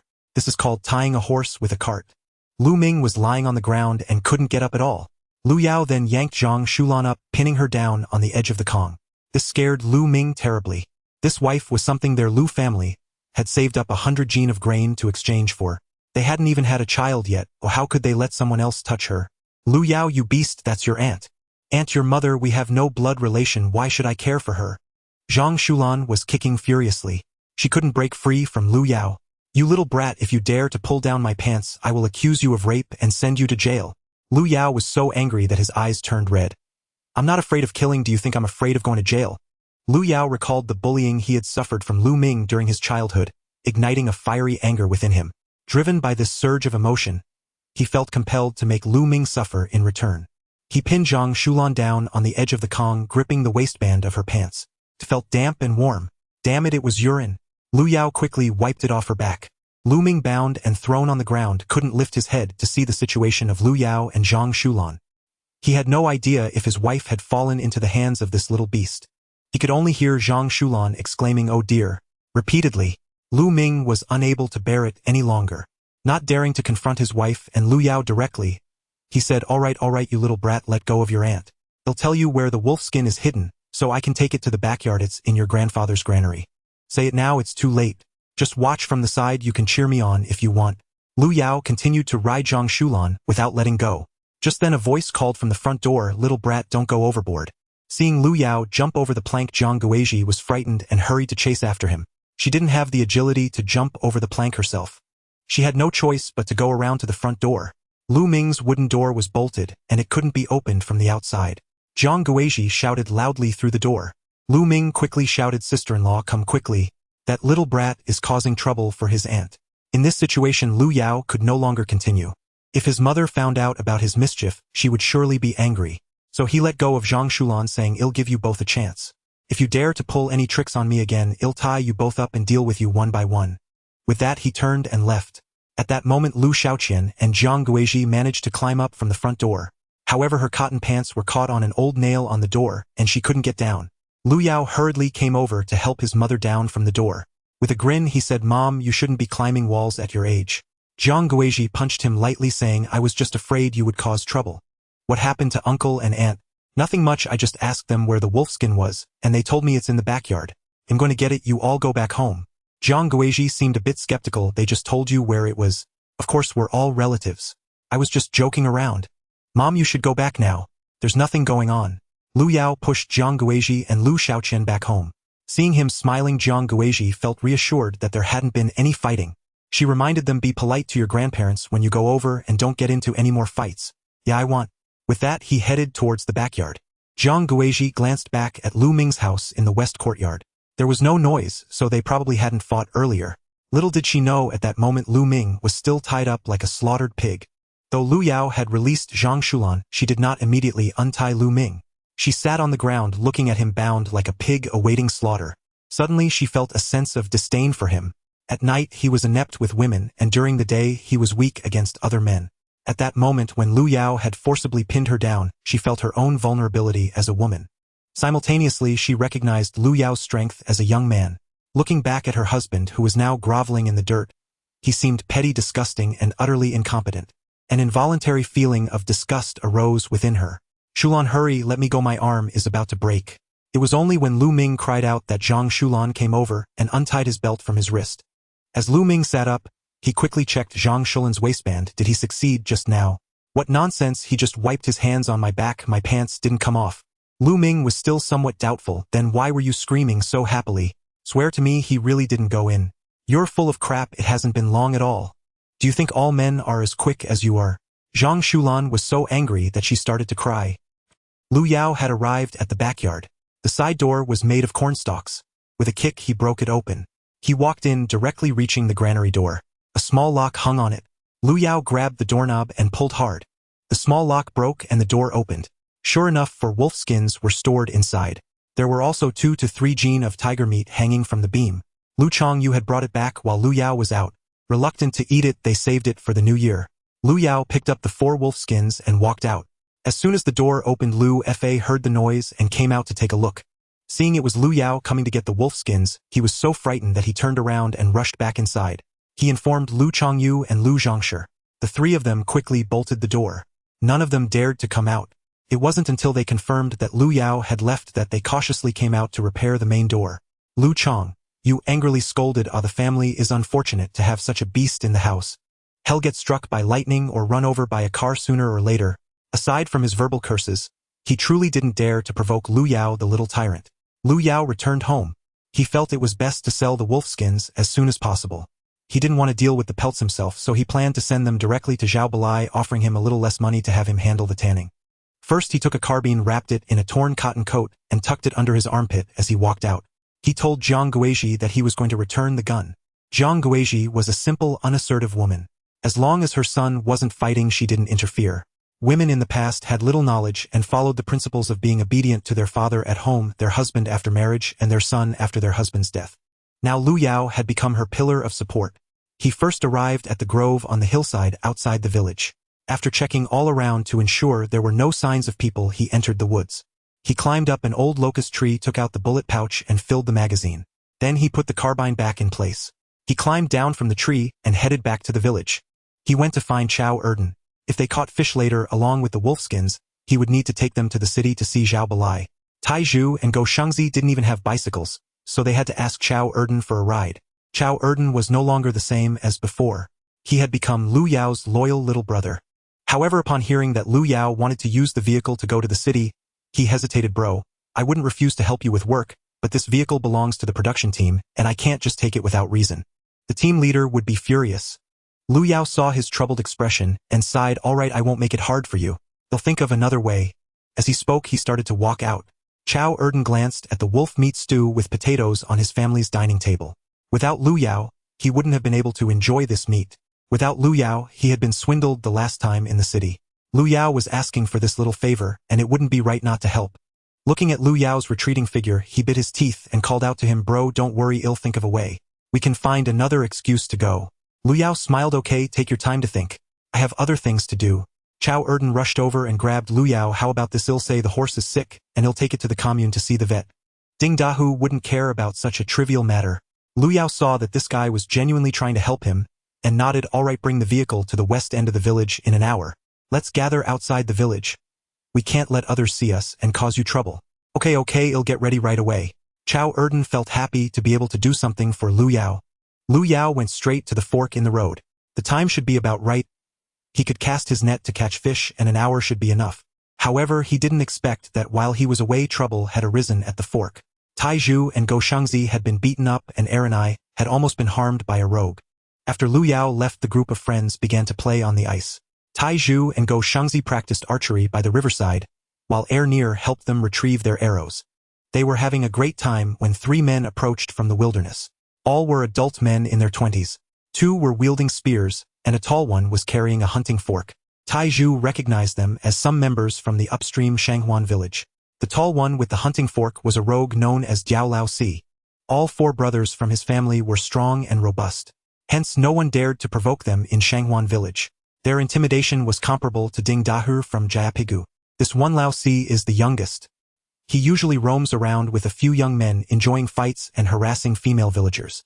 Tai Zhu had his Lulu ball stolen by him when he was younger. In recent years, under Ding Dahu's control, they had been less daring. Seeing them approaching, Tai Zhu couldn't help but feel nervous. He called out to Ernir, who was by the big tree, Come back, come to me and your brother. Saying this, he and Go Shengzi notched an arrow on their bows, watching the 3 men. Jiao Lao Si rested the hunting fork on his shoulder and wandered by the ice hole. With a sneer, he looked at Tai Zhu and the others. What village are you little brats from? How dare you come to Shanghuan to fish?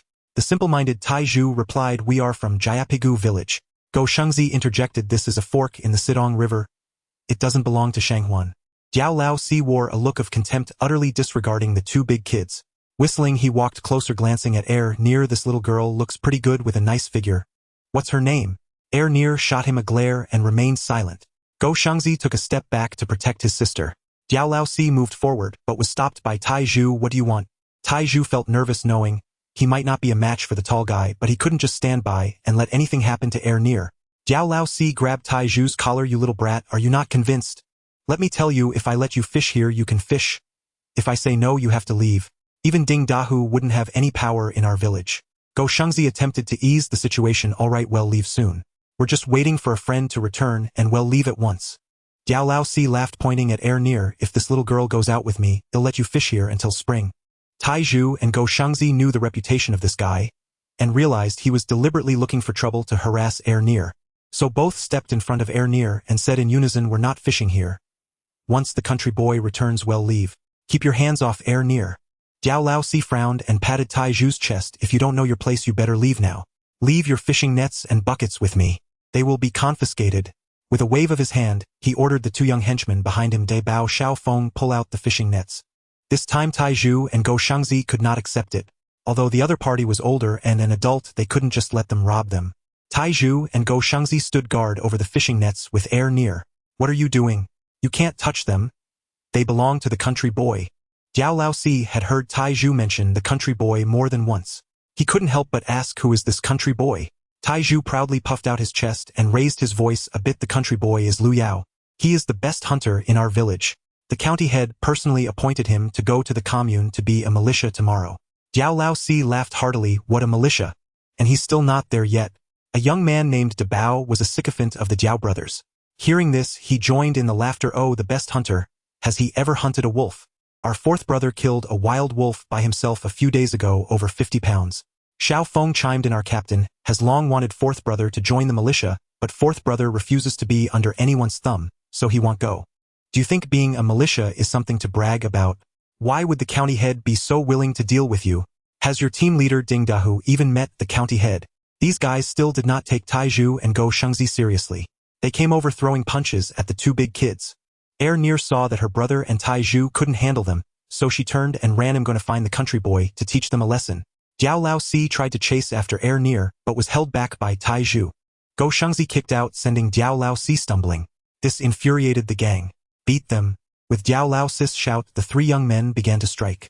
People at that time were quite wild, especially in the northeastern mountains. They wouldn't hold back. Once they struck, they were fierce. Although they didn't stab with the hunting forks, directly hitting with the wooden rods would still hurt.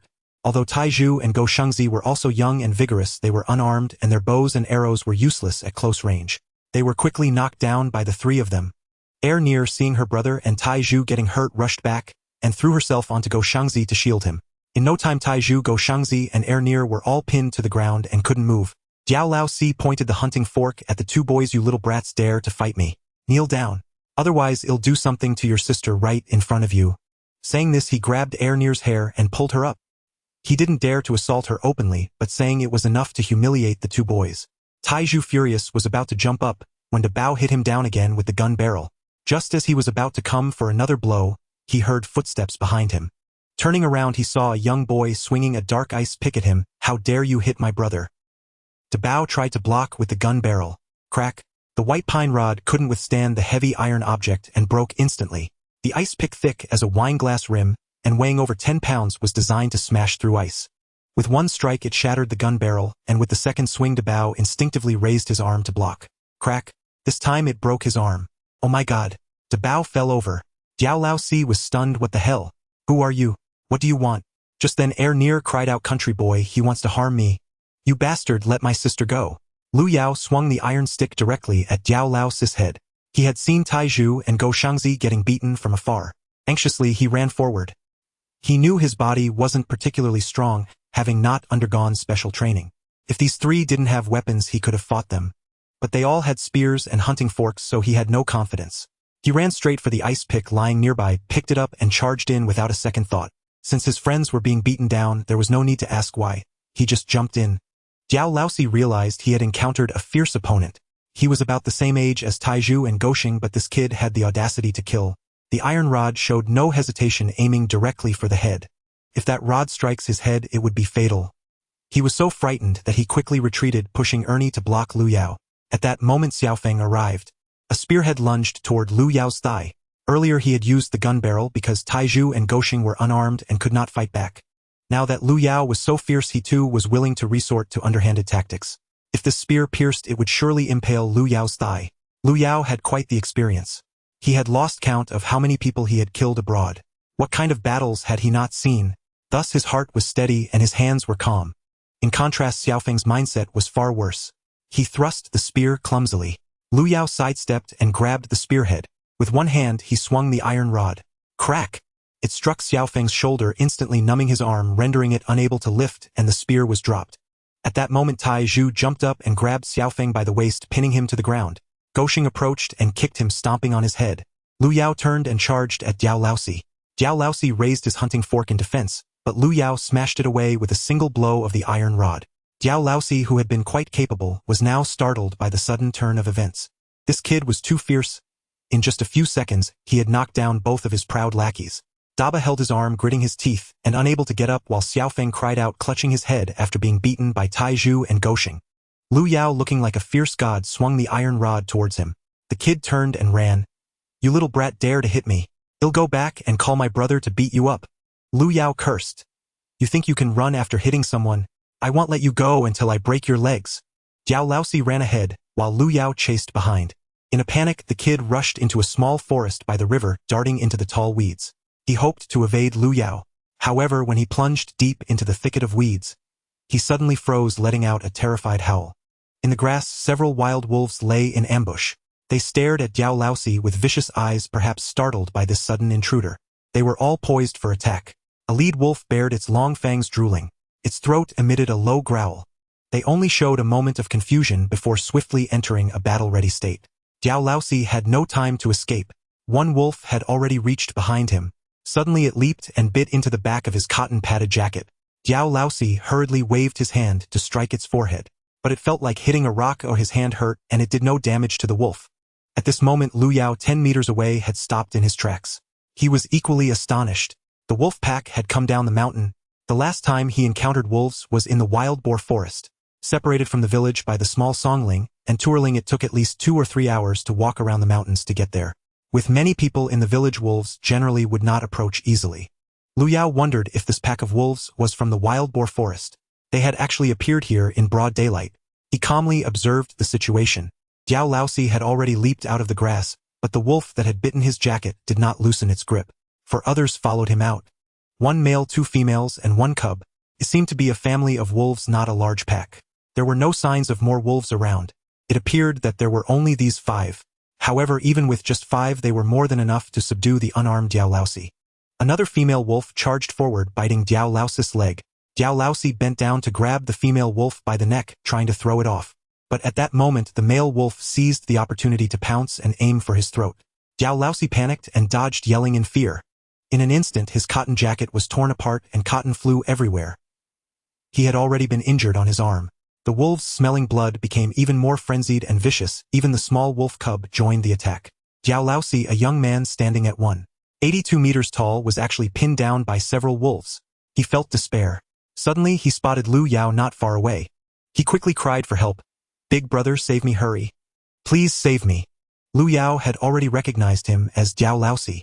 In his past life, while doing real estate business in Jiangzhou, Diao Laosi was a small contractor who always tried to get close to him, claiming to be from the same commune.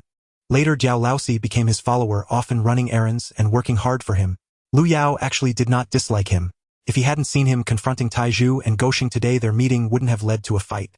Seeing him now covered in blood and torn apart, he couldn't just ignore it. At this moment, he needed someone like him. Someone reckless who did not adhere to principles was actually more useful. In the midst of seizing a territory, such daring individuals were most needed. Only honest and upright people would be of no help. Lu Yao laughed and said, "I can save you, but you must call me Wage Brother and say you submit." "Wage Brother, I submit to you. Please save me, I'll even call you Wage Father." Lu Yao had thoroughly assessed the situation. There were only these 5 wolves nearby. It seemed they were not necessarily members of the wolf pack from the wild boar forest. These wolves had also noticed Lu Yao's presence. While attacking Diao Laosi, they were also wary of Lu Yao. As soon as Lu Yao moved, a female wolf rushed at him. Lu Yao had a hard weapon in his hands. He raised the iron rod high. He swung the iron rod towards the female wolf. The female wolf was very alert. Upon seeing a human with a weapon, it would not charge heeden. It dodged and circled behind Lu Yao. Lu Yao was familiar with wolf behavior, so he didn't strike too hard with the rod, instead feinting. As the female wolf dodged, he struck straight for its lower back. Wolves have tough heads and backs but weak waists. When hit by Lu Yao, the female wolf yelped in pain, dragging its hindquarters as it howled incessantly. At this moment, Diao Laosi was pinned to the ground with a male wolf biting his shoulder. Lu Yao swung the iron rod, howling like a beast as he charged. Another female wolf approached, but Lu Yao struck it with a horizontal sweep, sending it flying over 2 meters away. One of its legs was broken. The other wolves were frightened and took a few steps back, but the male wolf refused to let go. Lu Yao thrust the iron rod forward. The spear's tip was not sharp but heavy, and with all of Lu Yao's strength it pierced into the male wolf's rear. The male wolf yelped in pain and released its grip. Lu Yao withdrew the rod and swung again. The male wolf, having lost the will to fight, howled and fled with the other wolves. They were all frightened by Lu Yao's ferocity. Lu Yao did not pursue. He looked at Diao Laosi on the ground. "Are you dead yet?" Diao Laosi got up to check his body, noticing 2 bleeding wounds, fortunately not on any vital spots. His cotton jacket and pants were in tatters, stained with blood. He bowed to Lu Yao. "Thank you, bro. If it weren't for you, I would have been wolf food today. You don't need to thank me. Just stop bullying others in the future, alright?" Although Lu Yao didn't hit him, he quickly defeated Daba and Xiaofeng, and then bravely fought against the pack of wolves. Jiao Laosi already felt that he was no match for him. In such a sorry state he dared not resist. He quickly nodded, saying, "Don't worry, from now on we are friends. Good, since you understand, I won't beat you today. Get lost." Lu Yao turned to walk away, and Jiao Laosi hurriedly followed. "Bro, I'm afraid of encountering wolves alone. Can I go back to pick up my hunting fork?" "Let's go, it's just right to apologize to my brothers." At the crossroads, Taizhu and Goxing had already beaten Xiaofeng into begging for mercy. This brutal kicking had left the boy with a bruised face. He was kneeling on the ground now. Daba had a broken arm, lacking any resistance, kneeling alongside Xiaofeng. Seeing Lu Yao return with bloody Jiao Laosi behind him, these two boys were even more frightened. Previously they relied on Jiao's brothers for support, as they themselves had no real skills. Now, seeing Jiao Laosi obediently trailing behind Lu Yao with his head down, they realized that the boy had likely been subdued by Lu Yao. Taizhu and Goxing rushed towards Jiao Laosi, as soon as they saw him return, wanting to give him a beating. Lu Yao waved his hand. "Forget it, we are all from nearby villages. As long as they know their mistakes, it's fine." Then he asked the two kneeling on the ground, "Are you two convinced?" Daba and Xiaofeng were already convinced, nodding repeatedly. "As long as you're convinced, go find a place to treat your injuries. In the future, don't provoke people from our village, understand?" Jiao Laosi and the others repeatedly agreed and picked up their weapons to leave. Nir asked Lu Yao worriedly, "Will Jiao Laosi seek revenge from his brothers against us?" Lu Yao watched their stumbling backs, not worried about Jiao's brothers, but rather concerned about the wolves. He was unsure if the wolves from earlier were the ones from the mountains. Previously, the big gray wolf came down looking for its cubs, and now another small pack had appeared. If a large number of wolves invaded the village, there would surely be casualties, even if the villagers fought back. Moreover, if they did not enter the village and only hunted around it, anyone traveling alone would be in danger. It wouldn't be safe for them to come into the village at night to steal livestock either. This pack of wolves must be completely eradicated for the villagers to have peace. His own strength was certainly insufficient. Ding Dahu's hunting team was not worth mentioning. So tomorrow he would go to the commune to enlist in the militia and see if he could use their strength to eliminate the wolves. "Everyone, don't worry, I've got this." Lu Yao was their backbone. If he showed any worry, it would disrupt their morale. "Let's go set the net." Although Taizhu and Goxing had been beaten, they felt relieved after retaliating. If Lu Yao hadn't arrived in time, it would have been minor to be beaten, but the key was the shame of it. Now, although they had some cuts and bruises, they felt good inside. They all gathered at the ice hole to pull out the fishing net. After pulling out, half Nir, who was watching from the side, jumped with joy. "Wow, so many. So big. So fat." One by one, the big carp were flopping around, their bodies thicker than arms. There were also crucian carp, whitefish, willow root fish, and small fatheads. They indeed looked delightful. Pulling up the entire net, they started taking fish out of the holes. Without any bait, they pulled out 2 full buckets, and still had 6 carp weighing over 2 pounds each left. Goxing untied his belt to string up 6 fish, then twisted a few long grasses together to temporarily use as a belt. The group happily carried the buckets of fish back. As they approached the village, they saw Chao Erden already waiting there with a cart. They placed the fish on the cart, and then Lu Yao instructed, "Goxing and Nir, you two take all the fishing gear home to hide, then come to my house. Tiezhu, you come with me to my house. We need to get the wolf skins." Chao Erden was still waiting with the horse cart at the village entrance. Soon the 4 children returned with the wolf skins. Chao Erden cracked his whip, heading straight for Jiangzhou County. It was already afternoon at this point. Upon arriving in Jiangzhou City, they headed towards the local product company on the 4th main road. Zhao Balai was dealing with smuggled goods, so they couldn't directly send the wolf skins in. The cart stopped by the roadside, and Lu Yao went in to find Zhao Balai. Zhao Balai was very warm upon seeing Lu Yao. "Ah, little brother, you're here. What's the matter?" Lu Yao pulled him outside, lifted the tarp on the cart, and when Zhao Balai saw the cart full of wolf skins, his eyes widened. "Wow, brother, you've done well. Where did you get these?" Nir proudly said. "All from my brother here. Didn't you see the bullet holes on his forehead?" Zhao Balai immediately looked at Lu Yao with newfound respect. This little brother, who claimed to be from the future, truly made him see him in a new light. "Brother, how much do you want to sell this wolf skin for? You're knowledgeable. You make the offer. I don't mind if it's too little, and I don't mind if it's too much at 100. Zhao Balai laughed. "Brother, with your generous spirit, I'm willing to deal with you. I won't cheat anyone, especially you. For unprocessed wolf skins, I usually offer a maximum of 10 yuan, but for yours I'll give you an extra yuan 11. What do you think?" Lu Yao smiled as he accepted the Hunan golden leaf cigarettes handed over by Zhao Balai. Although they were 2.6 for a box back then, with logistics not flowing, it was hard to buy them in Jiangzhou. Lighting the cigarette, Lu Yao took a puff and then patted Zhao Balai on the shoulder. "Don't be so polite. I'll be satisfied with just 10 yuan. I also caught some fish, you can take 2 to eat, and the rest help me sell. Zhao Balai looked at the bucket of fish. Although some were dead, they still looked really fresh. Brother, I'm really impressed with you. Where did you get these? He glanced around to ensure no one was watching, pulled the tarp over to cover, and whispered. Right now fish in the city are supplied by ticket only. With the new year approaching, the demand is high and the Industrial and Commercial Bureau is cracking down. But I know some black market fish vendors. The official price is 2 mao per jean, while on the black market it can sell for 6 to 8 mao. But that's the retail price. If I sell it wholesale, considering my face, I might be able to get 4 to 5 mao per jean. Lu Yao nodded. I'll listen to you. Please help me out. In this era of planned economy, everything was state-owned. Private trading was illegal, and without connections, even if you had goods, you couldn't sell them. If caught, not only would the goods be confiscated, but you would also face legal consequences. Zhao Balai had a good standing at the factory, and was the armed squad leader of the street committee, so he had connections. Using his identity to cover up the illegal trades, he also knew many people in the business. Lu Yao's fish totaled 66 jean. All kinds of fish were not sorted and were sold at 50 mao per jean. He sold them for a total of 33 yuan.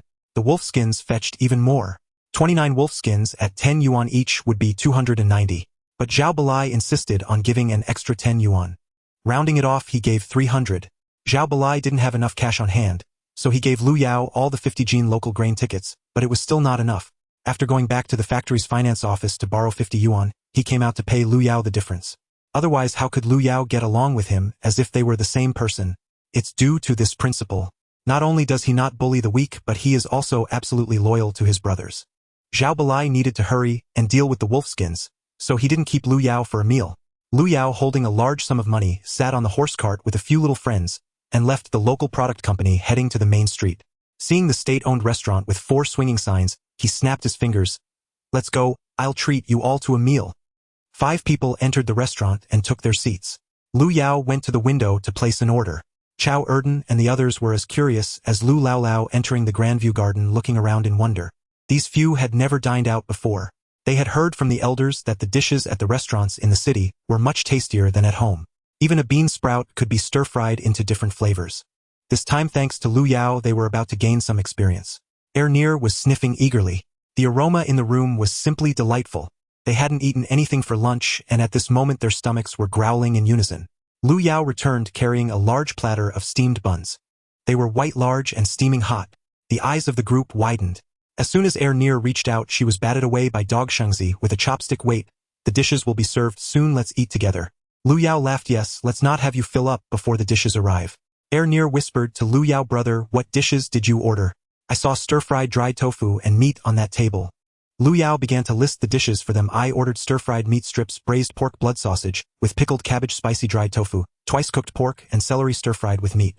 So many dishes. Chao Erden's eyes bulged like glass beads. How much will this cost? Lu Yao smiled. Not much. A plate of stir-fried meat strips is only 0.42 yuan, and these buns are 0.03 yuan each, with 2 liang of grain tickets. Altogether, it won't even cost a full wolfskin's worth. What's there to be afraid of? Chao Erden looked on enviously. Yes, the local kid had just sold over 300 yuan. He was quite the little tycoon. For him, this amount of money truly meant nothing. Once the dishes were served, people around who were coming to eat all looked over. The monthly salary for city folks was only about 30 yuan. After deducting monthly expenses, not many could afford to indulge in a restaurant meal. Even if they did come, they had to carefully consider their orders. They wouldn't dare to feast extravagantly. Lu Yao and his strong companions couldn't get enough with 6 dishes, so he ordered 2 more. Just for the staple food, they had devoured over 20 large buns. Ernir's little belly was round and full. Dog Shengzi's straw belt had even snapped. Chao Erden secretly stuffed buns into his clothes, but was caught by Tai Zhu. What are you doing, eating and taking? Have some shame.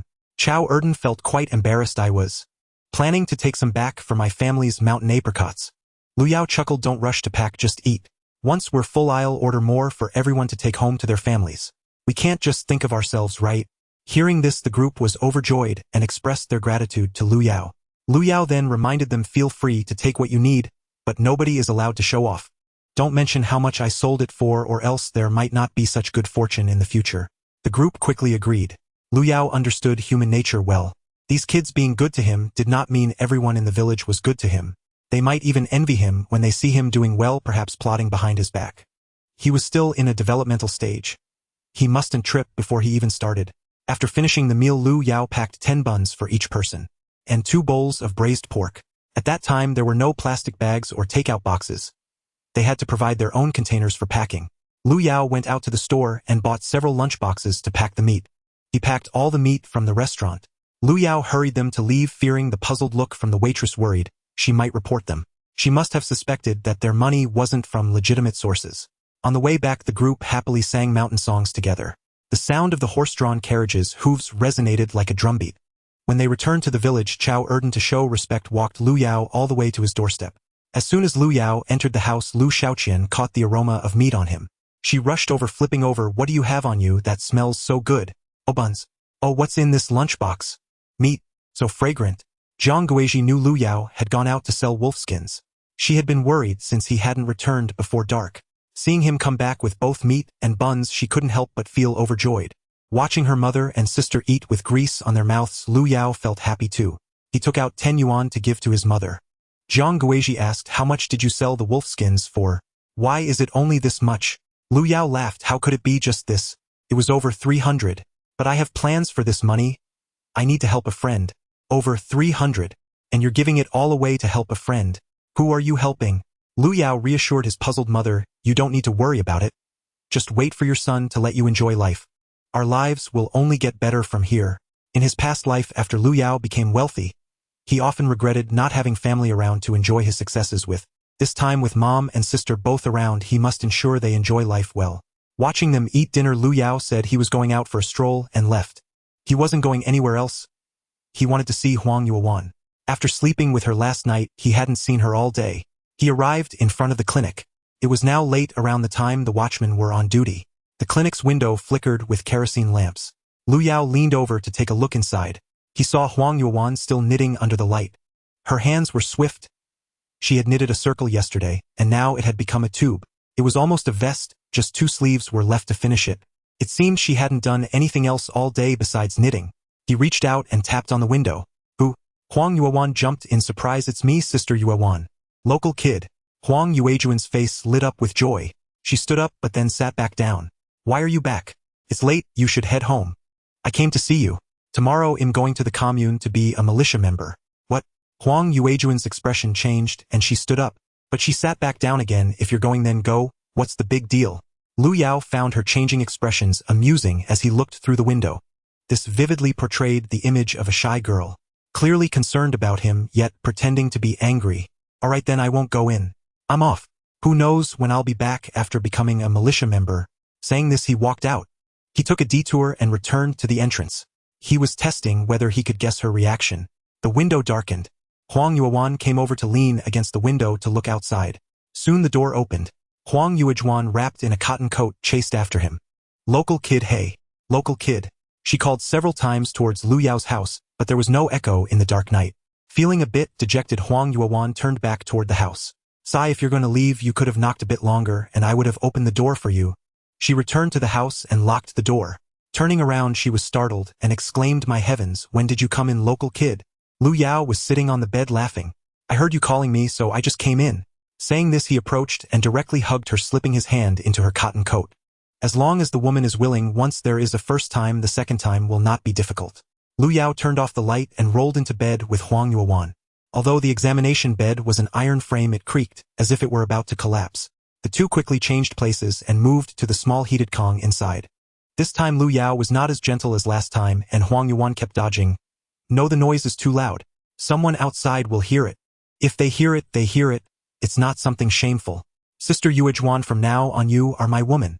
Once I become successful, I will take you to the city. I have applied several times, but they won't let the educated youth go back. If I say it's possible, then it is. Trust me, I will definitely take you back, but you have to promise me one condition." "What condition?" Huang Yuan thought. "I've already let you take off my pants, what else can't I agree to?" Lu Yao grinned and said, "Promise me that 20 years from now I can marry another destined wife. In our last life we were husband and wife." "Nonsense, you just want to abandon me when I grow old, don't you?" Lu Yao nestled in Huang Yuejuan's arms, acting spoiled. "No, even if I marry her, I will not abandon you. You are still the woman more important than my life. It's just that the other wife is predetermined, and I'm afraid she won't be able to endure without me. Humph, who cares about you 20 years later? I never intended to marry you. In fact, what Huang Yuan said was the truth. Her being with Lu Yao was merely a moment of impulsive passion. She also felt very conflicted inside. She was 10 years older than the local boy. At 27 she was still considered young, but what about 10 or 20 years from now? Women age faster than men. People say a woman 5 years older is like an old mother. Being 10 years older, isn't that like being a grandmother? So even though she was temporarily in a mutual relationship with Lu Yao, she really didn't dare to think about a future. Lu Yao truly liked her because Huang Yuan was really beautiful. Any man would find it hard to resist the temptation of beauty. However, he really also liked Zheng Shuang. If Zheng Shuang were here now, Lu Yao might not have flirted with Huang Yuan. But waiting for Zheng Shuang would mean 20 years later. During this time, a vigorous young man can't rely solely on his hands. With a series of vigorous actions, the two temporarily set aside the future and enjoyed the present. Lu Yao couldn't stay at Huang Yuan's place. Huang Yuan also didn't dare to let him stay. If someone discovered it, she would bear the name of being a loose woman. So after it was done, she had Lu Yao wash up and quickly leave. It was now around 9 o'clock in the evening. The countryside was pitch dark. Lu Yao walked home in the dark, passing by Ding Dahu's house. He saw that the west room still had lights on. He knew the west room was where Ding Mei lived. In this poor mountain village of Jiapai, the only one who could build a separate house for his daughter was Ding Dahu. A row of blue brick houses was the most magnificent in the village. Ding Dahu and his wife lived in the east room, while Ding Yuliang lived across from them. The west room had its own door where Ding Mei lived alone. It was such a waste to still have the kerosene lamp on. Why wasn't she asleep? Lu Yao's curiosity was piqued. He quietly jumped into the yard. Stealthily, he approached the window of the west room. Ding's house had large glass windows. It was the only house in the village that had double doors, just like in the city. There weren't many frost flowers on the window, indicating that the room was warm. Moreover, Ding Mei's house even had floral curtains. This was a rarity in the mountain village. Who would use cloth to cover windows instead of making clothes? When taking off clothes to bathe or for a couple to do the deed, they would blow out the lamp so no one could see. No need to waste fabric. But Ding's family was affluent, so they made 2 pieces of floral fabric into curtains for Ding Mei. However, the curtains were a bit small, leaving a gap in the middle. Lu Yao squinted to look inside. He wanted to see what this little mother-in-law was up to. Was she secretly meeting a lover, doing something like he did with Huang Yuan? If so, that man must be Zhang Wenli. But he was disappointed. Ding Mei was only wearing a thin shirt and pants, sitting by the Kong table. With her legs crossed, her elbows resting on the table, she cupped her hands under her chin, staring at the kerosene lamp. Her large eyes blinked dreamily. Against the frost flowers on the window, she looked like a beautiful painting. Lu Yao had been crouching there for a long time, warming the frost on the window with his forehead, and Ding Mei hadn't moved at all. What was the silly girl thinking? Was she frozen in place? Lu Yao reached out his finger and scratched the window a couple of times. It made a squeaking sound. Who? Ding Mei was startled and suddenly turned her head to look. Lu Yao remained silent, continuing to scratch the glass. Ding Mei climbed onto the Kong and pulled back the curtain to look outside. When she suddenly saw it was Lu Yao, she showed a surprised expression, then revealed a trace of joy. Why is it you? She wanted to open the window but forgot that the gap to prevent drafts had already been covered with cowhide paper, so it couldn't be pushed open. So she quickly got off the Kong, slipped on her shoes, and ran outside. She lifted the cotton door curtain in the corridor, opened the door, and pushed it slightly ajar. Lu Yao had already come over. Ding Mei pulled him into the room. Are you crazy? Why did you jump into my house? If my dad sees, he's going to kill you. Lu Yao looked at Ding Mei, who was nervous, and smiled. I missed you, so I came to see you. Lu Yao's casual joke made Ding Mei blush. Don't mess around.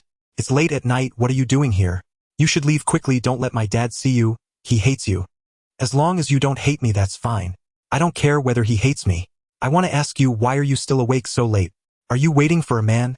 Oh, you dead Lu Yao dare to come to my house and talk nonsense. Bang bang. She punched Lu Yao twice. Just then a flashlight suddenly shone in the yard. Ding Yuliang's rough voice boomed. I clearly saw a shadow come in. Hurry, search. Ding Dahu's voice followed. Damn it, he must have come to steal chickens from my house. If I find him, I'll shoot him. Ding Mei was frightened. It's over, my dad saw you come in. At this point, it was definitely impossible to go out. 2 flashlights were shining back and forth in the yard. The 2 of them had come out. Ding Mei hurriedly inserted the door. Before it was secured, Ding Dahu came to pull the door. Xiao Mei, did you see anyone come in? The door was not secured properly and was directly pulled open.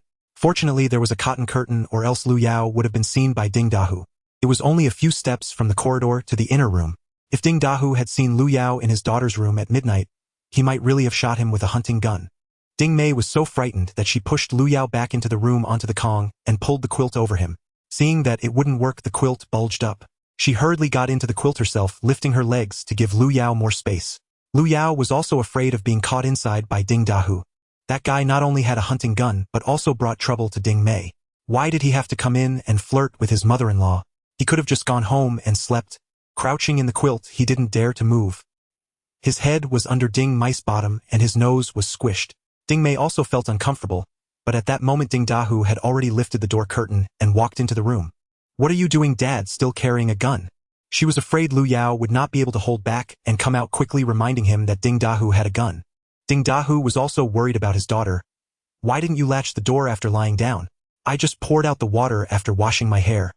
I was about to latch it." Ding Dahu glanced left and right. The room was small. Nowhere for anyone to hide. His daughter sat wrapped in her quilt, tugging the corner up tightly. Perhaps she'd already undressed, fearing he might see. A grown daughter must maintain propriety before her father. Yuliang got up just now to urinate in the kitchen and claimed he saw someone climb over the wall. "We're going to catch the intruder. Latch your door and stay inside." All right?" At that moment Ding Mei felt an unbearable wave of warm, panting breath rising from the crease behind her thighs. Mortified, she felt Lu Yao's nose pressing against her most private place.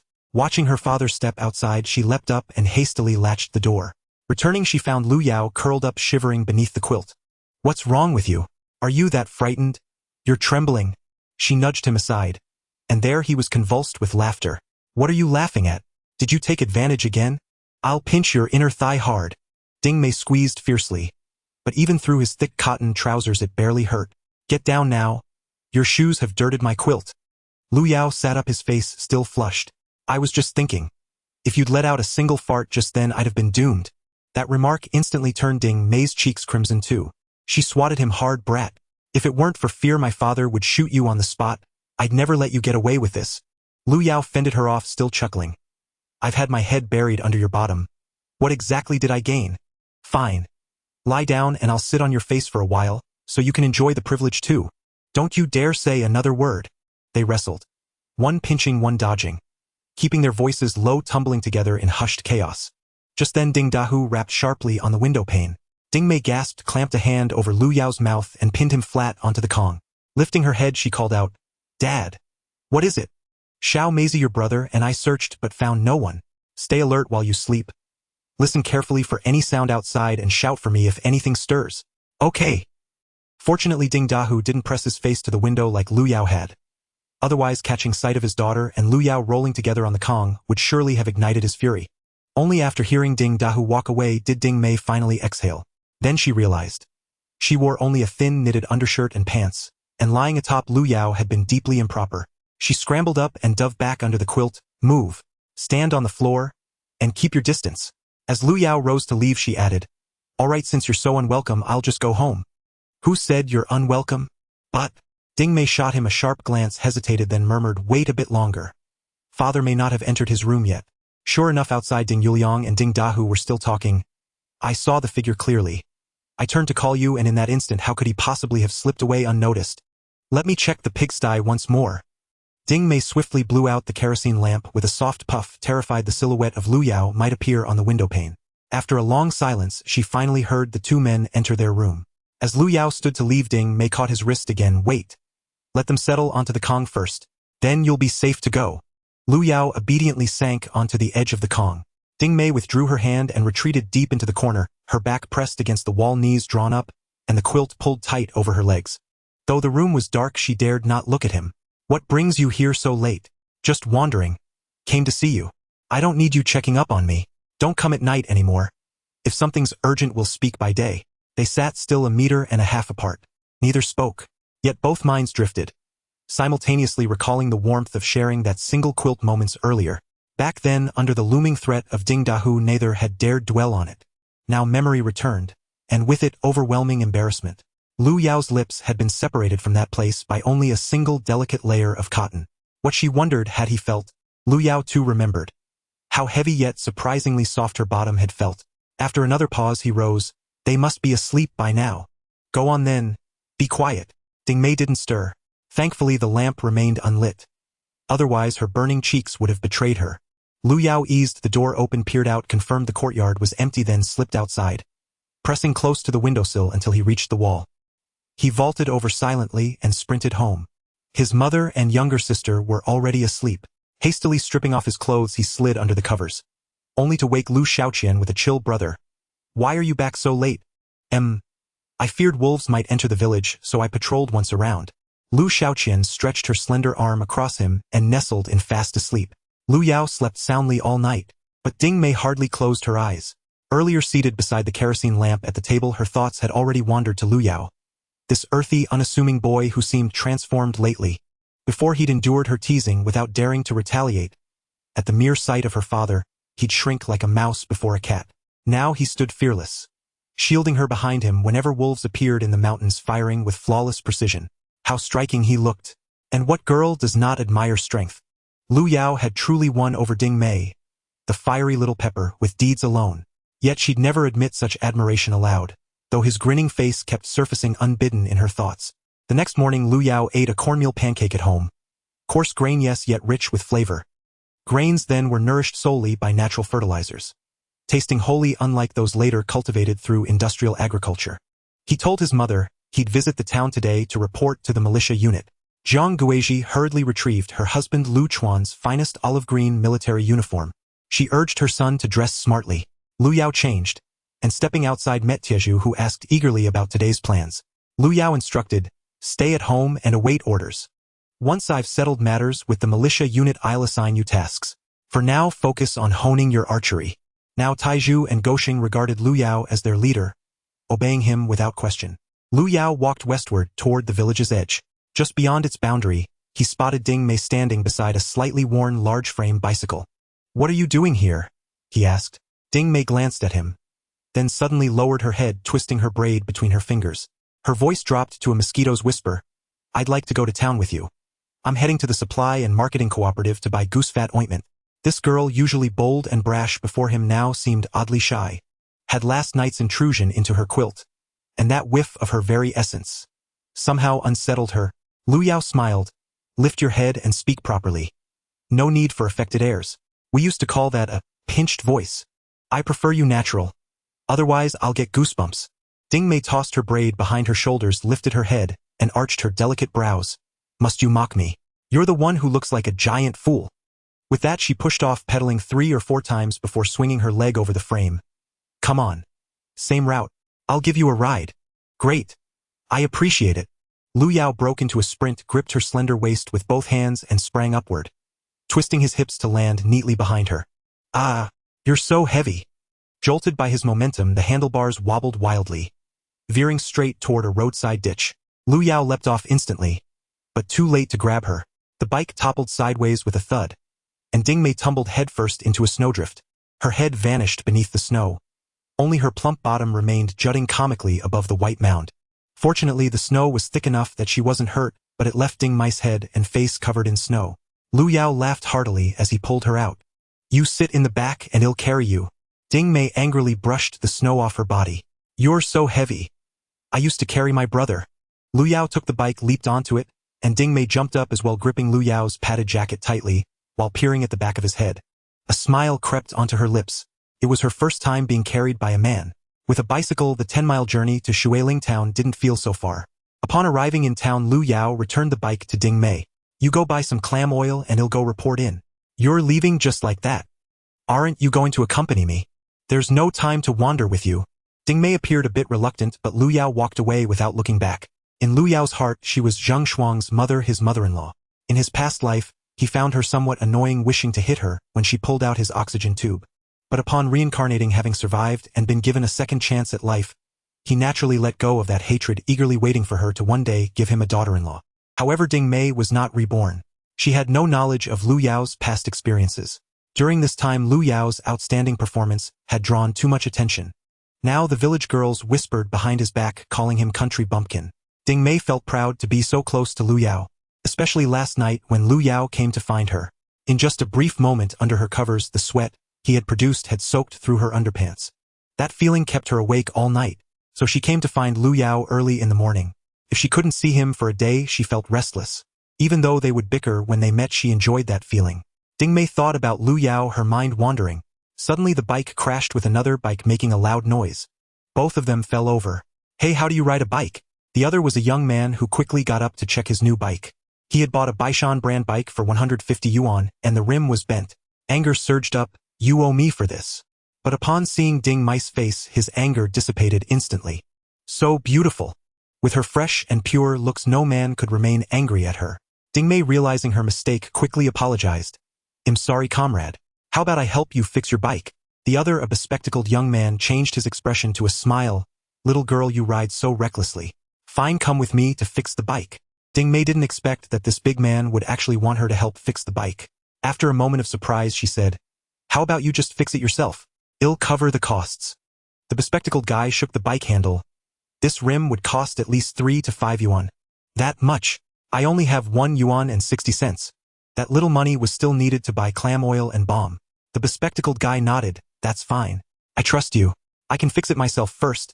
Just tell me where you live, your name, and how much it costs, and I'll come to collect it later. Really?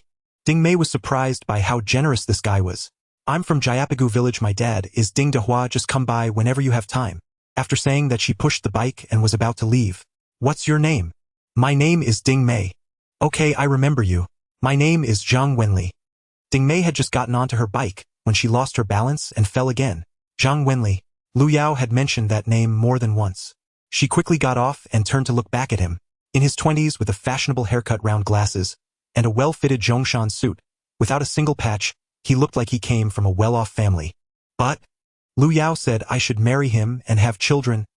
How cheesy. I'm not into that type. He looks too young, like a young actor. Ding Mei smiled briefly and rode away.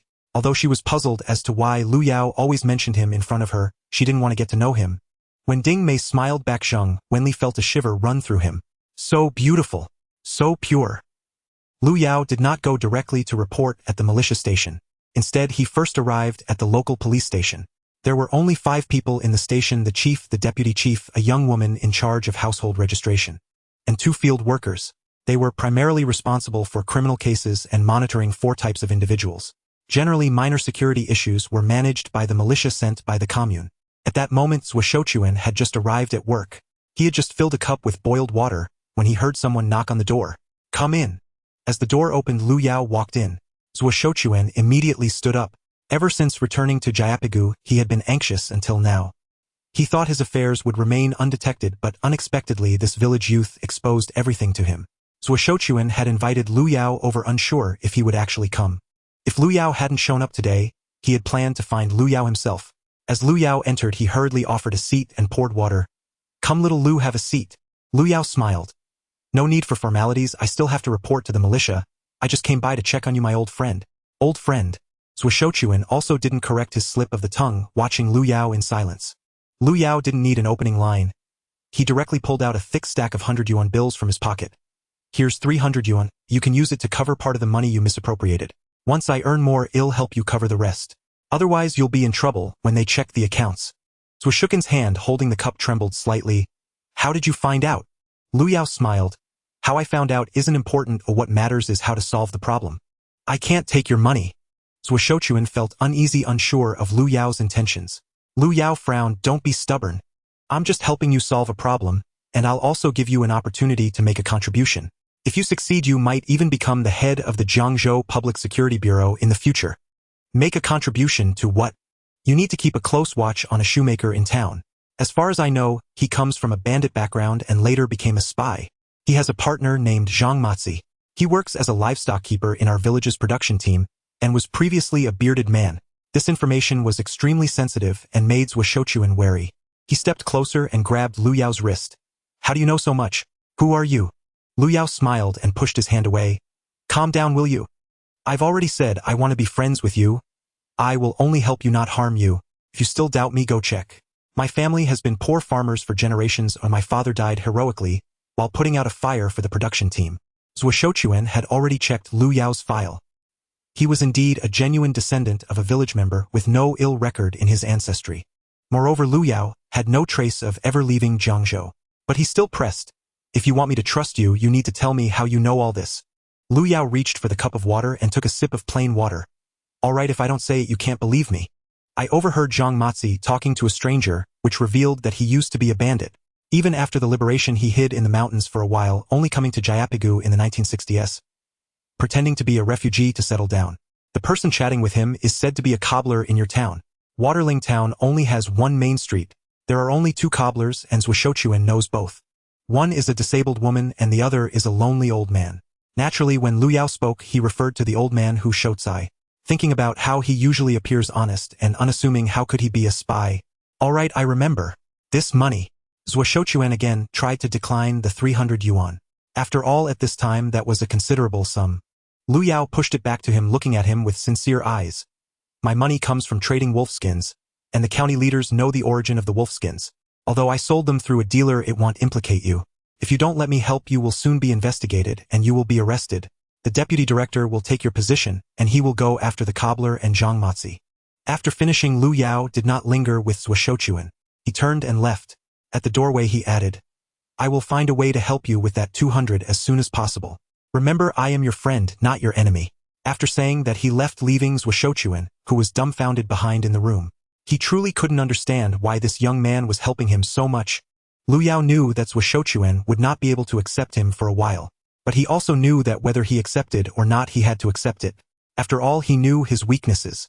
He absolutely wouldn't dare to offend him. After leaving the police station, Lu Yao headed straight for the commune committee. The office of the commune director. Yang Shui was smoking a cigarette and sipping tea. He looked at the burly black man with a slanted box cannon in front of him. His name is Wang Biao. He is now the deputy captain of the militia. Gu Sanwang had been demoted to an ordinary militiaman, and he was temporarily acting as the captain. Yang Shui would not be willing to let Lu Yao off so easily. Since returning, his mind had been filled with thoughts of Lu Yao. He had already cleared up the relationships between Lu Yao, the county chief, and Zhu Zhenghua from the armed forces. It should be a mere acquaintance. The county chief is extremely busy and couldn't possibly remember this minor character. Zhu Zhenghua wouldn't possibly associate with him either. He simply heard that Lu Yao was a good hunter, which piqued his interest. Over time, they naturally drifted apart. So having Lu Yao work under him was not a bad thing. He wouldn't even need to intervene personally. He could just let Wang Biao deal with him. Thus he summoned Wang Biao over and handed him a cigarette. Biaozi, do you know why Ge Laosan was dismissed? Wasn't it Minister Zhu who personally removed him? Yes, Minister Zhu called me as well. He said Gu Sanwang was too weak and unsuitable to be the captain of the militia. Therefore he was dismissed, and you will temporarily take this gun and become the captain. However, Wang Biao was of course happy to be promoted from deputy to captain. He stared wide-eyed at his leader's mouth, waiting to hear his orders. Yang Shui drew out the word, but you need to be tough. You must manage your men well. This I will certainly do. These little rascals will be kept in line by me. That's the original bunch, but today there will be a new one. Lu Yao from Jayapagu. He is quite a troublemaker. If you don't handle him properly, you won't be able to stay as the captain, you know. Yes, Director, any troublemaker that comes to me will be made to behave. Go on. This Lu Yao is a troublesome guy, so be careful with him. Yes. Don't worry, Director. There was no need for more words. Yang Shui's 2 sentences had already ignited Wang Biao's fire. Even before Lu Yao arrived, he was already itching to take action. Although the militia captain's position was appointed by the county's armed forces, Minister Daily Work had to follow the commune's arrangements. Thus Yang Shui was also Wang Biao's direct superior. With the leader saying so, Wang Biao naturally understood his intention. How could a mere commune member dare to offend the director? Wasn't that asking for trouble? Returning to the office, he crossed his legs and pondered how to assert his authority over Lu Yao. At that moment, Lu Yao arrived. It was his first time entering the commune compound, which covered about 10 acres. There were a dozen rooms in 2 rows of single-story buildings, and he had no idea what each room was for. Behind him, a bespectacled young man riding a bicycle came in and asked Lu Yao, "Comrade, where is the office of the commune director?" "I don't know either, I just came to report." This young man was Zhang Wenli, who had just finished repairing a bike. Upon hearing that Lu Yao was also new, his eyes brightened. "Oh, I just got assigned here too. What is your position?" "I am a villager from Jayapagu, reporting to serve as a militiaman." Zhang Wenli's previously bright smile faded. "Militiaman, huh? I am the cultural education assistant, appointed by the county, the head of the literacy group." Saying this, he straightened his back, feeling that his position was definitely a head above Lu Yao. At that time, the cultural education assistant was equivalent to the later director of the township education office. He was considered a cadre. Lu Yao, as a militiaman, was still a member of the commune. Lu Yao noticed the shift in the young man's gaze, clearly looking down on him. He didn't say much and just looked for the nameplate. Spotting one that read office, he walked in. Zhang Wenli followed him in. There was a corridor with a series of rooms. At the very end, on a piece of wood with peeling paint, the words, Director's Office, were written. Zhang Wenli pushed Lu Yao and stepped in first. Yang Shui saw this and asked, "What are you doing?" Zhang Wenli beamed, saying, "Are you Uncle Yang? My father is Zhang Baoli, and I am Zhang Wenli, here to report as the Cultural Education Assistant. I've been appointed as the head of the literacy group." "Oh, our great scholar. Come, we need cultural people like you in our commune to help with literacy. It's hard to communicate with these uncultured roughnecks." Yang Shui walked over and shook Zhang Wenli's hand tightly. He knew Zhang Wenli's father, Zhang Baoli, who was the director of the County Cultural Center. Lu Yao was right behind Zhang Wenli. Upon hearing the name, Zhang Wenli, he couldn't help but tremble. "Damn, this is my father-in-law." Lu Yao examined this cultured young man. How could he not see any resemblance to Zheng Shuang? Was it just this effeminate demeanor that he inherited from Zheng Shuang? Lu Yao remembered that Zheng Shuang had indeed mentioned that her father was a cultured person. Moreover, Zheng Shuang's family had a photo of Zhang Wenli when he was in his 40s. Lu Yao carefully compared, and that portrait indeed looked like him. Did Ding Mei marry him and then give birth to Zheng Shuang? Lu Yao vaguely felt that if Ding Mei married him, it would be a bit of a loss for Ding Mei. This kid has absolutely no masculine energy. But that's the way it is. Without him, there would be no Zheng Shuang. Lu Yao pondered, with this kid's character, would my decisive mother-in-law actually like him? Could they really match? Yang Shui and Zhang Wenli had been chatting for quite some time. No one paid attention to Lu Yao. However, Lu Yao remained silent, simply observing Zhang Wenli. Zhang Wenli felt a bit uncomfortable under Lu Yao's gaze. "What are you staring at?" "Oh, it's nothing. I just think you have quite a handsome face."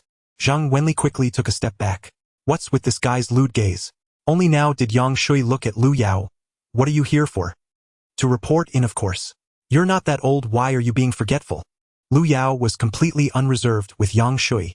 Before Yang Shui could get angry, Zhang Wenli was already displeased. "Hey young man, do you know how to speak? How can you talk to your superiors without any manners?" He seemed quite earnest about it. Lu Yao couldn't help but smile. If it weren't for the fact that he was Zheng Shuang's father, he really wouldn't like this cream-faced youth. "It's none of your business, stay out of it. You don't know the situation." Zhang Wenli frowned. "No matter the situation, you shouldn't be so disrespectful. How can a militia member speak to Director Yang like this? Then how should I speak to him? At the very least, there should be respect. After all, he is our superior," Zhang Wenli said, turning to give Yang Shui a smile. Lu Yao felt a bit out of place. Isn't Zheng Shuang supposed to be the more popular one? Why is this old man so annoying? "All right, you speak civilly and politely to your superior. I have my own way of handling things." Then he looked at Yang Shui. "I'm here to report in, as you know." Yang Shui waved his hand, pointing to the other end. Go, the militia team is in the next house, look for Wang Biao." "Oh, you should have said so earlier." Lu Yao turned and walked away. Zhang Wenli angrily said to Yang Shui, "This young man is too inconsiderate, how could the militia want him?" Yang Shui chuckled wryly. "I'll let it be. If he's disobedient, Wang Biao will deal with him. Come, sit down, how's your father?" The two exchanged pleasantries and sat down. Lu Yao came out of the room, heading straight for the militia team in the next house. At this moment, Wang Biao was pacing back and forth with his hands behind his back, holding a tactical belt. "Report." A tall dark shadow stood at the door frame. Without needing a closer look, it was clear it was Lu Daming from the militia team. The lad stood at 6 feet tall, weighing 196 pounds, a true giant. He was Wang Biao's distant cousin. Though somewhat rough around the edges, he was obedient to Wang Biao. Lu Daming was able to join the militia entirely because he was known for his bravery across the villages.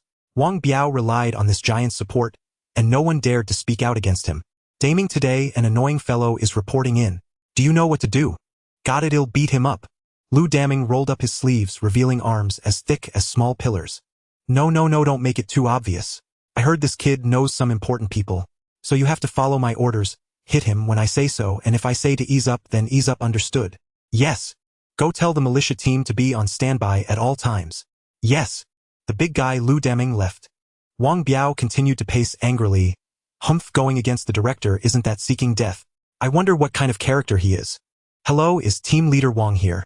Someone spoke, and Wang Biao turned around. A tall and fit young man stood at the door. "I am Wang Biao. What do you want? Who are you looking for?" Wang Biao asked cheerfully. This young man looked clean and tidy, with a handsome face, quite likable. Oh, I'm Lu Yao, a villager from Jayapagu here to report to the militia team. You are Lu Yao. How do you know me? Seeing Wang Biao's expression change, Lu Yao asked with a smile. Wang Biao also felt he had lost his composure. Although Yang Shui had instructed him to handle Lu Yao, he was to do so discreetly and not directly. Thus he forced another smile. Oh, I've heard about you.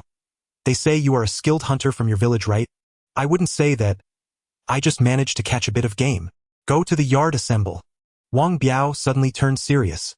Leading Lu Yao outside, he shouted in the commune's backyard, "Assemble." Then he whistled loudly. The dormitory door opened and more than 20 young men rushed out. There were 6 semi-automatic rifles, 12 Garand rifles, and a few younger ones carrying red tassel guns. One even held a large machete looking like an executioner. Although their uniforms and weapons were not very uniform, their steps were coordinated, indicating they had undergone considerable training. A row of 8 men with 3 rows totaling 24.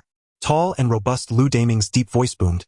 Report to the squad leader, except for Gu Sanwang, who is on sick leave. All 24 militia members are present. Wang Biao strutted in front like a general inspecting troops. Puffing out his chest and holding his hands behind his back.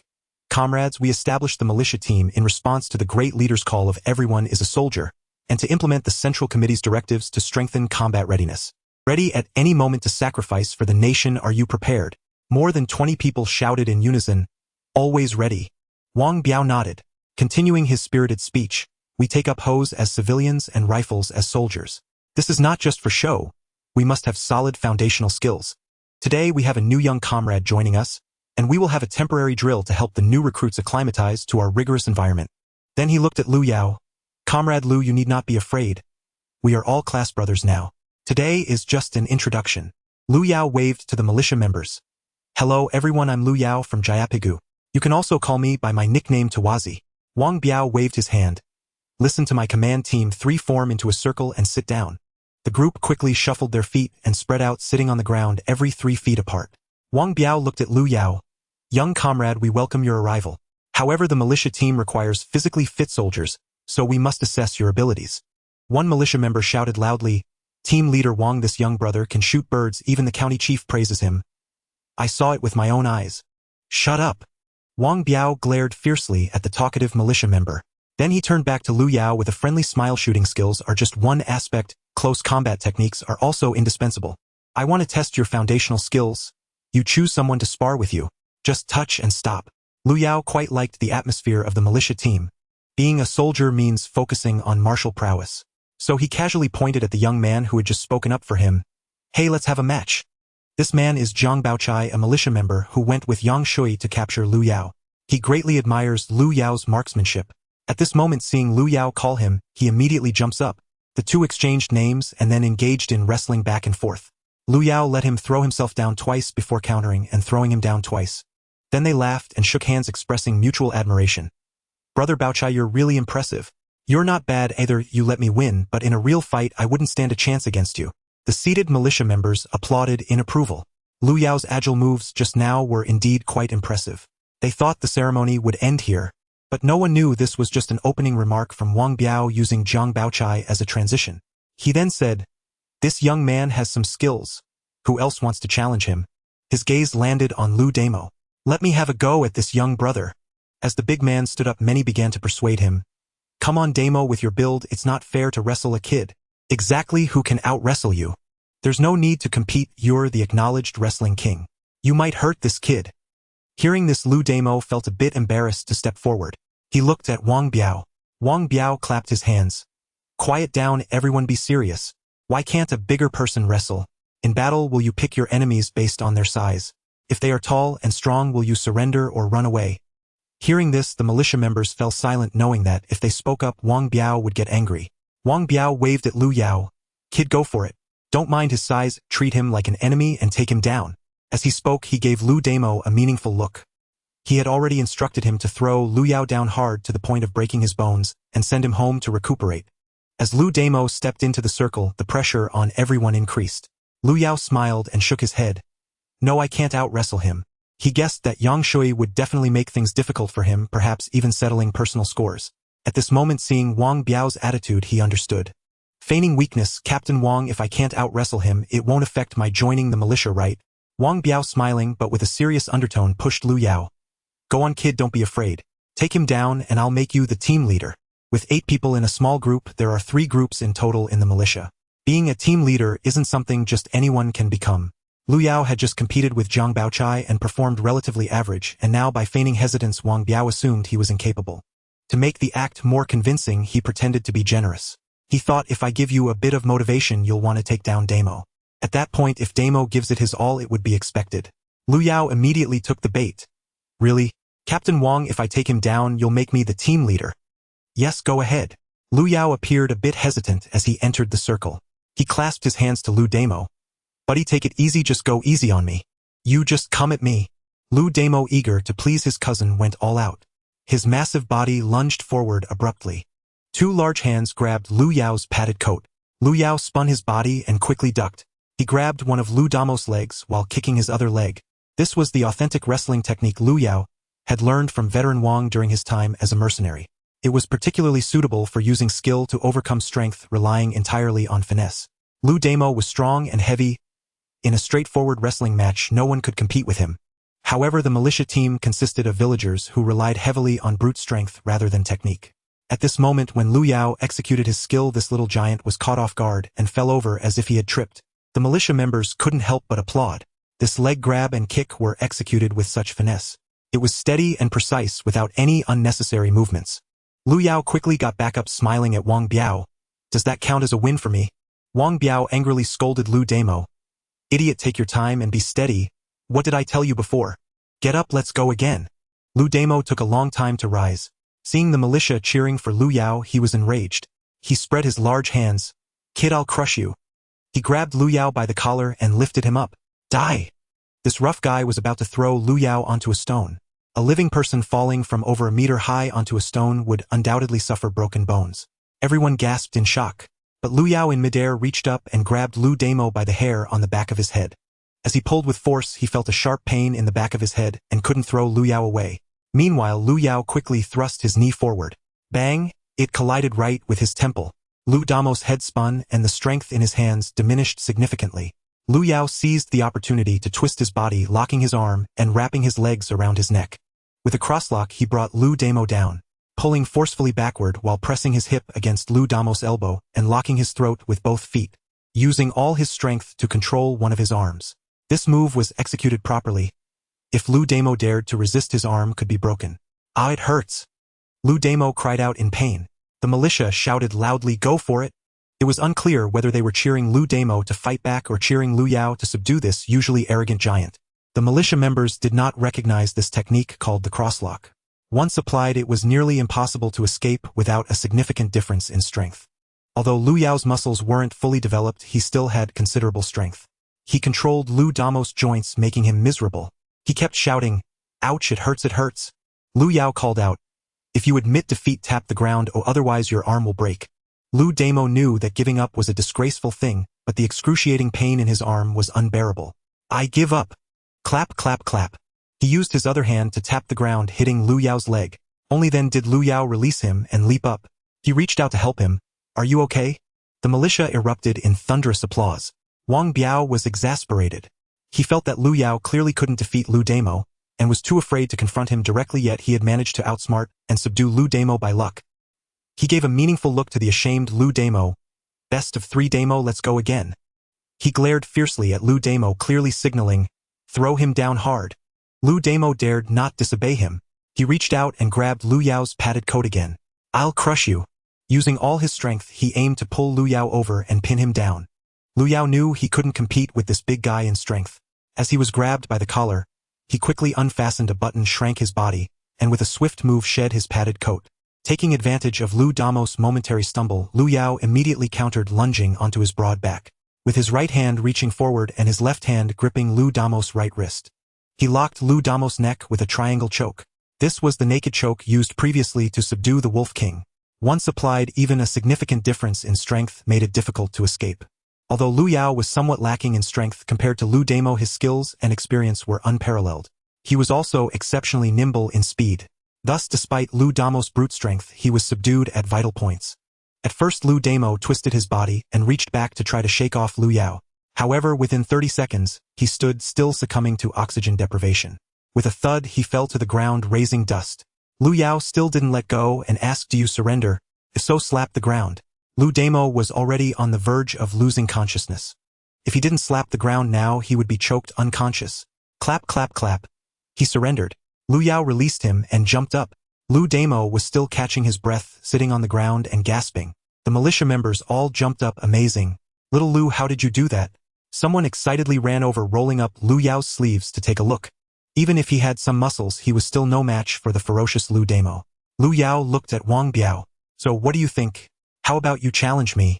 Wang Biao felt resentment in his heart, but he smiled on the outside. Haha, not bad, not bad. No need to compete, just rejoin your team. You've qualified. Is that all? Shouldn't I be made a team leader? Wang Biao's expression turned cold. Fine, I'll give you a team, but can you win everyone's support? There are currently 3 teams, you can choose one. Whichever you pick, you will compete with the team leader, and if you win, you'll become the leader.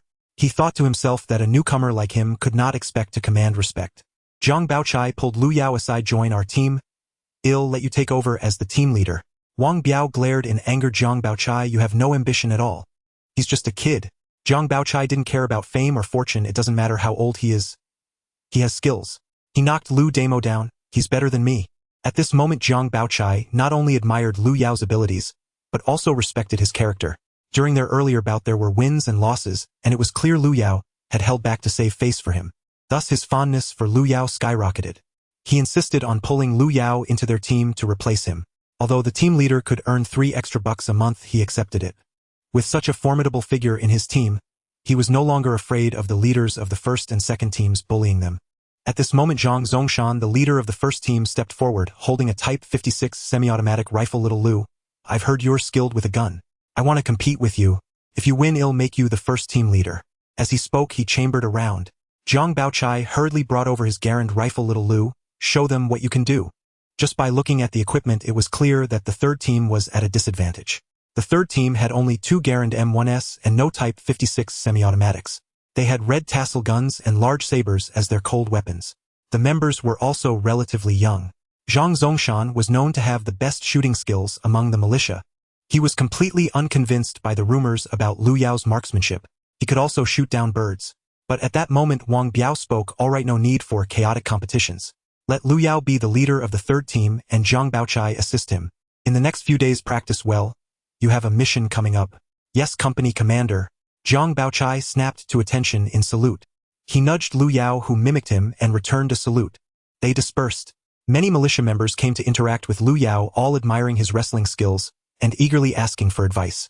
Even though Lu Yao was young, he had become famous overnight, especially the younger members of the third team who were particularly close to him. However, there were also many who looked down on Lu Yao, feeling that he had stolen the limelight and subsequently disliked him. Afterward, Wang Biao began a training march running 5 kilometers. Lu Yao, being a child used to running in the mountains, naturally didn't mind the distance and felt quite fulfilled by the end of the day. In the evening, a few militia members stayed on duty while the others left. Lu Yao didn't want to stay in the dormitory and walked directly home. Light snow began to fall and the northwest wind was quite strong. It was even colder than when he had come in the morning. By the time he got home, it would likely be pitch dark. Lu Yao had just walked out of the town when he saw a bicycle braving the wind and snow.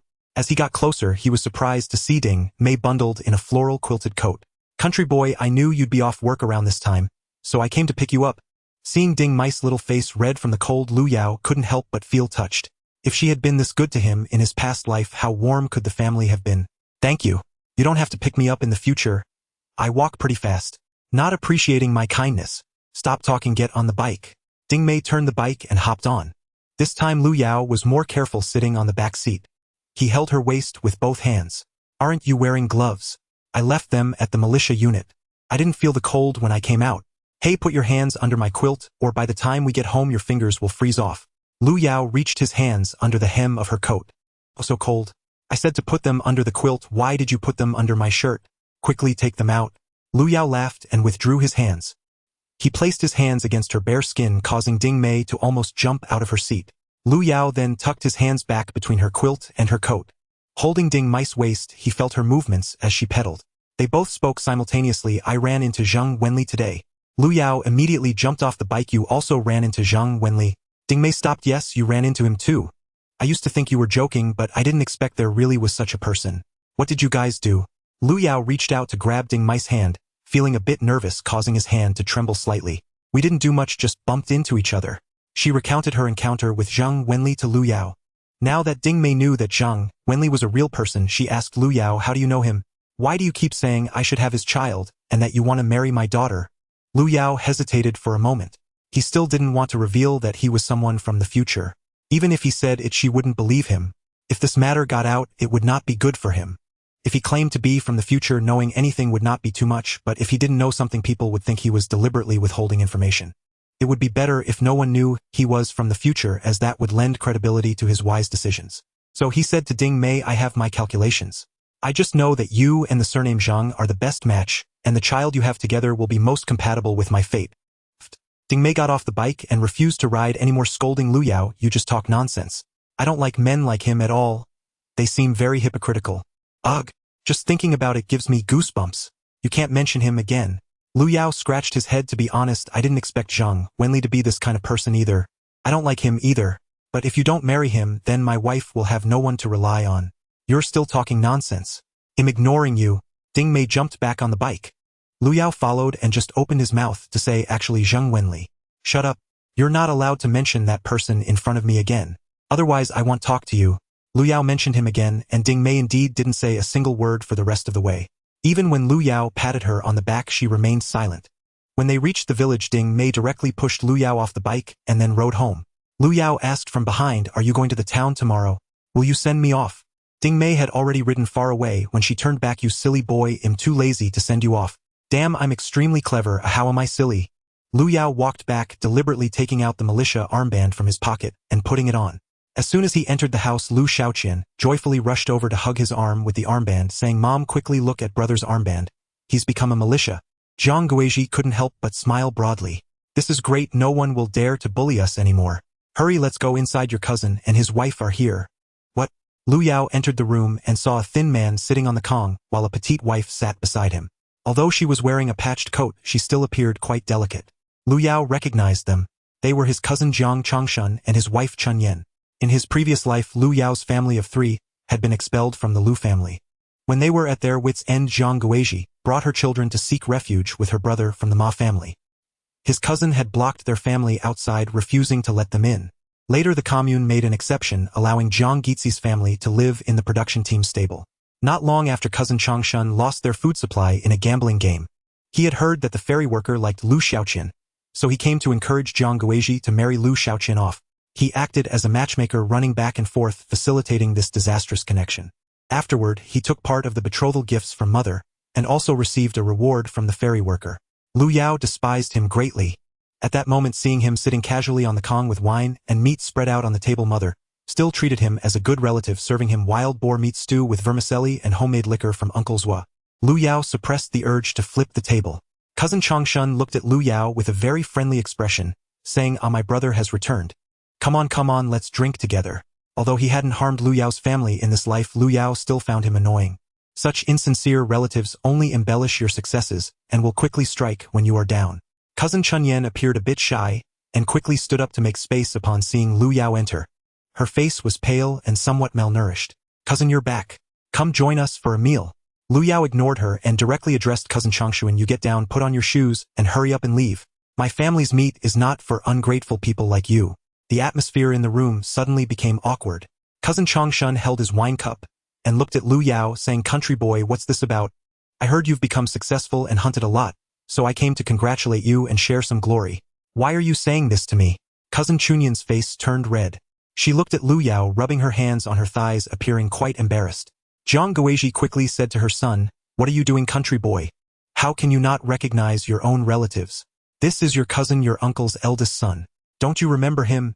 Looking at his mother, who was also very agitated, Lu Yao didn't want to upset her. After all, in this life, his mother wouldn't have the chance to see her nephew's true colors. Such people only reveal their true faces when you are down and out. Now that Lu Yao had gained fame as a hunter and the family had food and meat, even if he scolded him, he wouldn't turn hostile. Chongshan still smiled, reaching out to pull Lu Yao, Aunt, don't scold my brother. He's just joking with me. Come on, brother, let's drink together. It's been a long time since we've seen each other. In front of his mother, Lu Yao couldn't just throw him out directly. So he said, I don't drink. It's getting dark, you should hurry back. As he spoke, he pulled Chongshan's arm down. Changshan was thin and frail. He couldn't match Lu Yao's strength. He was directly pulled down. Seeing that Lu Yao was giving him no face, Changshan immediately made a pitiful face and begged, "Don't do this, brother. Let me be honest with you, I'm not here just for the drinks. I came to borrow some food. Your uncle is sick and I've sold all the food to buy medicine for him." "Shut up, you lost the food in gambling, and now you come to trick my mother for sympathy." Changshan was taken aback. The Ma family shop was over 20 miles away, and he had just had his food taken by creditors today. How did he know? Cousin Changshan was not here to borrow food. After all, he knew the Lu family was poor and couldn't spare any extra food. He had his eyes on Lu Xiaoqian bringing his wife along, intending to trick her away. Then he would say she got lost on the way and directly sell Xiaoqian to some local bachelor. Of course, these were his own ideas and Chunyan was just being used by him. Chunyan was simple-minded, believing everything Changshan said, and didn't dare to question him. Speaking out could lead to a beating. In that era, a wife was expected to follow her husband whether he was a rooster or a dog, with no rights to divorce. Even if you sought to divorce yourself, others would gossip and ruin your reputation. Therefore, marrying a good man was a blessing, while marrying a bad man meant accepting your fate. Jiang Chongshuan, with a belly full of schemes, arrived at his aunt Jiang Gizi's house, only to find the impoverished Jiang Guizhi treating him with wild boar meat. Seeing that there was frozen wolf meat and roe deer meat in the storeroom, he was shocked. Upon asking, Lu Xiaoqian proudly recounted Lu Yao's heroic deeds during this time. Cousin Changshan listened, filled with jealousy and resentment. How did this country bumpkin suddenly acquire such skills? He immediately changed his mind, wanting to borrow more food and meat to celebrate the new year. If it had been before, Lu Yao would have chased him away as soon as he entered, and he would have beaten Lu Yao. But after hearing Lu Xiaoqian mention that Lu Yao had not only hunted dozens of wolves, but also dealt with local thugs, even the commune leader's son had been stabbed by him. He was even personally chosen by the county chief to serve as a militia. Changshan didn't have the guts to turn hostile now. Even if Lu Yao exposed him for losing food, he wouldn't dare to act out. With a smile, he negotiated with Lu Yao, "Brother, since you know I won't hide it from you. I did indeed lose in gambling. I was hoping to win. After all, we don't have enough food to last through the new year. Brother, I can leave, but could you give me some meat and cornmeal? Get lost. If I had no food, you'd chase me away just the same." As he spoke, Lu Yao pulled at Changshan's collar and pushed him out. Changshan kept smiling, but his smile looked worse than crying. Jiang Guizhi quickly came over to stop him. "Country boy, you can't do this. We are not out of food. How can you be so ungrateful?" She then turned to comfort cousin Changshuan. "Changshuan, don't be angry. I've prepared 20 jin of cornmeal, and a piece of wolf meat, and a piece of wild boar meat for you." Lu Yao angrily said, "Mom, people like him are full of malice. We shouldn't pity him. No way." Seeing Lu Yao shout angrily, Jiang Changshan was also frightened. Country boy, don't do this. Can't I take half? You come out with me." Lu Yao pulled him towards the exit. Jiang Guizhi couldn't even stop them. Jiang Changshan was dragged out of the door by Lu Yao holding onto his collar. Cousin Chunyan didn't need to be pushed out, she ran out in fear. Jiang Guizhi tried to pull her nephew back, but was pushed back into the house by Lu Yao. Lu Xiaoqian listened to her brother the most. She quickly secured the door from the inside. Jiang Guizhi entered the house and began to cry, saying, "Country boy, we can't be such heartless people." Lu Yao, unwilling to see his mother sad, gently shook her shoulder and said, "Mom, do you remember I told you that I can foresee the future?" He had said this to Jiang Guizhi on the night of his rebirth, but she took it as a joke and didn't take it to heart. After all, in her eyes, her son had never left her side. Lu Xiaoqian nodded vigorously, saying, "Brother, you did say that." Lu Yao patted her on the head. Continuing to speak to his mother, he said, "I know that when our family was in dire straits, we went to their house seeking shelter, but they wouldn't even give us a room despite having empty ones. They even offered us a stable instead of a place to stay. Moreover, my cousin deceived you into marrying a ferry worker." Lu Xiaoqian shook her head vigorously. "I would rather die than marry him." Lu Yao reached out to pat her head, feeling pity for her refraining from saying too much about his past life. Just mentioning it made his heart ache. Jiang Guizhi still didn't believe him, saying, "Child, after all, this is just your imagination. Changshan has never truly harmed us. He is our relative and helps us when he can. Don't forget family ties just because you have some ability." Jiang Gizi's words made Lu Yao's heart skip a beat. His mother did not believe him at all. After all, the events of his past life would not happen again in this life. If he insisted on severing ties with his maternal relatives, it would hurt the bond between mother and son. At that moment, Jiang Changshan outside the door shouted, "Earth child, come out, I need to talk to you." Lu Yao sighed and said, "Mom, don't cry anymore. I will look out for you, but I can't let them starve. However, when I go out to talk, you mustn't come, or else I will throw the meat away and not give them any." Hearing her son say he would leave a way out, Jiang Guizhi quickly wiped her tears, saying, As long as you help him through this tough time, I will support you in everything. Alas, the family sharing the same surname Jiang had a mother with a heart too kind. The Lu family was no different. Father Lu Chuan was the kindest, yet he ended up suffering the most. The money earned from building their house was all given to the Lu family, and in the end he found his wife and children bullied by them.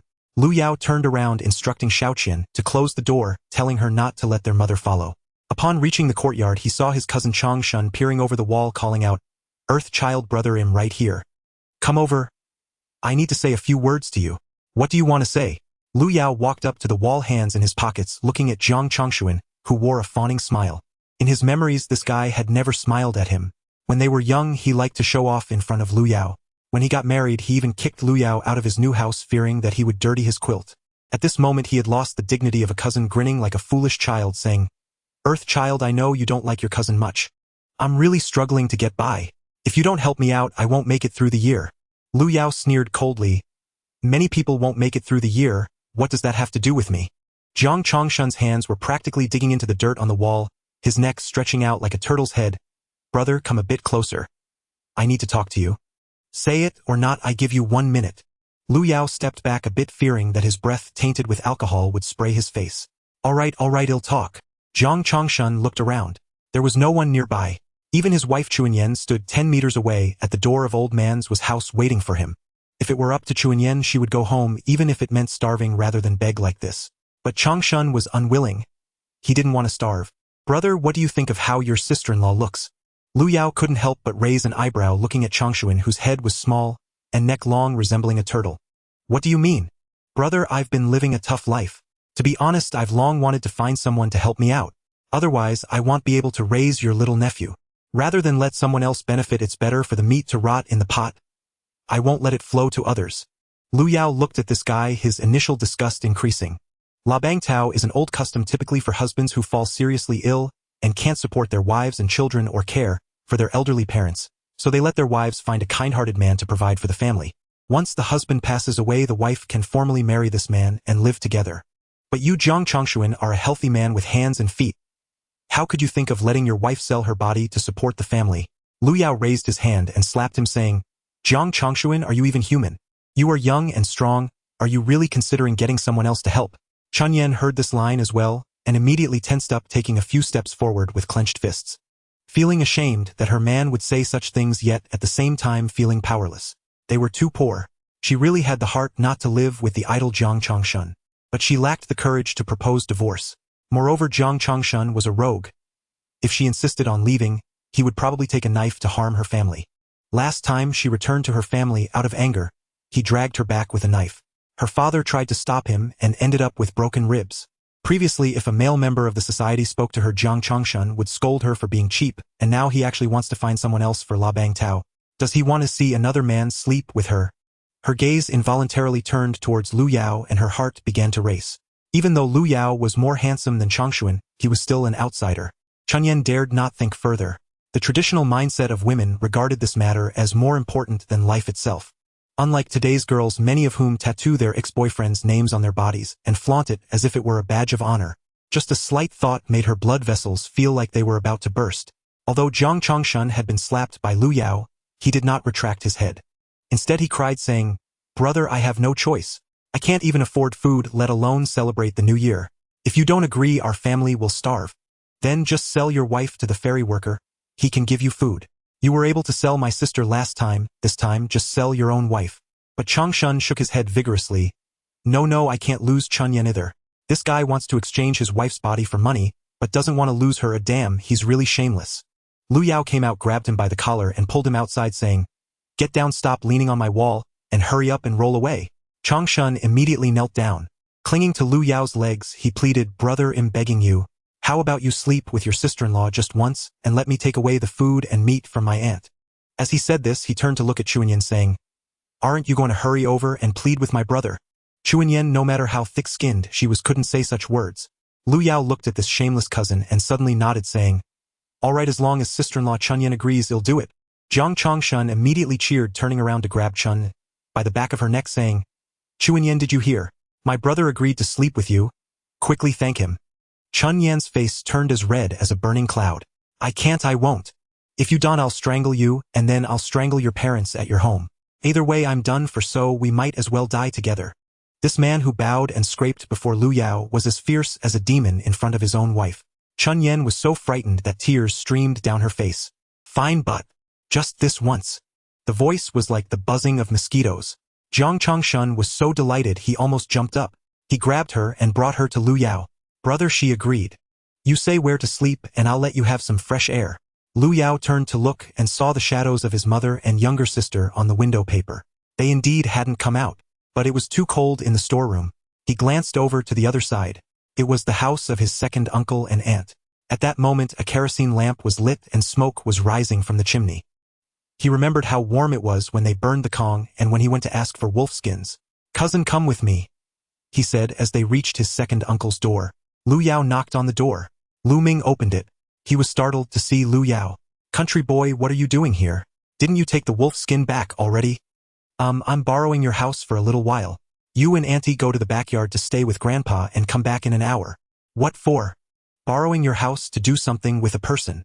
Seeing the red marks on Lu Yao's arms, Lu Ming felt uneasy and didn't dare to ask further. He had already been beaten by Lu Yao twice. He had almost seen him throw Zhang Shulan in front of him. Now he was genuinely terrified of Lu Yao. As long as Lu Yao didn't turn against him, he didn't dare to raise his voice. At this moment, looking at Chun Yen, who was blushing behind Lu Yao, he understood Lu Yao's intentions. Although he felt a bit humiliated to lend the house to Lu Yao for this purpose, he had no courage to refuse directly. Wait a moment, I'll discuss it with your auntie. As he said this, he turned to go back. Lu Yao gave him time, walking slowly inside. Zhang Shulan, who was spinning cotton under the light, stretched her neck to listen to the conversation outside. The house was small, so sitting on the Kong, she could hear the conversation at the door clearly. When she saw her husband Lu Ming rush back, she quickly asked, "Who does he want to do something with?" The scene of being pinned down by Lu Yao on the edge of the Kong flashed before her eyes again. Although it felt shameful, it was also a bit exciting. But if the country boy boldly knocked on their door to sleep with her, that definitely wouldn't do. Lu Ming said, "He brought a woman, someone I don't know." Oh! Zhang Shulan let out a sigh of relief. Relaxing at the same time, she felt a bit disappointed. It turned out he was going to sleep with someone else. She hurriedly got off the bed to put on her shoes. "Then let's go sit in the back room where Mom and Dad are for a while." Zhang Shulan was quite agreeable. Lu Ming had no other excuses, although he felt a bit humiliated to be driven out like this. But he couldn't afford to confront them. He had seen Lu Yao shooting at the door yesterday from the courtyard. The commune head, the production team leader, and even the police were all there. That jeep was said to belong to the county head. The country boy was no longer the little kid he used to be. He was someone he could no longer provoke. Lu Ming could not stand tall in front of Lu Yao now. He quickly put on his cotton clothes with his wife. As they went out, he could only say symbolically, "Hurry up, your grandpa sleeps early." Zhang Shulan's eyes were fixed on Chun Yen, who was lowering her head. It must be said that this young wife was indeed younger and prettier than herself. The couple walked out and were startled to see a man standing in the yard. "Who are you?" I'm the country boy's cousin." Lu Ming asked in confusion. "What are you doing here?" "I'm waiting for my wife, the one who came in with the country boy." Lu Ming and Zhang Shulan exchanged glances, shivering involuntarily. This country boy was too much. Lu Ming quickly pulled his wife away. If that cousin couldn't satisfy the country boy, he better not think about my wife. The two hurried towards the backyard. Knowing that Lu Yao was acquainted with officials, they didn't dare to speak up no matter how they were bullied. Upon entering Lu Shanjia's gate, they reached their own backyard wall. There was a small window on the wall for ventilation in the kitchen. Zhang Shulan pulled Lu Ming, saying, "Don't go to Dad's room. Let's listen here. Don't mess up our things." When Lu Ming heard this, it made sense. Actually, their family was so poor that there was nothing to mess up. He just simply wanted to listen. Lu Yao brought Chun Yen inside after Lu Ming and Zhang Shulan left. He looked at Chun Yen. Chun Yen was tugging at the hem of her clothes, her body trembling involuntarily. As Lu Yao moved closer, she screamed in fear, her eyes wide open as she stared at him. Lu Yao smiled. "If you regret it, you can still leave now." Chun Yen bit her lower lip and shook her head. "I don't regret it. If I go out, your cousin will definitely not let me go. We women, we just have a hard life." As she spoke, tears streamed down her face. Feeling insulted yet powerless, she reached out to unbutton her cotton jacket. Country boy closed the door. Lu Yao walked outside to the outer room. Chun Yen took off her clothes. When Lu Yao reached the door, he opened it and waved. "You come in and listen from outside." "Don't come in." "Is it unnecessary?" "Come in. I'm not afraid of you listening." Zhang Chongshun jogged into the room. Lu Yao closed the door and warned him, no noise or you'll get nothing. Zhang Chongshun sat on the small stool where Zhang Shulan was sitting by the fire. He watched Lu Yao enter the room. At that moment Chun Yen had already taken off her outer clothing. Because her shirt and pants had patches and holes, she felt embarrassed to stand in front of Lu Yao, and therefore dove under the quilt. Lu Yao came in and looked at Chun Yen. Only half of her face was left outside. Her eyes were very clear, her forehead was pure white, and her black hair was flowing. She indeed looked quite pretty. If she were someone else's wife, Lu Yao wouldn't act. A little food to share with her family wouldn't be a big deal. But Zhang Chongshun was too annoying. Since you're willing to trade your wife for food, then I won't be polite either. He directly took off his clothes and got into the quilt. Inside it was indeed warm. Outside the window, Lu Ming and Zhang Shulan were straining their ears to listen. In the kitchen, Zhang Chongshun sat on a small stool listening more clearly. Lu Yao not only had good physical abilities, but also excellent skills. After decades of romantic escapades, he knew how to handle things well. The simple Chun Yen had never experienced this. She couldn't control her voice at all. After about 40 minutes, Lu Yao came out of the room. Zhang Chongshun's face was pale. But he still forced a smile. Brother, I can take the food and meat, right? Sure. But remember, if you mistreat Chun Yen after you go back, I'll have you taken to the militia team anytime. Our place is where they educate men who bully women the most. How could that be? Zhang Chongshun hurriedly assured. I treat my own wife well, how could I bully her? At this moment Chun Yen also came out after putting on her clothes. As she walked, she was buttoning her cotton jacket. When she saw Zhang Chongshun in the kitchen, she instantly felt greatly embarrassed. Just now she made such a big noise, and it turned out her husband was listening in the room. Through a drafty door, he might have even peeked. Lu Yao pulled Chun Yen closer and said to Zhang Chongshun, if you can't afford to keep her, then don't force her to be with you. If I hear that you made her sell her body to exchange for something for the Zhang family, I will take her away. I want. As long as I get through this difficult time, I'll find a way. Zhang Chongshun felt uneasy in his heart. But facing the strong Lu Yao, he didn't dare to utter a word of dissent. Lu Yao said to Chun Yen, go back. I'll visit the Ma family shop in a few days. If anyone bullies you, just let me know. Chun Yen lowered her head in shyness and remained silent. Although being with Lu Yao felt wonderfully blissful, she knew it couldn't last, as she was still Zhang Chongshun's woman. Lu Yao returned home fetching 20 pounds of corn flour and 5 pounds each of pork and wolf meat. They carried it home together. Sleeping with his wife in front of Zhang Chongshun somewhat alleviated the hatred from his previous life. Lu Yao went home to sleep without any issues, but the Lu Ming family in the west courtyard was still restless. As soon as Lu Yao left, the couple returned. Zhang Shulan casually remarked, that country boy is really impressive. I heard it went on for at least half an hour. Lu Ming felt a pang of discomfort in his heart. He remained silent. Upon returning to the house, he noticed that the quilt on the Kong had already been folded by Chun Yen. The couple's face towels were placed at the edge of the Kong. He picked one up, noticing it was covered in stains. Lu Ming cursed.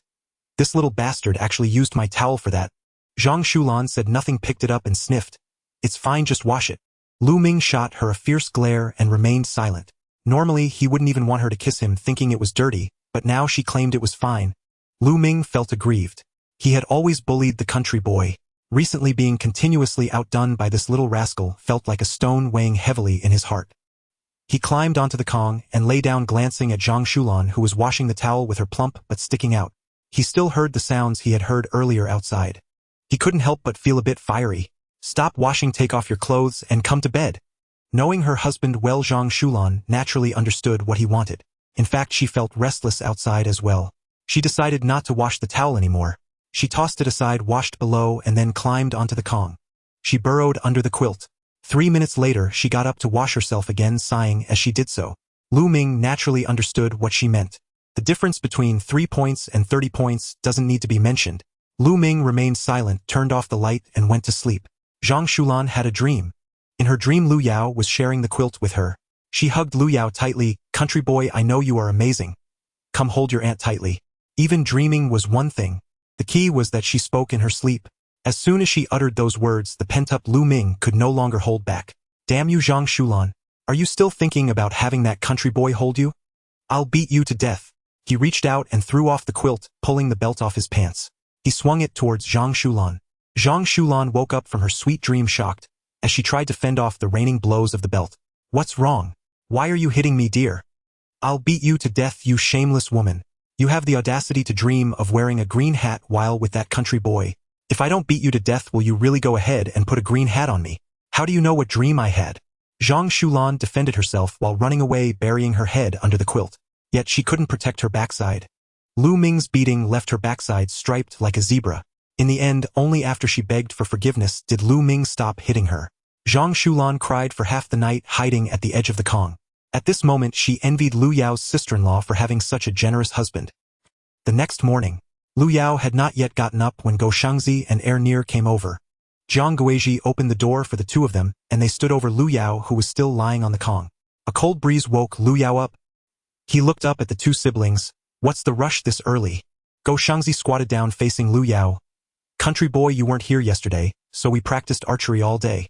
I can now shoot accurately within 50 steps. I can do it within 30 steps, and Iron Pillar brother can do it within 60 steps. We're shooting accurately now. Lu Yao chuckled. Are you wondering when we will go into the mountains to hunt, right? Yes. The siblings nodded in unison. Lu Yao sat up and got dressed. Don't rush. If you really have nothing to do, take the net and smash open that ice hole to continue fishing. After fishing, we can split it among our families to keep for the new year.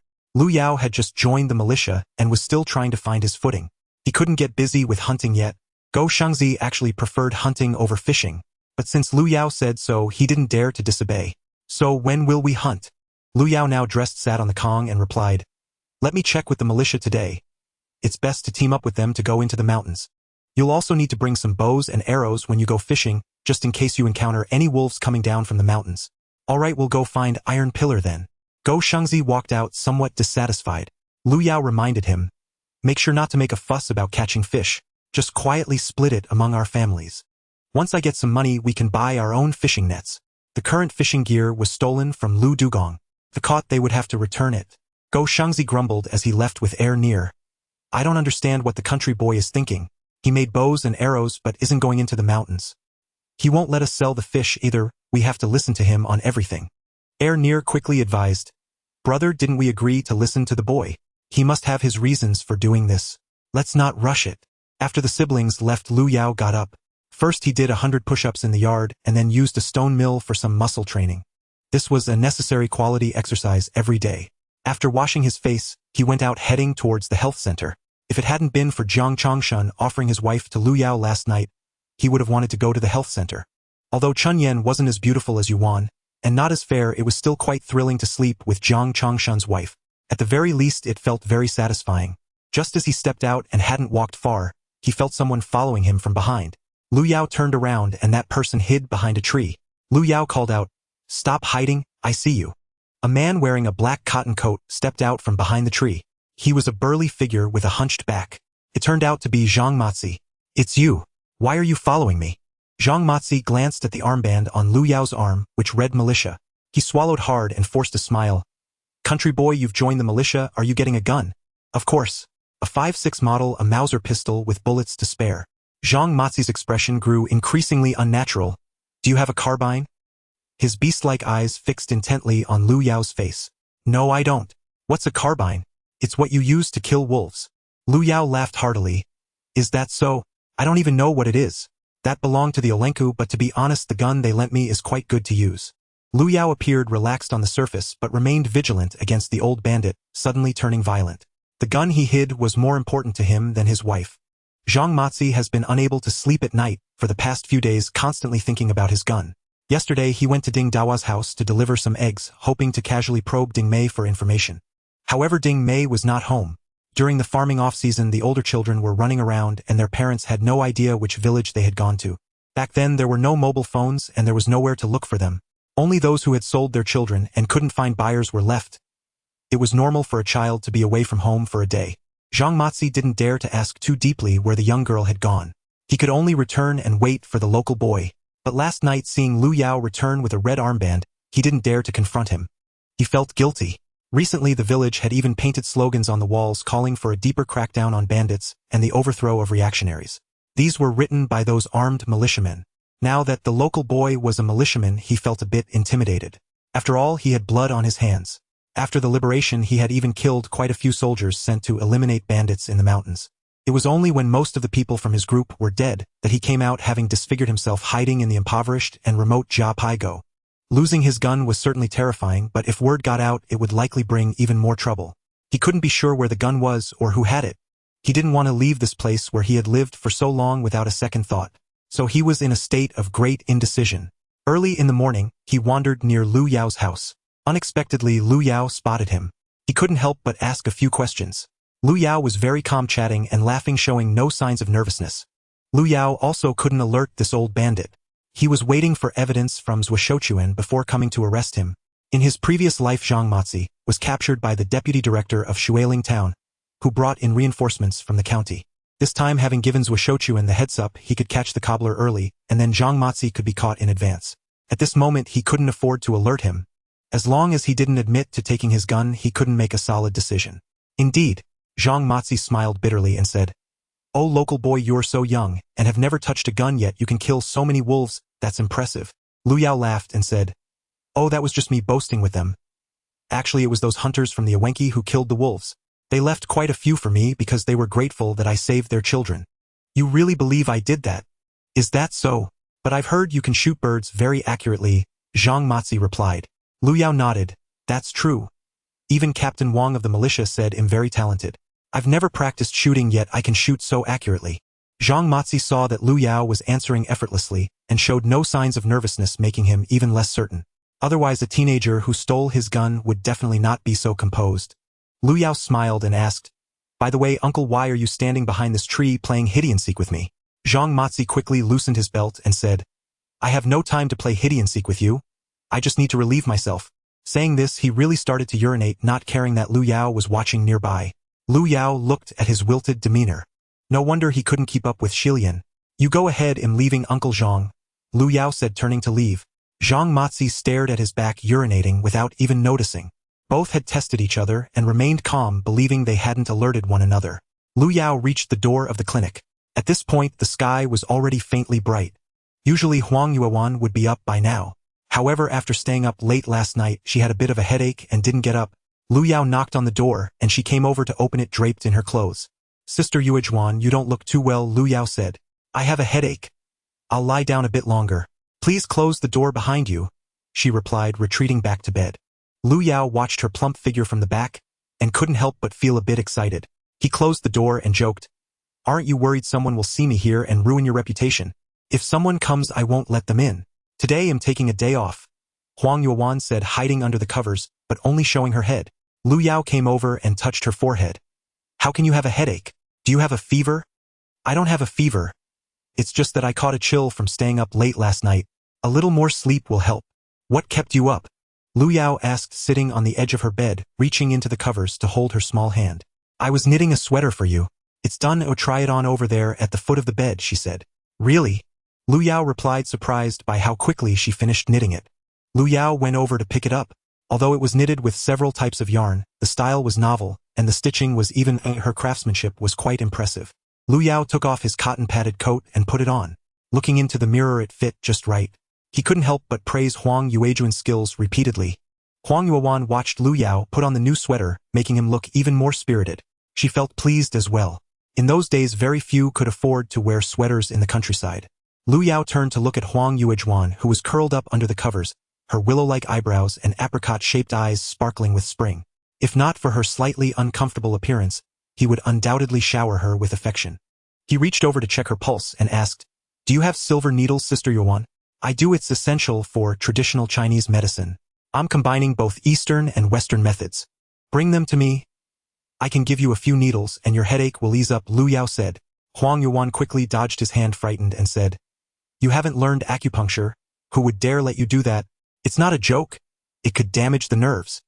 Lu Yao couldn't help but laugh at her reaction. "Can I really fool an expert like you? You currently have a wind-cold headache. I will needle the Fengqi point at the base of your skull and the Baihui point at the top of your head. Needle 3 points and pause for 3 minutes, then needle the Higu point on the back of your hand and pause for 5 minutes. This will yield remarkable results." Last time when Lu Yao performed artificial respiration on a wolf, he had amazed Huang Yuan. Now when he spoke again about the acupuncture method for treating wind-cold headaches, she was even more astonished. "Local boy, who did you learn this from?" Lu Yao smiled and replied, "A deity taught me in my dreams. He said his name was Fuxi the Great." Huang Yuan shook her head with a smile and said, "If you don't tell the truth, I won't let you needle me." "All right, I learned from reading books and experimenting on my own. Is that acceptable? What books? The Huangdi Neijing, Lu Yao replied, reciting a few lines from the Ling Shu section of the Huangdi Neijing. Huang Yuan was even more surprised. Books were extremely rare in that era and not everyone could afford them. Even the books in the county library were very limited. When Huang Yuan was in university, she could only borrow them from the school library and transcribe notes. Yet here was Lu Yao, a teenager, casually speaking the essence of traditional Chinese medicine. She sat up excitedly looking at Lu Yao, as if she had found a treasure. Local boy, how do you know so much? Lu Yao, however, was distracted by the area below her neck. The shirt had become loose over time, and as Huang Yuan moved it, seemed as though something was about to pop out. Huang Yuan noticed something unusual in Lu Yao's gaze, and quickly covered her collar, giving him a light slap. Silly, what are you staring at? You've seen it before. At this moment Huang Yuan liked Lu Yao even more. Lu Yao was skilled with a gun, and at hunting, which didn't impress her much. She would only truly admire someone who surpassed her in her own field of knowledge. In his previous life abroad, Lu Yao often found himself on the battlefield, so mastering some emergency surgical knowledge became essential. Eventually he developed a passion for medicine. Even after returning home, he frequently delved into medical studies. At that time he had a high social status and interacted with successful individuals from various fields. He had several outstanding doctors around him who enjoyed discussing topics with Lu Yao. Later he opened Renai Hospital, aiming to save lives with minimal fees. He often accompanied these expert professors during consultations and gained extensive clinical experience with numerous cases. Although he never obtained a medical license, his skills were certainly on par with those of the professors at the hospital. However, he didn't want to profit from medicine. He always felt that being a doctor was a noble profession meant to alleviate suffering and should not be used for making money. Besides, he never lacked opportunities to earn money.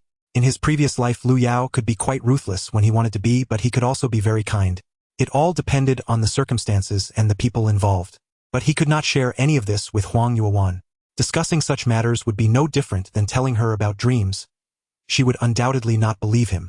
At this moment he was massaging Huang Yuan's hand with acupressure at the Higu point. A little pressure can relieve headaches, but it's not as effective as acupuncture. Can you trust me? If Lu Yao couldn't explain clearly, Huang Yuan would naturally not believe him. Seeing that he spoke with such confidence, she immediately got up to fetch her silver needle pouch. Then you can start by needling my hand and you'll see if you're just all talk. Lu Yao smiled slightly. It was understandable for Yuan to be cautious. The acupoints on the head should not be needled carelessly. If not done properly, it could lead to anything from a crooked mouth and squinting eyes to life-threatening consequences. Lu Yao disinfected Huang Yuan's hand with iodine, then picked up a silver needle, quickly inserting it into her skin and gently twisting it in. His skill in identifying acupoints was far superior to Huang Yuan's.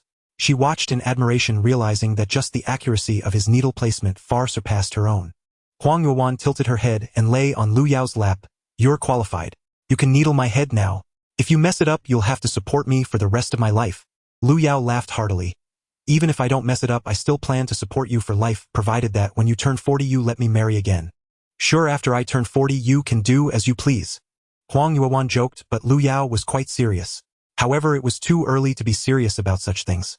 After all, Ding Mei hadn't acknowledged Zheng Wenli yet. Lu Yao inserted needles into Huang Yuan's Baihui point on the top of her head and the Fengqi point behind her occiput. Her headache wasn't a major issue, and with the miraculous effects of traditional Chinese acupuncture, she felt better in just a few minutes.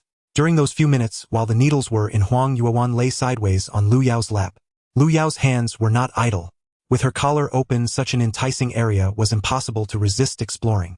Huang Yuan also closed her eyes, enjoying the warmth of his large hands. She felt incredibly happy during this brief needle insertion, sensing the warmth of a dependable man. Younger men might lack such attentiveness, while older men might take care of others, but not be handsome enough. Lu Yao embodied the best of both worlds. How could he not capture a girl's heart? After pulling the silver needles out, Lu Yao packed away the needle pouch. Huang Yuan didn't go back under the covers, but sat there watching Lu Yao. She even deliberately pulled her collar down a bit more. When Lu Yao looked up, he met her gaze and instantly understood what this young lady meant. Her face was full of a pleading expression for affection. Fortunately, Lu Yao was young, or otherwise, after spending the night with Chuanyan, he might not have been able to handle this early morning encounter. Since Yuan wanted it, how could he not satisfy her? Lu Yao started to take off his cotton jacket and pants. In the office of the Water Ridge Commune, Yang Shui slammed the table and scolded Wang Biao. Are you incompetent or just sick? Wang Biao lowered his head and remained silent. Yang Shui paced back and forth. I told you to deal with him and you end up making him a group leader. Why didn't you just give him the position of militia company commander? Wang Biao said with a mournful face. Director, I didn't want to. Who knew that Lu Daming, such a big guy who has never lost in wrestling, would almost be choked to death by this big kid? I promised to make him a group leader if he won. I can't take that back now. That scoundrel Jiang Bao was also causing trouble, and he just gave up the group leader position. Yang Shui slapped him on the head in anger. You pig brain.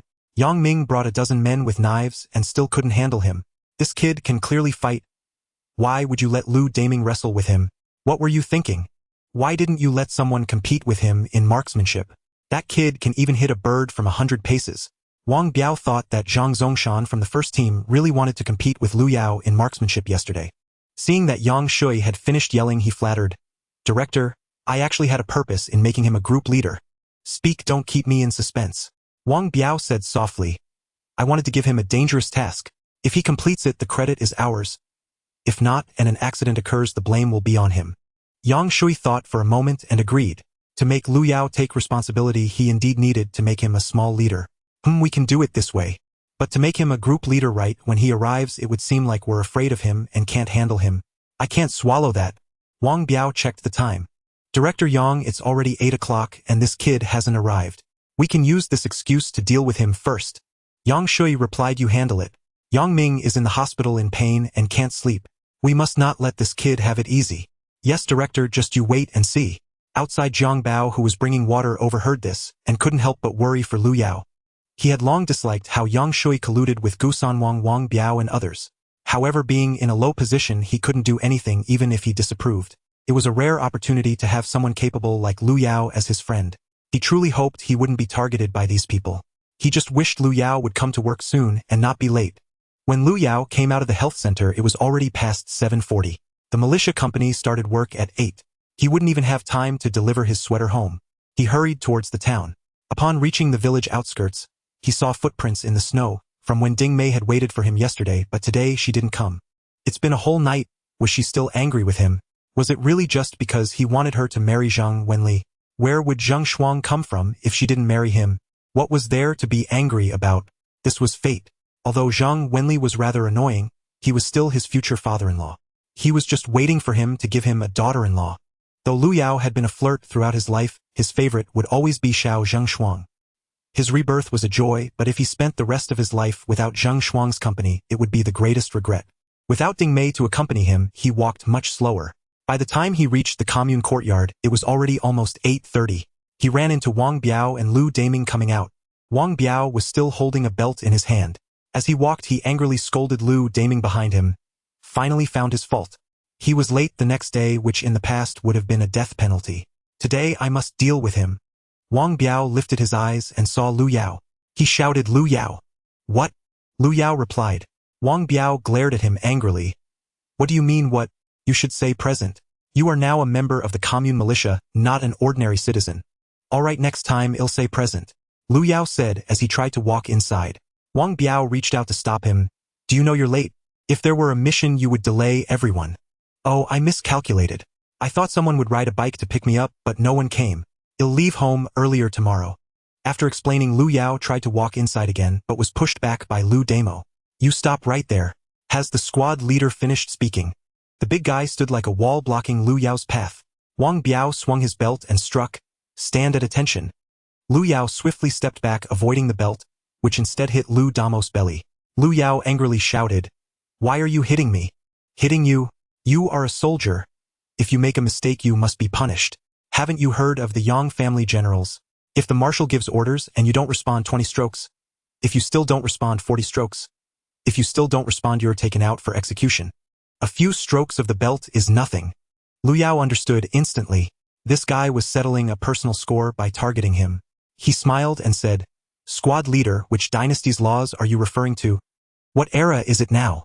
You're using feudal laws to discipline us in this era. While being a leader, are you trying to restore the feudal dynasty?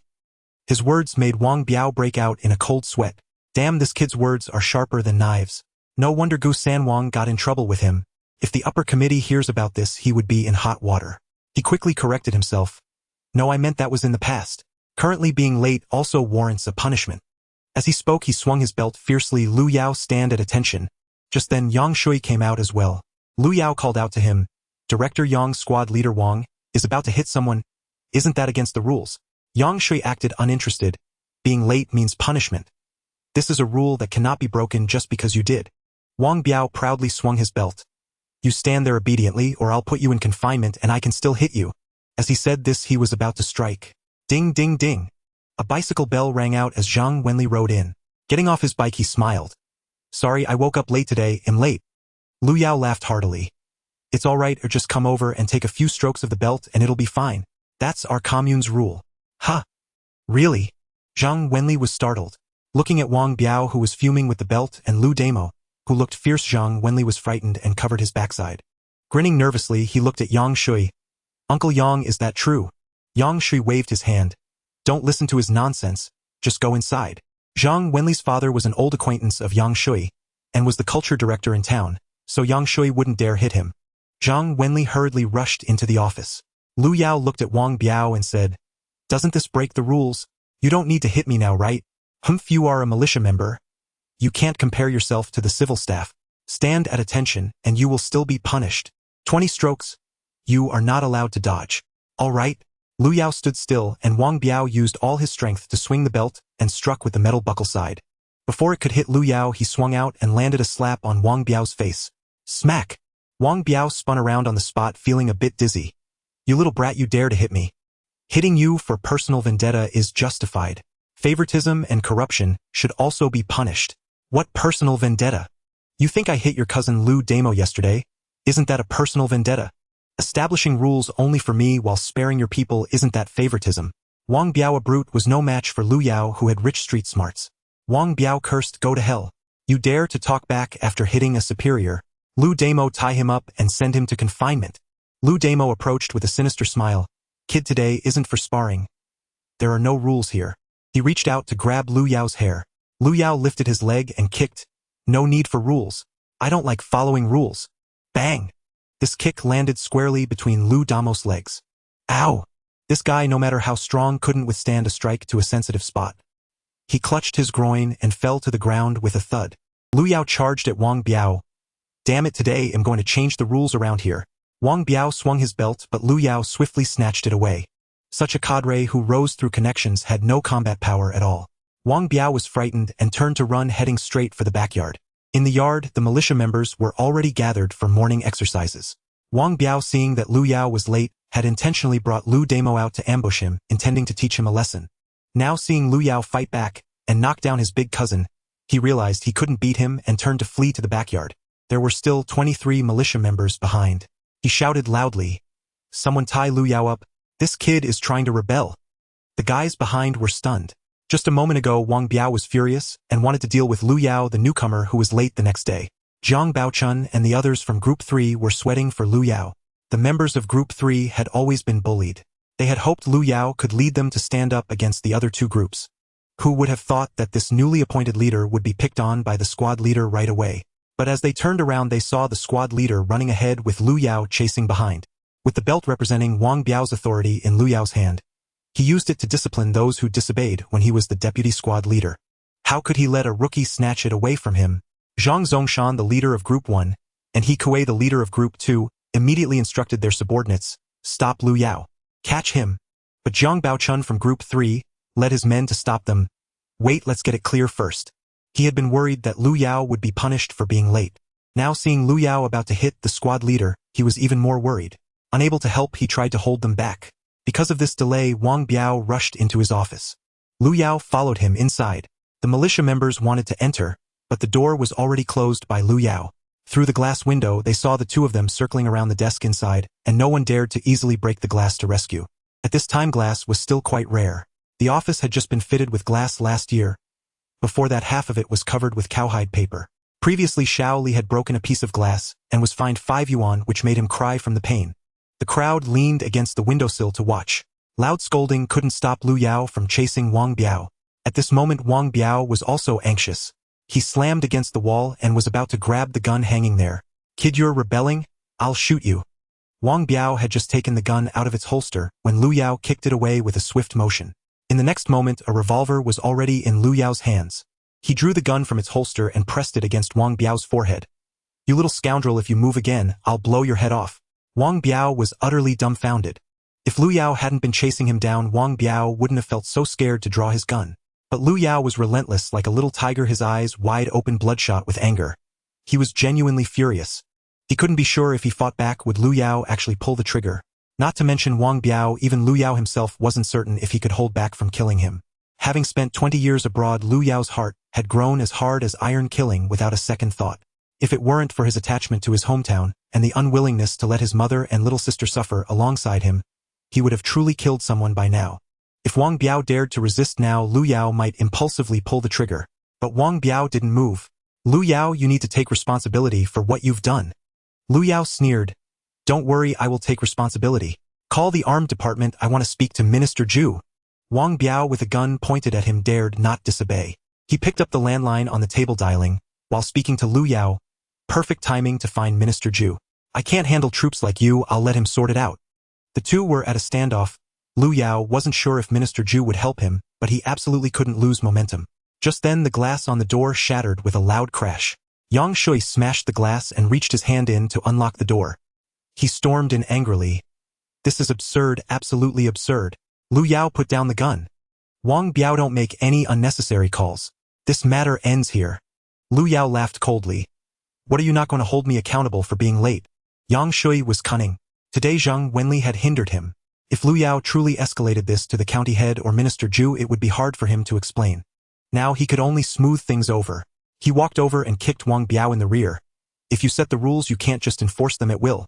Little Lu, you can't just oppose your leaders at every turn. The militia is still an army. You must obey the arrangements of your leaders. Otherwise, even if Minister Zhu comes, he can't favor you, can he? He put on a benevolent elder's demeanor. Lu Yao was also convinced by this guy. He had the knack for everything. Facing someone who had harmed his son, someone he detested deeply, he could still laugh, which was a skill in itself.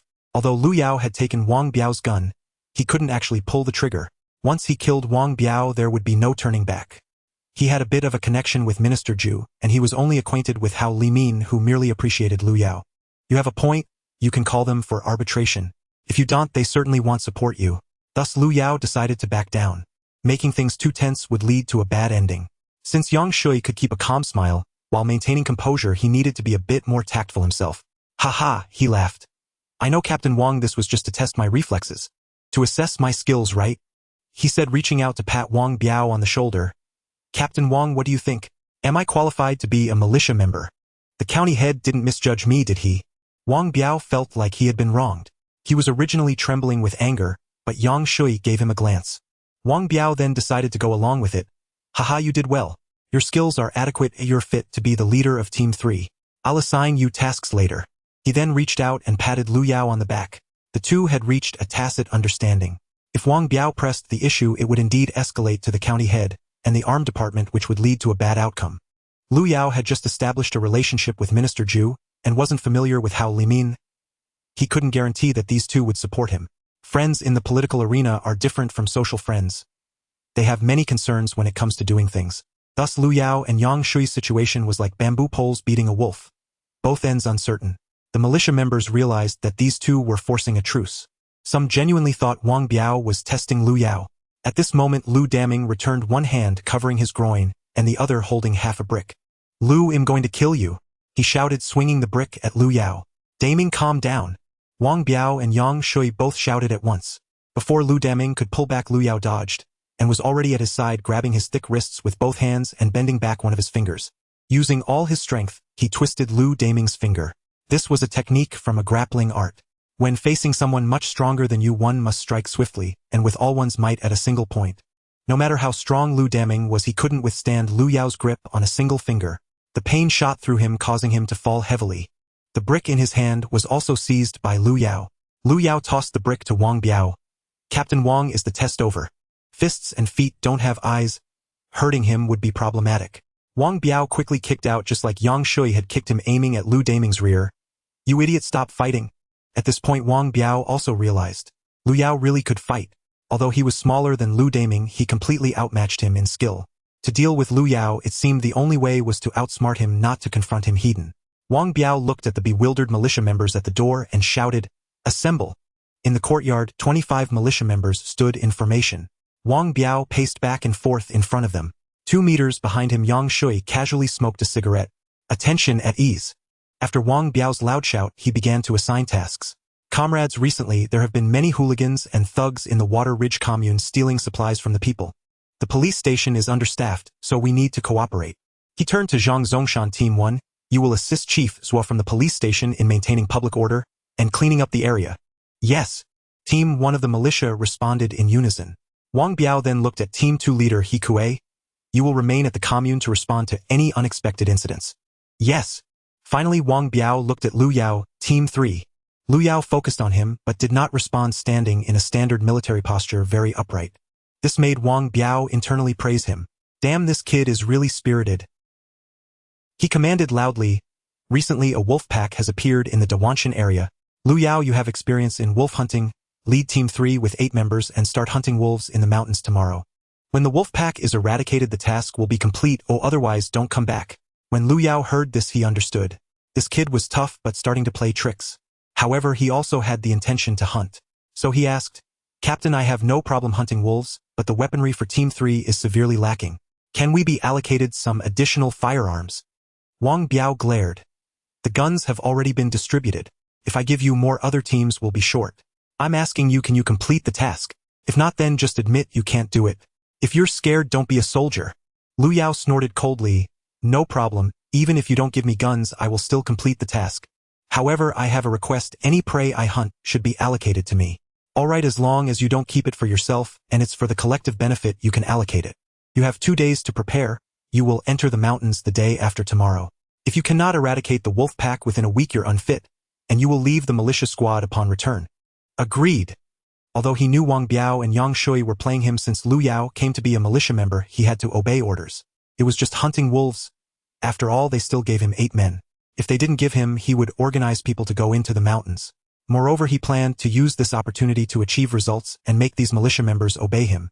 Then he could implement his first step plan. The youngest members of the third group are all newly recruited militia lacking combat experience. Among the entire group, only Zhang Baochai is an old militia. There are only 2 Garand M1 rifles. The rest consist of 5 red tassel spears and 2 large machetes. Such a team is clearly insufficient to confront a pack of wolves. However, Lu Yao knows that further discussions with Yang Shui and Wang Biao are futile. What they want is for him to die in the mountains. After the meeting, Zhang Zongshan approached with 5 or 6 semi-automatic rifles, grinning. Team leader of the third group, Comrade Lu, are you up for it? If you're not, just say so and we can switch tasks. We can go into the mountains to hunt wolves instead. Lu Yao smiled slightly. No need, this task is quite challenging, you won't be able to handle it. Everyone in the group burst into laughter. Zhang Zongshan was almost in tears. You say we can't handle it? Do you know that all of us in the first group were selected as the top 8 in the martial arts competition? Lu Yao chuckled. Is that so? The top 8 from the countywide competition. One sentence shattered Zhang Zongshan's sense of superiority. The militia battalion from Shuiling Town is only considered third-rate among the 24 communes in the county during the martial arts competition. The top spot always goes to Shishan Town's militia. The militia there are all skilled in martial arts, and their militia battalion leader is a former Shaolin monk. The battalion consists of his disciples. They have earned numerous military accolades during the bandit suppression campaigns in the 1950s. The militia battalion from Shuiling Town, established later, is simply insignificant in comparison.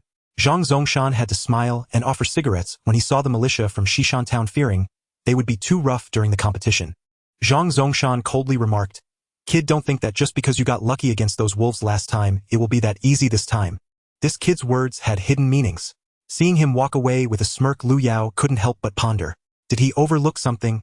Yang Shui and Wang Biao wouldn't fail to consider that he had the Awenki people helping him, nor would they overlook whether he would contact them this time. Why did they assign him to deal with the wolves? Whatever. Fortune has always favored the bold. In this life, he intends to utilize his memories and knowledge to prosper quickly, and allow those around him to enjoy life. Lu Yao turned to look at the young, even somewhat immature faces of the third group members. The oldest Zhang Baochai is 22, while the youngest is the same age as Lu Yao. He asked, Are you afraid? Not afraid. 4 of them responded, while the other 4 remained silent, their eyes revealing their trepidation. Lu Yao smiled and said, You don't need to be afraid. I have dealt with wolf packs before, and with the help of my Awenki brothers, we've already taken down nearly half. There are only around 50 or 60 left. If I team up with a few pals from the village, we are more than capable of exterminating them. At that moment He Kuei from the second group walked by Lu Yao and quietly said, "Little Lu, I see you're a tough guy. Let me remind you. Yesterday a hunter from Hepping village reported seeing a pack of wolves in the wild boar forest, and the numbers could." Just as he was saying this, Wang Biao called out, "He Kuei, what are you doing? Come over here." He Kuei hurried over. Zhang Baochai also looked puzzled. "Team leader, I saw Wang Biao chatting secretly with the leaders of the first and second groups this morning. It looked suspicious." "It's fine, as long as we win this time, they won't dare to make things difficult for us again. Now you all go home and make arrangements. We'll gather at my house in Japi Ditch at dawn the day after tomorrow." Lu Yao dismissed the members of the third group. He himself was about to leave. Only Wang Biao and Yang Shui remained in the yard.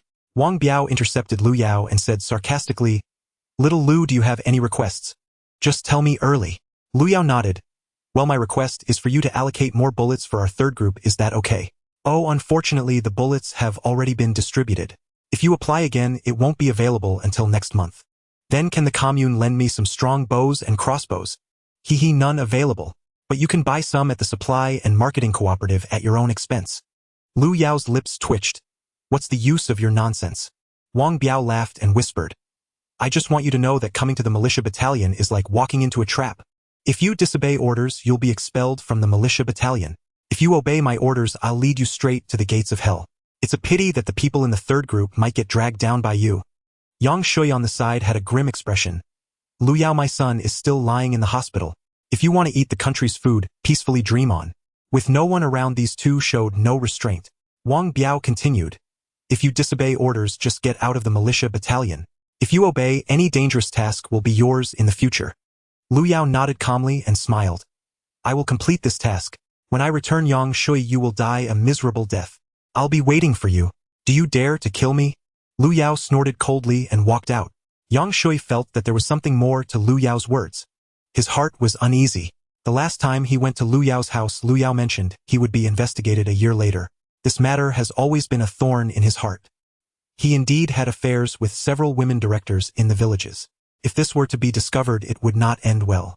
But Lu Yao also mentioned that he had just been with Yang Ming's girlfriend once. How did this kid know? He pulled Wang Biao. "Biaozi, why the day after tomorrow? Why not let them go tomorrow?" Wang Biao gritted his teeth. "Don't worry, director, this will be the last time you see this kid. I heard the weather forecast, a blizzard will start in the afternoon the day after tomorrow and continue. Even if they don't encounter a pack of wolves, it will be enough for them to suffer." Yang Shui nodded. "I hope I never see that bastard again." In that era, radios were already considered luxury appliances. In the entire Japi Ditch village, only Ding Dahu Lu Jugong and Huang Yuan had one. Moreover, it was the off-farming season and ordinary villagers rarely paid attention to the weather changes. Naturally, Lu Yao did not know this. He left the commune carrying a rifle. He did not go home directly but headed to the police station. Upon seeing Lu Yao arrive, Shochuan immediately stood up to greet him. "Little Lu, you're here." He hurried to pour water for him. Seeing him with a gun and wearing a red armband, he smiled and congratulated. "I heard you've become the militia team leader." Lu Yao smiled wryly. "That's nothing. Just a little lackey. I came to ask you, how is that matter progressing?" Zhou Shochuan naturally knew that Lu Yao was referring to the intelligence he provided. The cobbler and Zhang Matzi were both former bandits, and the cobbler was also a spy sent to incite rebellion. At the mention of this, Zhou Shuken's eyes lit up. The cobbler has been captured. Our people monitored him for a day and noticed abnormalities. When he was meeting with outsiders, he was caught on the spot by my men.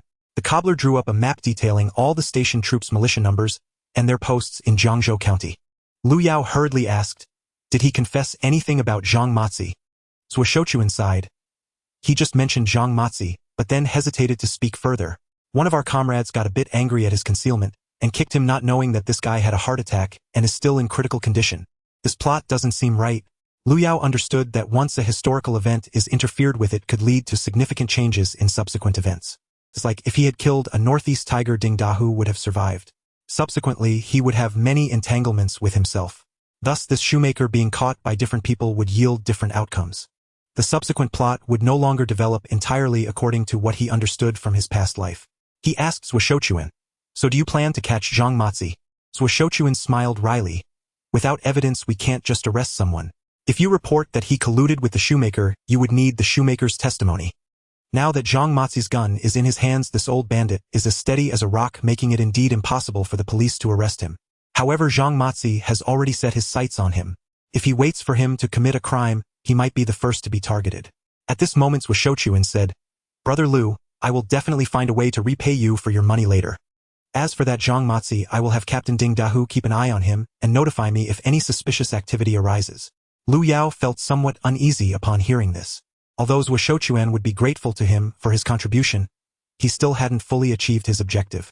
Zhang Matzi is like a thorn that must be removed, otherwise it would eventually become a problem. Letting Ding Dahu keep tabs on him might even alarm the snake. It seems this Zhang Matzi must be dealt with by himself. Fortunately, he is now a militia member. With this position, he has certain advantages.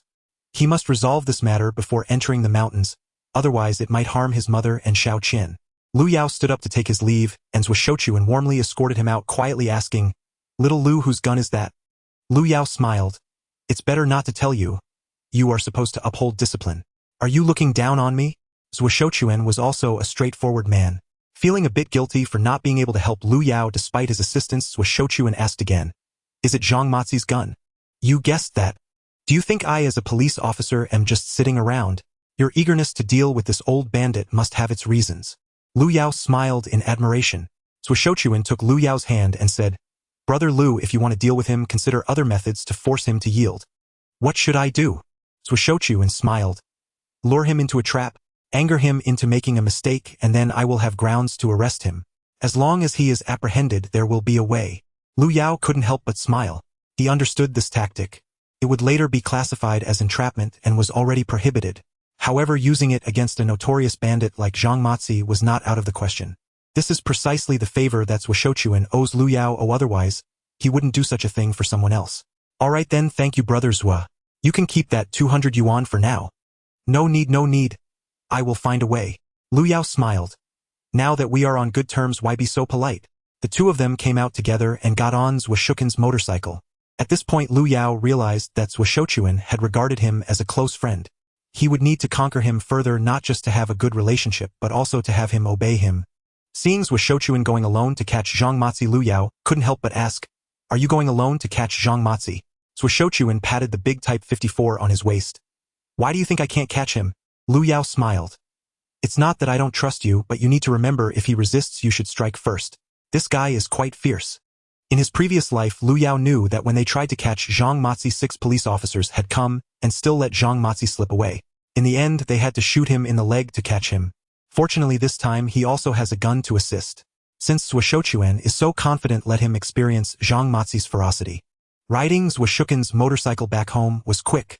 As he approached the village, Lu Yao suddenly envisioned a girl in a red cotton-padded jacket. Shaking his head, the vision vanished. It was just his illusion. He often recalled the scene of Ding Mei waiting for him ahead. Damn, why does he always think of her? Shouldn't he be thinking more about Sister Yuewan? Now Sister Yuewan is not so shy anymore. Next time he should let her sit in front and teach her how to ride. She would definitely be so embarrassed. As the motorcycle entered the village, Lu Yao thought about how Ding Mei would definitely be angry if she saw this. There was no need for a bicycle to send him. He had a big motorcycle to ride.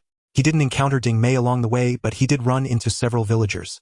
When these people saw Lu Yao wearing a red armband and carrying a gun riding back on the motorcycle of the station's deputy director, they quickly stopped to observe. Some didn't even dare to greet him. After Lu Yao's motorcycle passed by, they gathered together and exclaimed, "My goodness, isn't that the country boy? Isn't it? He's even carrying a gun. Really? How did this kid rise so quickly? That's the deputy director of the station. Why is he bringing the country boy into the village? He wouldn't be going to arrest Ding Dahu, would he?" The villagers all knew that Lu Yao and Ding Dahu were not on good terms. Suddenly bringing the police into the village naturally sparked wild guesses.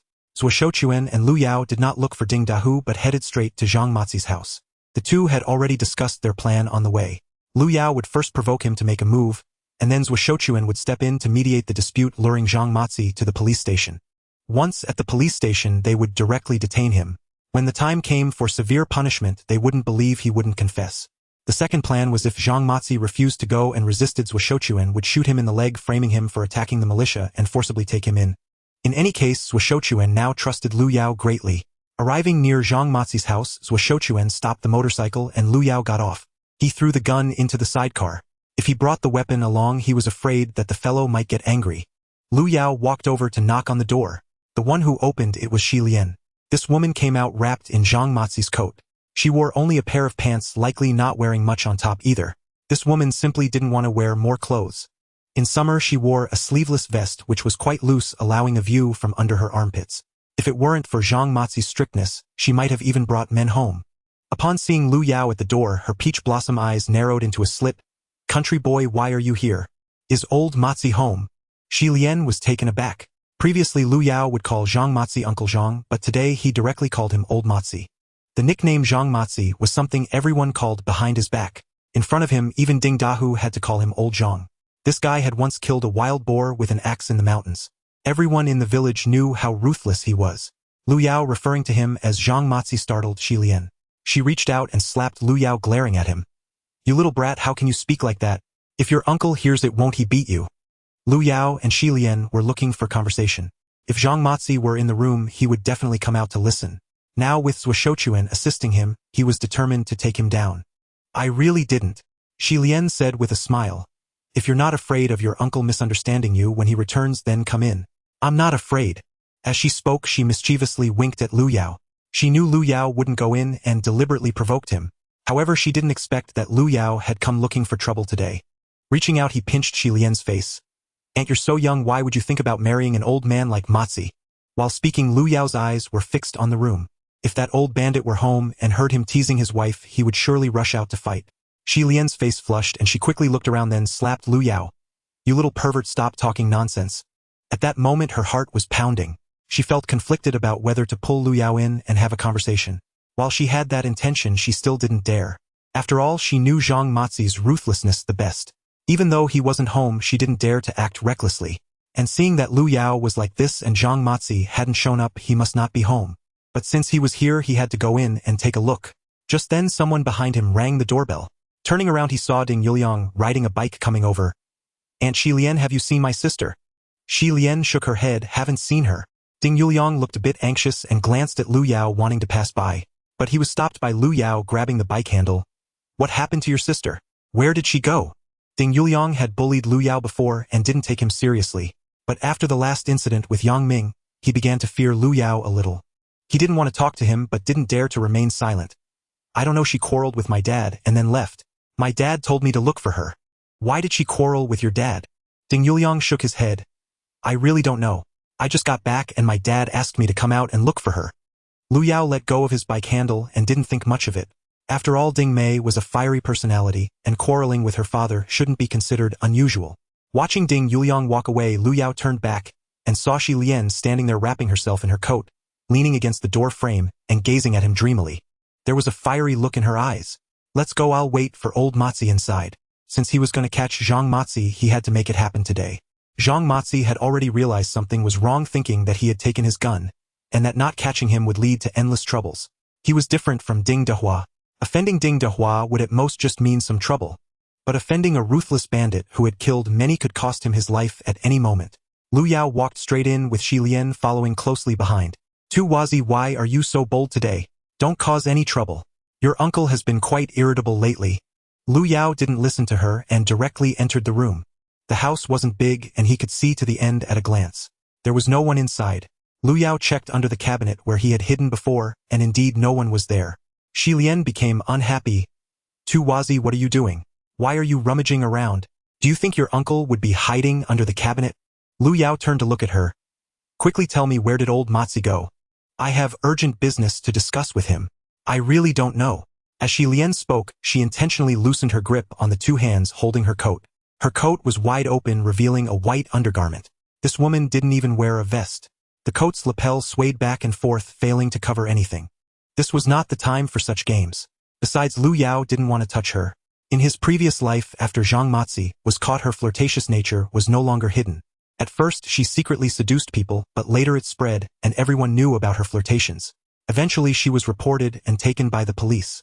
She was paraded around the streets wearing a pair of tattered cotton shoes hung around her neck. The name of the first broken shoe in Jiapaigo was preserved. When Lu Yao returned to Jiapaigo in his 40s, she was nearly 60 by then, still without a home or children, living off seducing old men. Even though such a woman had some charm, Lu Yao didn't want to get involved. Looking at her ample curves beneath the coat, he turned to leave. "I'll go out and check if she went to San Jose's place to play cards." "Tu Wazi, are you just leaving like this? What else do you want?" Shi Lian was torn. Lu Yao now looked handsome and strong, fitting her aesthetic perfectly. She really wanted to hold Lu Yao gently for a while, but she was genuinely afraid of Zhang Matzi. She didn't know where that old ghost had gone and when he would return. So she truly didn't dare to keep Lu Yao for too long. It's fine, you can go. I'll look for you when I have time. As she spoke, she intentionally loosened her coat a bit. The sight was quite distracting. Lu Yao restrained his gaze and turned to leave. Her behavior was far too forward. In this era, only Shi Lian could act so recklessly. Lu Yao didn't have time to chat with her. After catching Zhang Matzi, he still needed to organize people for the hunt in the mountains the day after tomorrow. After coming out, he reached the alley entrance where Zhuo Shouchuan was still waiting.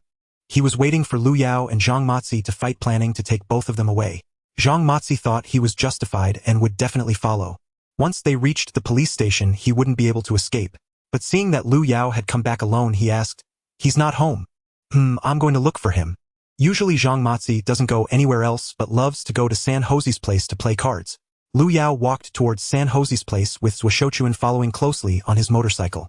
As he was walking, he saw Lu Shaoqian with two little braids running towards him. "Brother, where are you going? Why aren't you going home? I have something to take care of, I'll be back soon. If Tai Zhu and Go Shengzi go to our house, let them wait for me." Lu Yao planned to finish with Zhang Matzi, and then return to organize a hunting team to go into the mountains with the militia. But Lu Shaoqian said, "Brother, Uncle Zhang, who feeds the pigs, is still looking for you." What? Zhang Matzi was still looking for him. The two had met that morning and had only exchanged a few probing words before moving on. He was actually still looking for him. Lu Yao quickly asked Lu Shaoqian, "Did he come to our house?" "Yes, he came earlier. I was playing in the yard when it was snowing. He said you weren't home and told me to inform you to bring what he wanted to find him in the back mountains locust tree grove, but you could only go alone. He also asked me to give you this." Saying this, Lu Shaoqian took out a small piece of red cloth, folded very small, from her pocket. Lu Yao unfolded it to see that it was the size of a handkerchief. It had quite a bit of cotton attached. This cloth looked familiar. Wasn't it the cloth for Ding Mei's red cotton jacket? During that time of scarcity, only Ding Mei had a brand new red cotton jacket in the whole village. These past few days Ding Mei had been wearing it frequently, so Lu Yao naturally remembered. He grabbed Lu Xiaoqian's little hand. "What else did Zhang Matzi say?" Lu Shaoqian blinked her big eyes at Lu Yao. "Without saying anything, just let you go alone, looking fierce and intimidating." Lu Yao became anxious. "He didn't enter our house, did he? Did he do anything to you and Mom?" "No. It seems Ding Mei is in the hands of Zhang Matzi. He didn't look for Ding Dahu but came to me asking me to bring what he wanted to the osmanthus grove on the back mountain. He must know I took his gun. This guy is ruthless. It's difficult to deal with him taking the initiative. Ding Mei is missing and her clothes were sent by Zhang Matzi, so the issue of the stolen gun must have been exposed. If I take Zhuo Shouchuan with me and we fail to catch this bandit, Ding Mei will be in great danger. Zhang Matzi kills without blinking. Lu Yao can't afford to take that risk. Now it seems that old Matzi just wants to get that gun back. Weighing the pros and cons, even if I have to exchange the gun for a person, I must get Ding Mei back first. History changes because of my alterations. Things have changed and I can only adapt to the situation. Zhuo Shouchuan has already come over.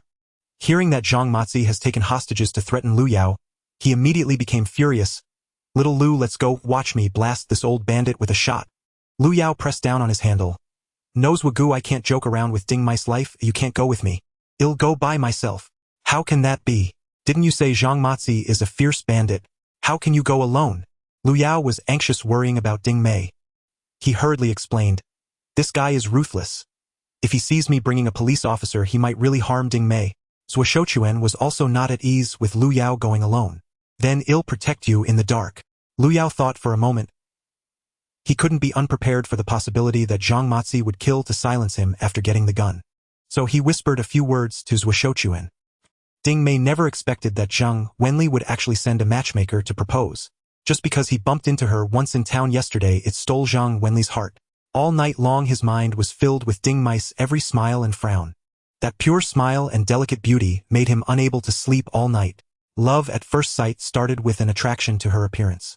Ding Mei's looks perfectly matched his aesthetic. In just one night, he had already thought about how many children he would have with Ding Mei. The names were already chosen. The son would be named Zheng Hao and the daughter would be named Zheng Shuang. This morning Zhang Wenli was late because he had a quarrel with his family. He liked Ding Mei from Jayapigu, but his father disagreed with him marrying a rural girl. Zhang Wenli caused a ruckus, saying that if they didn't let him propose he wouldn't go to work. His father had no choice but to agree, saying that he would find a matchmaker to discuss it. They would also look at the other party's conditions. If they were acceptable, they would let them get to know each other first. Only then did Zheng Wenli feel at ease to go to work. His father Zheng Baoli found a woman from the Women's Federation who knew many people and directly got in touch with the village head of Jiapigu Shao Hainiu Wang Haiyan. Wang Haiyan had a cheerful personality and loved to joke with everyone, so everyone liked to mess around with her. Because her skin was a bit dark, she got the nickname Little Black Girl. Although she was dark, she was quite beautiful. Especially her figure in winter, it wasn't noticeable, but in summer it always seemed like her short-sleeved shirt was about to burst. The jeans were also tightly fitting. It wasn't that she was fat. It was called ample bosom and wide hips. She and Ding Dahu were both village officials and had a good relationship. Thinking that this marriage proposal would be as easy as pie. After all, the conditions of the man were really good. As long as Ding Mei nodded, she could escape from her rural household registration. She would be saying goodbye to a life of toiling in the fields. Sure enough, when Wang Haiyan came and said it, Ding Dahu immediately became overjoyed. He never expected that he could marry into the family of the city's cultural center director. He immediately agreed and kept thanking Shao Hainiu for finding such a good family for Ding Mei. But Ding Mei was furious. She told Wang Haiyan on the spot to let Zheng Wenli give up. She wasn't interested in him. Ding Dahu was enraged and almost hit Ding Mei with his shoe. Where can one find such a good opportunity? Urban youth are eager to return to the city but can't. You, a rural kid, can marry into the city? Isn't this a stroke of luck? Not only did she refuse, but she also directly closed the door, giving no face to the man. Ding Mei could compromise on other matters, but when it came to this lifelong affair, she was adamant. After being scolded by Ding Dahu, she ran away in tears. She didn't go anywhere else but waited for Lu Yao at the west end of the village, knowing he was working at the commune. Although it was still morning and Lu Yao wouldn't return until evening, she still waited. At this moment she felt that only Lu Yao could understand her. Why did this kid know about Zheng Wenli from the beginning? Could it be that he sent Zheng Wenli to propose? When he comes back, I'll strangle this bastard. While squatting on the ground, drawing in the snow with a stick, a large dark shadow fell behind her. Ding Mei turned around to see Zhang Matzi grinning at her. Xiao Mei, what are you doing? Nothing. Ding Mei had always been a bit scared of this man with a face full of pockmarks since she was little. She stood up and was about to leave. Zhang Matzi said, I just asked the dirt kid. He said you took bullets from my house and gave them all to him. Ding Mei was startled. When did you see the dirt kid? Just now. Oh, he was over by the osmanthus grove. I slapped him twice and he said everything. This kid actually stole my stuff. Ding Mei's heart tightened. You're talking nonsense. The dirt kid is at work. He went to the militia. Do you think I'm so old and still fooling you? Just tell me, did you give him the bullets? How would I know if he didn't say? Ding Mei was young and had never dealt with such deceitful and treacherous matters. Being threatened by Zhang Matzi, she suddenly became a little flustered. Where is the dirt kid? I need to ask him. He's still over by the osmanthus grove. I made him cry. Impossible. The dirt kid might have fought back. Ding Mei said as she ran towards the osmanthus grove. It's not far from here to the grove. She was also worried that what Zhang Matzi said was true, because she had known since she was little that Zhang Matzi was a ruthless person. Ding Dahu had told his children before saying to avoid Zhang Matzi. When the hunting team was just formed back then, they invited Zhang Matzi. At that time he wasn't limping yet, but Zhang Matzi refused.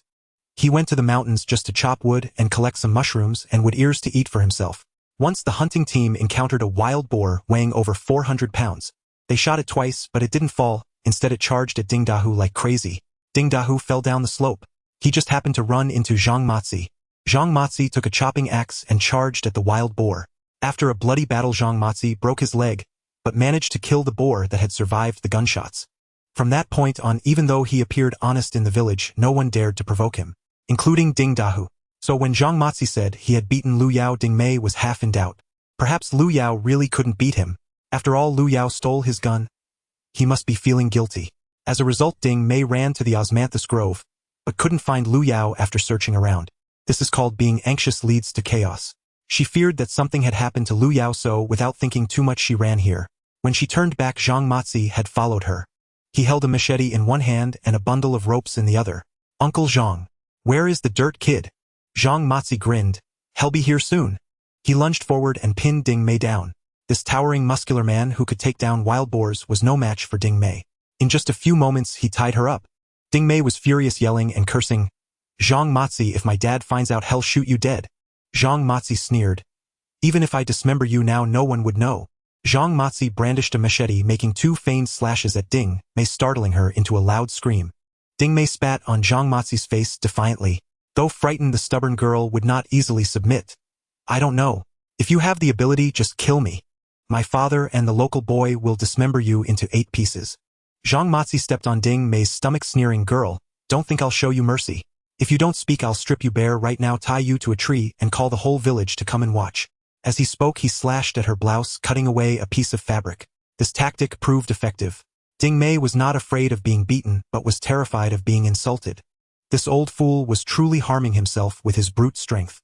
He quickly put on a smile. Uncle Zhang, I'm sorry, I won't insult you anymore. I will also be honest with you. I really don't know if that boy took your gun. Just ask him. He's right at the militia camp. Zhang Matzi smacked Ding Mei's face with the machete. You little brat, don't think a mere militia camp can intimidate me. Back in my day. He intended to say how he had killed countless people, but he swallowed his words. Zhang Matzi had made up his mind that once he got his gun back, he would flee far away. However, he also needed to keep his previous identity concealed. Otherwise, being wanted nationwide would be troublesome. Taking the gun and leaving would not necessarily lead to being wanted. He threatened Ding Mei, if you cooperate with me, I won't make things difficult for you. As he spoke, he pulled off Ding Mei's socks, causing her to scream, Uncle Zhang, I'm your niece, please don't do this. You little brat, what nonsense are you saying? Given Zhang Matzi's current situation, he was no longer inclined to have wicked thoughts about a young girl like Ding Mei. His beautiful wife lay bare in bed waiting for him, and he was too lazy to even look at her, let alone go out for wild food. He stuffed Ding Mei's socks into her mouth. Then he wrapped his headscarf around her head and took her to a cave on Rabbit Ridge in the back mountains. After tying her up, he took the piece of fabric and returned to the village. When he reached Lu Yao's house, he asked Lu Shaoqian to pass a message to Lu Yao. Then Zhang Matzi hid at the village entrance. He waited until he saw Lu Yao running towards the locust tree before following him. Lu Yao arrived at the locust tree and looked around. He noticed some scattered footprints on the ground, but could not tell where anyone was. So he shouted into the woods, Ding Mei! Uncle Zhang, where are you? I'm Lu Yao, I'm here. The sound of footsteps crunching on snow came from behind him. He turned around to see Zhang Matzi appearing behind him with a machete. He stopped 5 steps away from Lu Yao and coldly asked, Where's the stuff? Where's Ding Mei? Give me the gun and you'll see her. Otherwise, you'll never see her again in your life. All right, just wait.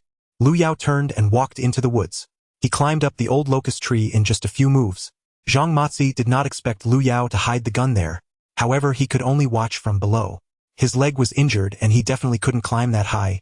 Lu Yao took out the carbine from the tree hole. He slid down the tree, aiming the gun at Zhang Matzi. Hand over the person or I'll shoot you dead. Zhang Matzi merely smiled coldly. Go ahead and shoot me. No one will find Ding Mei.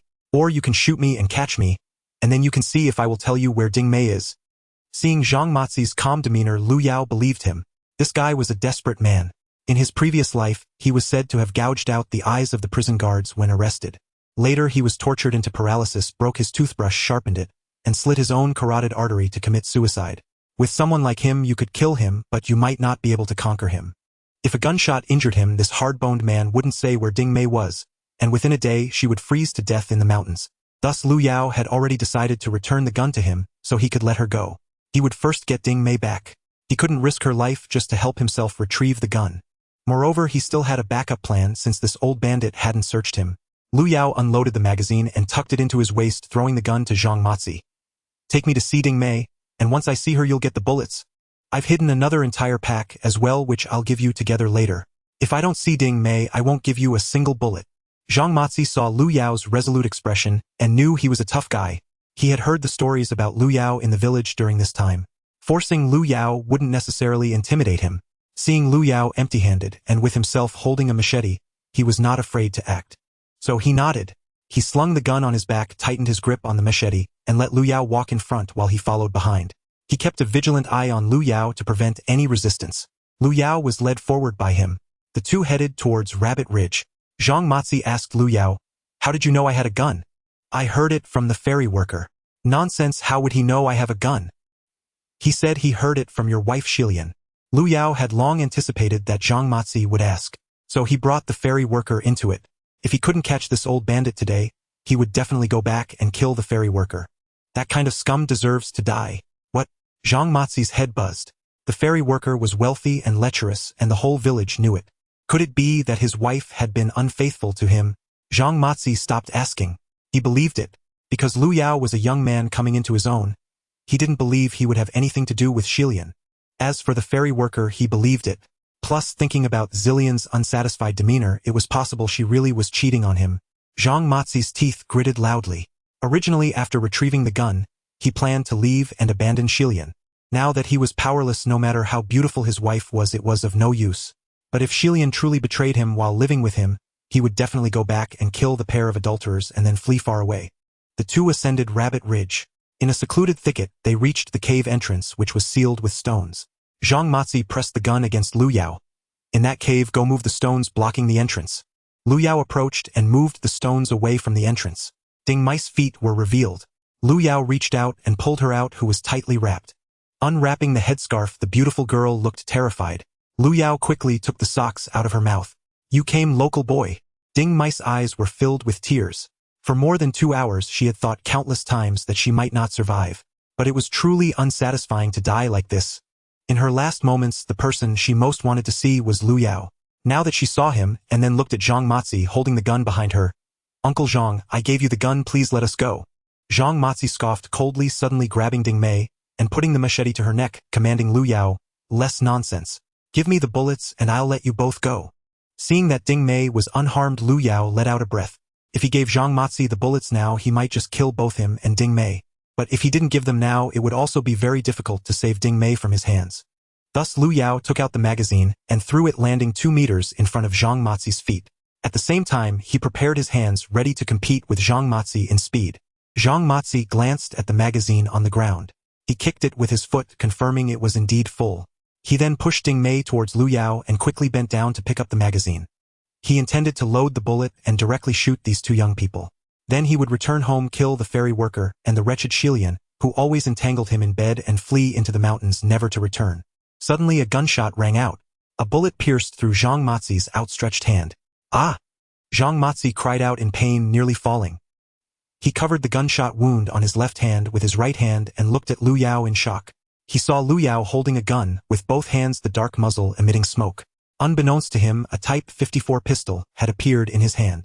Lu Yao certainly wouldn't be foolish enough to throw himself into a trap. Before leaving, he borrowed the Type 54 pistol from Zhuo Shouchuan. Logically, as Zhuo Shuken's position, he shouldn't casually lend his gun to others. However, firstly, Lu Yao had a special bond with him, as he was the one who helped him by knowing his weaknesses. Secondly, Lu Yao was a militia member. During missions, the police often needed to cooperate with the militia. Therefore, during special circumstances, it was permissible for Lu Yao to take Zhuo Shuken's gun after giving his own to him. Zhang Matsi never imagined that Lu Yao had another short gun at his waist. His eyes were fixed on the magazine on the ground, intending to pick it up to load into the carbine and shoot Lu Yao directly. However, Lu Yao's bullet was already chambered. Not seeing Ding Mei, he naturally dared not attack Zhang Matsi. He was afraid that this ruthless bandit would rather die than yield, and wouldn't reveal the location where Ding Mei was held captive. Now that Ding Mei had been rescued, there was no need for niceties. Even after being shot, Zhang Matsi merely paused for a moment. He then rolled forward, picking up the magazine and rolling towards a large rock. His movements were quick beyond what an ordinary person could react to.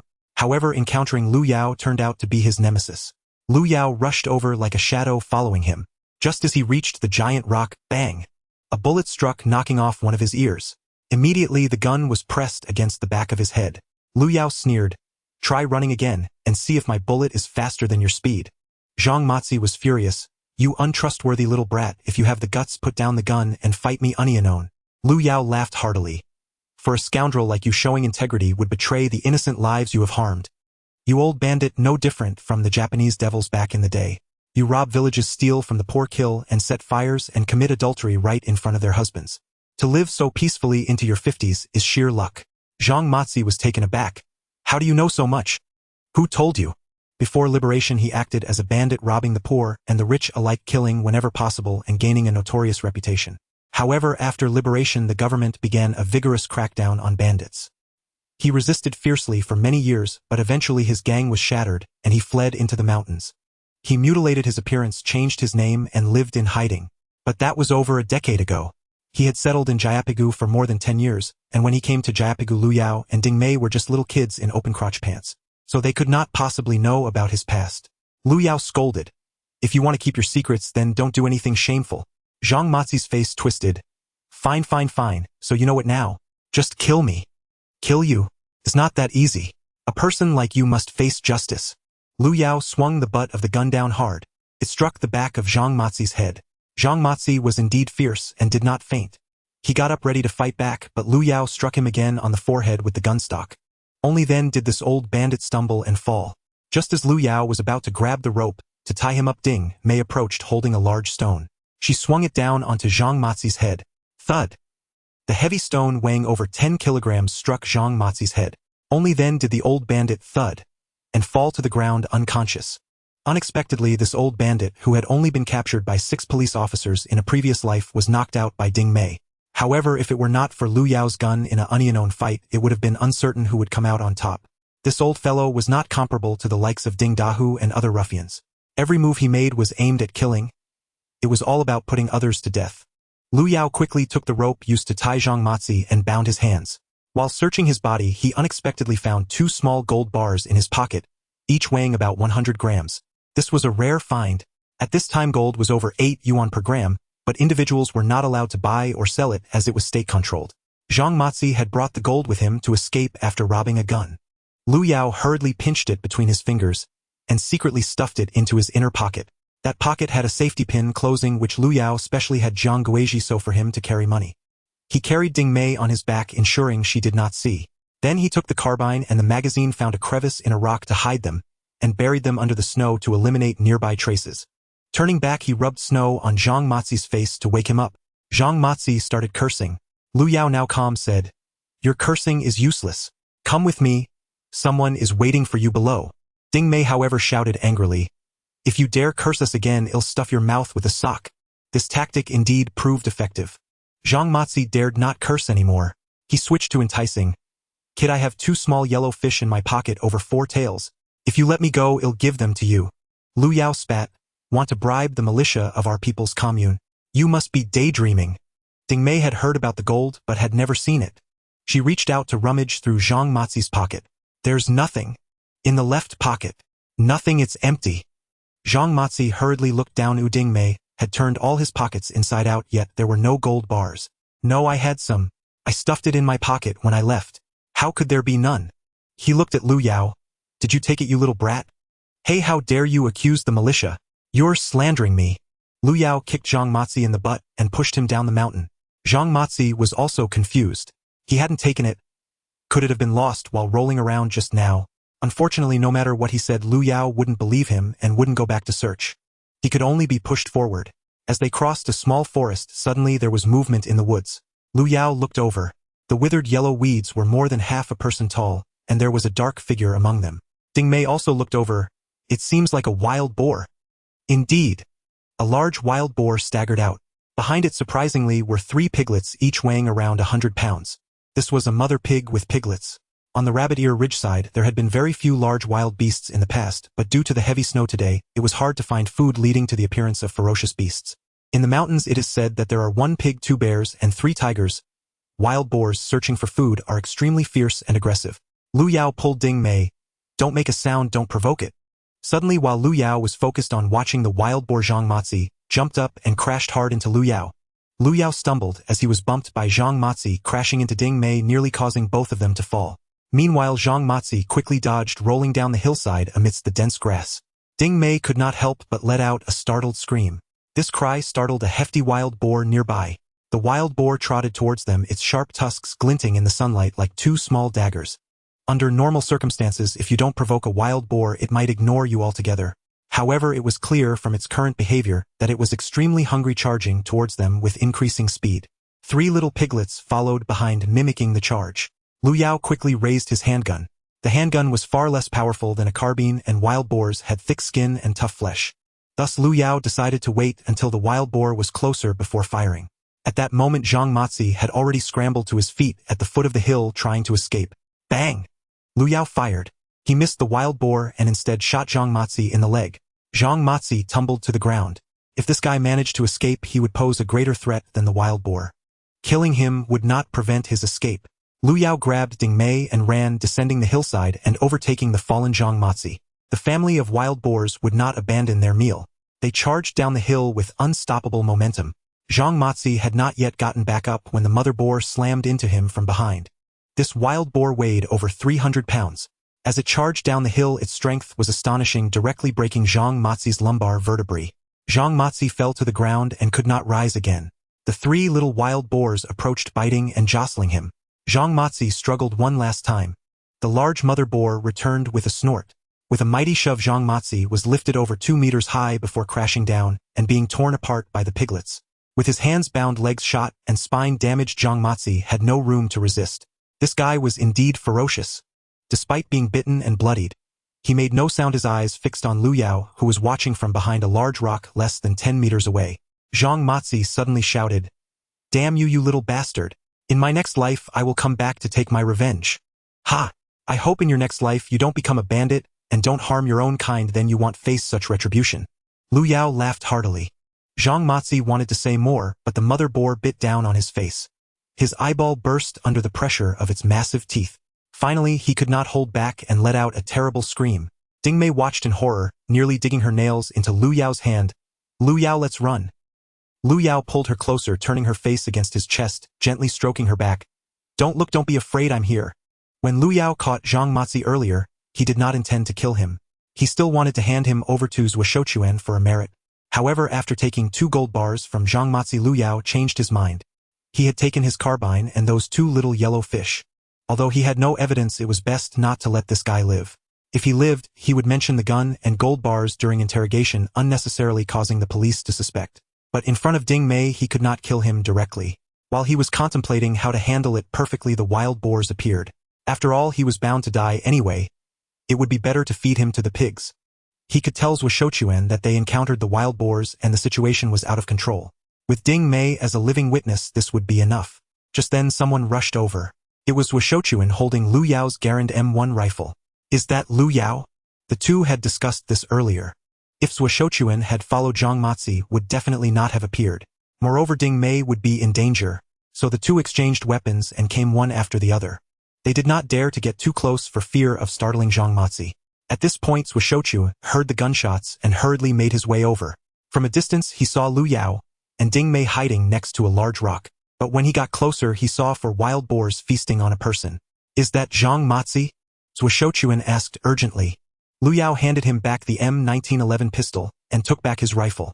He engaged the safety and pulled the bolt, aiming at the mother boar. "Brothers, well, let's take them out together." Bang! The bullet struck the mother boar in the left ear. It stumbled but still tried to get up. Bang! Lu Yao fired again, hitting the boar right in the eye. The 300-pound mother boar was knocked down to the ground. The remaining piglets, perhaps too hungry for too long, were frantically tearing at Zhang Matsi, completely oblivious to the fact that their mother had been fatally shot. Zhou Shouchuan and Lu Yao advanced, firing their guns as they moved forward. After a few gunshots, 3 little wild boars also fell in pools of blood. One little wild boar lay motionless, still clutching one of Zhang Matsi's hands in its mouth, showcasing its desperate hunger. Lu Yao approached to check on Zhang Matsi first. His head had been bitten out of shape, and it was clear he would not survive. Lu Yao pulled out the machete from Zhang Matsi's waist, pried the bullet from his leg, and tossed it far away into the pristine white snow. Zhou Shouchuan watched Lu Yao's actions and asked, "What exactly happened?" Only then did Lu Yao recount the events that had transpired. Zhou Shouchuan frowned. It's going to be hard to explain a death. Originally they had no evidence for capturing him, and now that he was dead, how would they handle it? He was seeking advice from Lu Yao. Zhou Shouchuan believed Lu Yao's words. Zhang Matsi was indeed a bandit. However, they still needed to take him back for questioning or identification by the shoemaker. Killing him outright would complicate matters. Lu Yao put away his gun and looked at Zhou Shouchuan. He was killed by the wild boars he encountered in the mountains. We happened to be surveying the forest and encountered him. We directly killed the wild boars. Since this guy is already dead, there's no need to pin a bandit charge on him. We can just take him back for his family to collect the body. By now, the gunshot wounds on Zhang Matsi's hands and legs had been mangled beyond recognition by the wild boars. Zhou Shouchuan glanced at Ding Mei. Lu Yao understood his concerns and beckoned Ding Mei over. "Xiao Mei, you ran to the mountains because you were angry with your dad and happened to encounter the wild boars attacking Uncle Zhang. I and directors were killed the wild boars to save you, and you don't know anything else, right?" Ding Mei stared with her big fluffy eyes, glancing at Zhou Shouchuan and then at Lu Yao before nodding. "I'll go along with what you say." Lu Yao had already told Ding Mei that Zhang Matsi was not a good person. Earlier he had pressed a knife against his neck to threaten Lu Yao into handing over bullets. Lu Yao had risked his life to save her. She could still distinguish between who was close and who was far. She couldn't say anything that would implicate Lu Yao. Zhuo Shouchuan was now already on board with Lu Yao's plan and could only help Lu Yao cover it up. The three of them chopped branches to make a sled and threw the already mangled Zhang Matzi onto it. They then placed the large wild boar on the sled as well. The three little piglets were temporarily buried in the snow marked for later. Then all three pulled the sled together. When they reached the bottom of the mountain, they tossed Zhang Matzi's body into Zhuo Shuken's sidecar motorcycle. Lu Yao and Ding Mei followed behind with the wild boar. At this point, they were completely safe. Lu Yao glanced at Ding Mei, who was slowly calming down. He reached out to smooth her hair. "You weren't too scared, were you?" Ding Mei shot him a glare. "Who do you take me for? I'm not that timid." Her stubborn little appearance had a bit of a domineering aura. Lu Yao smiled. "As long as you're not scared, you can't let you do dangerous things from now on." Ding Mei gazed at Lu Yao, hesitating to speak. She wanted to discuss the matter of Zhang Wenli sending someone to propose marriage, but was afraid he would make a joke out of it. She held back and said nothing. In her heart, she replayed the scene of Lu Yao shooting Zhang Matzi to save her and killing the fierce wild boar. What a good man, so valiant. When Lu Yao looked over, she quickly turned her head, afraid he would see her flushed face. As they entered the village, it caused quite the commotion. Zhang Matzi was killed by a wild boar. The news spread like wildfire, reaching every corner of the village. The villagers came out to see the commotion. From afar, Aunt Zillion's wailing could be heard. "My heavens! How could you just leave after going out? How am I a woman supposed to live?" She stumbled and ran out the door. Zhuo Shouchuan had a special identity, and his words held significant authority. No one questioned the cause of Zhang Matzi's death. Everyone pitched in to help set up a spirit hall in Zhang Matzi's yard. Lu Yao had a few capable people carry the wild boar inside to prepare it, directly making it into a feast marking Zhang Matzi's passing. Many people gathered around Zhang Matzi's body, expressing their regrets to one another. Some voiced their worries. Why are there so many wild beasts this year? With wolves and wild boars, will they come into the village?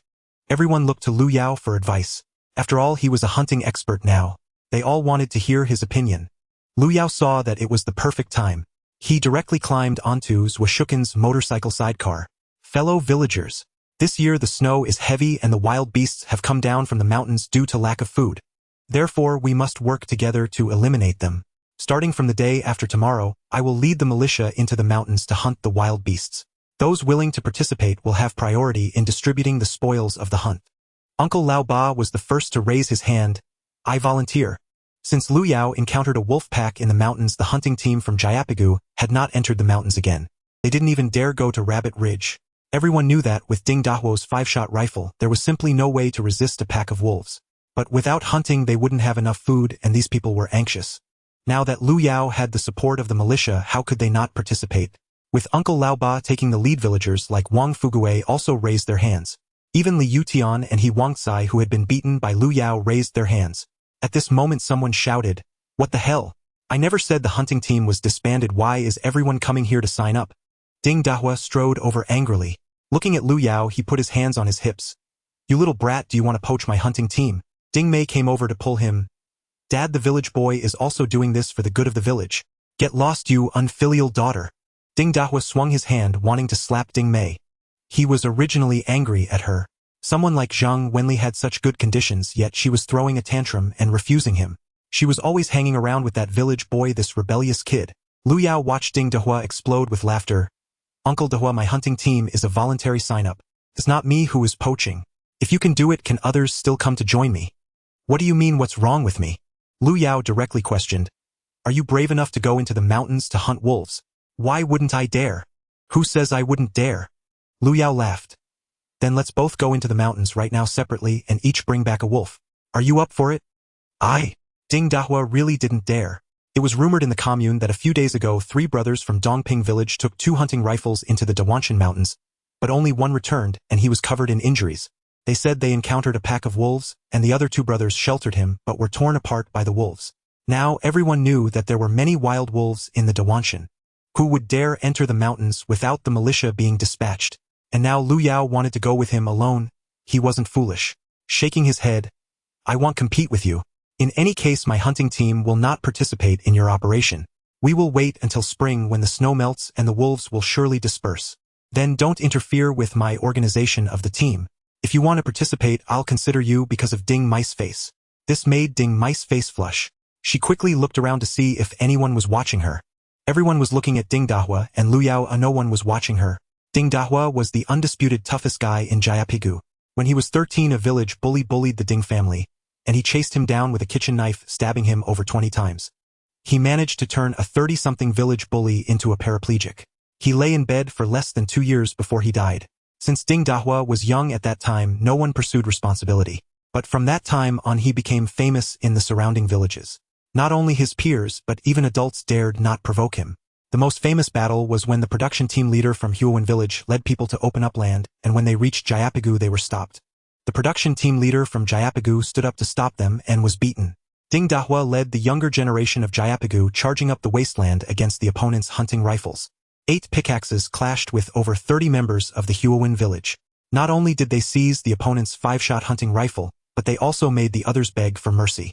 From then on, the title of the toughest guy in Jayapigu was established. The scar on his shoulder was a badge of courage for bravely taking a bullet. After that, Ding Dahua was supported by everyone to become the production team leader. He became the leader at 28, and every election was unanimous, allowing him to continue in office. It has been 11 years now, and no one has ever been able to shake his position. But today the village boy Lu Yao challenged him. In just a few days, the village boy's prestige in the village rose rapidly. He knifed the commune secretary's son, and repelled thugs attacking homes. He befriended the unruly Iwenki people and brought back dozens of wolves. Although some felt that he couldn't compare to the tiger hunter Ding Dahua, many secretly said that another tough guy had emerged from Jayapigu, indicating that new talents were rising, and Ding Dahua might be replaced. Ding Dahua heard some rumors and felt unwilling and very angry. However, he also did not want to have a direct conflict with Lu Yao. After all, he was the team leader, now just 39 years old, wanting to climb higher, and did not want to make a big deal with a kid. But if the village boy snatched away his hunting team, how could he hold his head up in Jayapigu in the future? This was challenging Ding Dahua's bottom line. In fact, Lu Yao, organizing the hunting team, had his own ideas. He never regarded Ding Dahua as his enemy. The last time the two had a confrontation over a tiger skin. At that time there were 3 women in between, all of whom were the ones Lu Yao cared about the most. One was his mother, one was his sister, and one was his future mother-in-law. Considering Ding Mice Face, he couldn't go all out and use deadly force. Thus the two of them hurt each other without a clear winner. Ding Dahua originally planned to use commune director Yang Shui to suppress Lu Yao. But now, seeing that Lu Yao was hunting without any issues, and had even stabbed Yang Shui's son, without consequence, he boldly entered the militia. Yang Shui had no way to deal with him. Ding Dahua's brutish temper flared. He pointed at Lu Yao. "You little brat, if you want to poach my hunting team, fine, but you have to ask my fists if they agree. Get down here." Zhuo was watching from the side and immediately frowned. "Ding Dahua, what do you want to do? Who said the hunting team is yours? Lu Yao here wants to protect the villagers from harm, but you only think about your own position, don't you?" Ding Dahua then remembered that the police chief was present. However, with his temper flaring, he was no longer afraid. "I lead the hunting team also to think of the livelihoods of the members, right? If he wants to snatch my hunting team, that's fine. If he can beat me, he'll accept it." Ding Mei was anxiously trying to pull her father home, but Ding Dahua pushed her down. "Get lost. If you dare to protect this little brat, he'll beat you too." Lu Yao stood on the sidecar of the motorcycle, watching Ding Dahua explode with anger. Around them, over 100 villagers had gathered. If he was suppressed now, he would have no way to survive in the future. He called to Ding Mei. "Xiao Mei, don't try to persuade him. Isn't it just a competition? With directors we're here, let's have everyone witness it together. If I can take you down, Ding Dahua, then the organization of the hunting team will have nothing to do with you.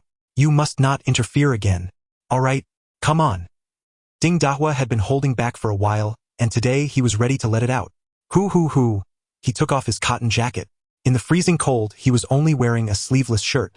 On it were the big red characters Jayapigu production team, and a prize character on his belly. His bronze skin was sharply defined. This was not a muscle built from gym workouts, but real muscle from farming and wielding a big hoe.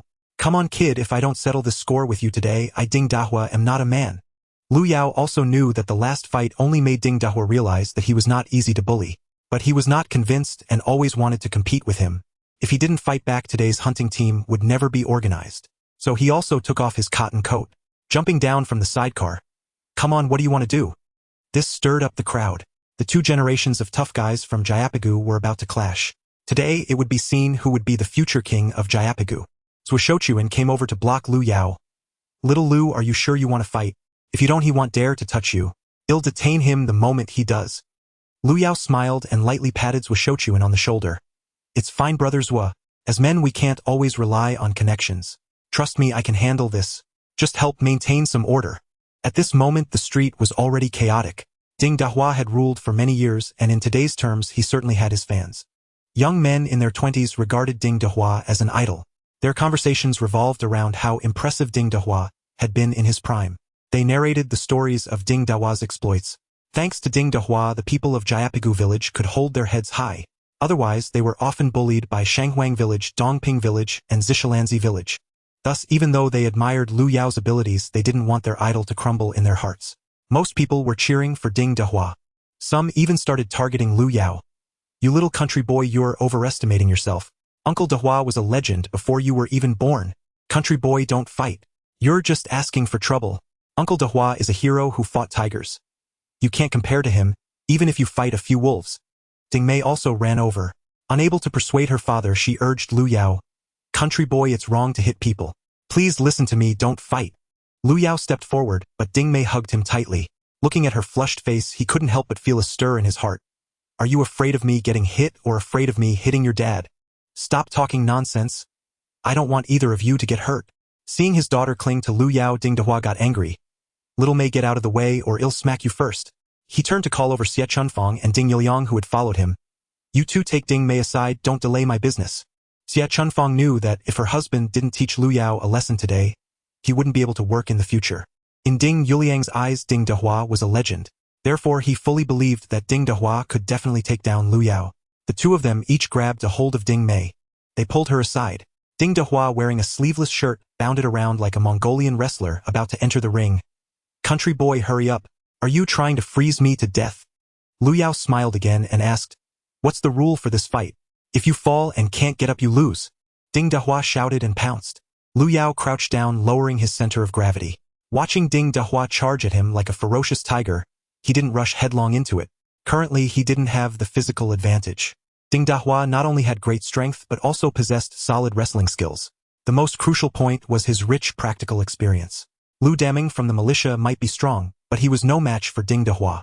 Ding Dahua's ferocity could rival that of Zhao Balai from Jiangzhou City.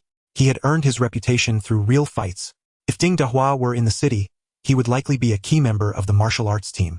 Lu Yao made a quick move to use Ding Dahua's strength against him and take him down. However, Ding Dahua reacted swiftly, leaning his body to press down on Lu Yao, trying to pin him. Lu Yao quickly sank his weight down, grabbing one of Ding Dahua's legs. He pushed with his shoulder against Ding Dahua's abdomen, while extending one leg to sweep.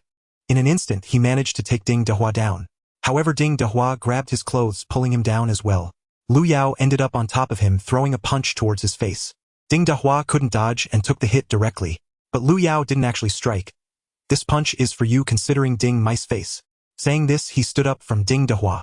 Ding Dahua nearly choked with rage. Damn it, I don't need your mercy. Go ahead and hit me. If you kill me, I'll accept it. After holding back his anger for so many days, Ding Dahua finally exploded. He lunged forward with all his might, not losing any of the ferocity he had displayed when facing the Northeast Tiger on Tour Ridge. Lu Yao was also engaging in psychological warfare. He deliberately provoked Ding Dahua. At this moment, Lu Yao had the technical and psychological upper hand over this local ruffian.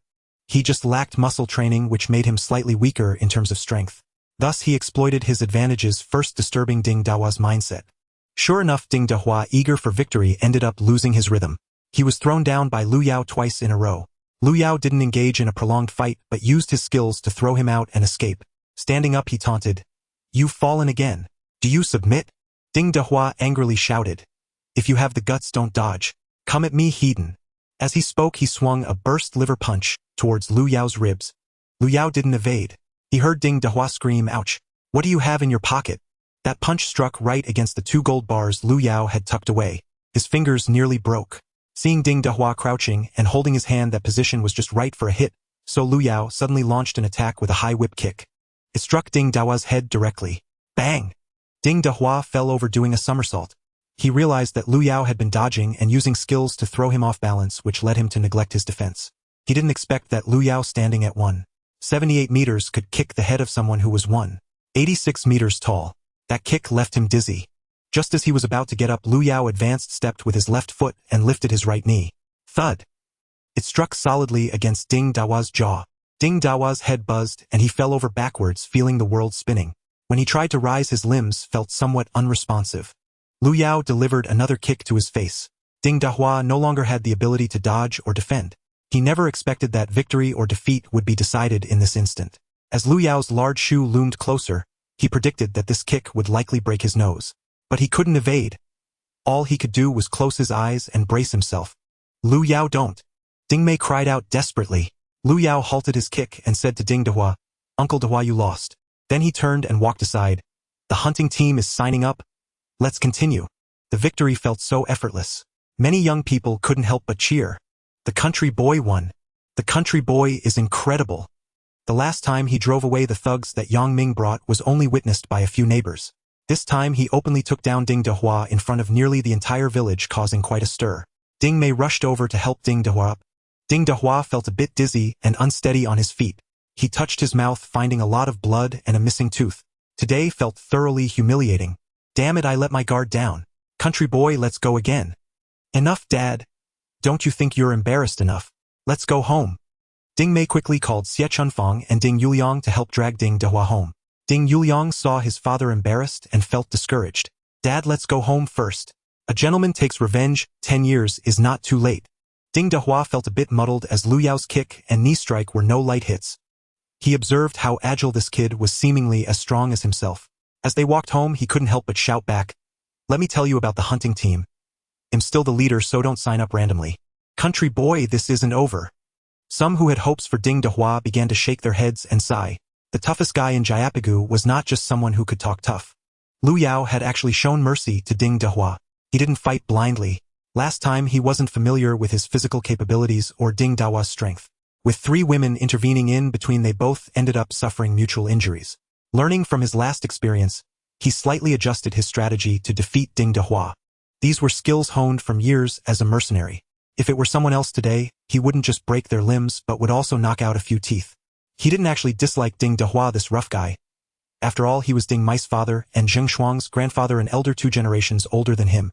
Seeing Ding Mei and the unborn Zheng Shuang, he couldn't bear to hit Ding Dahua too hard. At this moment, Lu Yao called out again, and several more people signed up to join the hunting team.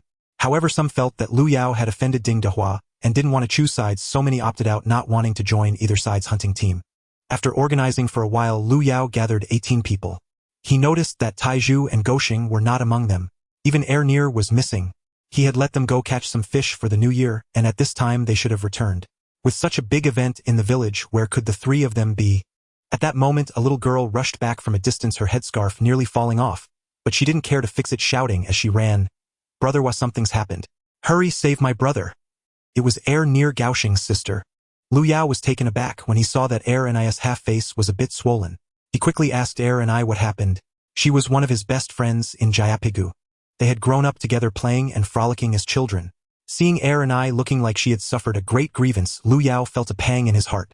Ni glanced around and saw that there were people everywhere, with Lu Dugong squinting in the corner. She quickly pulled Lu Yao aside, saying, I need to talk to you alone. Lu Yao knew that despite Ni's young age, she was cautious in her actions. He turned back to call out to Wang Laoba, Uncle Laoba, can you help me register how many people from our village are participating in the hunting team? Write down their names and later I will distribute the salaries. What? Everyone was taken aback. It wasn't the salary that surprised them, but Lu Yao's boldness that frightened them. By saying that, aren't you hiring others? This is following a capitalist route. Just recently the commune called for cutting off the capitalist tail. Those who raise chickens and ducks at home must submit an application report stating that they are doing so to reduce the burden on the state and to increase food supplies. You actually dare to hire people? Seeing the disdainful gazes from everyone, Lu Yao realized he had been careless. He quickly corrected himself as the squad leader of the militia team. I assure you that the game obtained from this hunting trip will be used for the welfare of the villagers in Jayapagu, distributed according to labor. The more you work, the more you earn. Those who do not contribute and stay at home to ensure safety and prevent wolves from entering the village will also be credited. Oh, that sounds good. Do we get a share for staying at home? Yes, but you will receive less than those who go into the mountains since your risk is lower. Is that acceptable to you? Grandpaswa gave a thumbs up, saying the local boy is right. I wholeheartedly support this. Everyone felt that what Lu Yao said was fair and reasonable. Thus they all expressed their agreement. Lu Yao understood that the current situation was special, and he needed to handle matters in a unique way. A slight misstep could lead to him being crushed under heavy accusations. Seeing that everyone had no doubts, Lu Yao pulled and I aside asking what happened. and I began to cry. Holding Lu Yao's hand, she said, "Brother, I'm sorry. I couldn't stop my brother. Now he's been captured in the city." "What do you mean? Why did you all go to the city?" Lu Yao was quite shocked. He quickly realized and directly asked, "Did your brother sell the fish I told you to save for the new year?" and I, seeing that Lu Yao had guessed correctly, nodded, while wiping her tears, saying, "Yes, I advised him, but he wouldn't listen. Taiju didn't allow it either, but my brother said he would cut ties with him if he didn't go, and he said he would leave a few for you to eat. He took our share to sell for money to buy firecrackers for the new year." Lu Yao was so anxious that he stamped his foot, saying, "That scoundrel always causing trouble. I knew he would have a bad idea." He reached out to touch Nis' face, asking, "Did you get beaten?" Nis' tears fell like rain as she replied, "I received a slap and a kick, but they didn't capture me, just told me to leave. Both my brother and Taiju were captured. They were beaten while walking. Brother, you must think of a way to save them." Although Lu Yao was anxious, he quickly took a deep breath to calm himself. He asked, "Do you know where they were captured?" They said it was called Jiangzhou Joint Management Command, and the leader is called Director Li Su Lu. There were more than 10 people at the time. "I understand. You hurry home and don't tell anyone about this." I still worriedly asked, "Brother, can you save my brother?" That Director Li said, "My brother won't come back. He might be sentenced." Lu Yao placed his hand on her shoulder, patting it gently. "Go home and wait. I will definitely bring your brother and Taiju back. Trust me." "Okay." I nodded deeply. She believed in Lu Yao's abilities, but the overwhelming power of the other side had already frightened her. She felt that no matter how capable Lu Yao was, the people on the other side were leaders from the city, and wouldn't listen to him, leaving her feeling hopeless and anxious. But as a simple country girl without power or experience, she could only place her hopes on Lu Yao. After persuading I to go back, Lu Yao returned. Zhuoshochuan had not left. He was waiting for Lu Yao. As an old police officer, he had already sensed that Lu Yao and I had something going on. He asked Xiao Lu, "Do you need help?" Lu Yao patted him on the arm, saying, "I didn't misjudge you, you're still the future old Zhua. Kind-hearted." Zhuoshochuan smiled, feeling that this kid lacked a bit of culture. What did he mean by saying he was still the future version of himself? Lu Yao was not polite and directly asked, "Do you know anyone at the Jiangzhou Joint Management Command? They're in charge of personal business." Zhuoshochuan frowned. "I've never heard of that place. Individual businesses are managed by the Industrial and Commercial Bureau. I have a classmate there, but he's just logistics with no significant position." Lu Yao then explained about Dog Xingzi and Taiju being captured while fishing. Zhuoshochu and looked a bit troubled, saying, "This matter is quite troublesome. However, I can help you ask someone." "Then let's go. Take me to the city." "Sure." Since getting to know Lu Yao, Zhuoshochuan had been helped by Lu Yao. Not only did he lend him money, but he also captured a cobbler, which was a considerable achievement. The higher-ups had already suggested giving him a raise and awarding a medal. If he received this honor, there would be a lot of room for promotion in the future. Therefore, helping Lu Yao as much as he could was what he hoped for. Otherwise, he would feel he owed Lu Yao too much. Of course, it wasn't just about repaying a favor. He also believed that associating with Lu Yao had significant potential benefits. Everyone has an eye for advantage. It's not wrong to form connections for personal gain, as long as it doesn't involve stepping on others for one's benefit. Everyone admires the strong, but as long as they don't bully the weak, there's no problem. Lu Yao sat in Zhuoshochuan's sidecar motorcycle. As they left Zhang Mozi's house, Lu Yao saw his mother wearing the cleanest cloth gown, pulling his younger sister Xiao Qian this way. Zhuoshochuan also recognized that she was Lu Yao's family and quickly stopped the bike. "Mom, where are you going?" Jiang Guizhi looked nervously at Zhuoshochuan in his blue police uniform. "Local boy, what's the matter with you? Where are you going?" Lu Yao smiled and said, "Mom, do you think Brother Zhua is going to arrest me? We are friends now. I am going to the city and he is giving me a ride." Jiang Guizhi found it hard to accept that her son said the police chief was his friend. She felt her son was being too disrespectful. What merits and capabilities does the Lu family have to dare to call a leader their brother? She quickly smiled and said to Zhuoshochuan, "Directors, with this child doesn't know better and speaks recklessly. Please don't hold it against him." Zhuoshochuan had already gotten out of the car and respectfully asked, "Aunt, where are you going? I can give you a ride." "I really don't need a ride. I'm just going to pay my respects for a death in the village." Lu Yao hurried to rescue someone and said to Jiang Guizhi, "You all go quickly and tell Aunt Shilian to bear her grief. I will head to the city for a while and should be back before dark. Don't wait for me to eat." As he spoke, he got into the car with Zhuoshochuan and disappeared in a puff of smoke. Jiang Guizhi watched the sidecar motorcycle fade away, feeling a mix of emotions. Your brother has really grown up. He has made friends with the chief, and one wonders what they see in him when our family is so poor. Lu Shaoqian didn't share this view. Tilting her small head, she said, "My brother is still so young and already has such capabilities. When he grows up, he might even become an official." Jiang Guizhi chuckled bitterly. "The Lu family has been poor farmers for 8 generations. How could they possibly produce an official? If your brother can marry a wife and carry on the Lu family's lineage, I would be content. It would be a blessing from our ancestors." The two waited until Lu Yao's car was out of sight before turning back to Zhang Mozi's house. Lu Shaoqian conveyed her brother's message. "Aunt Shilian, my brother has gone to the city on an errand. He asked me to tell you to bear your grief." Aunt Zillian's eyes brightened, wiping her tears. "Did your brother really say that?" She felt warmth in her heart. Recalling the teasing look Lu Yao had when he visited her that morning, he was just like the charming Shimin Daxian from the plays, captivating and lovable. Go Shengzi and Tai Zhu caught fewer fish today than last time. However, they still had about 30 pounds. If they sold it at the price Lu Yao got last time, they could at least get 15 yuan. In an era when apples cost only 10 cents per pound, this amount of money was undoubtedly a fortune for these big kids. Hence Go Shengzi's mind started to wander. He urged Tai Zhu, "Last time the country boy bought over 300 and treated us to some food, keeping the rest for himself. This time, since we caught the fish ourselves, let's sell it and just leave 2 for the country boy to eat during the new year." 2 fish would weigh over 3 pounds. Tai Zhu was simple-minded and said little, but he shook his head. "Isn't that not right? The country boy got over 300 last time, and our interests don't really align with his. If it weren't for him, all the fishing gear would have been taken by Diao Laosi. He taught us how to fish, otherwise we wouldn't have done it." Go Shengzi rolled his eyes at him. "You wooden-head fool, we didn't take the wolf skin with us when we loaded the truck. Did we not take action against Diao Laosi? Regardless, over 330 yuan means each person could get 10 yuan. Near couldn't take it anymore. Brother, even Chao Erden brought a big cart and is still so content. We grew up together with the country boy. How can we be so calculative?" The country boy said, "This is just the beginning. The money is useful, and when we strike it rich in the future, he will definitely take us along to fly high. Don't listen to his nonsense." Go Shengzi was a bit displeased. He pushed his sister. "Then I'll sell the fish myself today, and when I get rich in the future, I'll take him along too. In any case, I can't work for nothing. I will take the fish to the city and sell them myself." Tai Zhu scratched his head. "Sell them yourself? Do you have connections?" Near snorted. "You go find the country boy's friends. They may not even help you." Go Shengzi, in a fit of anger, said, "In this day and age, money is scarce. I refuse to believe that I can only do business with the country boy and not my own. My fish are not rotten." He then picked up the bucket. "So are you all going or not? If not, I'm going by myself. Take your share back with you." As he spoke, he was about to divide the fish. Dividing it into 4 parts, he kept one for Lu Yao. The siblings had 2 portions left, totaling over 10 pounds of fish. Seeing that Go Shengzi was about to turn against him, Tai Zhu had no choice but to say, "Then let's not divide the fish, I'll sell mine too. We need to leave 2 big ones for the country boy, sell the rest, and then divide the money into 4 parts, giving 1 portion to the country boy. This way he might not get angry." Go Shengzi listened and couldn't completely refute. Tai Zhu was hesitant to go into the city by himself. Near couldn't defy her brother. She was too powerless and could only follow them.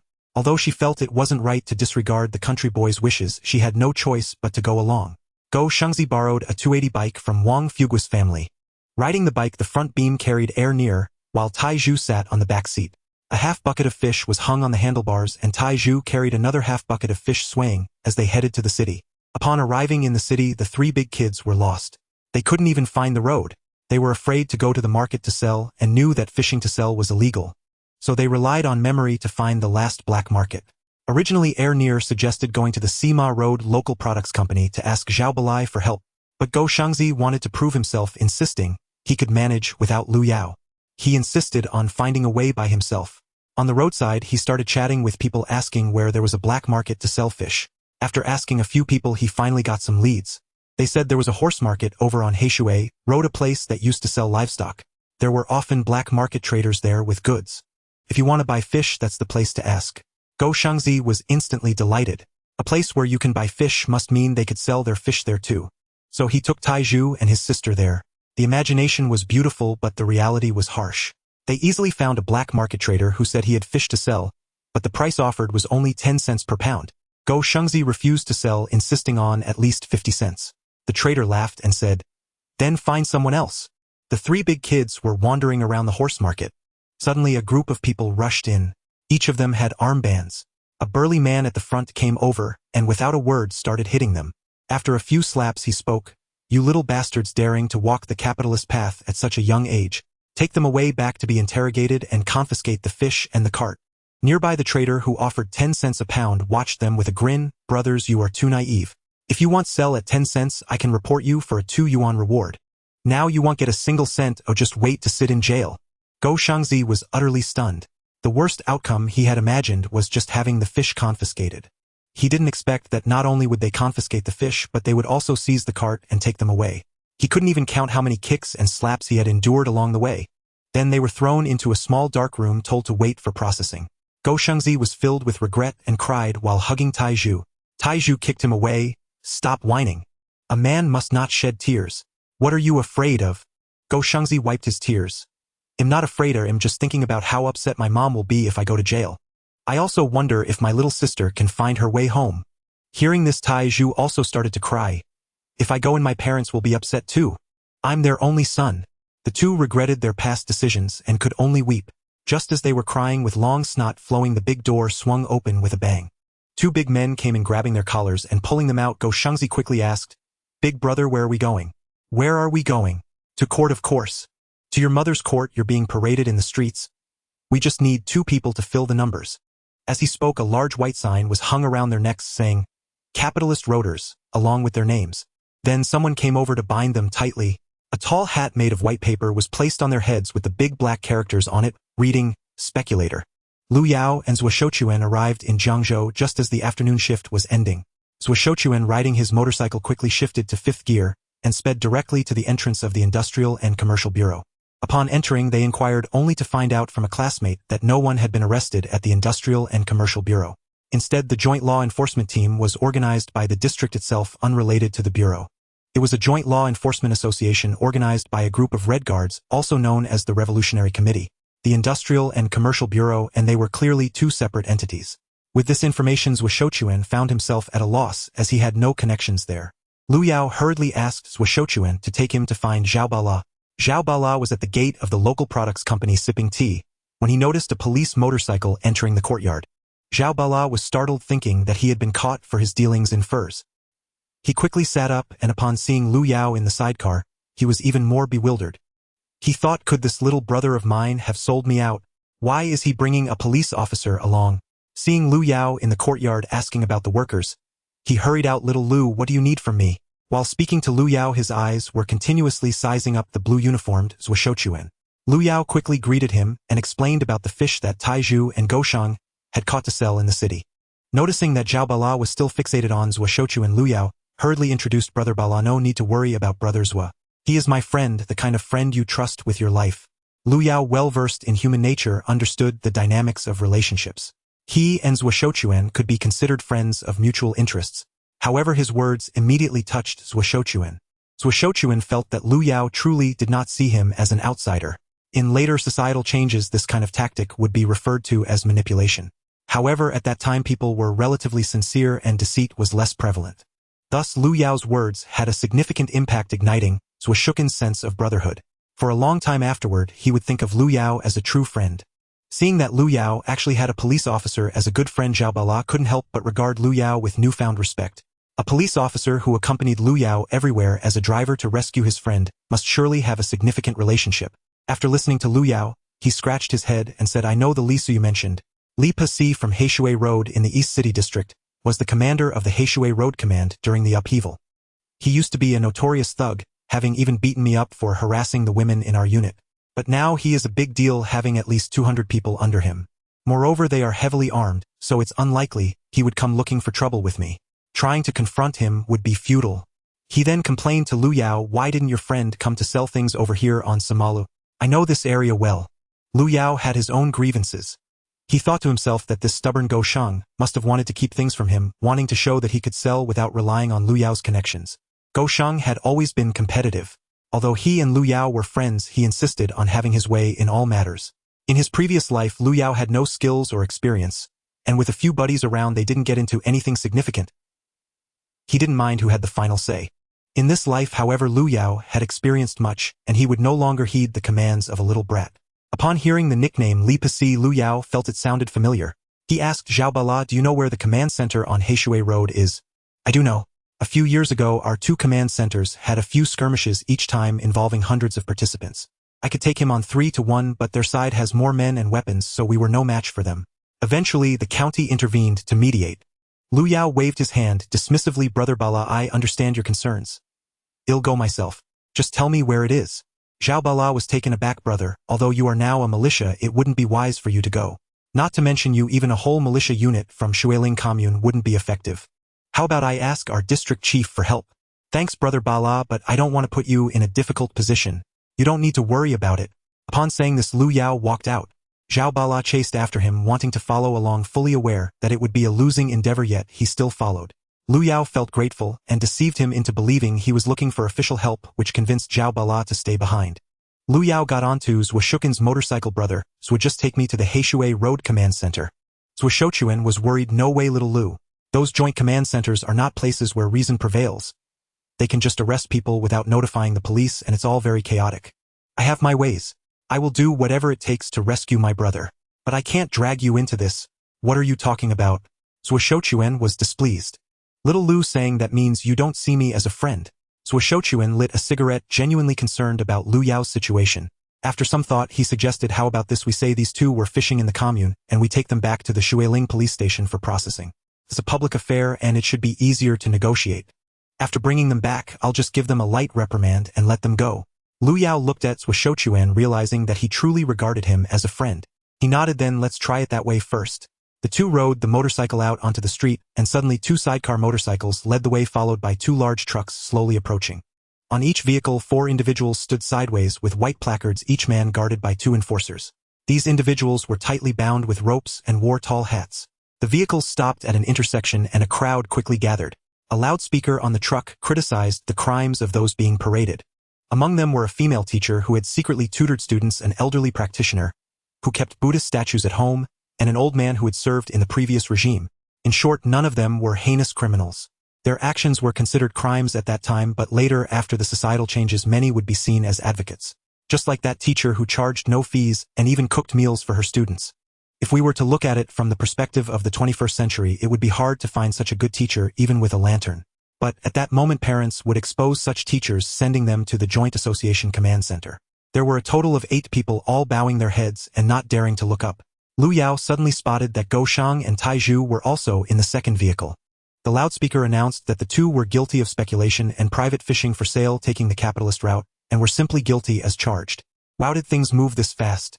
They were arrested at noon and paraded in the afternoon. But it was understood that during extraordinary times, extraordinary measures were taken. No wonder it was called upheaval. Seeing the dejected expressions of the two, Lu Yao felt a pang of anxiety. Although Gou Shang had his own interests, he hadn't forgotten to share some with Lu Yao. It was also his fault for not explaining things to them after the last sale, leading them to think he had pocketed everything. Just as Lu Yao was about to step forward, he was pulled back by Zhuoshuqin. It's no use to go over now. Let's follow them back to the command center and discuss it there. Lu Yao looked around at the two vehicles along with the motorcycles in front. Had over 20 people in green military uniforms, at least 10 of whom were armed with rifles. Especially on the last truck, there was a light machine gun mounted. It was a Czech ZB-26 light machine gun. If he were to confront them head-on now, that would be impossible. With just a broken rifle, how could he be a match for them? Besides, what they did was not a capital offense. There was no need for a rescue mission. Just like that female teacher, after the parade she would be released and could return home, waiting for the time when they wanted to use her as an example, at which point she would be pulled out for another struggle session. She would go about her daily routine, not being detained. Lu Yao, after hearing Zhuoshuqin, followed behind the parade. The procession turned around during the afternoon peak hours and returned to the command center on Heishui Road. Upon reaching the entrance, those who were to be released were let go, while those who were to be locked up were confined. The cattle shed was not a place for raising cows and horses. Instead, it was where those who had been convicted and had their hats taken away were kept. At that time, they referred to them as cattle demons and snake spirits. The cattle shed could be an underground warehouse, a deserted classroom, or a corner of a workshop. It served as a temporary detention facility. Tai Zhu and Gou Shang were dragged in by their collars. Lu Yao and Zhuoshuqin exchanged glances and encouraged each other. Let's go in. In the courtyard, the parade organized by the group had reached the end of the workday. Vehicles returned to the storage and weapons were handed in. At that time, although private organizations had firearms, they were still strictly managed. Most units concluded their work under centralized management, prohibiting firearms from being taken home. There were also many units where the security department issued firearms that could be carried. During skirmishes, firearms had to be returned after use. Only a few leaders were permitted to carry sidearms. Zhao Balan was also the captain of the street command center, and firearms were only distributed during missions by the higher-ups. There were none during normal times. At this moment, the Red Guards in the courtyard were uniformly handing in their weapons. They had already started to leave work in succession. Sui Shochuan and Lu Yao entered unnoticed by anyone. Sui Shochuan wore a police uniform, while Lu Yao wore an armband. Both were frequent visitors to the courtyard. Everyone was busy with their own tasks and no one asked them what they were doing. Lu Yao stopped an older man and asked, "Uncle, is the person in charge of this courtyard here? Are you looking for Director Li? He is in the office." Lu Yao and Sui Shochuan then walked in. The command center office was spacious, surrounded by wooden benches and long seats forming a circle around the room. If filled, it could accommodate 30 to 40 people. It resembled a conference room, but the walls displayed several blood-stained whips and large shackles in the corner, creating a sense of discomfort. In the center of the room, there was a metal stove with the chimney suspended by iron wire from the beams extending out the window. The fire was strong, heating the chimney red. The warmth filled the room. Behind a writing desk sat a middle-aged man with a bony face and a horse-like appearance. He was currently on the phone. "All right, gather all our troops, coordinate with the command center of Factory 458 for negotiations the day after tomorrow. If we can't reach an agreement, we will take action." By his side, a girl with two braids was pouring tea. Upon seeing Lu Yao and Sui Shochuan enter, the girl quickly asked, "Comrades, who are you looking for?" The horse-faced, middle-aged man also looked up. Sui Shochuan put on a smile. "Little comrade, we are from the Water Ridge Commune. I am Sui Shochuan, the head of the Water Ridge Police Station, and this is Lu Yao, the militia squad leader. Do you have business?" The girl, seemingly a clerk, asked on behalf of the leader. Sui Shochuan hurriedly replied, "We are looking for your leader, Director Li Su." "I am he. What do you need?" The horse-faced, middle-aged man didn't even move from his seat. Lu Yao remained silent, his gaze fixed on this horse-faced man. His mind was racing with memories. In his past life, Lu Yao had returned to Jiangzhou to develop his career. He needed to understand the history of Jiangzhou. Thus, he often read the Jiangzhou County Chronicle. The Jiangzhou County Chronicle is an encyclopedia introducing the local area of Jiangzhou. It is neither a novel nor a story, but a serious, comprehensive reference book. It contains detailed records from before liberation to after liberation, during the Cultural Revolution, and the development during the reform and opening up period. It includes significant events and key figures. This Li Su, known as Li Pasi, was also recorded in the County Chronicle. Lu Yao had specifically shown it to Zheng Shuang, saying that Li Pasi was a model for destroying the four olds, which earned him such a nickname. The ancient books and historical sites he destroyed were countless, and the intellectuals and artists he persecuted were beyond measure. However, at the end of this period, he was the first to be arrested. Many cultural artifacts and treasures he had plundered were found in his family's cellar. He remembered that when Li Pasi was arrested, he had already become the highest commander of the Jiangzhou Civilian Management Organization.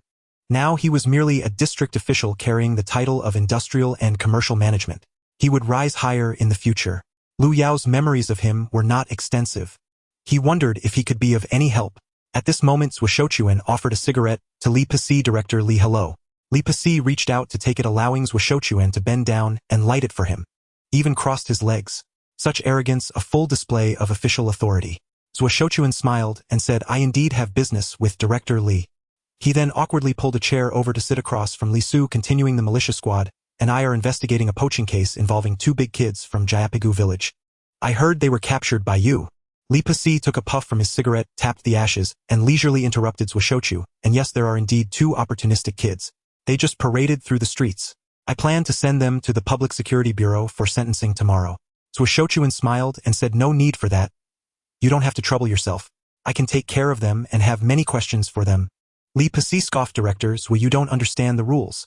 They were captured by me. Why should I give them to you? Go take the credit yourself." Sui Shochuan quickly explained, "Not at all. They are just big kids, and this matter doesn't amount to anything significant. I just want to handle the affairs of my own commune myself. If in the future someone from Jiangzhou commits a crime over there, I will definitely send them back to you." Sui Shochuan was suppressing his anger while maintaining a smile. In his heart, he thought, "I am a police officer. It is only natural to capture criminals. Who do you think you are? Just a stinky rogue climbing up the ranks amidst the chaos of the times, building your own power. None of this is within your jurisdiction, yet you still point fingers at me." After saying a lot of flattering words, Li Pasi did not even glance at Sui Shochuan, instead asking the clerk, "Lisa, is the water ready? Pour me a bowl, I'm thirsty." The clerk hurriedly brought over the tea. She glanced at Sui Shochuan. Normally, since Suoshochuan and Lu Yao were guests, she should also pour them water. However, since the director had not spoken, and seeing the director's cold attitude towards the guests, she did not dare to take the initiative. Li Pasi picked up the tea, blew on it, looked at Suoshochuan, and then at the clerk named Dong Lisa. The clerk understood.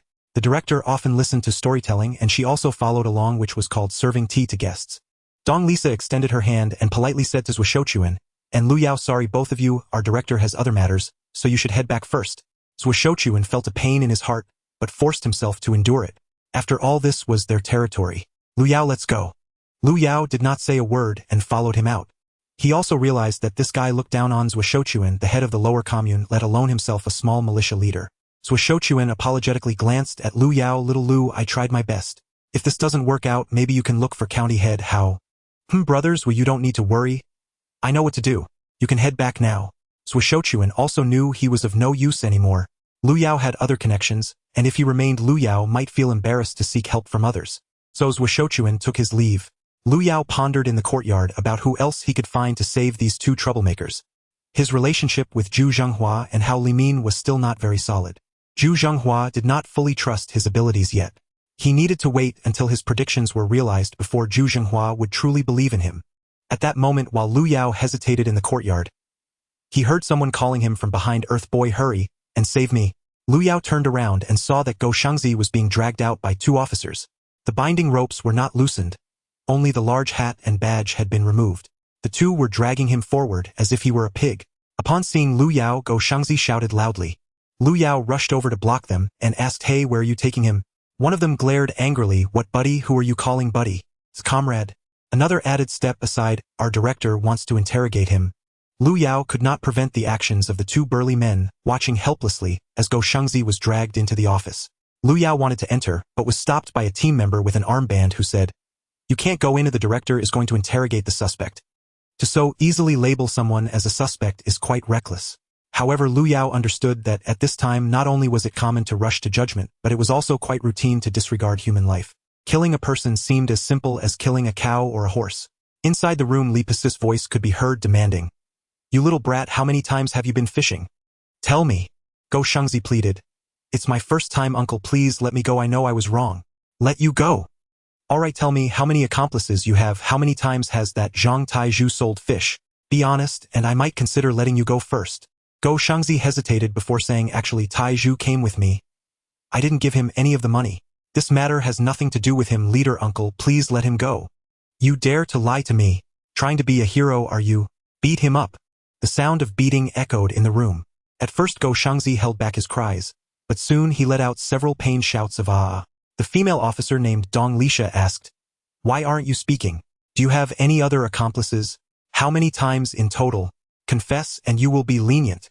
If you don't speak, well, keep beating you. Go Shangzi at this point grew stubborn. I have no accomplices. This is my first time. Taizhu has nothing to do with buying fish. Dong Lisa, the female officer, was also furious. Beat him. People like this won't be honest unless they are punished. The sounds of fists and feet striking continued. Go Shangzi no longer spoke, enduring the beating in silence. Only when the pain became unbearable did he let out a couple of grunts. Lu Yao was alarmed. As someone who had once walked through fire and gunfire, it was truly hard for him to tolerate watching his brother suffer humiliation before his eyes. He was now filled with murderous intent. He took down the rifle from his back. There were 8 bullets in the gun. Now that the other team members had finished their shifts, there were only about 7 or 8 people left in the yard and inside the building. However, if he really killed these thugs, he would be destined to wander the earth in the future, not only having to take Go Shangzi and Taizhu with him, but also his mother and sister. There were too many concerns. At that moment, an old soldier at the gate patted Lu Yao on the shoulder. Young man, who are you to go in there? A childhood friend, a brother. Go and pull some strings, otherwise the director won't release anyone. Otherwise, maybe you can offer something worthwhile to him. The old soldier looked around anxiously, afraid someone would overhear. From his appearance, this was a kind-hearted person. He couldn't bear to see the children suffer, which was why he offered a reminder. He knew Li Pasi's character. Lu Yao understood immediately. The County Chronicle stated that Li Pasi was adept at raiding homes and was also good at extorting. Moreover, he had a habit of exploiting female subordinates and assaulting the female relatives of victims. He was a thoroughgoing lecher and miser, so for now there was no need to resort to violence. If he could negotiate, that would be best. "Uncle, could you do me a favor and tell the director I have something very important to discuss with him?" The old soldier looked at Lu Yao. "Now, don't lie to the director. He has a bad temper." "Yes, just tell him now." "Wait here." The old soldier turned out to be quite decent. He went back inside. A little while later he came out and said, "You can go in, but I'll keep your gun safe first." Li Pasi had already seen Lu Yao standing outside the door, so he allowed him in, letting the old soldier take away his gun first. Lu Yao already knew how to handle the situation. He handed the gun to the old soldier and went in. Go Shengzi was lying on the ground, blood all over his mouth. Seeing Lu Yao enter, he hurriedly said, "Earth brat, you should leave quickly. This is not a place for reason." He was kicked in the head by a burly man and dared not speak again. Lu Yao felt a surge of anger. Looking at Li Pasi's horse-faced expression, he thought, "You're done for, you'll spend this year in hell." But he put on a smile saying, "Director Li, I need to talk to you privately. It's a matter of great importance." As he spoke, Lu Yao gently patted the pocket inside his chest. Li Pasi immediately understood. He sneered, saying, "I could tell from the moment you came in with that fellow that you were here to rescue someone pretending to handle a case. Come, I'll ask you privately." He led Lu Yao into the inner room, turning back to look at Lu Yao. "Spit it out quickly. I don't have time to waste with you." After saying that, he fixed his gaze on Lu Yao's chest. Lu Yao reached into his chest and took out 2 gold bars he had found on Zhang Matzi. "Director Li, these 2 little yellow fish are for you. Let those 2 kids go." Li Pasi's pupils widened. "Where did you get these little yellow fish?" Lu Yao smiled mysteriously. "Director Li, we are all armed men. Is there really a need to say more? In the future, if I have any benefits, I won't forget Director Li." Upon hearing this, Li Pasi smiled knowingly. It was unnecessary to say more. This was just something he had confiscated. No matter where it came from, since this young man was so understanding, then whether or not to deal with those 2 vendors was just a matter of his word. "That sounds good." Li Pasi reached out and took the gold bars. Little did he know that from this moment on he had already stepped into the gates of hell. He had provoked someone he shouldn't have. Li Pasi and Lu Yao came out from the inner room, both wearing smiles. The 200 grams of little yellow fish, priced at 8 yuan per gram, amounted to a total of 1,600 yuan.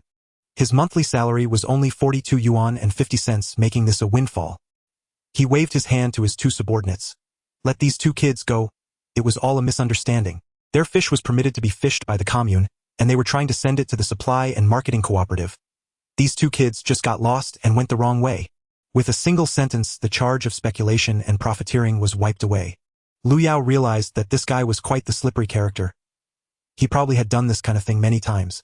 The 2 burly men were also Li Pasi's trusted aides, naturally understanding their leader's intentions. They bent down and untied Go Shengzi's bindings. "Go with your friend to wait in the yard. Well, go release that Zhang Taiju as well." Go Shengzi was bewildered. What did Lu Yao say to Li Pasi inside that took less than 2 minutes for this fierce director to become so kind? He followed Lu Yao to the yard. The old soldier returned the gun to Lu Yao. Seeing Lu Yao handle matters so efficiently, the old soldier was quite impressed. He voluntarily offered Lu Yao a cigarette and chatted with him for a while. Before long, Taiju was also brought out. Not only was he released, but even the bicycle was returned. However, the fish was gone, as it was said to have been divided among everyone. Lu Yao didn't mind this small matter. He smiled broadly while bidding farewell to these people. As soon as he left the courtyard, Lu Yao's face fell. If it weren't for saving them, he wouldn't have smiled at such people at all. Taiju knew that it was Lu Yao who saved him and felt very ashamed, apologizing. "Earth brat, we were in the wrong." He turned around and shoved Go Shengzi, saying, "You bastard, kneel down to the earth brat." Go Shengzi, regretting his earlier actions, was about to kneel when Lu Yao stopped him. Looking at his bruised face, Lu Yao didn't want to blame him. Although this guy had been greedy for money for a moment, at a critical time he was quite loyal. He took the beating, intending to shield it all himself. "Before it gets dark, you 2 should hurry back. Leave the bike with me. I have some matters to attend to." Taiju hurriedly asked, "What matters? Can we help?" "No need, just go back and report to old Bashu and sign your names. The day after tomorrow, I'll take you into the mountains to hunt." Upon hearing this, the 2 were filled with joy. Knowing that Lu Yao was a person of great ambition, they didn't follow him. They left the bicycle and headed home. Lu Yao pushed the bicycle to the corner, held the rifle, and squatted in the corner of the wall, staring at the command center's courtyard, waiting for Li Pasi to come out. He could not allow his 2 little yellow fish to just disappear like that. Night falls. The sky is overcast, devoid of the moon. The streetlights emit a dim yellow glow. Small snowflakes swirl gently in the northern wind. Lu Yao, frozen, had done hundreds of squats in the alley. Suddenly, he hears the sound of a car. He quickly gets up and leans over to look out of the alley. A jeep rolls out. While chatting with an old soldier, Lu Yao has already gathered some information. This Li Pashi usually resides in this compound. He tends to offend many people, so the command center is safer. However, sometimes he would return home, which is just a couple of blocks away. Lu Yao thought it through. If he stayed at the command center, he would wait until most of his subordinates had left before deciding. If he went home, it was just 2 blocks away, and he wouldn't be far off. At this moment, seeing the jeep leave, Lu Yao hopped on his bike and followed. He didn't need to stay too close. Following the tire tracks from afar would suffice. At this time, there were few cars on the road and the snow was light. The car left traces that would not fade for a long time. It was only a journey of 2 or 3 minutes. The jeep stopped in front of a deep courtyard. Lu Yao knew that this was originally a residential area for retired officials. It was likely requisitioned by their command center. Otherwise, how could this former ruffian afford such a nice house? Even the gate of the courtyard is made of iron. Inside is a 2-story Russian-style villa. From a distance, Lu Yao saw Li Pashi coming down, accompanied by his aide Dong Lisha. Both were wrapped in military coats. They entered the courtyard directly. Then came the sound of the door slamming shut. The jeep drove away on its own. Not long after, the lights of the small second floor lit up. Li Pashi drew the curtains at the window. Lu Yao did not ride over, but walked with his gun in hand. At this time, the moon was dark and the wind high with no one around. He looked around to confirm the environment. Then, with his gun slung over his back, he leaped up and climbed over the tumter-high wall. On the wall, he observed the courtyard. There were no dogs. He quietly slipped down. At the door, he could not see what was happening inside. Lu Yao listened intently. Inside, the sound of a gramophone played Zhou Xian's 4 Seasons song. Outside, the cold wind howled, but inside it was warm as spring. The flickering glow of the fireplace burned wood crackling with sound. On the red velvet carpet, genuine leather sofas were arranged. Though old, the original luxury could still be seen. This used to be a villa for a Soviet engineer couple. Later, when they returned home, the house was allocated to an old official. Later on, the old official was taken away for an investigation, and this place became Li Pa's residence. He had originally been staying at the command center during this time. However, after acquiring these 2 small yellow fish, he felt restless. He changed his mind and returned home, bringing his aide Dong Lisha back to this cozy little nest. Upon arriving upstairs, he first let her take a shower while he took out the small gold bar to admire. Each time he acquired something good, he had to appreciate it before hiding it away. Just then, a loud crash echoed from downstairs. It sounded like glass breaking. Startled, Li Pashi quickly tucked the gold bar away. He turned off the lights in the hall and pulled out his handgun. With a round chambered, he cautiously walked down the stairs, carefully whispering, "Who is it?" No one answered. Looking down the stairs, he saw a piece of glass shattered on the door. The cold wind howled in. A few years ago, perhaps some reckless enemies tried to ambush him at night.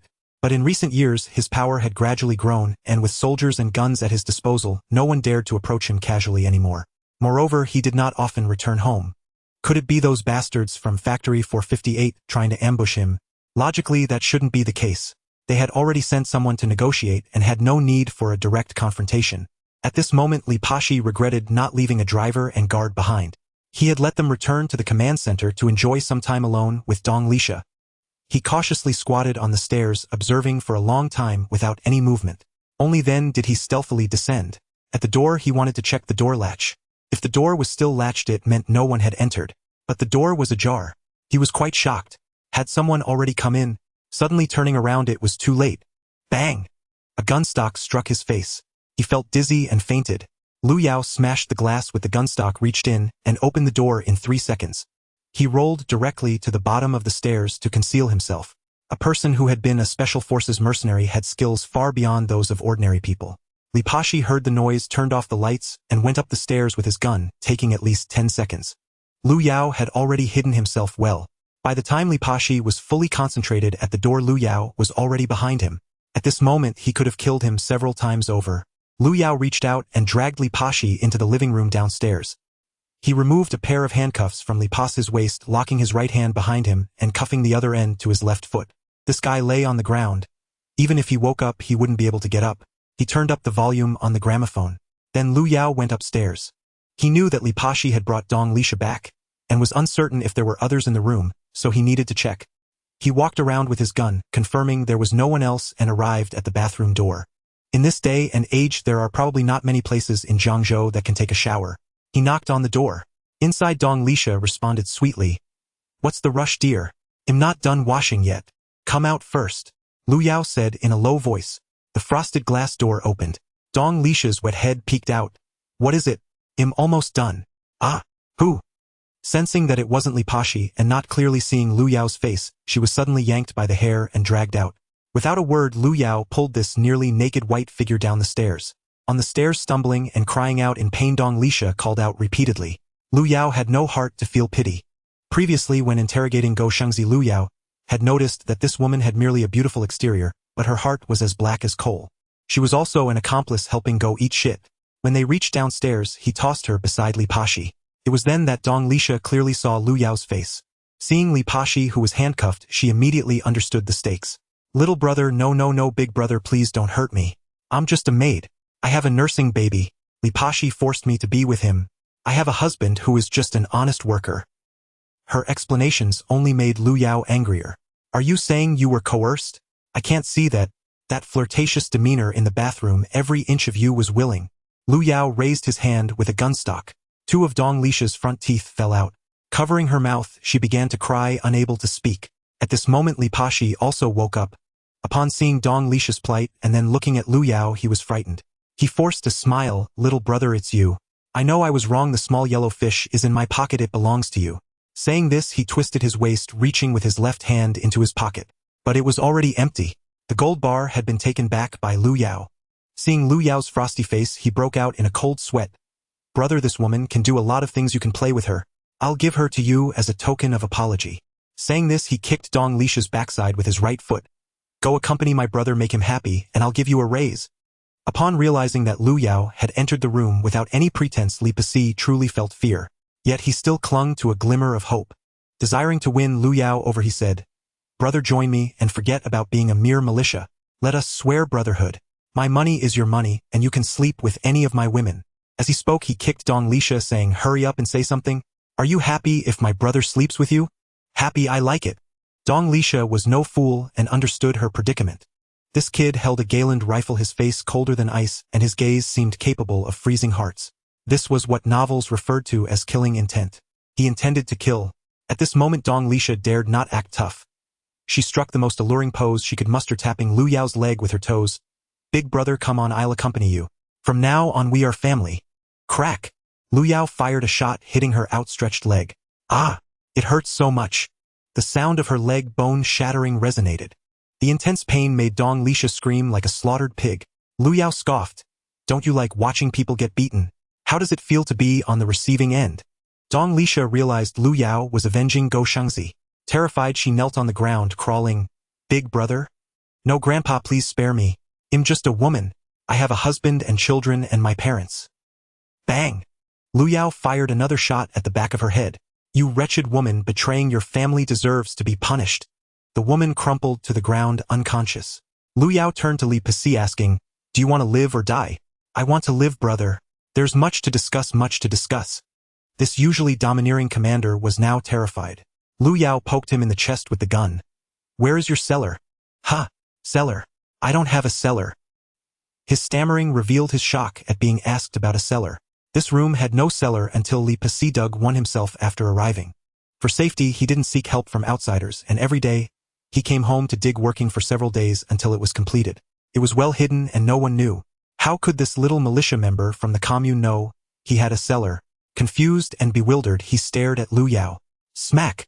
Lu Yao struck his face with the gun, instantly breaking his nose. Lu Yao loathed this man for the innocent lives he had harmed. Therefore, he didn't want to use his hands to hit him. He used the hard wooden stock instead. Each strike had the force to break bones. In pain, Li Pashi let out a howl. Lu Yao pressed the gun barrel against his head. I want to ask a second time. Where is your cellar? Li Pashi was in a dilemma. If he spoke, his treasures would be lost. If he didn't, what if this kid really killed him? What if he revealed the treasures and was killed to keep quiet? Not speaking would still lead to physical torment. In 3 seconds, countless thoughts ran through his mind. His eyes were fixed on Lu Yao's finger. Lu Yao cursed. You scoundrel are really unwilling to part with your wealth. At a twitch of his finger, Li Pashi, terrified, grabbed the gun barrel with his left hand, shouting, Don't shoot. I'll tell you. Cold sweat trickled down his forehead. This guy was on the verge of collapse. Brother, I can give you anything, just spare my life. He cried as he spoke, his snot running long. Lu Yao looked at him with disgust. No wonder Zhao Balazzi said if he didn't have this command center backing him, he could take on 3 of them. Now seeing him like this, Zhao Balazzi could easily take on 8 of him. Speak. If you do, I won't shoot. It's right under the wardrobe over there. Go open it. Lu Yao temporarily unlocked his handcuffs. This kid was so weak he could hardly stand. Using both hands and feet, he crawled over. Lu Yao followed closely behind, wary of any traps. Li Pasi opened the wardrobe door and began tossing out the bundles of clothes inside. Then he pried open the bottom board. Beneath the bottom board was a track switch. He reached in and twisted it. The floor in front of the wardrobe began to move slowly. The carpet sank down. Li Pasi lifted the carpet, revealing a hole about 1 square meter. When he pressed the power switch, a 60-watt bulb inside lit up. Lu Yao looked inside. The space was not large, just about 2 square meters for a cellar. Lu Yao raised the gun stock and struck Li Pasi on the back of the head. This guy slumped and passed out. Lu Yao then cuffed their arms together through the table legs before going down. The cellar was filled with fine wines and cigarettes along with paintings and antique vases. There was a small wooden box, and when opened it contained stacks of cash and gold and silver jewelry. Damn it, in this poor time he had managed to amass so many treasures. He was wealthier than Zhang Matzi the bandit. Lu Yao was not polite. He quickly found a military backpack and stuffed the cash from the box inside. A total of 350 large banknotes amounting to 3500 yuan. There were also 500 jin of national food stamps. The gold and silver jewelry was 2 large handfuls, and Lu Yao stuffed it all into the backpack. The antique vase was too conspicuous to take out. He opened the paintings to take a look. Lu Yao had a certain ability to distinguish between genuine and fake artifacts. He selected one that he particularly liked, Su Beihong's galloping horses. Although cultural relics are valuable during this period, they couldn't be sold off for many years. Bringing them home might bring trouble. Thus Lu Yao decided to focus on cash and jewelry, only taking Su Beihong's galloping horses. Seeing that there was still space in the backpack, he stuffed in a bottle of Mutai liquor. Then he came back up. At this moment Li Pasi and Dong Lisha had both regained consciousness, and the two were trying to crawl out together. However, Lu Yao's handcuffs were secured through the table legs and the horizontal beam between the table's surface. For them to leave, they had to carry the heavy pear-wood table with them. Just halfway through, Li Pasi was stepped on by Lu Yao. Despair gripped Li Pasi as he shouted hoarsely, "Brother, I've given you everything, what more do you want?" Lu Yao pulled out Li Pasi's handgun from his waist, wiped off the fingerprints, and tossed it to the ground. "There's 1 bullet in the chamber. Only one of you can live, or make your choice." Dong Lisha's eyes darted to the gun, and Li Pasi quickly snatched it, pressing it against her forehead. Dong Lisha, terrified, pleaded as yellow liquid streamed down her thigh. "Director Li, darling, I'm your little treasure. You promised you would only love me in this lifetime." Li Pasi couldn't bring himself to pull the trigger. After all, he had spent so many days and nights with this woman. He turned to Lu Yao, saying, "Little brother, I beg you." Lu Yao pressed the rifle against Li Pasi's head. "I will count to 3. If you don't shoot, I will. 1. Bang!" Lu Yao had only counted to 1 when Dong Lisha's head exploded. The bullet entered her forehead and blasted out the back of her head, blood and brain matter splattering everywhere. Li Pasi went limp, breaking down in tears. "Are you satisfied now?" Lu Yao squatted down, controlling his hands as he pressed the handgun against his head. "Actually, there's another bullet here." Li Pasi stared wide-eyed in terror. "Huh? What do you mean? You said you wouldn't kill me." With a bang, Lu Yao pressed his hand and pulled the trigger. Li Pasi had no strength to resist. The bullet pierced through his temple. The guy fell flat on Dong Lisha's chest.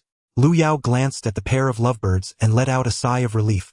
Killing Li Pasi not only altered history but likely changed the fates of many people he had harmed. Killing him is indeed a virtuous act. Although he had just killed 2 scoundrels, Lu Yao remained unruffled. His past life experiences had made his mindset calm, unshaken even when faced with calamity. He wouldn't panic or fear even if facing an army, even if he was destined to die in battle the next moment. Lu Yao calmly tidied up the room. He wiped away any traces he might have left behind. He couldn't take other valuable items. Greed easily attracts trouble. Then he backed out. Returning along the original footprints in the yard, he jumped over the wall again. Although there were traces on the wall, the snow was falling heavier. If it continued for another hour, any footprints would be buried. As for tomorrow, when they are discovered and the police come to investigate, concluding it as homicide, suicide, or a love-related murder, that would be of no concern. This Li Pasi had many enemies. He had even called before to organize negotiations for a fight. With his death, it was unlikely anyone would suspect the small fry Lu Yao. He rode his bike all the way home. It was already late at night when he reached the west side of the village. He didn't go home directly but headed to the locust tree grove. He placed the bag filled with money into a tree hollow. He took out a bottle of Maotai liquor and tucked 500 yuan into his cotton jacket pocket. He also took out the remaining bullets for the carbine from the tree hollow. He would need these for hunting. Only then did he ride back home.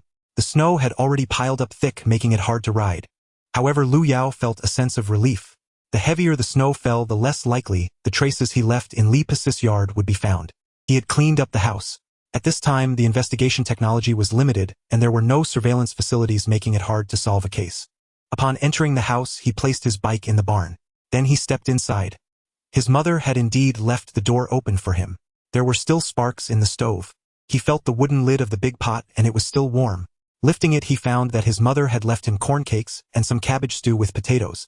Lu Yao was indeed hungry. He picked it up and ate half of it in just a few bites. "Slow down, don't choke." His mother Jiang Guizhi peeked out. Hearing the noise, she came to take a look. Lu Yao grinned. "It's nothing, my throat is as wide as a sewer." He quickly finished the cakes, then used a ladle to scoop some cold water from the tank and gulped it down. Then he entered the room. His mother had already lit the kerosene lamp. His little sister Lu Xiaoqian stared at him with bright eyes, resting her chin on her hands, watching him from the edge of the Kong. Lu Yao pinched her nose. "Why are you still awake?" "I'm waiting for you," she replied. "Waiting for me to do what?" Jiang Guizhi, worried, asked. "Tuzu, I heard you're organizing people to go into the mountains to hunt wolves. Can you not go?" Lu Yao smiled. "Did they tell you? It's fine, I'm a militia now, and with a gun, what is there to fear?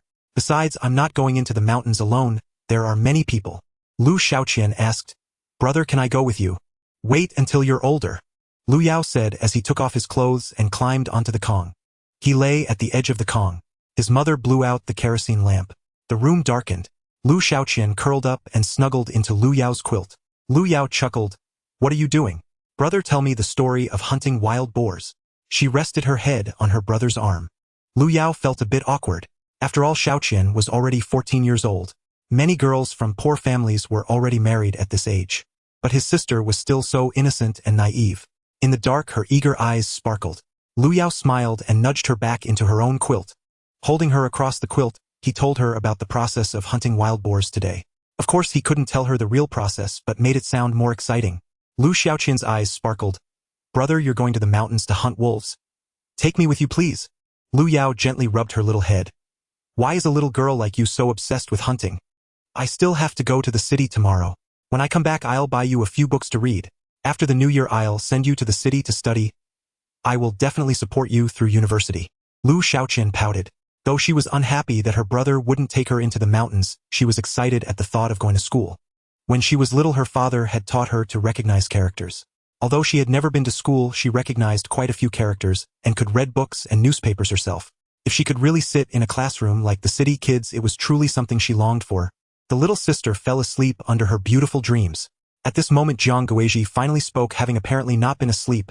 "Tuzu, now our family has enough to eat and drink. Can you not go hunting?" Lu Yao knew his mother was worried about his safety.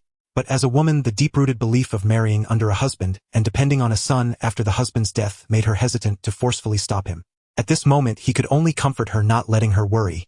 "Mom, don't worry. Our militia team is highly skilled and well-armed. Not to mention wolves, even a pack of tigers would flee upon seeing us. So don't worry. After I complete this mission, our family's life will get better and better. Just be careful, will you?" The two of them chatted for a while longer before falling silent. However, Lu Yao could still hear his mother's sighs. He felt that his mother had suffered too much in her life. At 33, she had become a widow and raised 2 children. Meanwhile, in the 21st century, many girls in their early 30s were still unmarried, staying at home like little princesses. "Mom, when I have money, I'll find you a companion. He will definitely be a super handsome guy." Lu Yao suddenly blurted out. Jiang Guizhi was startled and sat up, giving him a slap across the face over Lu Xiaoqian. "You silly child, if you keep talking nonsense, I'll slap you again." Seeing Lu Yao shrink into his quilt, she finally lay back down. With another sigh, she said, "Silly child, don't talk crazy. I would never do anything to betray your father. I was born to be Lu Chuan's person, and I shall die as Lu Chuan's ghost. Right now, I only want to raise you two to adulthood. I won't have lived in vain. How great a mother is." The traditional view of women is deeply ingrained. Not looking for a partner is fine as long as she doesn't feel bitter. After all, if I help my mom find a companion, who knows if my father would scold me underground. The night passed without a word. The next day before dawn, Lu Yao got up. As usual, he did muscle training in the yard. In temperatures below 30 degrees, he still managed to sweat on his forehead. At this time the sky was just beginning to brighten. Lu Yao took out the bottle of Maotai liquor. He didn't like drinking this. It was brought back for Grandpa Zhua in the East Courtyard. In his previous life, he drank casually from tens of thousands to even hundreds of thousands of bottles, but he always felt that nothing compared to the liquor brewed by Grandpa Zhua. Having been reborn, he had borrowed liquor from Grandpa Zhua several times. He happened to get Maotai this time, wanting Grandpa Zhua to taste this national liquor. The East Courtyard had a wall woven with elm branches with a hole at the bottom. Lu Yao squeezed through. Inside the house, a kerosene lamp had already been lit. Grandpa Zhua was likely already up. He pushed open the broken wooden double doors and turned into the house. Grandpa Zhua. Before he could finish his sentence, Lu Yao was stunned. With long hair cascading down her shoulders, a slender waist and beautiful back, she had such a fair complexion.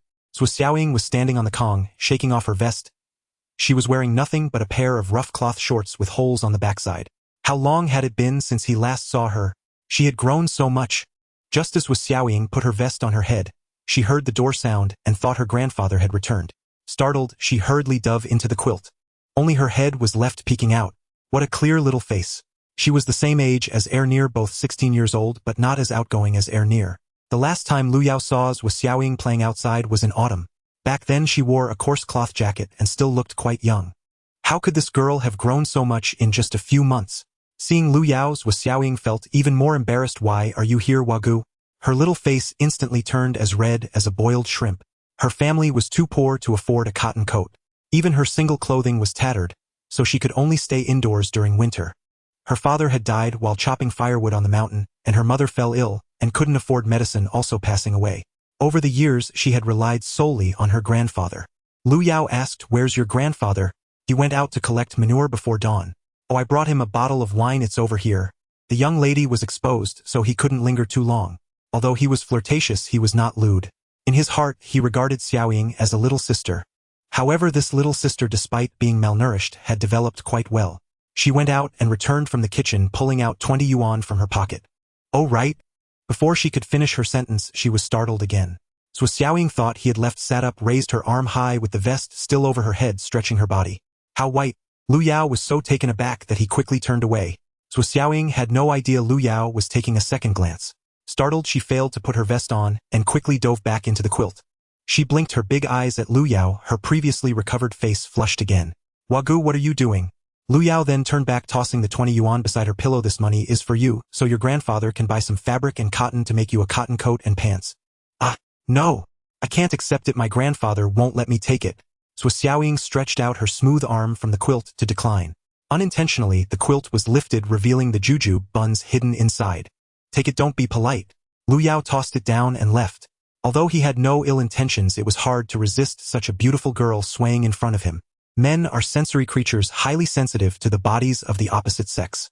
Lu Yao, a 17 or 18-year-old young man, couldn't handle this. He tossed the money and stepped outside. Inside, Zhua Xiaoying clutched the 20 yuan, watching Lu Yao leave. She hurriedly got up, sticking her bottom out to lean on the windowsill. Looking out through the only glass window, she gazed at Lu Yao's back. "Wagu! Wagu!" Her heart was racing. Though inexperienced, every young girl has her instincts.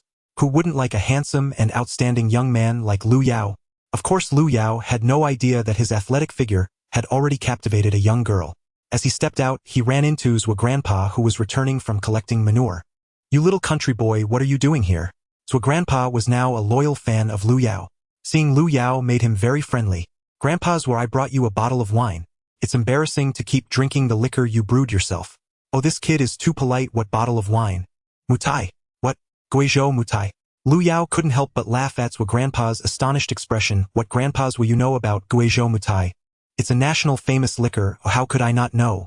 Before liberation, I used to run a distillery. You may not know that my familiarity with liquor and distillation techniques is no less than your hunting skills." They both laughed heartily. Lu Yao held Zhua Grandpa's hand. "If you have the skill, if I ever open a distillery, you'll be my manager." "Oh no, I can't go down the capitalist route. It's best for us to honestly live as poor peasants." Zhua Grandpa had been targeted before because he had a business, which was why he hid in the countryside and did not dare return home. While Lu Yao was chatting with Zhua Grandpa, Gao Shengzi hurriedly ran over from the road. "You little country boy, you're back. I came by twice last night.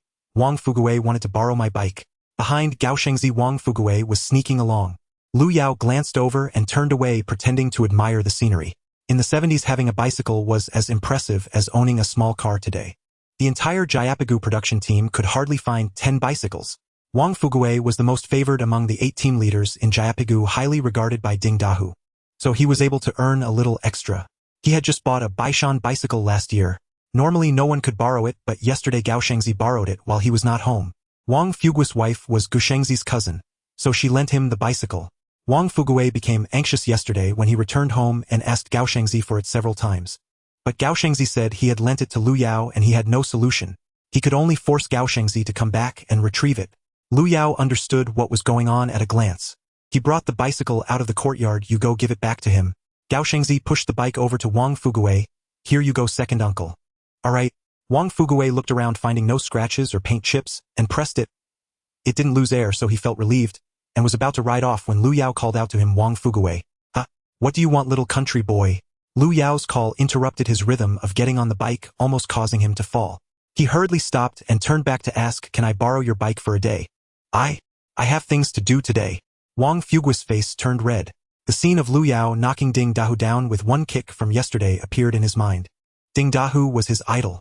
Yesterday he was utterly defeated by Lu Yao without the ability to fight back. Now as Lu Yao called him, he was so nervous that his back was covered in sweat. Yet he was still unwilling to lend the bike he was about to get back. Lu Yao came closer. I have something urgent to do in the city, don't make excuses. Just say whether you lend it or not. Wang Fuguei looked around, glancing at Gao Shengzi and Grandpa Zhou, who was carrying a manure basket over there. After turning his mind 8 times, he couldn't come up with a reasonable excuse. With a forced smile, he said, of course I'll lend it to you. But you better watch the tires, don't let them go flat. Saying this, he reluctantly handed the handlebars back to Lu Yao.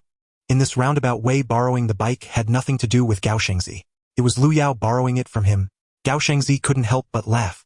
He thought to himself, why didn't you say you wouldn't lend it, second uncle? Now you willingly lent it out after I return it to you. Wang Fuguei walked back with a gloomy face. After walking a few steps, he turned back to look at his bike. He shouted, little country boy, don't carry people, the bike can't handle the weight. This was his last stubbornness. Lu Yao didn't even look at him, turning back to talk to Gao Shengzi. How many people did old Ba Shu register for the hunting team yesterday? Gao Shengzi replied, including me and Tieju, a total of 15 people. What? When Lu Yao left yesterday, there were already 18 people. Why did it become 15 now and even fewer? Lu Yao asked, and Dog Shengzi relayed the words of Uncle Lao Ba from yesterday. It turned out that after Lu Yao followed Zhou Shouchuan yesterday, Ding Dahu came out again. He spoke with a few members of the original hunting team. Wang Fuguei, Li Youtian, and He Wangkai had all withdrawn. 2 others were also persuaded to leave by Ding Dahu. Lu Yao felt a surge of anger upon hearing this. If it hadn't been for Ding Mai's face yesterday, he would have certainly given that big brat Dahu a good beating. Little did he expect that after showing mercy he would be schemed against. At a time when he needed people, he actually resorted to such underhanded tactics. No, he needed to confront him. However, he was also afraid that Ding Mei would interfere. He instructed Dog Shengzi, you go to Ding's house with me, take Ding Mei away, just say Air Near wants her to jump rope, anything works. I'm going to have a good talk with Ding Dahu. As he spoke, he returned home to grab his armband, slinging the Galen rifle over his back, and headed towards Ding's house. Ding Mei did not expect that yesterday Zhang Wenli had sent a matchmaker over to propose, but this morning someone else came to propose. This time, even the commune director Yang Shui personally came. Zhang Baoli had received a response from the Women's Federation sister yesterday, saying the girl was not in agreement, and he was almost driven mad. The Zhang family had conditions. Not only did they have an urban household registration, but they were also from a cadre family. The Ding family was just a member family unable to reach such heights. Yet the son was unsatisfactory and insisted on finding a village girl. The rejection was just right. The Zhang family didn't want her either. Zhang Baoli was so angry that he directly called the Water Ridge commune. He scolded his son. He said that even the village girl didn't look at him. Zhang Wenli was unwilling to believe this. With his background, education, and handsome appearance, who was he unworthy of? He could have matched with all the women in Jayapagu. It must have been his father who disagreed, hence the intentional statement. This infuriated Zhang Wenli, leading to a quarrel with his father. When his father sought a stepmother, nobody agreed, not even the leaders who advised him to be cautious. Only he supported him. Now when he wanted to find a beloved girl, his father wouldn't help. Damn. Zhang Wenli was so angry that he smashed the phone. Coincidentally, Yang Shui saw this. He came over to ask, and upon learning the specifics laughed. I thought whose daughter it was, it's Ding Mei. Zhang Wenli was overjoyed. What? Director, you know Ding Mei? Of course I knew her. When she was just a little one, she even peed in my arms. Her father looked at me like I was an ancestor. Although his words were harsh, they also showcased his own capabilities. Zhang Wenli was delighted and said, "Oh, that's fantastic. You must help me with this favor, director." Yang Shui smiled, slightly exuding confidence. "Leave this little matter to me. With just one word at his home, Ding Dahu will have his daughter washed clean and sent to your home. With our conditions, it's an embarrassment for him to have a daughter like that." Zhang Wenli's heart bloomed with joy. At that moment it felt as if he could see Ding Mei pristine and clean lying in his bed. He quickly bowed to Yang Shui. "Thank you, Uncle Yang. Once this is accomplished, I will host a thank you banquet for you at the best state-run restaurant in the city." "Ha ha ha, no need for courtesy." Yang Shui acted as if the matter was already settled. This would make the Zheng family owe him a huge favor. Moreover, Ding Dahu would have a city cadre as a relative, making him even more loyal to him. Saying it would be done, Yang Shui stated he would go to Jayapigu tomorrow. Zhang Wenli was uneasy and wanted to follow. Yang Shui also thought it made sense. Let Ding Dahu see this child Zhang Wenli, his quality, his attire, and his appearance. He would surely notice him at first glance. Thus, early this morning the two rode their bicycles to Ding Dahu's house in Jayapigu. Ding Dahu had persuaded Wang Fugui and others not to join Lu Yao's hunting team yesterday. He felt quite pleased at home. Although he hadn't been able to outdo Lu Yao, at least he had regained some ground. Early in the morning he had Xie Chunfang cook him 2 dishes, spicy potato shreds and potato slices stir-fried with chili. Each dish also contained a bit of preserved pork for the new year. After drinking a couple of taels of liquor, he was contemplating how to regain the face he had lost. Commune Director Yang Shui arrived with Zhang Wenli. Xie Chunfang introduced them, and as soon as Ding Dahu saw them, he quickly stood up, got off the Kong, and put on his shoes. "Oh dear, what brings you, Director?" He wore a broad smile, hurriedly pulling over a chair for Yang Shui to sit. Yang Shui looked at Zhang Wenli with a serious expression. The meaning was quite clear. "Look at the force I'm exerting." Yang Shui sat down, took a big front door from Ding Dahu, lit it, took a puff, and then said leisurely, "Dahu, do you know this child?" Ding Dahu hurriedly turned to look at Zhang Wenli. Zhang Wenli awkwardly smiled and nodded, bowing. This was his future father-in-law. Yang Shui could show off, but he couldn't. Ding Dahu shook his head. "I don't know, Director, who is this? Just say how you find this child. Looks, demeanor, take a good look." Ding Dahu was completely baffled. He was cursing Yang Shui in his heart. What the hell are you playing around with? But he didn't dare show it on his face. After all, he was the top boss. Looking back at Zhang Wenli, he nodded and gave a thumbs up. "Good kid. Polite and refined at first glance, a cultured person full of knowledge." Yet inwardly he thought, what good is being cultured? He probably couldn't even wield a hoe. How many teachers in the city have turned into gatekeepers? Yang Shui had a cold expression. "So good, why is he not qualified to be your son-in-law? Is your little Mei already gilded?" If someone else had talked to Ding Dahu like this, Ding Dahu would have kicked him out. But Yang Shui was different. He was someone he hoped would promote him. Ding Dahu had been a captain for many years and had long wanted to rise. Yang Shui was his only ladder to heaven. Over the years in his career, his bloodiness had worn thin. Although Yang Shui's words were stinky, he could only smile faintly. "Director, why do you say that? I don't know this young man either." Yang Shui snorted. "Still don't know? Didn't the little black girl propose to you yesterday?" Oh, I see." Ding Dahu suddenly understood, exclaiming with several exclamation marks, "This child is Zhang Guanchang's son, right? I remember now, is it Wenli?" Zhang Wenli quickly smiled apologetically. Yes, that's me, uncle, my name is Wenli. Quick, sit down, have a smoke." Ding Dahu hurriedly brought over a chair for Zhang Wenli. This time, seeing him cultured and refined, he didn't find him unpleasant. After all, he was a city kid. Not wielding a hoe or shovel was normal. His father was the cultural center director responsible for the county's revolutionary culture promotion, organizing educational guidance with considerable power. And this matter of Zhang Wenli was also mentioned by the little black girl. She was a cultural education assistant sent down to the commune equivalent to the education office director. With such conditions, which family's daughter in the entire commune would be unqualified. At this moment Yang Shui also spoke. "Now I will say a word. Let Mei and Wenli date. Do you agree? Give a clear answer." Ding Dahu smiled and lit a cigarette for Zhang Wenli. "I've agreed long ago, but what other conditions are there? No, we can't do the old society's dowry buying and selling of children." Yang Shui had a face of class struggle attitude. Ding Dahu shook his head. "It's not about that." Before he could finish speaking, the door opened, and Ding Mei walked in. "Dad, I saw 2 bicycles come. Who is here?" Ding Mei's red cotton coat was torn by Zhang Matzi. This morning she used the piece of red cloth that Lu Yao returned to her for a patch. While sitting in her room patching it halfway, she looked up and saw the main door wide open with 2 bicycles added to the yard. The villagers wouldn't come riding bikes. She was quite curious and wanted to go over to see who it was. However, the coat wasn't finished being patched.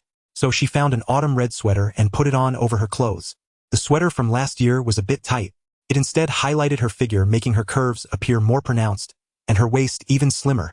The red color contrasted beautifully with her fair face, giving her a sunny and vibrant look. As she entered, a cool, fragrant breeze accompanied her. Zhang Wenli looked up and saw a girl with bright eyes and a radiant smile, her youthful presence reminiscent of budding flowers, her laughter like blossoms truly enchanting, her beauty surpassing the morning glow. He suddenly shivered, staring dumbfounded at Ding Mei. She was even more beautiful and captivating than he remembered.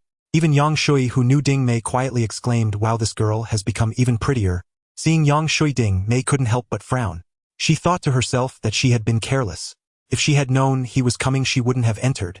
When they were younger, it didn't seem like much, but later Yang Shui became increasingly ostentatious in front of Ding Dahu, mocking him, as if he were mocking his own children.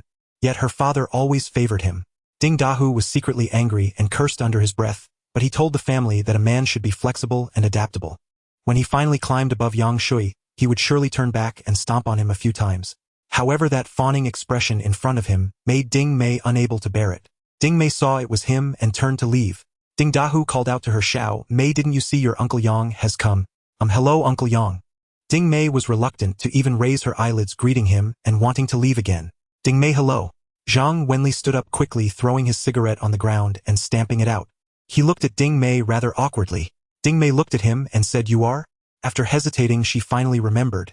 She didn't have a strong impression of his appearance, but she had a slight recollection of his Zhongshan suit. She realized he was Zhang Wenli, the one who had bumped into her in town. "What are you doing at my house?" Ding Mei became alert. Lu Yao always said that it was destined for him to have a child with Zhang Wenli. If this guy suddenly came to her house, could it be that he wanted to have a child with her? She was so scared that her gluteal muscles tightened. Although Ding Mei was already 18, she was still somewhat inexperienced when it came to matters between men and women. She knew that when you like someone, you want to be together with them, forever talking, chatting, and even sleeping without parting. However, she had never thought that liking someone also involved doing that with them. She always felt that such matters were quite embarrassing. She had seen pigs mating and overheard her aunt and second aunt discussing that if men did that with women, they could have children. She wondered if all couples had to do that. She looked at the tall and graceful girl before her, still in her naive phase regarding gender matters. She could accept Lu Yao's ramblings, thinking he was just joking around. But Zhang Wenli coming to propose was serious. It felt like he wanted to pin her down like a boar with a sow. Ding Mei looked at Zhang Wenli with disgust. In front of his crush Zhang Wenli didn't know how to express himself. With his hands clasped in front of him, he said, "I apologize for barging in unannounced. I hope Comrade Ding Mei won't hold it against me." After stuttering through his words, Ding Mei's hair stood on end. It's fine, you all sit down, I have something to attend to." Ding Mei tried to leave again. Yang Shui spoke up, "What's wrong, Xiao Mei, acting so high and mighty? This young Comrade Zhang came all the way here, and you should be grateful." Ding Mei felt angry at this. "I'm sorry, Uncle Yang, I eat with a bowl, unlike you who uses a pig trough." Yang Shui was startled by her retort. He had intended to continue speaking but forgot his words. Angrily, he said, "Why is this girl so sharp-tongued? To put it plainly, Wenli is interested in you and wants to marry you. Your father has agreed, so just wait to get married." Ding Mei, "This is not a matter of just seeing each other once. It is a serious proposal." Zhang Wenli corrected her. "Get lost. Don't talk to me." She had initially not disliked him, but after he came to propose once a day, and even followed her home, Ding Mei began to find him unpleasant. Yang Shui was thoroughly displeased. "What are you doing, Ding Mei? Does your father dare to speak to someone like this? How dare you? Marriage is a serious matter and parents should decide. I am the matchmaker, your father's agreement is enough. I will go back and discuss the wedding date with Wenli. After the new year, he will come to marry you and you have no say in the matter." Yang Shui, accustomed to acting boldly in front of Ding Dahu, was now gesturing with authority, as if he were at home. Xia Chunfang knew she had no say in this matter and had already hidden away. Ding Dahu was feeling extremely awkward at this moment. He braced himself and said to Yang Shui, "Director Yang, why don't you all go back first? I will discuss with Xiao Mei." "Discuss what? Did you not agree just now? Are you messing with me? You can't control a little girl like her." Seeing Yang Shui pressing him and not treating his father with respect, Ding Mei also lost her temper. "Why should my father have to control me? If you like Zhang Wenli, just marry him off to your daughter. What does it have to do with me? Stop talking nonsense." Ding Dahu was scared and quickly scolded Ding Mei, "Xiao Mei, don't speak carelessly. Go back to your own room."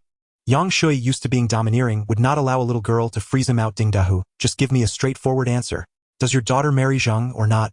If you don't give us this face, we'll leave immediately." Ding Dahu quickly turned to Ding Mei and said, "Xiao Mei, look at how good a child Xiao Zhang is. His conditions are much better than ours. Marrying into the Zheng family is like taking a leap into the sky. Dad, when did you become so materialistic? Are you planning to use your daughter as a gift? Ding Dahu, caught off guard by his daughter's words, was furious. He raised his hand and slapped her. How dare you insult your father? Isn't it all for your own good? From childhood to now, Ding Mei had received numerous spankings from Ding Dahu. However, Ding Dahu had never really wanted to hit his daughter in the face. After today's slap, several red fingerprints appeared. The pain made Ding Mei's tears flow. Yang Shui, standing aside, sneered, women who don't listen need to be hit harder. If it were my daughter, I'd use a whip. Ding Mei, furious, picked up a teapot. To hell with you. It's not surprising that the village boy stabbed your son. Your family is too wicked. With a crash, the teapot shattered on Yang Shui's head. Ding Dahu was terrified. Xiao Mei'll kill you. Seeing blood dripping from Yang Shui's head, Ding Mei also became frightened and turned to run. Zhang Wenli hurriedly grabbed her comrade. Ding Mei, don't go. Let go of me, you're no good either. She lifted her knee. Bang! It landed right in Zhang Wenli's groin. Ouch, that hurts. This guy doubled over, holding his groin. The intense pain made him completely disregard his image. As Ding Mei ran out, she reached the door, when suddenly someone grabbed her. Xiao Mei, where are you going? Go to hell. Ding Mei reacted like a startled little donkey and charged forward with her knee. Dog Sheng also fell down, clutching his groin. Lu Yao brought Dog Shengzi to the Ding family. Upon seeing the front door open, he walked inside. At the entrance, he happened to run into Ding Mei, who rushed out in a hurry. Dog Shengzi tried to block her, but was knocked down by a knee from Ding Mei. Dog Shengzi was completely unprepared, rolling around in pain before getting back up. Only then did Ding Mei recognize the two of them. Lu Yao grabbed her arm and asked, "What's wrong? You look like you're on fire." Ding Mei glared at him angrily, saying, "It's all your fault. You keep saying I'm going to marry Zhang Wenli, and now look what's happened. He's come to pester me for marriage. Is that so?" Lu Yao laughed. "My future father-in-law seems promising. It's love at first sight with my future mother-in-law. Isn't it just a chance encounter in town that led to this marriage proposal?" He was unaware that a group of matchmakers had visited yesterday. He chuckled. "Since he's here, you might as well marry him. Your fate has come early. Get lost. You're talking nonsense." When Lu Yao tried to pull her into the house again, Ding Mei retaliated with another knee strike aimed at him. However, Lu Yao's reflexes were not to be compared with Zheng Wenli or Dog Shengzi. He quickly stepped back, bending his legs, and caught one of Ding Mei's thighs. This position was quite awkward, infuriating Ding Mei, who punched his chest and said, "Let go of me, you jerk." At that moment, Ding Dahu came rushing out. He had just beaten the commune director and knocked down the cultural assistant. This was unacceptable. He couldn't just let that brat get away without teaching her a lesson. How would he explain to the director? As he stepped outside, he saw Lu Yao holding his daughter Ding Mei. One hand was gripping her arm, while the other was around her leg, and Ding Mei was almost in his embrace. "What are you doing?" Lu Yao quickly released Ding Mei and said, "It's nothing, just playing around." "Playing around? You're taking advantage of my daughter." A fist came flying towards him. Ding Mei angrily declared, "If you're going to fight, go ahead. I won't interfere." She turned and ran back to her room. She locked the door and cried on the bed. Ding Dahu noticed that Ding Mei didn't care about the fight between him and Lu Yao, so he decided not to hit Lu Yao anymore. He turned back to check on the director's injuries and quickly instructed Xia Chunfang to crush some tetracycline and apply it to Yang Shui's wound. He tore a piece of fabric from a mask to use as a bandage. When Lu Yao entered and saw the commotion, he couldn't help but ask, "Why is this marriage proposal so bloody?" He then glanced at Zhang Wenli sitting on the floor rubbing his groin and said, "Can't get a wife, so you're trying to solve it yourself. What's going on here?" No one paid him any attention, everyone was busy with their own matters. Yang Shui was cursing, saying Ding Mei was too much of a brute and didn't know any better. Ding Dahu rapped Yang Shui's head and echoed, insisting they would teach her a lesson later. Xia Chunfang came over to help Zhang Wenli up, constantly asking where it hurt. Zhang Wenli didn't know how to answer, only gritting his teeth. Lu Yao looked at the guy, tears in his eyes. He was in real pain. With such a cowardly demeanor, it was no wonder Ding Mei couldn't stand him. He patted him on the shoulder and asked, "What did you say to Ding Mei that made her hit you like this?" "I didn't say much. I just told her not to leave." Upon noticing it was Lu Yao asking, he angrily shoved Lu Yao's hand away from his neck and said, "What does it matter to you?" "Damn." Lu Yao saw he was still stubborn and took a step back. After all, he was his future father-in-law, so he wouldn't argue with him. However, he wouldn't go easy on his future father-in-law. He directly called out to Ding Dahu, "Ding Dahu, why did you sabotage my plan to form a hunting team to go into the mountains?" Ding Dahu was listening to Yang Shui's complaints when suddenly questioned by Lu Yao. He turned back and replied, "It's just a minor issue, what can you do?" Lu Yao kicked him from behind, saying, You think I'm too scared to hit you, just because I'm worried about Ding Mei. Zhang Wenli got anxious. He jumped up shouting, "What are you doing, Lu? Why are you hitting people?" Just as he moved forward, Lu Yao pushed him saying, "Go rub your groin, don't delay my wife's arrival." Zhang Wenli couldn't withstand this push. He stumbled and grabbed onto Xie Chuanfang, and the two of them fell onto the bed. Ding Dahu was furious, saying, "You little punk, are you here to provoke me? I'm not provoking you, I'm reasoning with you. I warn you, if you get rid of Wang Fugui and his gang this time, I won't argue with you. But if there's a next time, I'll definitely beat you up." Ding Dahu turned to look at Yang Shui, who was covering his head, and said, "Director Yang, did you see this? Is this the kind of militia that's qualified? Always causing trouble everywhere." Yang Shui glanced sideways at Lu Yao and said, "Kid, you've made a military pledge. If you don't eliminate the wolf pack in 7 days, you're out. By then, the county head won't be able to help you anymore. Shut your mouth and stop talking nonsense. Do you want me to tell county head how about your little schemes? Take care of your own dirty laundry. Do you want me to name the few women directors who want to report you?" Yang Shui's face turned pale. He had an ambiguous relationship with 4 women directors from different teams. How many did this kid know? He was stunned into silence by Lu Yao, unable to retort. In fact, Lu Yao really didn't know. It was something he had heard many years ago and had long forgotten. He only remembered that it was definitely related to his long-term poor conduct. Lu Yao pointed at Ding Dahu, then at Yang Shui, and finally at Zhang Wenli. Without saying a word, all 3 of them felt a bit intimidated by him. Lu Yao turned to leave but stopped at the door and looked back, saying, "Director Yang, wait until I return from dealing with the wolf pack before we discuss your affairs. Uncle Dahu, stop making things difficult for me. My relationship with your daughter is quite close. Zhang Wenli, good luck. I believe in you. If you like someone, go after them." He glanced at Xie Chunfang and added, "This has nothing to do with you." After showing off, he left. Dog Shengzi was still at the door, rubbing his groin. "Little Mei is too brutal. I didn't provoke her. Ooh, does she want to make me unable to have children?" Lu Yao slapped the back of his head and said, "It's fine now, let's go." Inside, Ding Dahu was so angry he was panting, saying, "This kid is too despicable. If killing isn't a crime, I'll be the first to take him down." Yang Shui sneered, "You don't need to worry. He won't be flaunting it for long. Just wait for the news." Zhang Wenli asked, "Uncle Ding, he said he's close to Ding Mei. What kind of relationship do they have?" This was what he was most concerned about. He was afraid someone would compete with him for Ding Mei. Ding Dahu understood and replied, "There's no relationship at all. Oh, don't worry. Even if my daughter is chopped up and fed to the dogs, I won't let her be with that little punk." Only then did Zhang Wenli feel a bit reassured. Lu Yao and Dog Xingzi had just reached the entrance when Ding Mei's door opened. Ding Mei, with her eyes red from crying, waved at Lu Yao, saying, "You little punk, come here. I have something to say to you." Lu Yao walked back and Dog Shengzi wanted to follow. Ding Mei pointed at him, saying, "You go away. I want to talk to this little punk." Dog Shengzi had no choice but to step back. Lu Yao approached Ding Mei, and seeing her red eyes, couldn't help but smile, saying, "What's wrong? Can't you stand Zhang Wenli that much?" Ding Mei glared at him and said, "I want to ask you a question and you must answer me truthfully." Lu Yao looked at the flushed Ding Mei and said, "Go ahead and ask. I'll tell you the truth. I won't deceive you." Ding Mei was nearly pulling her sweater apart with her hands. Staring at Lu Yao, she asked, "Do you really want me to marry Zhang Wenli?" "Yes, didn't I just say that?"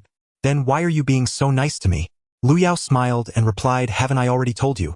I want you to be my mother-in-law. How about that? Doesn't that give you a sense of superiority? We are the same age, letting you be a generation older." "Get lost, you bastard." Ding Mei kicked at him.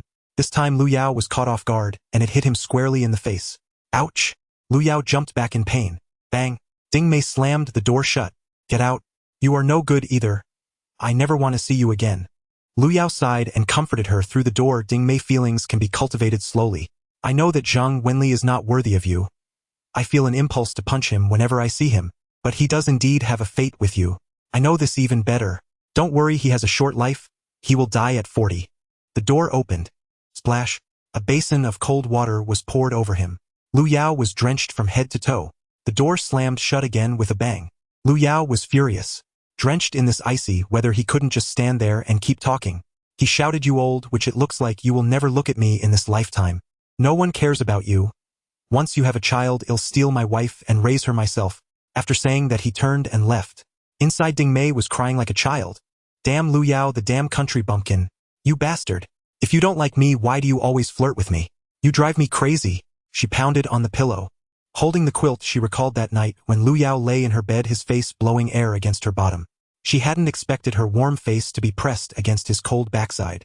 She pounded the quilt again in anger. Lu Yao also felt uncomfortable inside. He didn't even know why he felt this way, or perhaps he just didn't dare to face it. Why did he feel uneasy the moment he saw Zhang Wenli? Originally he had charged in to interrogate Ding Dehua, but suddenly he lost interest. He felt that Zhang Wenli was supposed to be Ding Mai's husband. Why did he become so awkward when trying to persuade her? Ding Mai's expression made him feel a bit heartbroken. Was she also so conflicted before her marriage in her previous life? In this life, many histories had changed because of his rebirth. Could it be that she is not following history anymore? Lu Yao had a thought deep inside him, but he never dared to touch it. The moment that thought showed its head, he immediately punched it back down. No, he could not cut off his wife Zheng Shuang's path to reincarnation. The adorable little Zheng Shuang from his previous life appeared in his mind, smiling brightly. That day he had just returned from abroad. He brought a large sum of money to start a business. Not having found a suitable project, he was drinking alone by the roadside tavern. A female student with a backpack caught his attention. The girl with bright eyes and white teeth was fixing her hair in front of the tavern window, using it as a mirror, practicing her spoken English. At that moment he was mesmerized. She was so beautiful. Not to mention her figure, just her face alone made Lu Yao unable to look away. He felt that this girl was exactly his type. No reason, just pure liking. Just then 2 small thugs passed by and intentionally bumped into Zheng Shuang. Zheng Shuang looked like Ding Mei, but her temper was not much like her mother's. She shot them a glare but didn't say a word, walking in the opposite direction. Although Lu Yao really liked this girl's appearance, he didn't think much of it and continued drinking. However, when he saw the 2 thugs whispering to each other and sneaking up behind her, he couldn't sit still. With a man's intuition, he could guess what those 2 were up to. This girl was too beautiful, provoking the lewd desires of the thugs. As the 2 audacious thugs grabbed the girl and dragged her into a deadened, Lu Yao chased after them.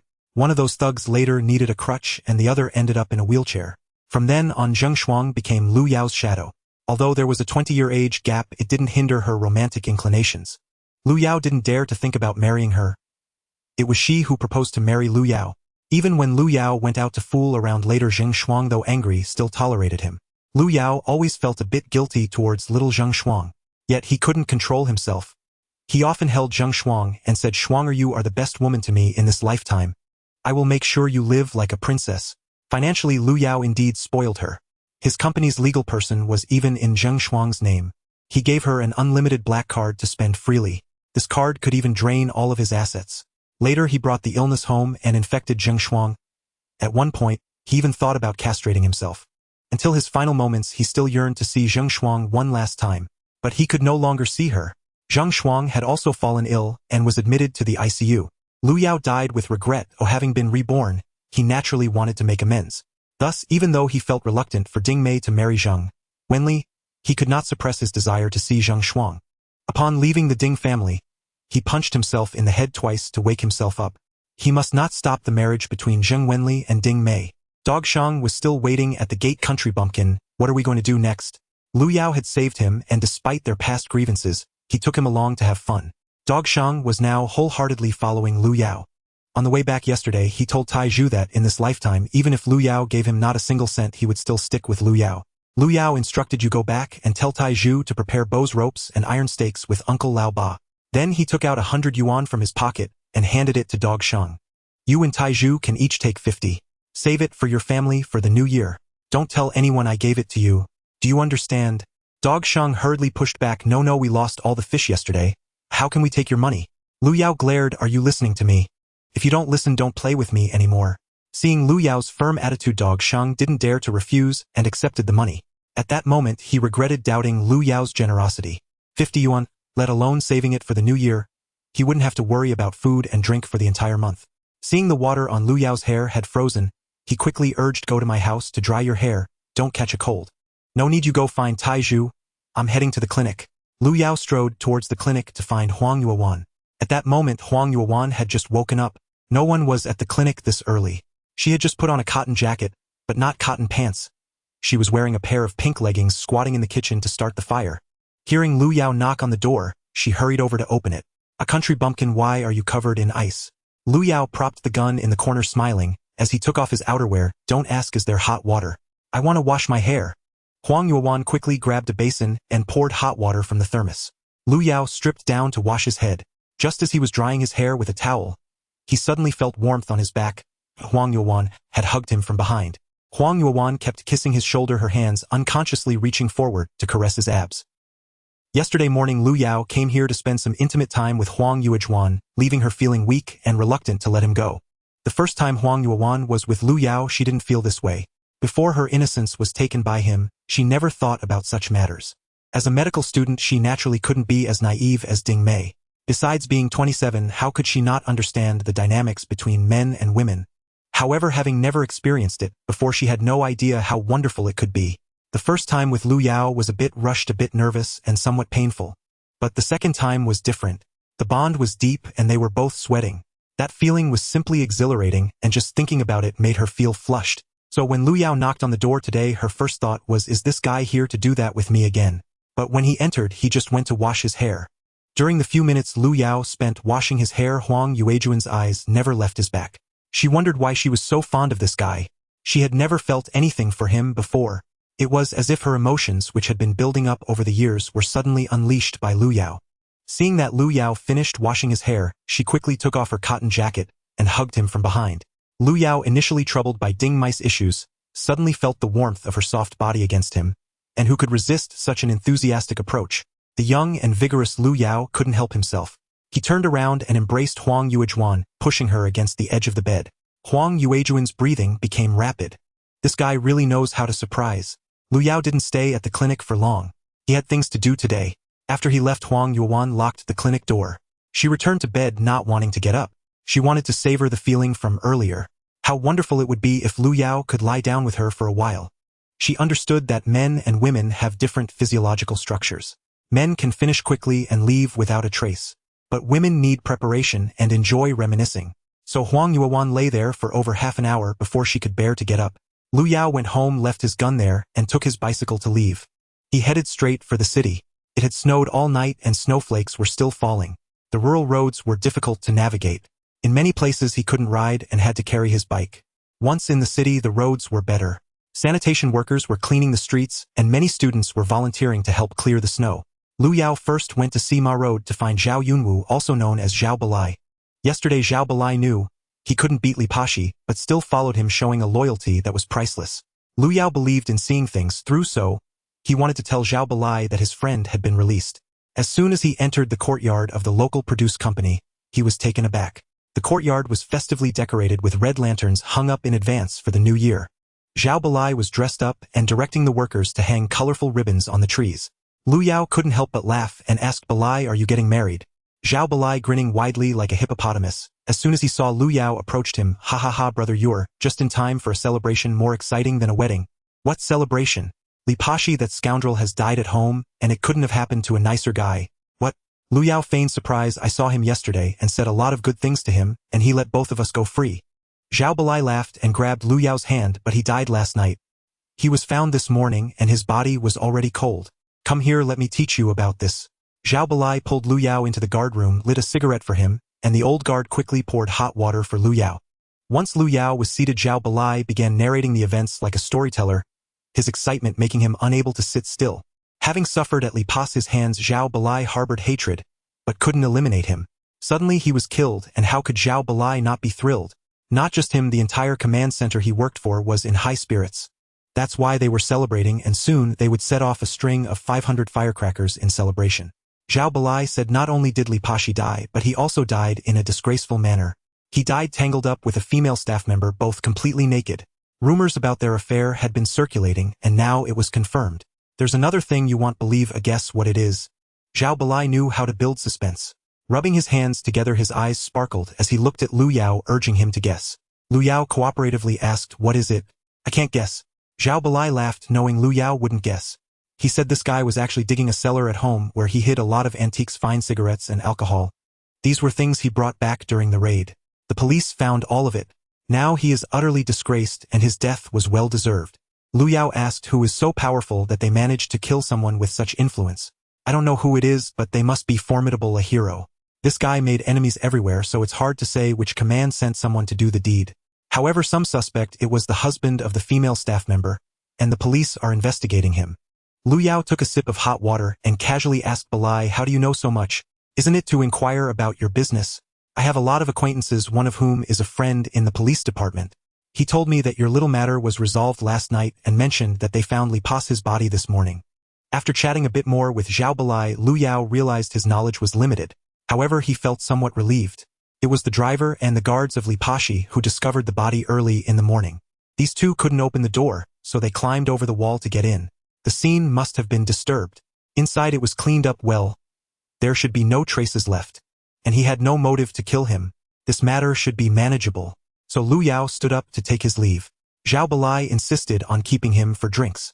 Lu Yao politely declined, saying he had matters to attend to but promised to drink with him when he had time. After bidding farewell to Zhao Balai, he headed straight to Zhu Wen's house. It was Sunday today. They should all be at home. He knocked on the door and Zhu Zhenghua came out to open it. Upon seeing Lu Yao, he was quite surprised. Little Lu, in this heavy snow, why have you come? Quickly come in. It was Sunday and Zhu Wen had just woken up from a long nap. Hearing that Lu Yao had arrived, she hurried to put on her clothes and came out. Little Lu, you've come. Seeing his red cheeks from the cold, Zhu Wen's mother Yulan immediately went to pour him hot water. After Lu Yao's warning last time, she was grateful to him and treated him warmly. Holding the warm cup of water to warm his hands, Lu Yao said, Godfather, I'm here to borrow some weapons. Borrow what weapons? Lu Yao explained to Zhu Zhenghua about Wang Biao assigning him to lead a few older children into the mountains to hunt wolves. Zhu Zhenghua was furious. What nonsense is this Wang Biao up to? Hunting wolves is not the same as regular hunting. It's not something to take lightly. There's not even a combat plan, just sending you inexperienced kids into the mountains. I will call the commune. Lu Yao smiled and said, There's no need for that, Godfather. I actually want to eliminate the harm to the people. It's just that I lack weapons and Captain Wang won't provide me with good ones. Right now our team only has 2 Galland rifles. Zhu Zhenghua nodded. Lu Yao, I can lend you the guns for the militia of the commune. However, you cannot borrow them in your personal name, as that would violate discipline. Zhu Wen understood this rule as well. Yes, you can have your commune leader write an application. My dad won't hinder it. He'll approve it directly. And then you can fetch them from the county's armory counting the bullets and return the guns after use. Lu Yao laughed. If the commune leader is willing to help me, what more can I say? He will find all sorts of excuses and won't help me write the application. As the minister, Zhu Zhenghua was well aware of the tricks within the circle. Lu Yao had injured Yang Shui's son, and as the director of the commune, he couldn't openly take revenge, but would definitely make things difficult for Lu Yao at work. However, he was quite cautious. It was inappropriate for him as a superior leader to directly intervene with a militia of a commune. Back then, the restrictions on leaders were very strict. Even leaders could not act with impunity, as that could easily leave them vulnerable to their peers. Let's do this. You go back for now, and tomorrow I will discuss it with my superiors. If they have no objections, I will lend you a batch of weapons directly. However, it still needs to be signed off by the commune leaders. Lu Yao had originally come here just as a formality.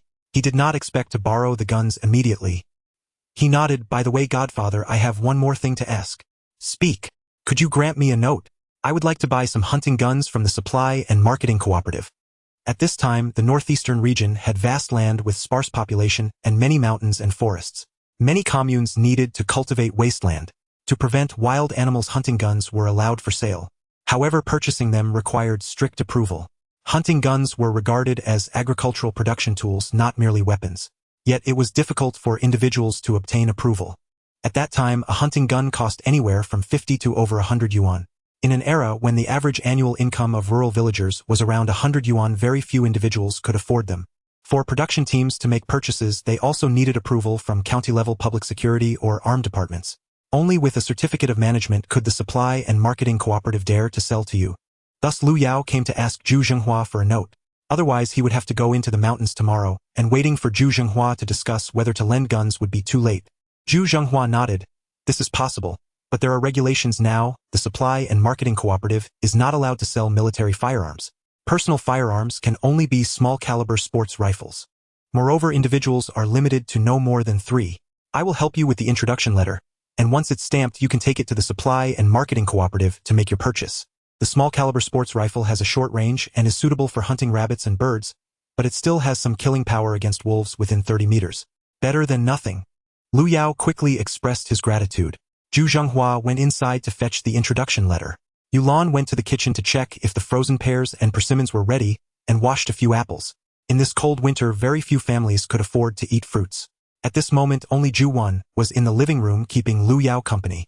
Lu Yao asked Zhu Wen, Sister Wanwen, do you know anyone at the grain store? I know some people. What's up? Lu Yao smiled and said, I want to ask you for a favor. I would like to buy some white flour and rice to improve my mom and sister's meals for the new year. My family hasn't had fine grains for years. Really? Zhu Wen, who grew up in a cadre family, although it was difficult back then, was still relatively better off than rural families. Even though the grain supply was based on grain quotas, the proportion of fine grains in intellectuals and cadres families was high. Mainly their family of 3 often ate in the unit's cafeteria. Years after the Great Famine, it was not unusual to find white rice and flour in the cafeteria of government units. Thus, their family's grain quota had a large surplus of fine grains. Lu Yao asked her not because he wanted to borrow her family's grain quota, but because the concept of pulling strings had already started to gain popularity. Given Zhu Wen's family status, buying some fine grains at the grain store should not be a problem. Zhu Zhenghua was too stern. It was better to ask Zhu Wen for such small matters. Zhu Wen looked Lu Yao up and down upon hearing him. Although he was clean in his clothing, his elbows, knees, and backside were all patched. Moreover, the cuffs were a bit short, clearly worn for several years. However, she did not know that Lu Yao had picked up his father's clothes, which had the fewest patches. She nodded. Sure, the director of the 5th grain store is my classmate's father. I will say a word to him, and he can help you find a grain quota to use temporarily. Buying several tens of kilograms shouldn't be an issue. Lu Yao quickly saluted Zhu Wen, saying, Thank you, sister. Zhu Wen rolled her eyes and smiled. Is that all the thanks you have? What else should I do? Do you have any work for me? I can help you out. Zhu Wen giggled. I don't need you to help me work. How about this? You accompany me to watch a movie. I specifically asked a comrade at my unit to help me buy 2 movie tickets. I originally intended to go with my classmate, but you get to go instead. What movie? The Flower Girl. It's great, and the tickets are hard to come by, and my comrade had to ask someone to buy them. Lu Yao knew this film was a Korean melodrama. Lu Yao truly did not want to go. At that time, people considered watching movies a very fashionable form of entertainment. Rural people had fewer opportunities to watch movies. Some had never entered a cinema in their lives. Even when city film companies came to the countryside to show films, it was in open-air venues with many villagers crowded together to watch. In his last life, Lu Yao would definitely have wanted to see it. He would have gone early to grab a spot. However, after experiencing a lifetime, he had long grown tired of movies, TV dramas, and short videos. Nothing could be produced that would attract Lu Yao. But seeing Zhu Wen excitedly inviting him, it was hard to refuse. After asking about the movie time, it was at 11. That works? It wouldn't delay buying grain and guns. He couldn't just keep asking for favors. He couldn't refuse such a small request. At this time, Zhu Zhenghua came out with the introduction letter. Little Lu, the official seal is locked in my unit's filing cabinet. I have to go to the unit to stamp it for you. Zhu Wen hurriedly said, Dad, let me take little Lu. I will take him to the supply and marketing cooperative later. Zhu Zhenghua frowned. Just you will go myself. Zhu Wen came over and snatched the introduction letter and the unit keys from her father's hand. I already said you don't need to go. With such heavy snow, I don't feel safe with you riding your bike. Yulan came out holding fruits. Then let Wenwen go. Little Lu, just stay here and eat fruits while waiting. I will fry those 2 yellow croakers for lunch. Lu Yao quickly got up and waved his hands. No need, godfather, godmother, I have things to do at home. I will come again next time for a meal. Yulan sincerely wanted to keep him, but since Lu Yao said he had things to do, she could only let him go. Watching Zhu Wen and Lu Yao go out together pushing their bicycles, Zhu Zhenghua frowned. Yulan asked, Zhenghua, why do you look so stern? Did you scare little Lu away? Humph, he would be afraid of me. Otherwise, how could he take my daughter away in front of me? Yulan laughed. Are you jealous? I see Wenwen has taken him away. Moreover, this young man is handsome and eloquent. Why wouldn't he be suitable to be friends with Wenwen? Zhu Zhenghua shook his head again. Although Lu Yao is a good kid, they are not suitable. I don't want to hinder Wenwen's future. Yulan laughed, playfully hitting Zhu Zhenghua. Little Lu hasn't even said he wants to pursue your daughter. Why are you being so vain? I believe this kid is not an ordinary person and will achieve something sooner or later. Zhenghua, don't look down on the young and poor. Her words only made Zhu Zhenghua angrier. Who looks down on him? You've misunderstood my meaning. I merely feel that my daughter is not suitable for him. Observing Zhu Wen's warmth towards Lu Yao, Zhu Zhenghua felt a bit worried. Although his daughter worked in a government unit, she was not very cunning and had little social experience. He hoped she would not suffer losses from this young man. Lu Yao followed Zhu Wen out. Initially, both of them had ridden bicycles. However, Zhu Wen locked her bike at the gate. I won't ride anymore, you carry me. Lu Yao looked at the icy road surface. Although someone had cleared it, it was not as clean as after the snowplows had passed. Some garbage had overflowed from the bins, leaving puddles of water that had frozen on the road. Under such circumstances, riding without falling would be a skill in itself. He smiled and asked Ju Wen, "Aren't you afraid I'll lose my balance and drop you? If you drop me, so be it. I'm wearing thick clothes. You ride better than I do. I'm afraid the bike will break." It turned out he was concerned about the bicycle. Lu Yao thought Sister Wen would like to be closer to him. "Come on." Lu Yao swiftly mounted the bike. Ju Wen jumped lightly, her hips swaying, and she securely sat on the back seat. Her hands naturally reached forward to hold Lu Yao's waist. However, Lu Yao was dressed in a thick cotton jacket, and she was wearing cotton gloves, so it didn't feel too cold. Lu Yao's skills were indeed impressive. Despite slipping a few times, he managed to keep upright. About 10 minutes later, they arrived at the small building of the Armed Forces Department. On Sunday, only the gatekeeper and one duty officer were playing chess. Ju Wen grew up in this courtyard and knew everyone here. It was not a big deal for her to bring one person. She could have brought 8 without anyone caring. She greeted them and walked in. The inside of the building was dim. Turning on the light was not much different from leaving it off. The 50-watt bulb was only slightly brighter than a kerosene lamp. Zhu Zhenghua's office window faced north, and it was cloudy today. Upon entering, it was dark. His filing cabinet was in the inner room, which had no windows and was even darker. Ju Wen reached out to turn on the light. The bulb flickered for a moment before burning out. "Oh no, what bad luck. How can we see anything now? Is there a flashlight?" Ju Wen turned back to search the desk drawer. She couldn't find a flashlight but found a light bulb instead. "Lu Yao, can you change the light bulb?" "Of course I can. I have no problem with electrical installations." Ju Wen dragged a chair into the inner room and placed it under the light bulb. "You go up and change it, I'll support you." Lu Yao climbed onto the chair. The ceiling was high, and standing on the chair, he couldn't reach it. He had to add a stool to finally reach the bulb. Just as he unscrewed the broken bulb, there was a crack. The legs of the chair below collapsed. Ju Wen hadn't noticed when she moved it earlier. Lu Yao's weight made it unable to hold up. The stool's legs suddenly gave way and Lu Yao fell straight down. "Ah!" Ju Wen hurriedly extended her hands to catch him. With her strength, she couldn't possibly catch Lu Yao. Both of them fell with a thud. Ju Wen lay on the ground and Lu Yao was sprawled on top of her. The scene was like something out of a movie or drama. Lu Yao's mouth happened to be at her face level. However, he did not kiss her. "Are you okay, Sister Wen?" Lu Yao quickly got up. "You're so heavy." Ju Wen groaned while lying down. She sat up but couldn't stand. "I think I twisted my waist. It feels like it's broken." "Let me see." Lu Yao reached in to feel under her cotton jacket. "What are you looking at? Take your hand out. It's so cold." Ju Wen was startled and twisted away again, crying out in pain, "Oh, just look, don't move. I can tell where it hurts just by feeling it." Ju Wen really couldn't move because of the pain. Lu Yao breathed on his hand for warmth, then slipped it back into her cotton jacket on her stomach to warm it up. He then slipped his hand into the back of Ju Wen's cotton jacket and felt her waist. "Is it here?" Yes. "How did you find it so accurately?" Lu Yao smiled and said, "This is the lumbar vertebra, and usually a sprain occurs when this area is dislocated. You seem to know what you're talking about. Don't squeeze, it hurts." Ju Wen had begun to sweat. "Lie down. It'll help you massage it back into place." "I'll be fine, it's a minor issue." "You can massage." Ju Wen was quite skeptical. Lu Yao was still young, not even 20, and many at his age hadn't started working yet. He didn't care whether she believed him or not. He held her shoulders and pushed her down to the ground. Then he reached under her and unbuckled her belt. Ju Wen was startled and exclaimed, "Ah, Lu Yao, what are you doing? Don't mess around." If it weren't for the severe pain from her lumbar vertebra, Ju Wen would have jumped up already. Although she had a good impression of Lu Yao, she wouldn't allow him to be disrespectful to her. At that time, young ladies were very protective of their waists. The carpenter's axe, the cook's knife, the single man's baggage, and the young lattice waist. These were all things that couldn't be casually touched. Lu Yao not only directly unbuckled her belt, but also pulled her pants down halfway. The base of her spine was now exposed. Could Ju Wen not be anxious? In this dark room was this kid trying to be foolish. She had regarded him like a younger brother, hoping he'd watch movies with her and help her fend off Xiao Huang's advances. Instead, she had led a tiger to her door. This kid was even more lecherous than Xiao Huang, directly pulling down her pants. Following that, her cotton jacket was also pulled up halfway. It was cold, a half of her lower back was exposed. Just as she was considering whether to shout for help, a pair of large hands grabbed her waist.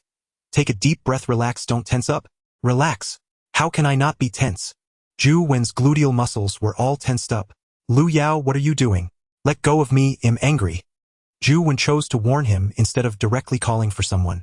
After all, the people in this courtyard were her father's subordinates and familiar with her. Wouldn't it be humiliating if they saw this scene? Lu Yao laughed and said, I'm helping you treat your dislocation. Why are you getting angry? Relax. Zhu Wen felt that although Lu Yao's hands were holding her waist, he was not touching any sensitive areas. So she quieted down a bit, following his advice to relax her muscles. Cough once. Cough, cough. She was involuntarily suppressed by his commanding tone. Following Lu Yao's instructions, she coughed. When she coughed, her muscles naturally relaxed. Lu Yao pulled her upward, and with a pop it seemed her joints moved.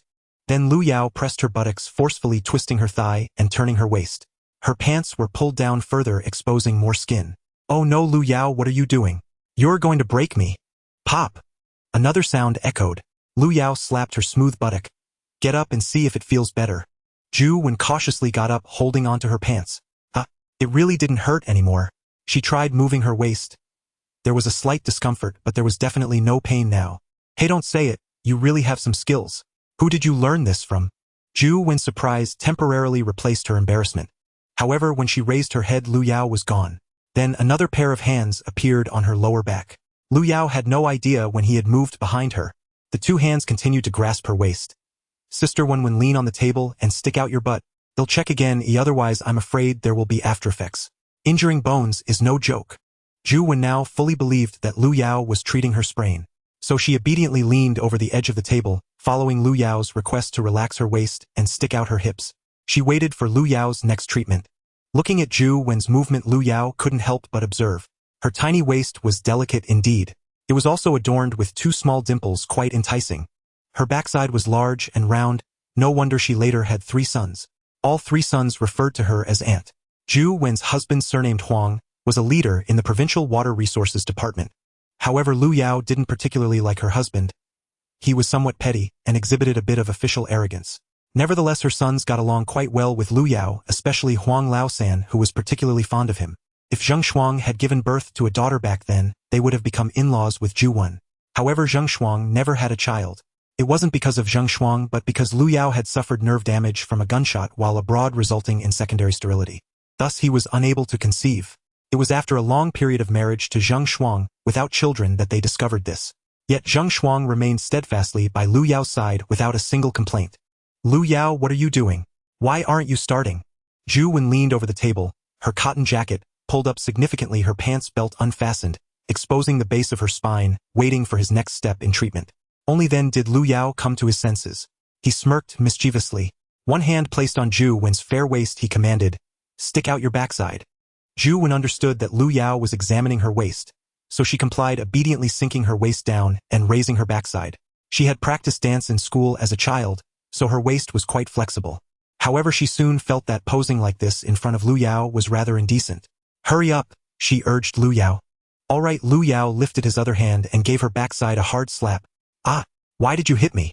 Zhu Wen jumped up, covering her backside. Lu Yao laughed and said, "This is a punishment for you. When I was treating you earlier, were you suspecting that I wasn't a good person? You almost shouted for help, right? You didn't trust me, so I had to hit you." Zhu Wen's face turned crimson. "Who suspected you? Besides, that really hurt." Lu Yao pushed her, saying, "If I don't exert force, it won't be effective. Take a few steps and see if it doesn't hurt at all." Zhu Wen turned around in the office. Indeed, she felt much better than before, almost without any twisting sensation. Turning back to look at Lu Yao, she asked, "You mean that slap just now also had a therapeutic effect?" "Exactly. The element of surprise jolted you, causing a sudden twist that allowed your joints to realign naturally. Our village veterinarian treats lame horses by suddenly whipping them, and they jump up just fine afterward." "Oh, you're scolding me." Zhu Wen shyly hit Lu Yao several times. However, these little punches were akin to a massage. Lu Yao switched chairs and went up to replace the light bulb. Zhu Wen looked up at him from below. It took her 2 reminders of, "Pass me the light bulb," before she reacted. She got lost in thought, her mind filled with the scene of Lu Yao holding her waist behind her. Even after a long time, she still felt quite bashful. The 2 of them turned on the lights, found the official seal, and stamped the introduction letter. Then they locked the filing cabinet and exited the Armed Forces Department. Checking the time, Zhu Wen said, "Let's go to the cinema first. After watching the movie, it'll take you to buy rice and flour, then you can go to the supply and marketing cooperative to buy a gun." "Okay." Lu Yao lifted his leg to get into the car, and Zhu Wen climbed in from the back. This time she wrapped her arms around Lu Yao's waist, imagining whether he would have any improper thoughts while pulling down her pants. Lu Yao had already treated her twisted waist, yet unexpectedly, while Zhu Wen felt better, his mind was muddled with wild thoughts. It's no wonder of the girls of this era if you loosen their pants belt and squeeze them around, how could their hearts not be chaotic? At the Workers' Cultural Palace Cinema, the place was bustling with people. Although the weather was poor, it didn't stop ticket holders from coming to watch the movie.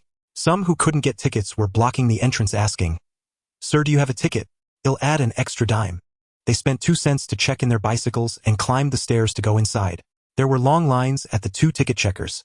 Each ticket checkpoint had 3 or 4 cinema staff. This was to prevent ticketless individuals from mixing in. The 2 of them stood in line, and as they got closer, there was a commotion ahead. It turned out 2 brothers were trying to use one movie ticket, tearing it in half and each taking a piece to sneak in. The ticket collector was experienced and had seen all sorts of tricks. He recognized it immediately. He kicked the 2 brothers out. Had they run a bit slower, they might have been dragged in for another beating.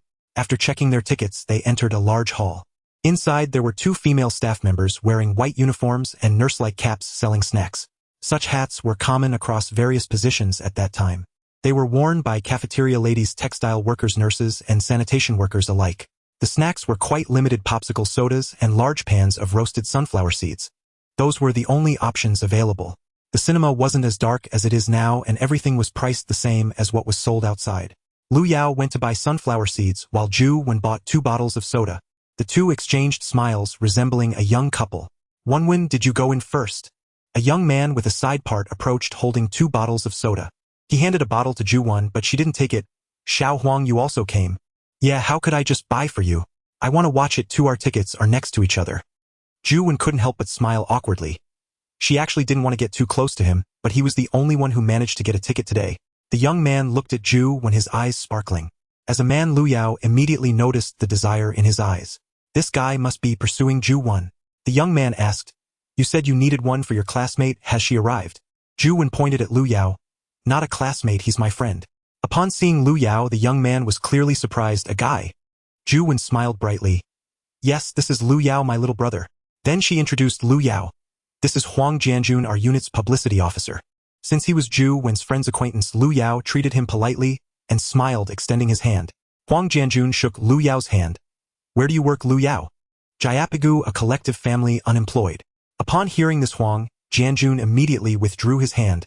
"A collective family. Wenwen, how did you 2 meet?" Ju Wen laughed. "Not long ago I had a run-in with 2 little rascals. They tried to swindle me. Little Lu was very brave, fighting off the 2 little rascals by himself." Huang Jianjun nodded. Rural folks have strength. Let's go in and watch the movie." Saying this, he walked ahead to enter. He was clearly a bit displeased that Ju Wen brought Lu Yao along. At this moment, the first bell rang inside, signaling that the movie was about to start, urging everyone to take their seats. Lu Yao quietly asked Ju Wen, "Sister, should I change seats? Your brother-in-law seems a bit unhappy." "Who is your brother-in-law? Stop talking nonsense." Ju Wen pinched Lu Yao in annoyance. Lu Yao laughed. "Isn't his name Huang Jianjun? You 2 indeed resemble a married couple." Lu Yao had already recognized that this Huang Jianjun would later become Ju Wen's husband. Although he worked at the Provincial Water Resources Department and returned home infrequently, Lu Yao had drunk with him a couple of times. He knew he was somewhat petty, so he intentionally wanted to avoid him. "Stop saying nonsense." Ju Wen hit Lu Yao a few more times, then took his hand. "I wanted you to come because I was afraid he would also come to watch the movie." "Then you shouldn't have come, right? But this movie is really good. He's the only one who can get tickets."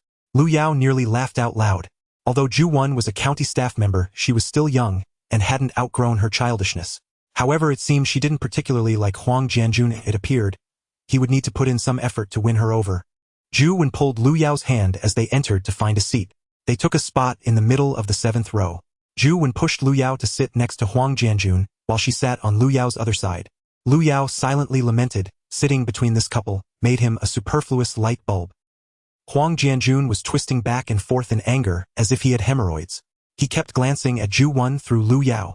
Just as he was about to speak, the second bell rang, and the lights in the cinema went out. The screen lit up. The film being shown was the cutout animation Fisher Boy, a fable story about resisting foreign invasion. It was a classic animation from back then, with the phrase "the fishing basket is mine" becoming an iconic line. Ju Wen was indeed there to watch the movie. Even as an animated film, she was enjoying it immensely. Huang Jianjun, however, had ulterior motives. He had fantasized many times about sitting next to Ju Wen while watching a movie, eating sunflower seeds and chatting about dreams.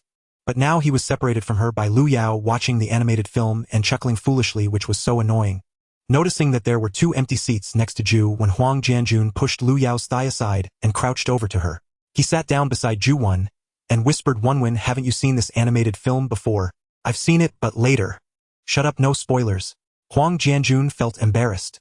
Just as he was about to change the topic, 2 young men in green military uniforms squeezed in from outside.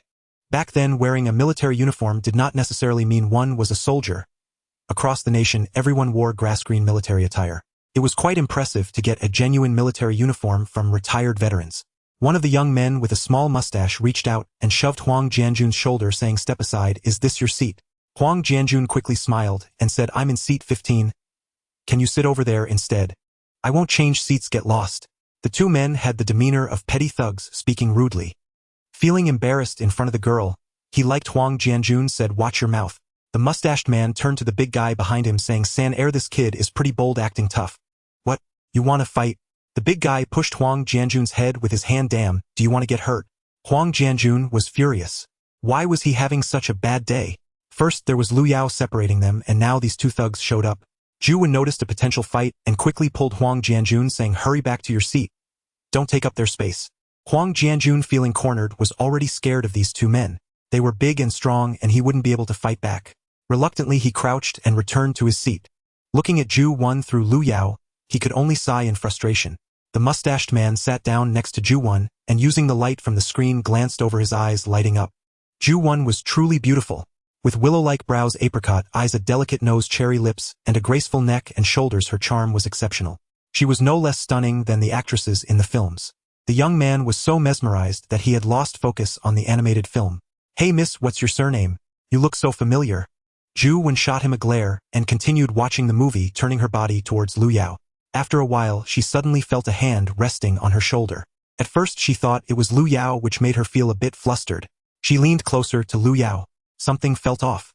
Looking down, she saw it was the mustached guy, who not only had his hand on her shoulder, but was also leaning closer. "What are you doing? Get your hand off me." Ju Wen was alarmed and quickly pushed his hand away. The mustached man smiled cheekily. "Sister, why are you shouting? I'm Wang Tao from the 4th Street Produce Company. How about we date?" "Get lost, shameless jerk." Ju Wen forcefully pushed his hand away again and stood up quickly, moving to the other side. Before Lu Yao could speak, Huang Jianjun stood up too. He couldn't afford to lose face in front of Ju Wen. "What are you doing? Please show some respect." Huang Jianjun said sharply. "Are you pretending not to understand? Sit down now or I'll beat you."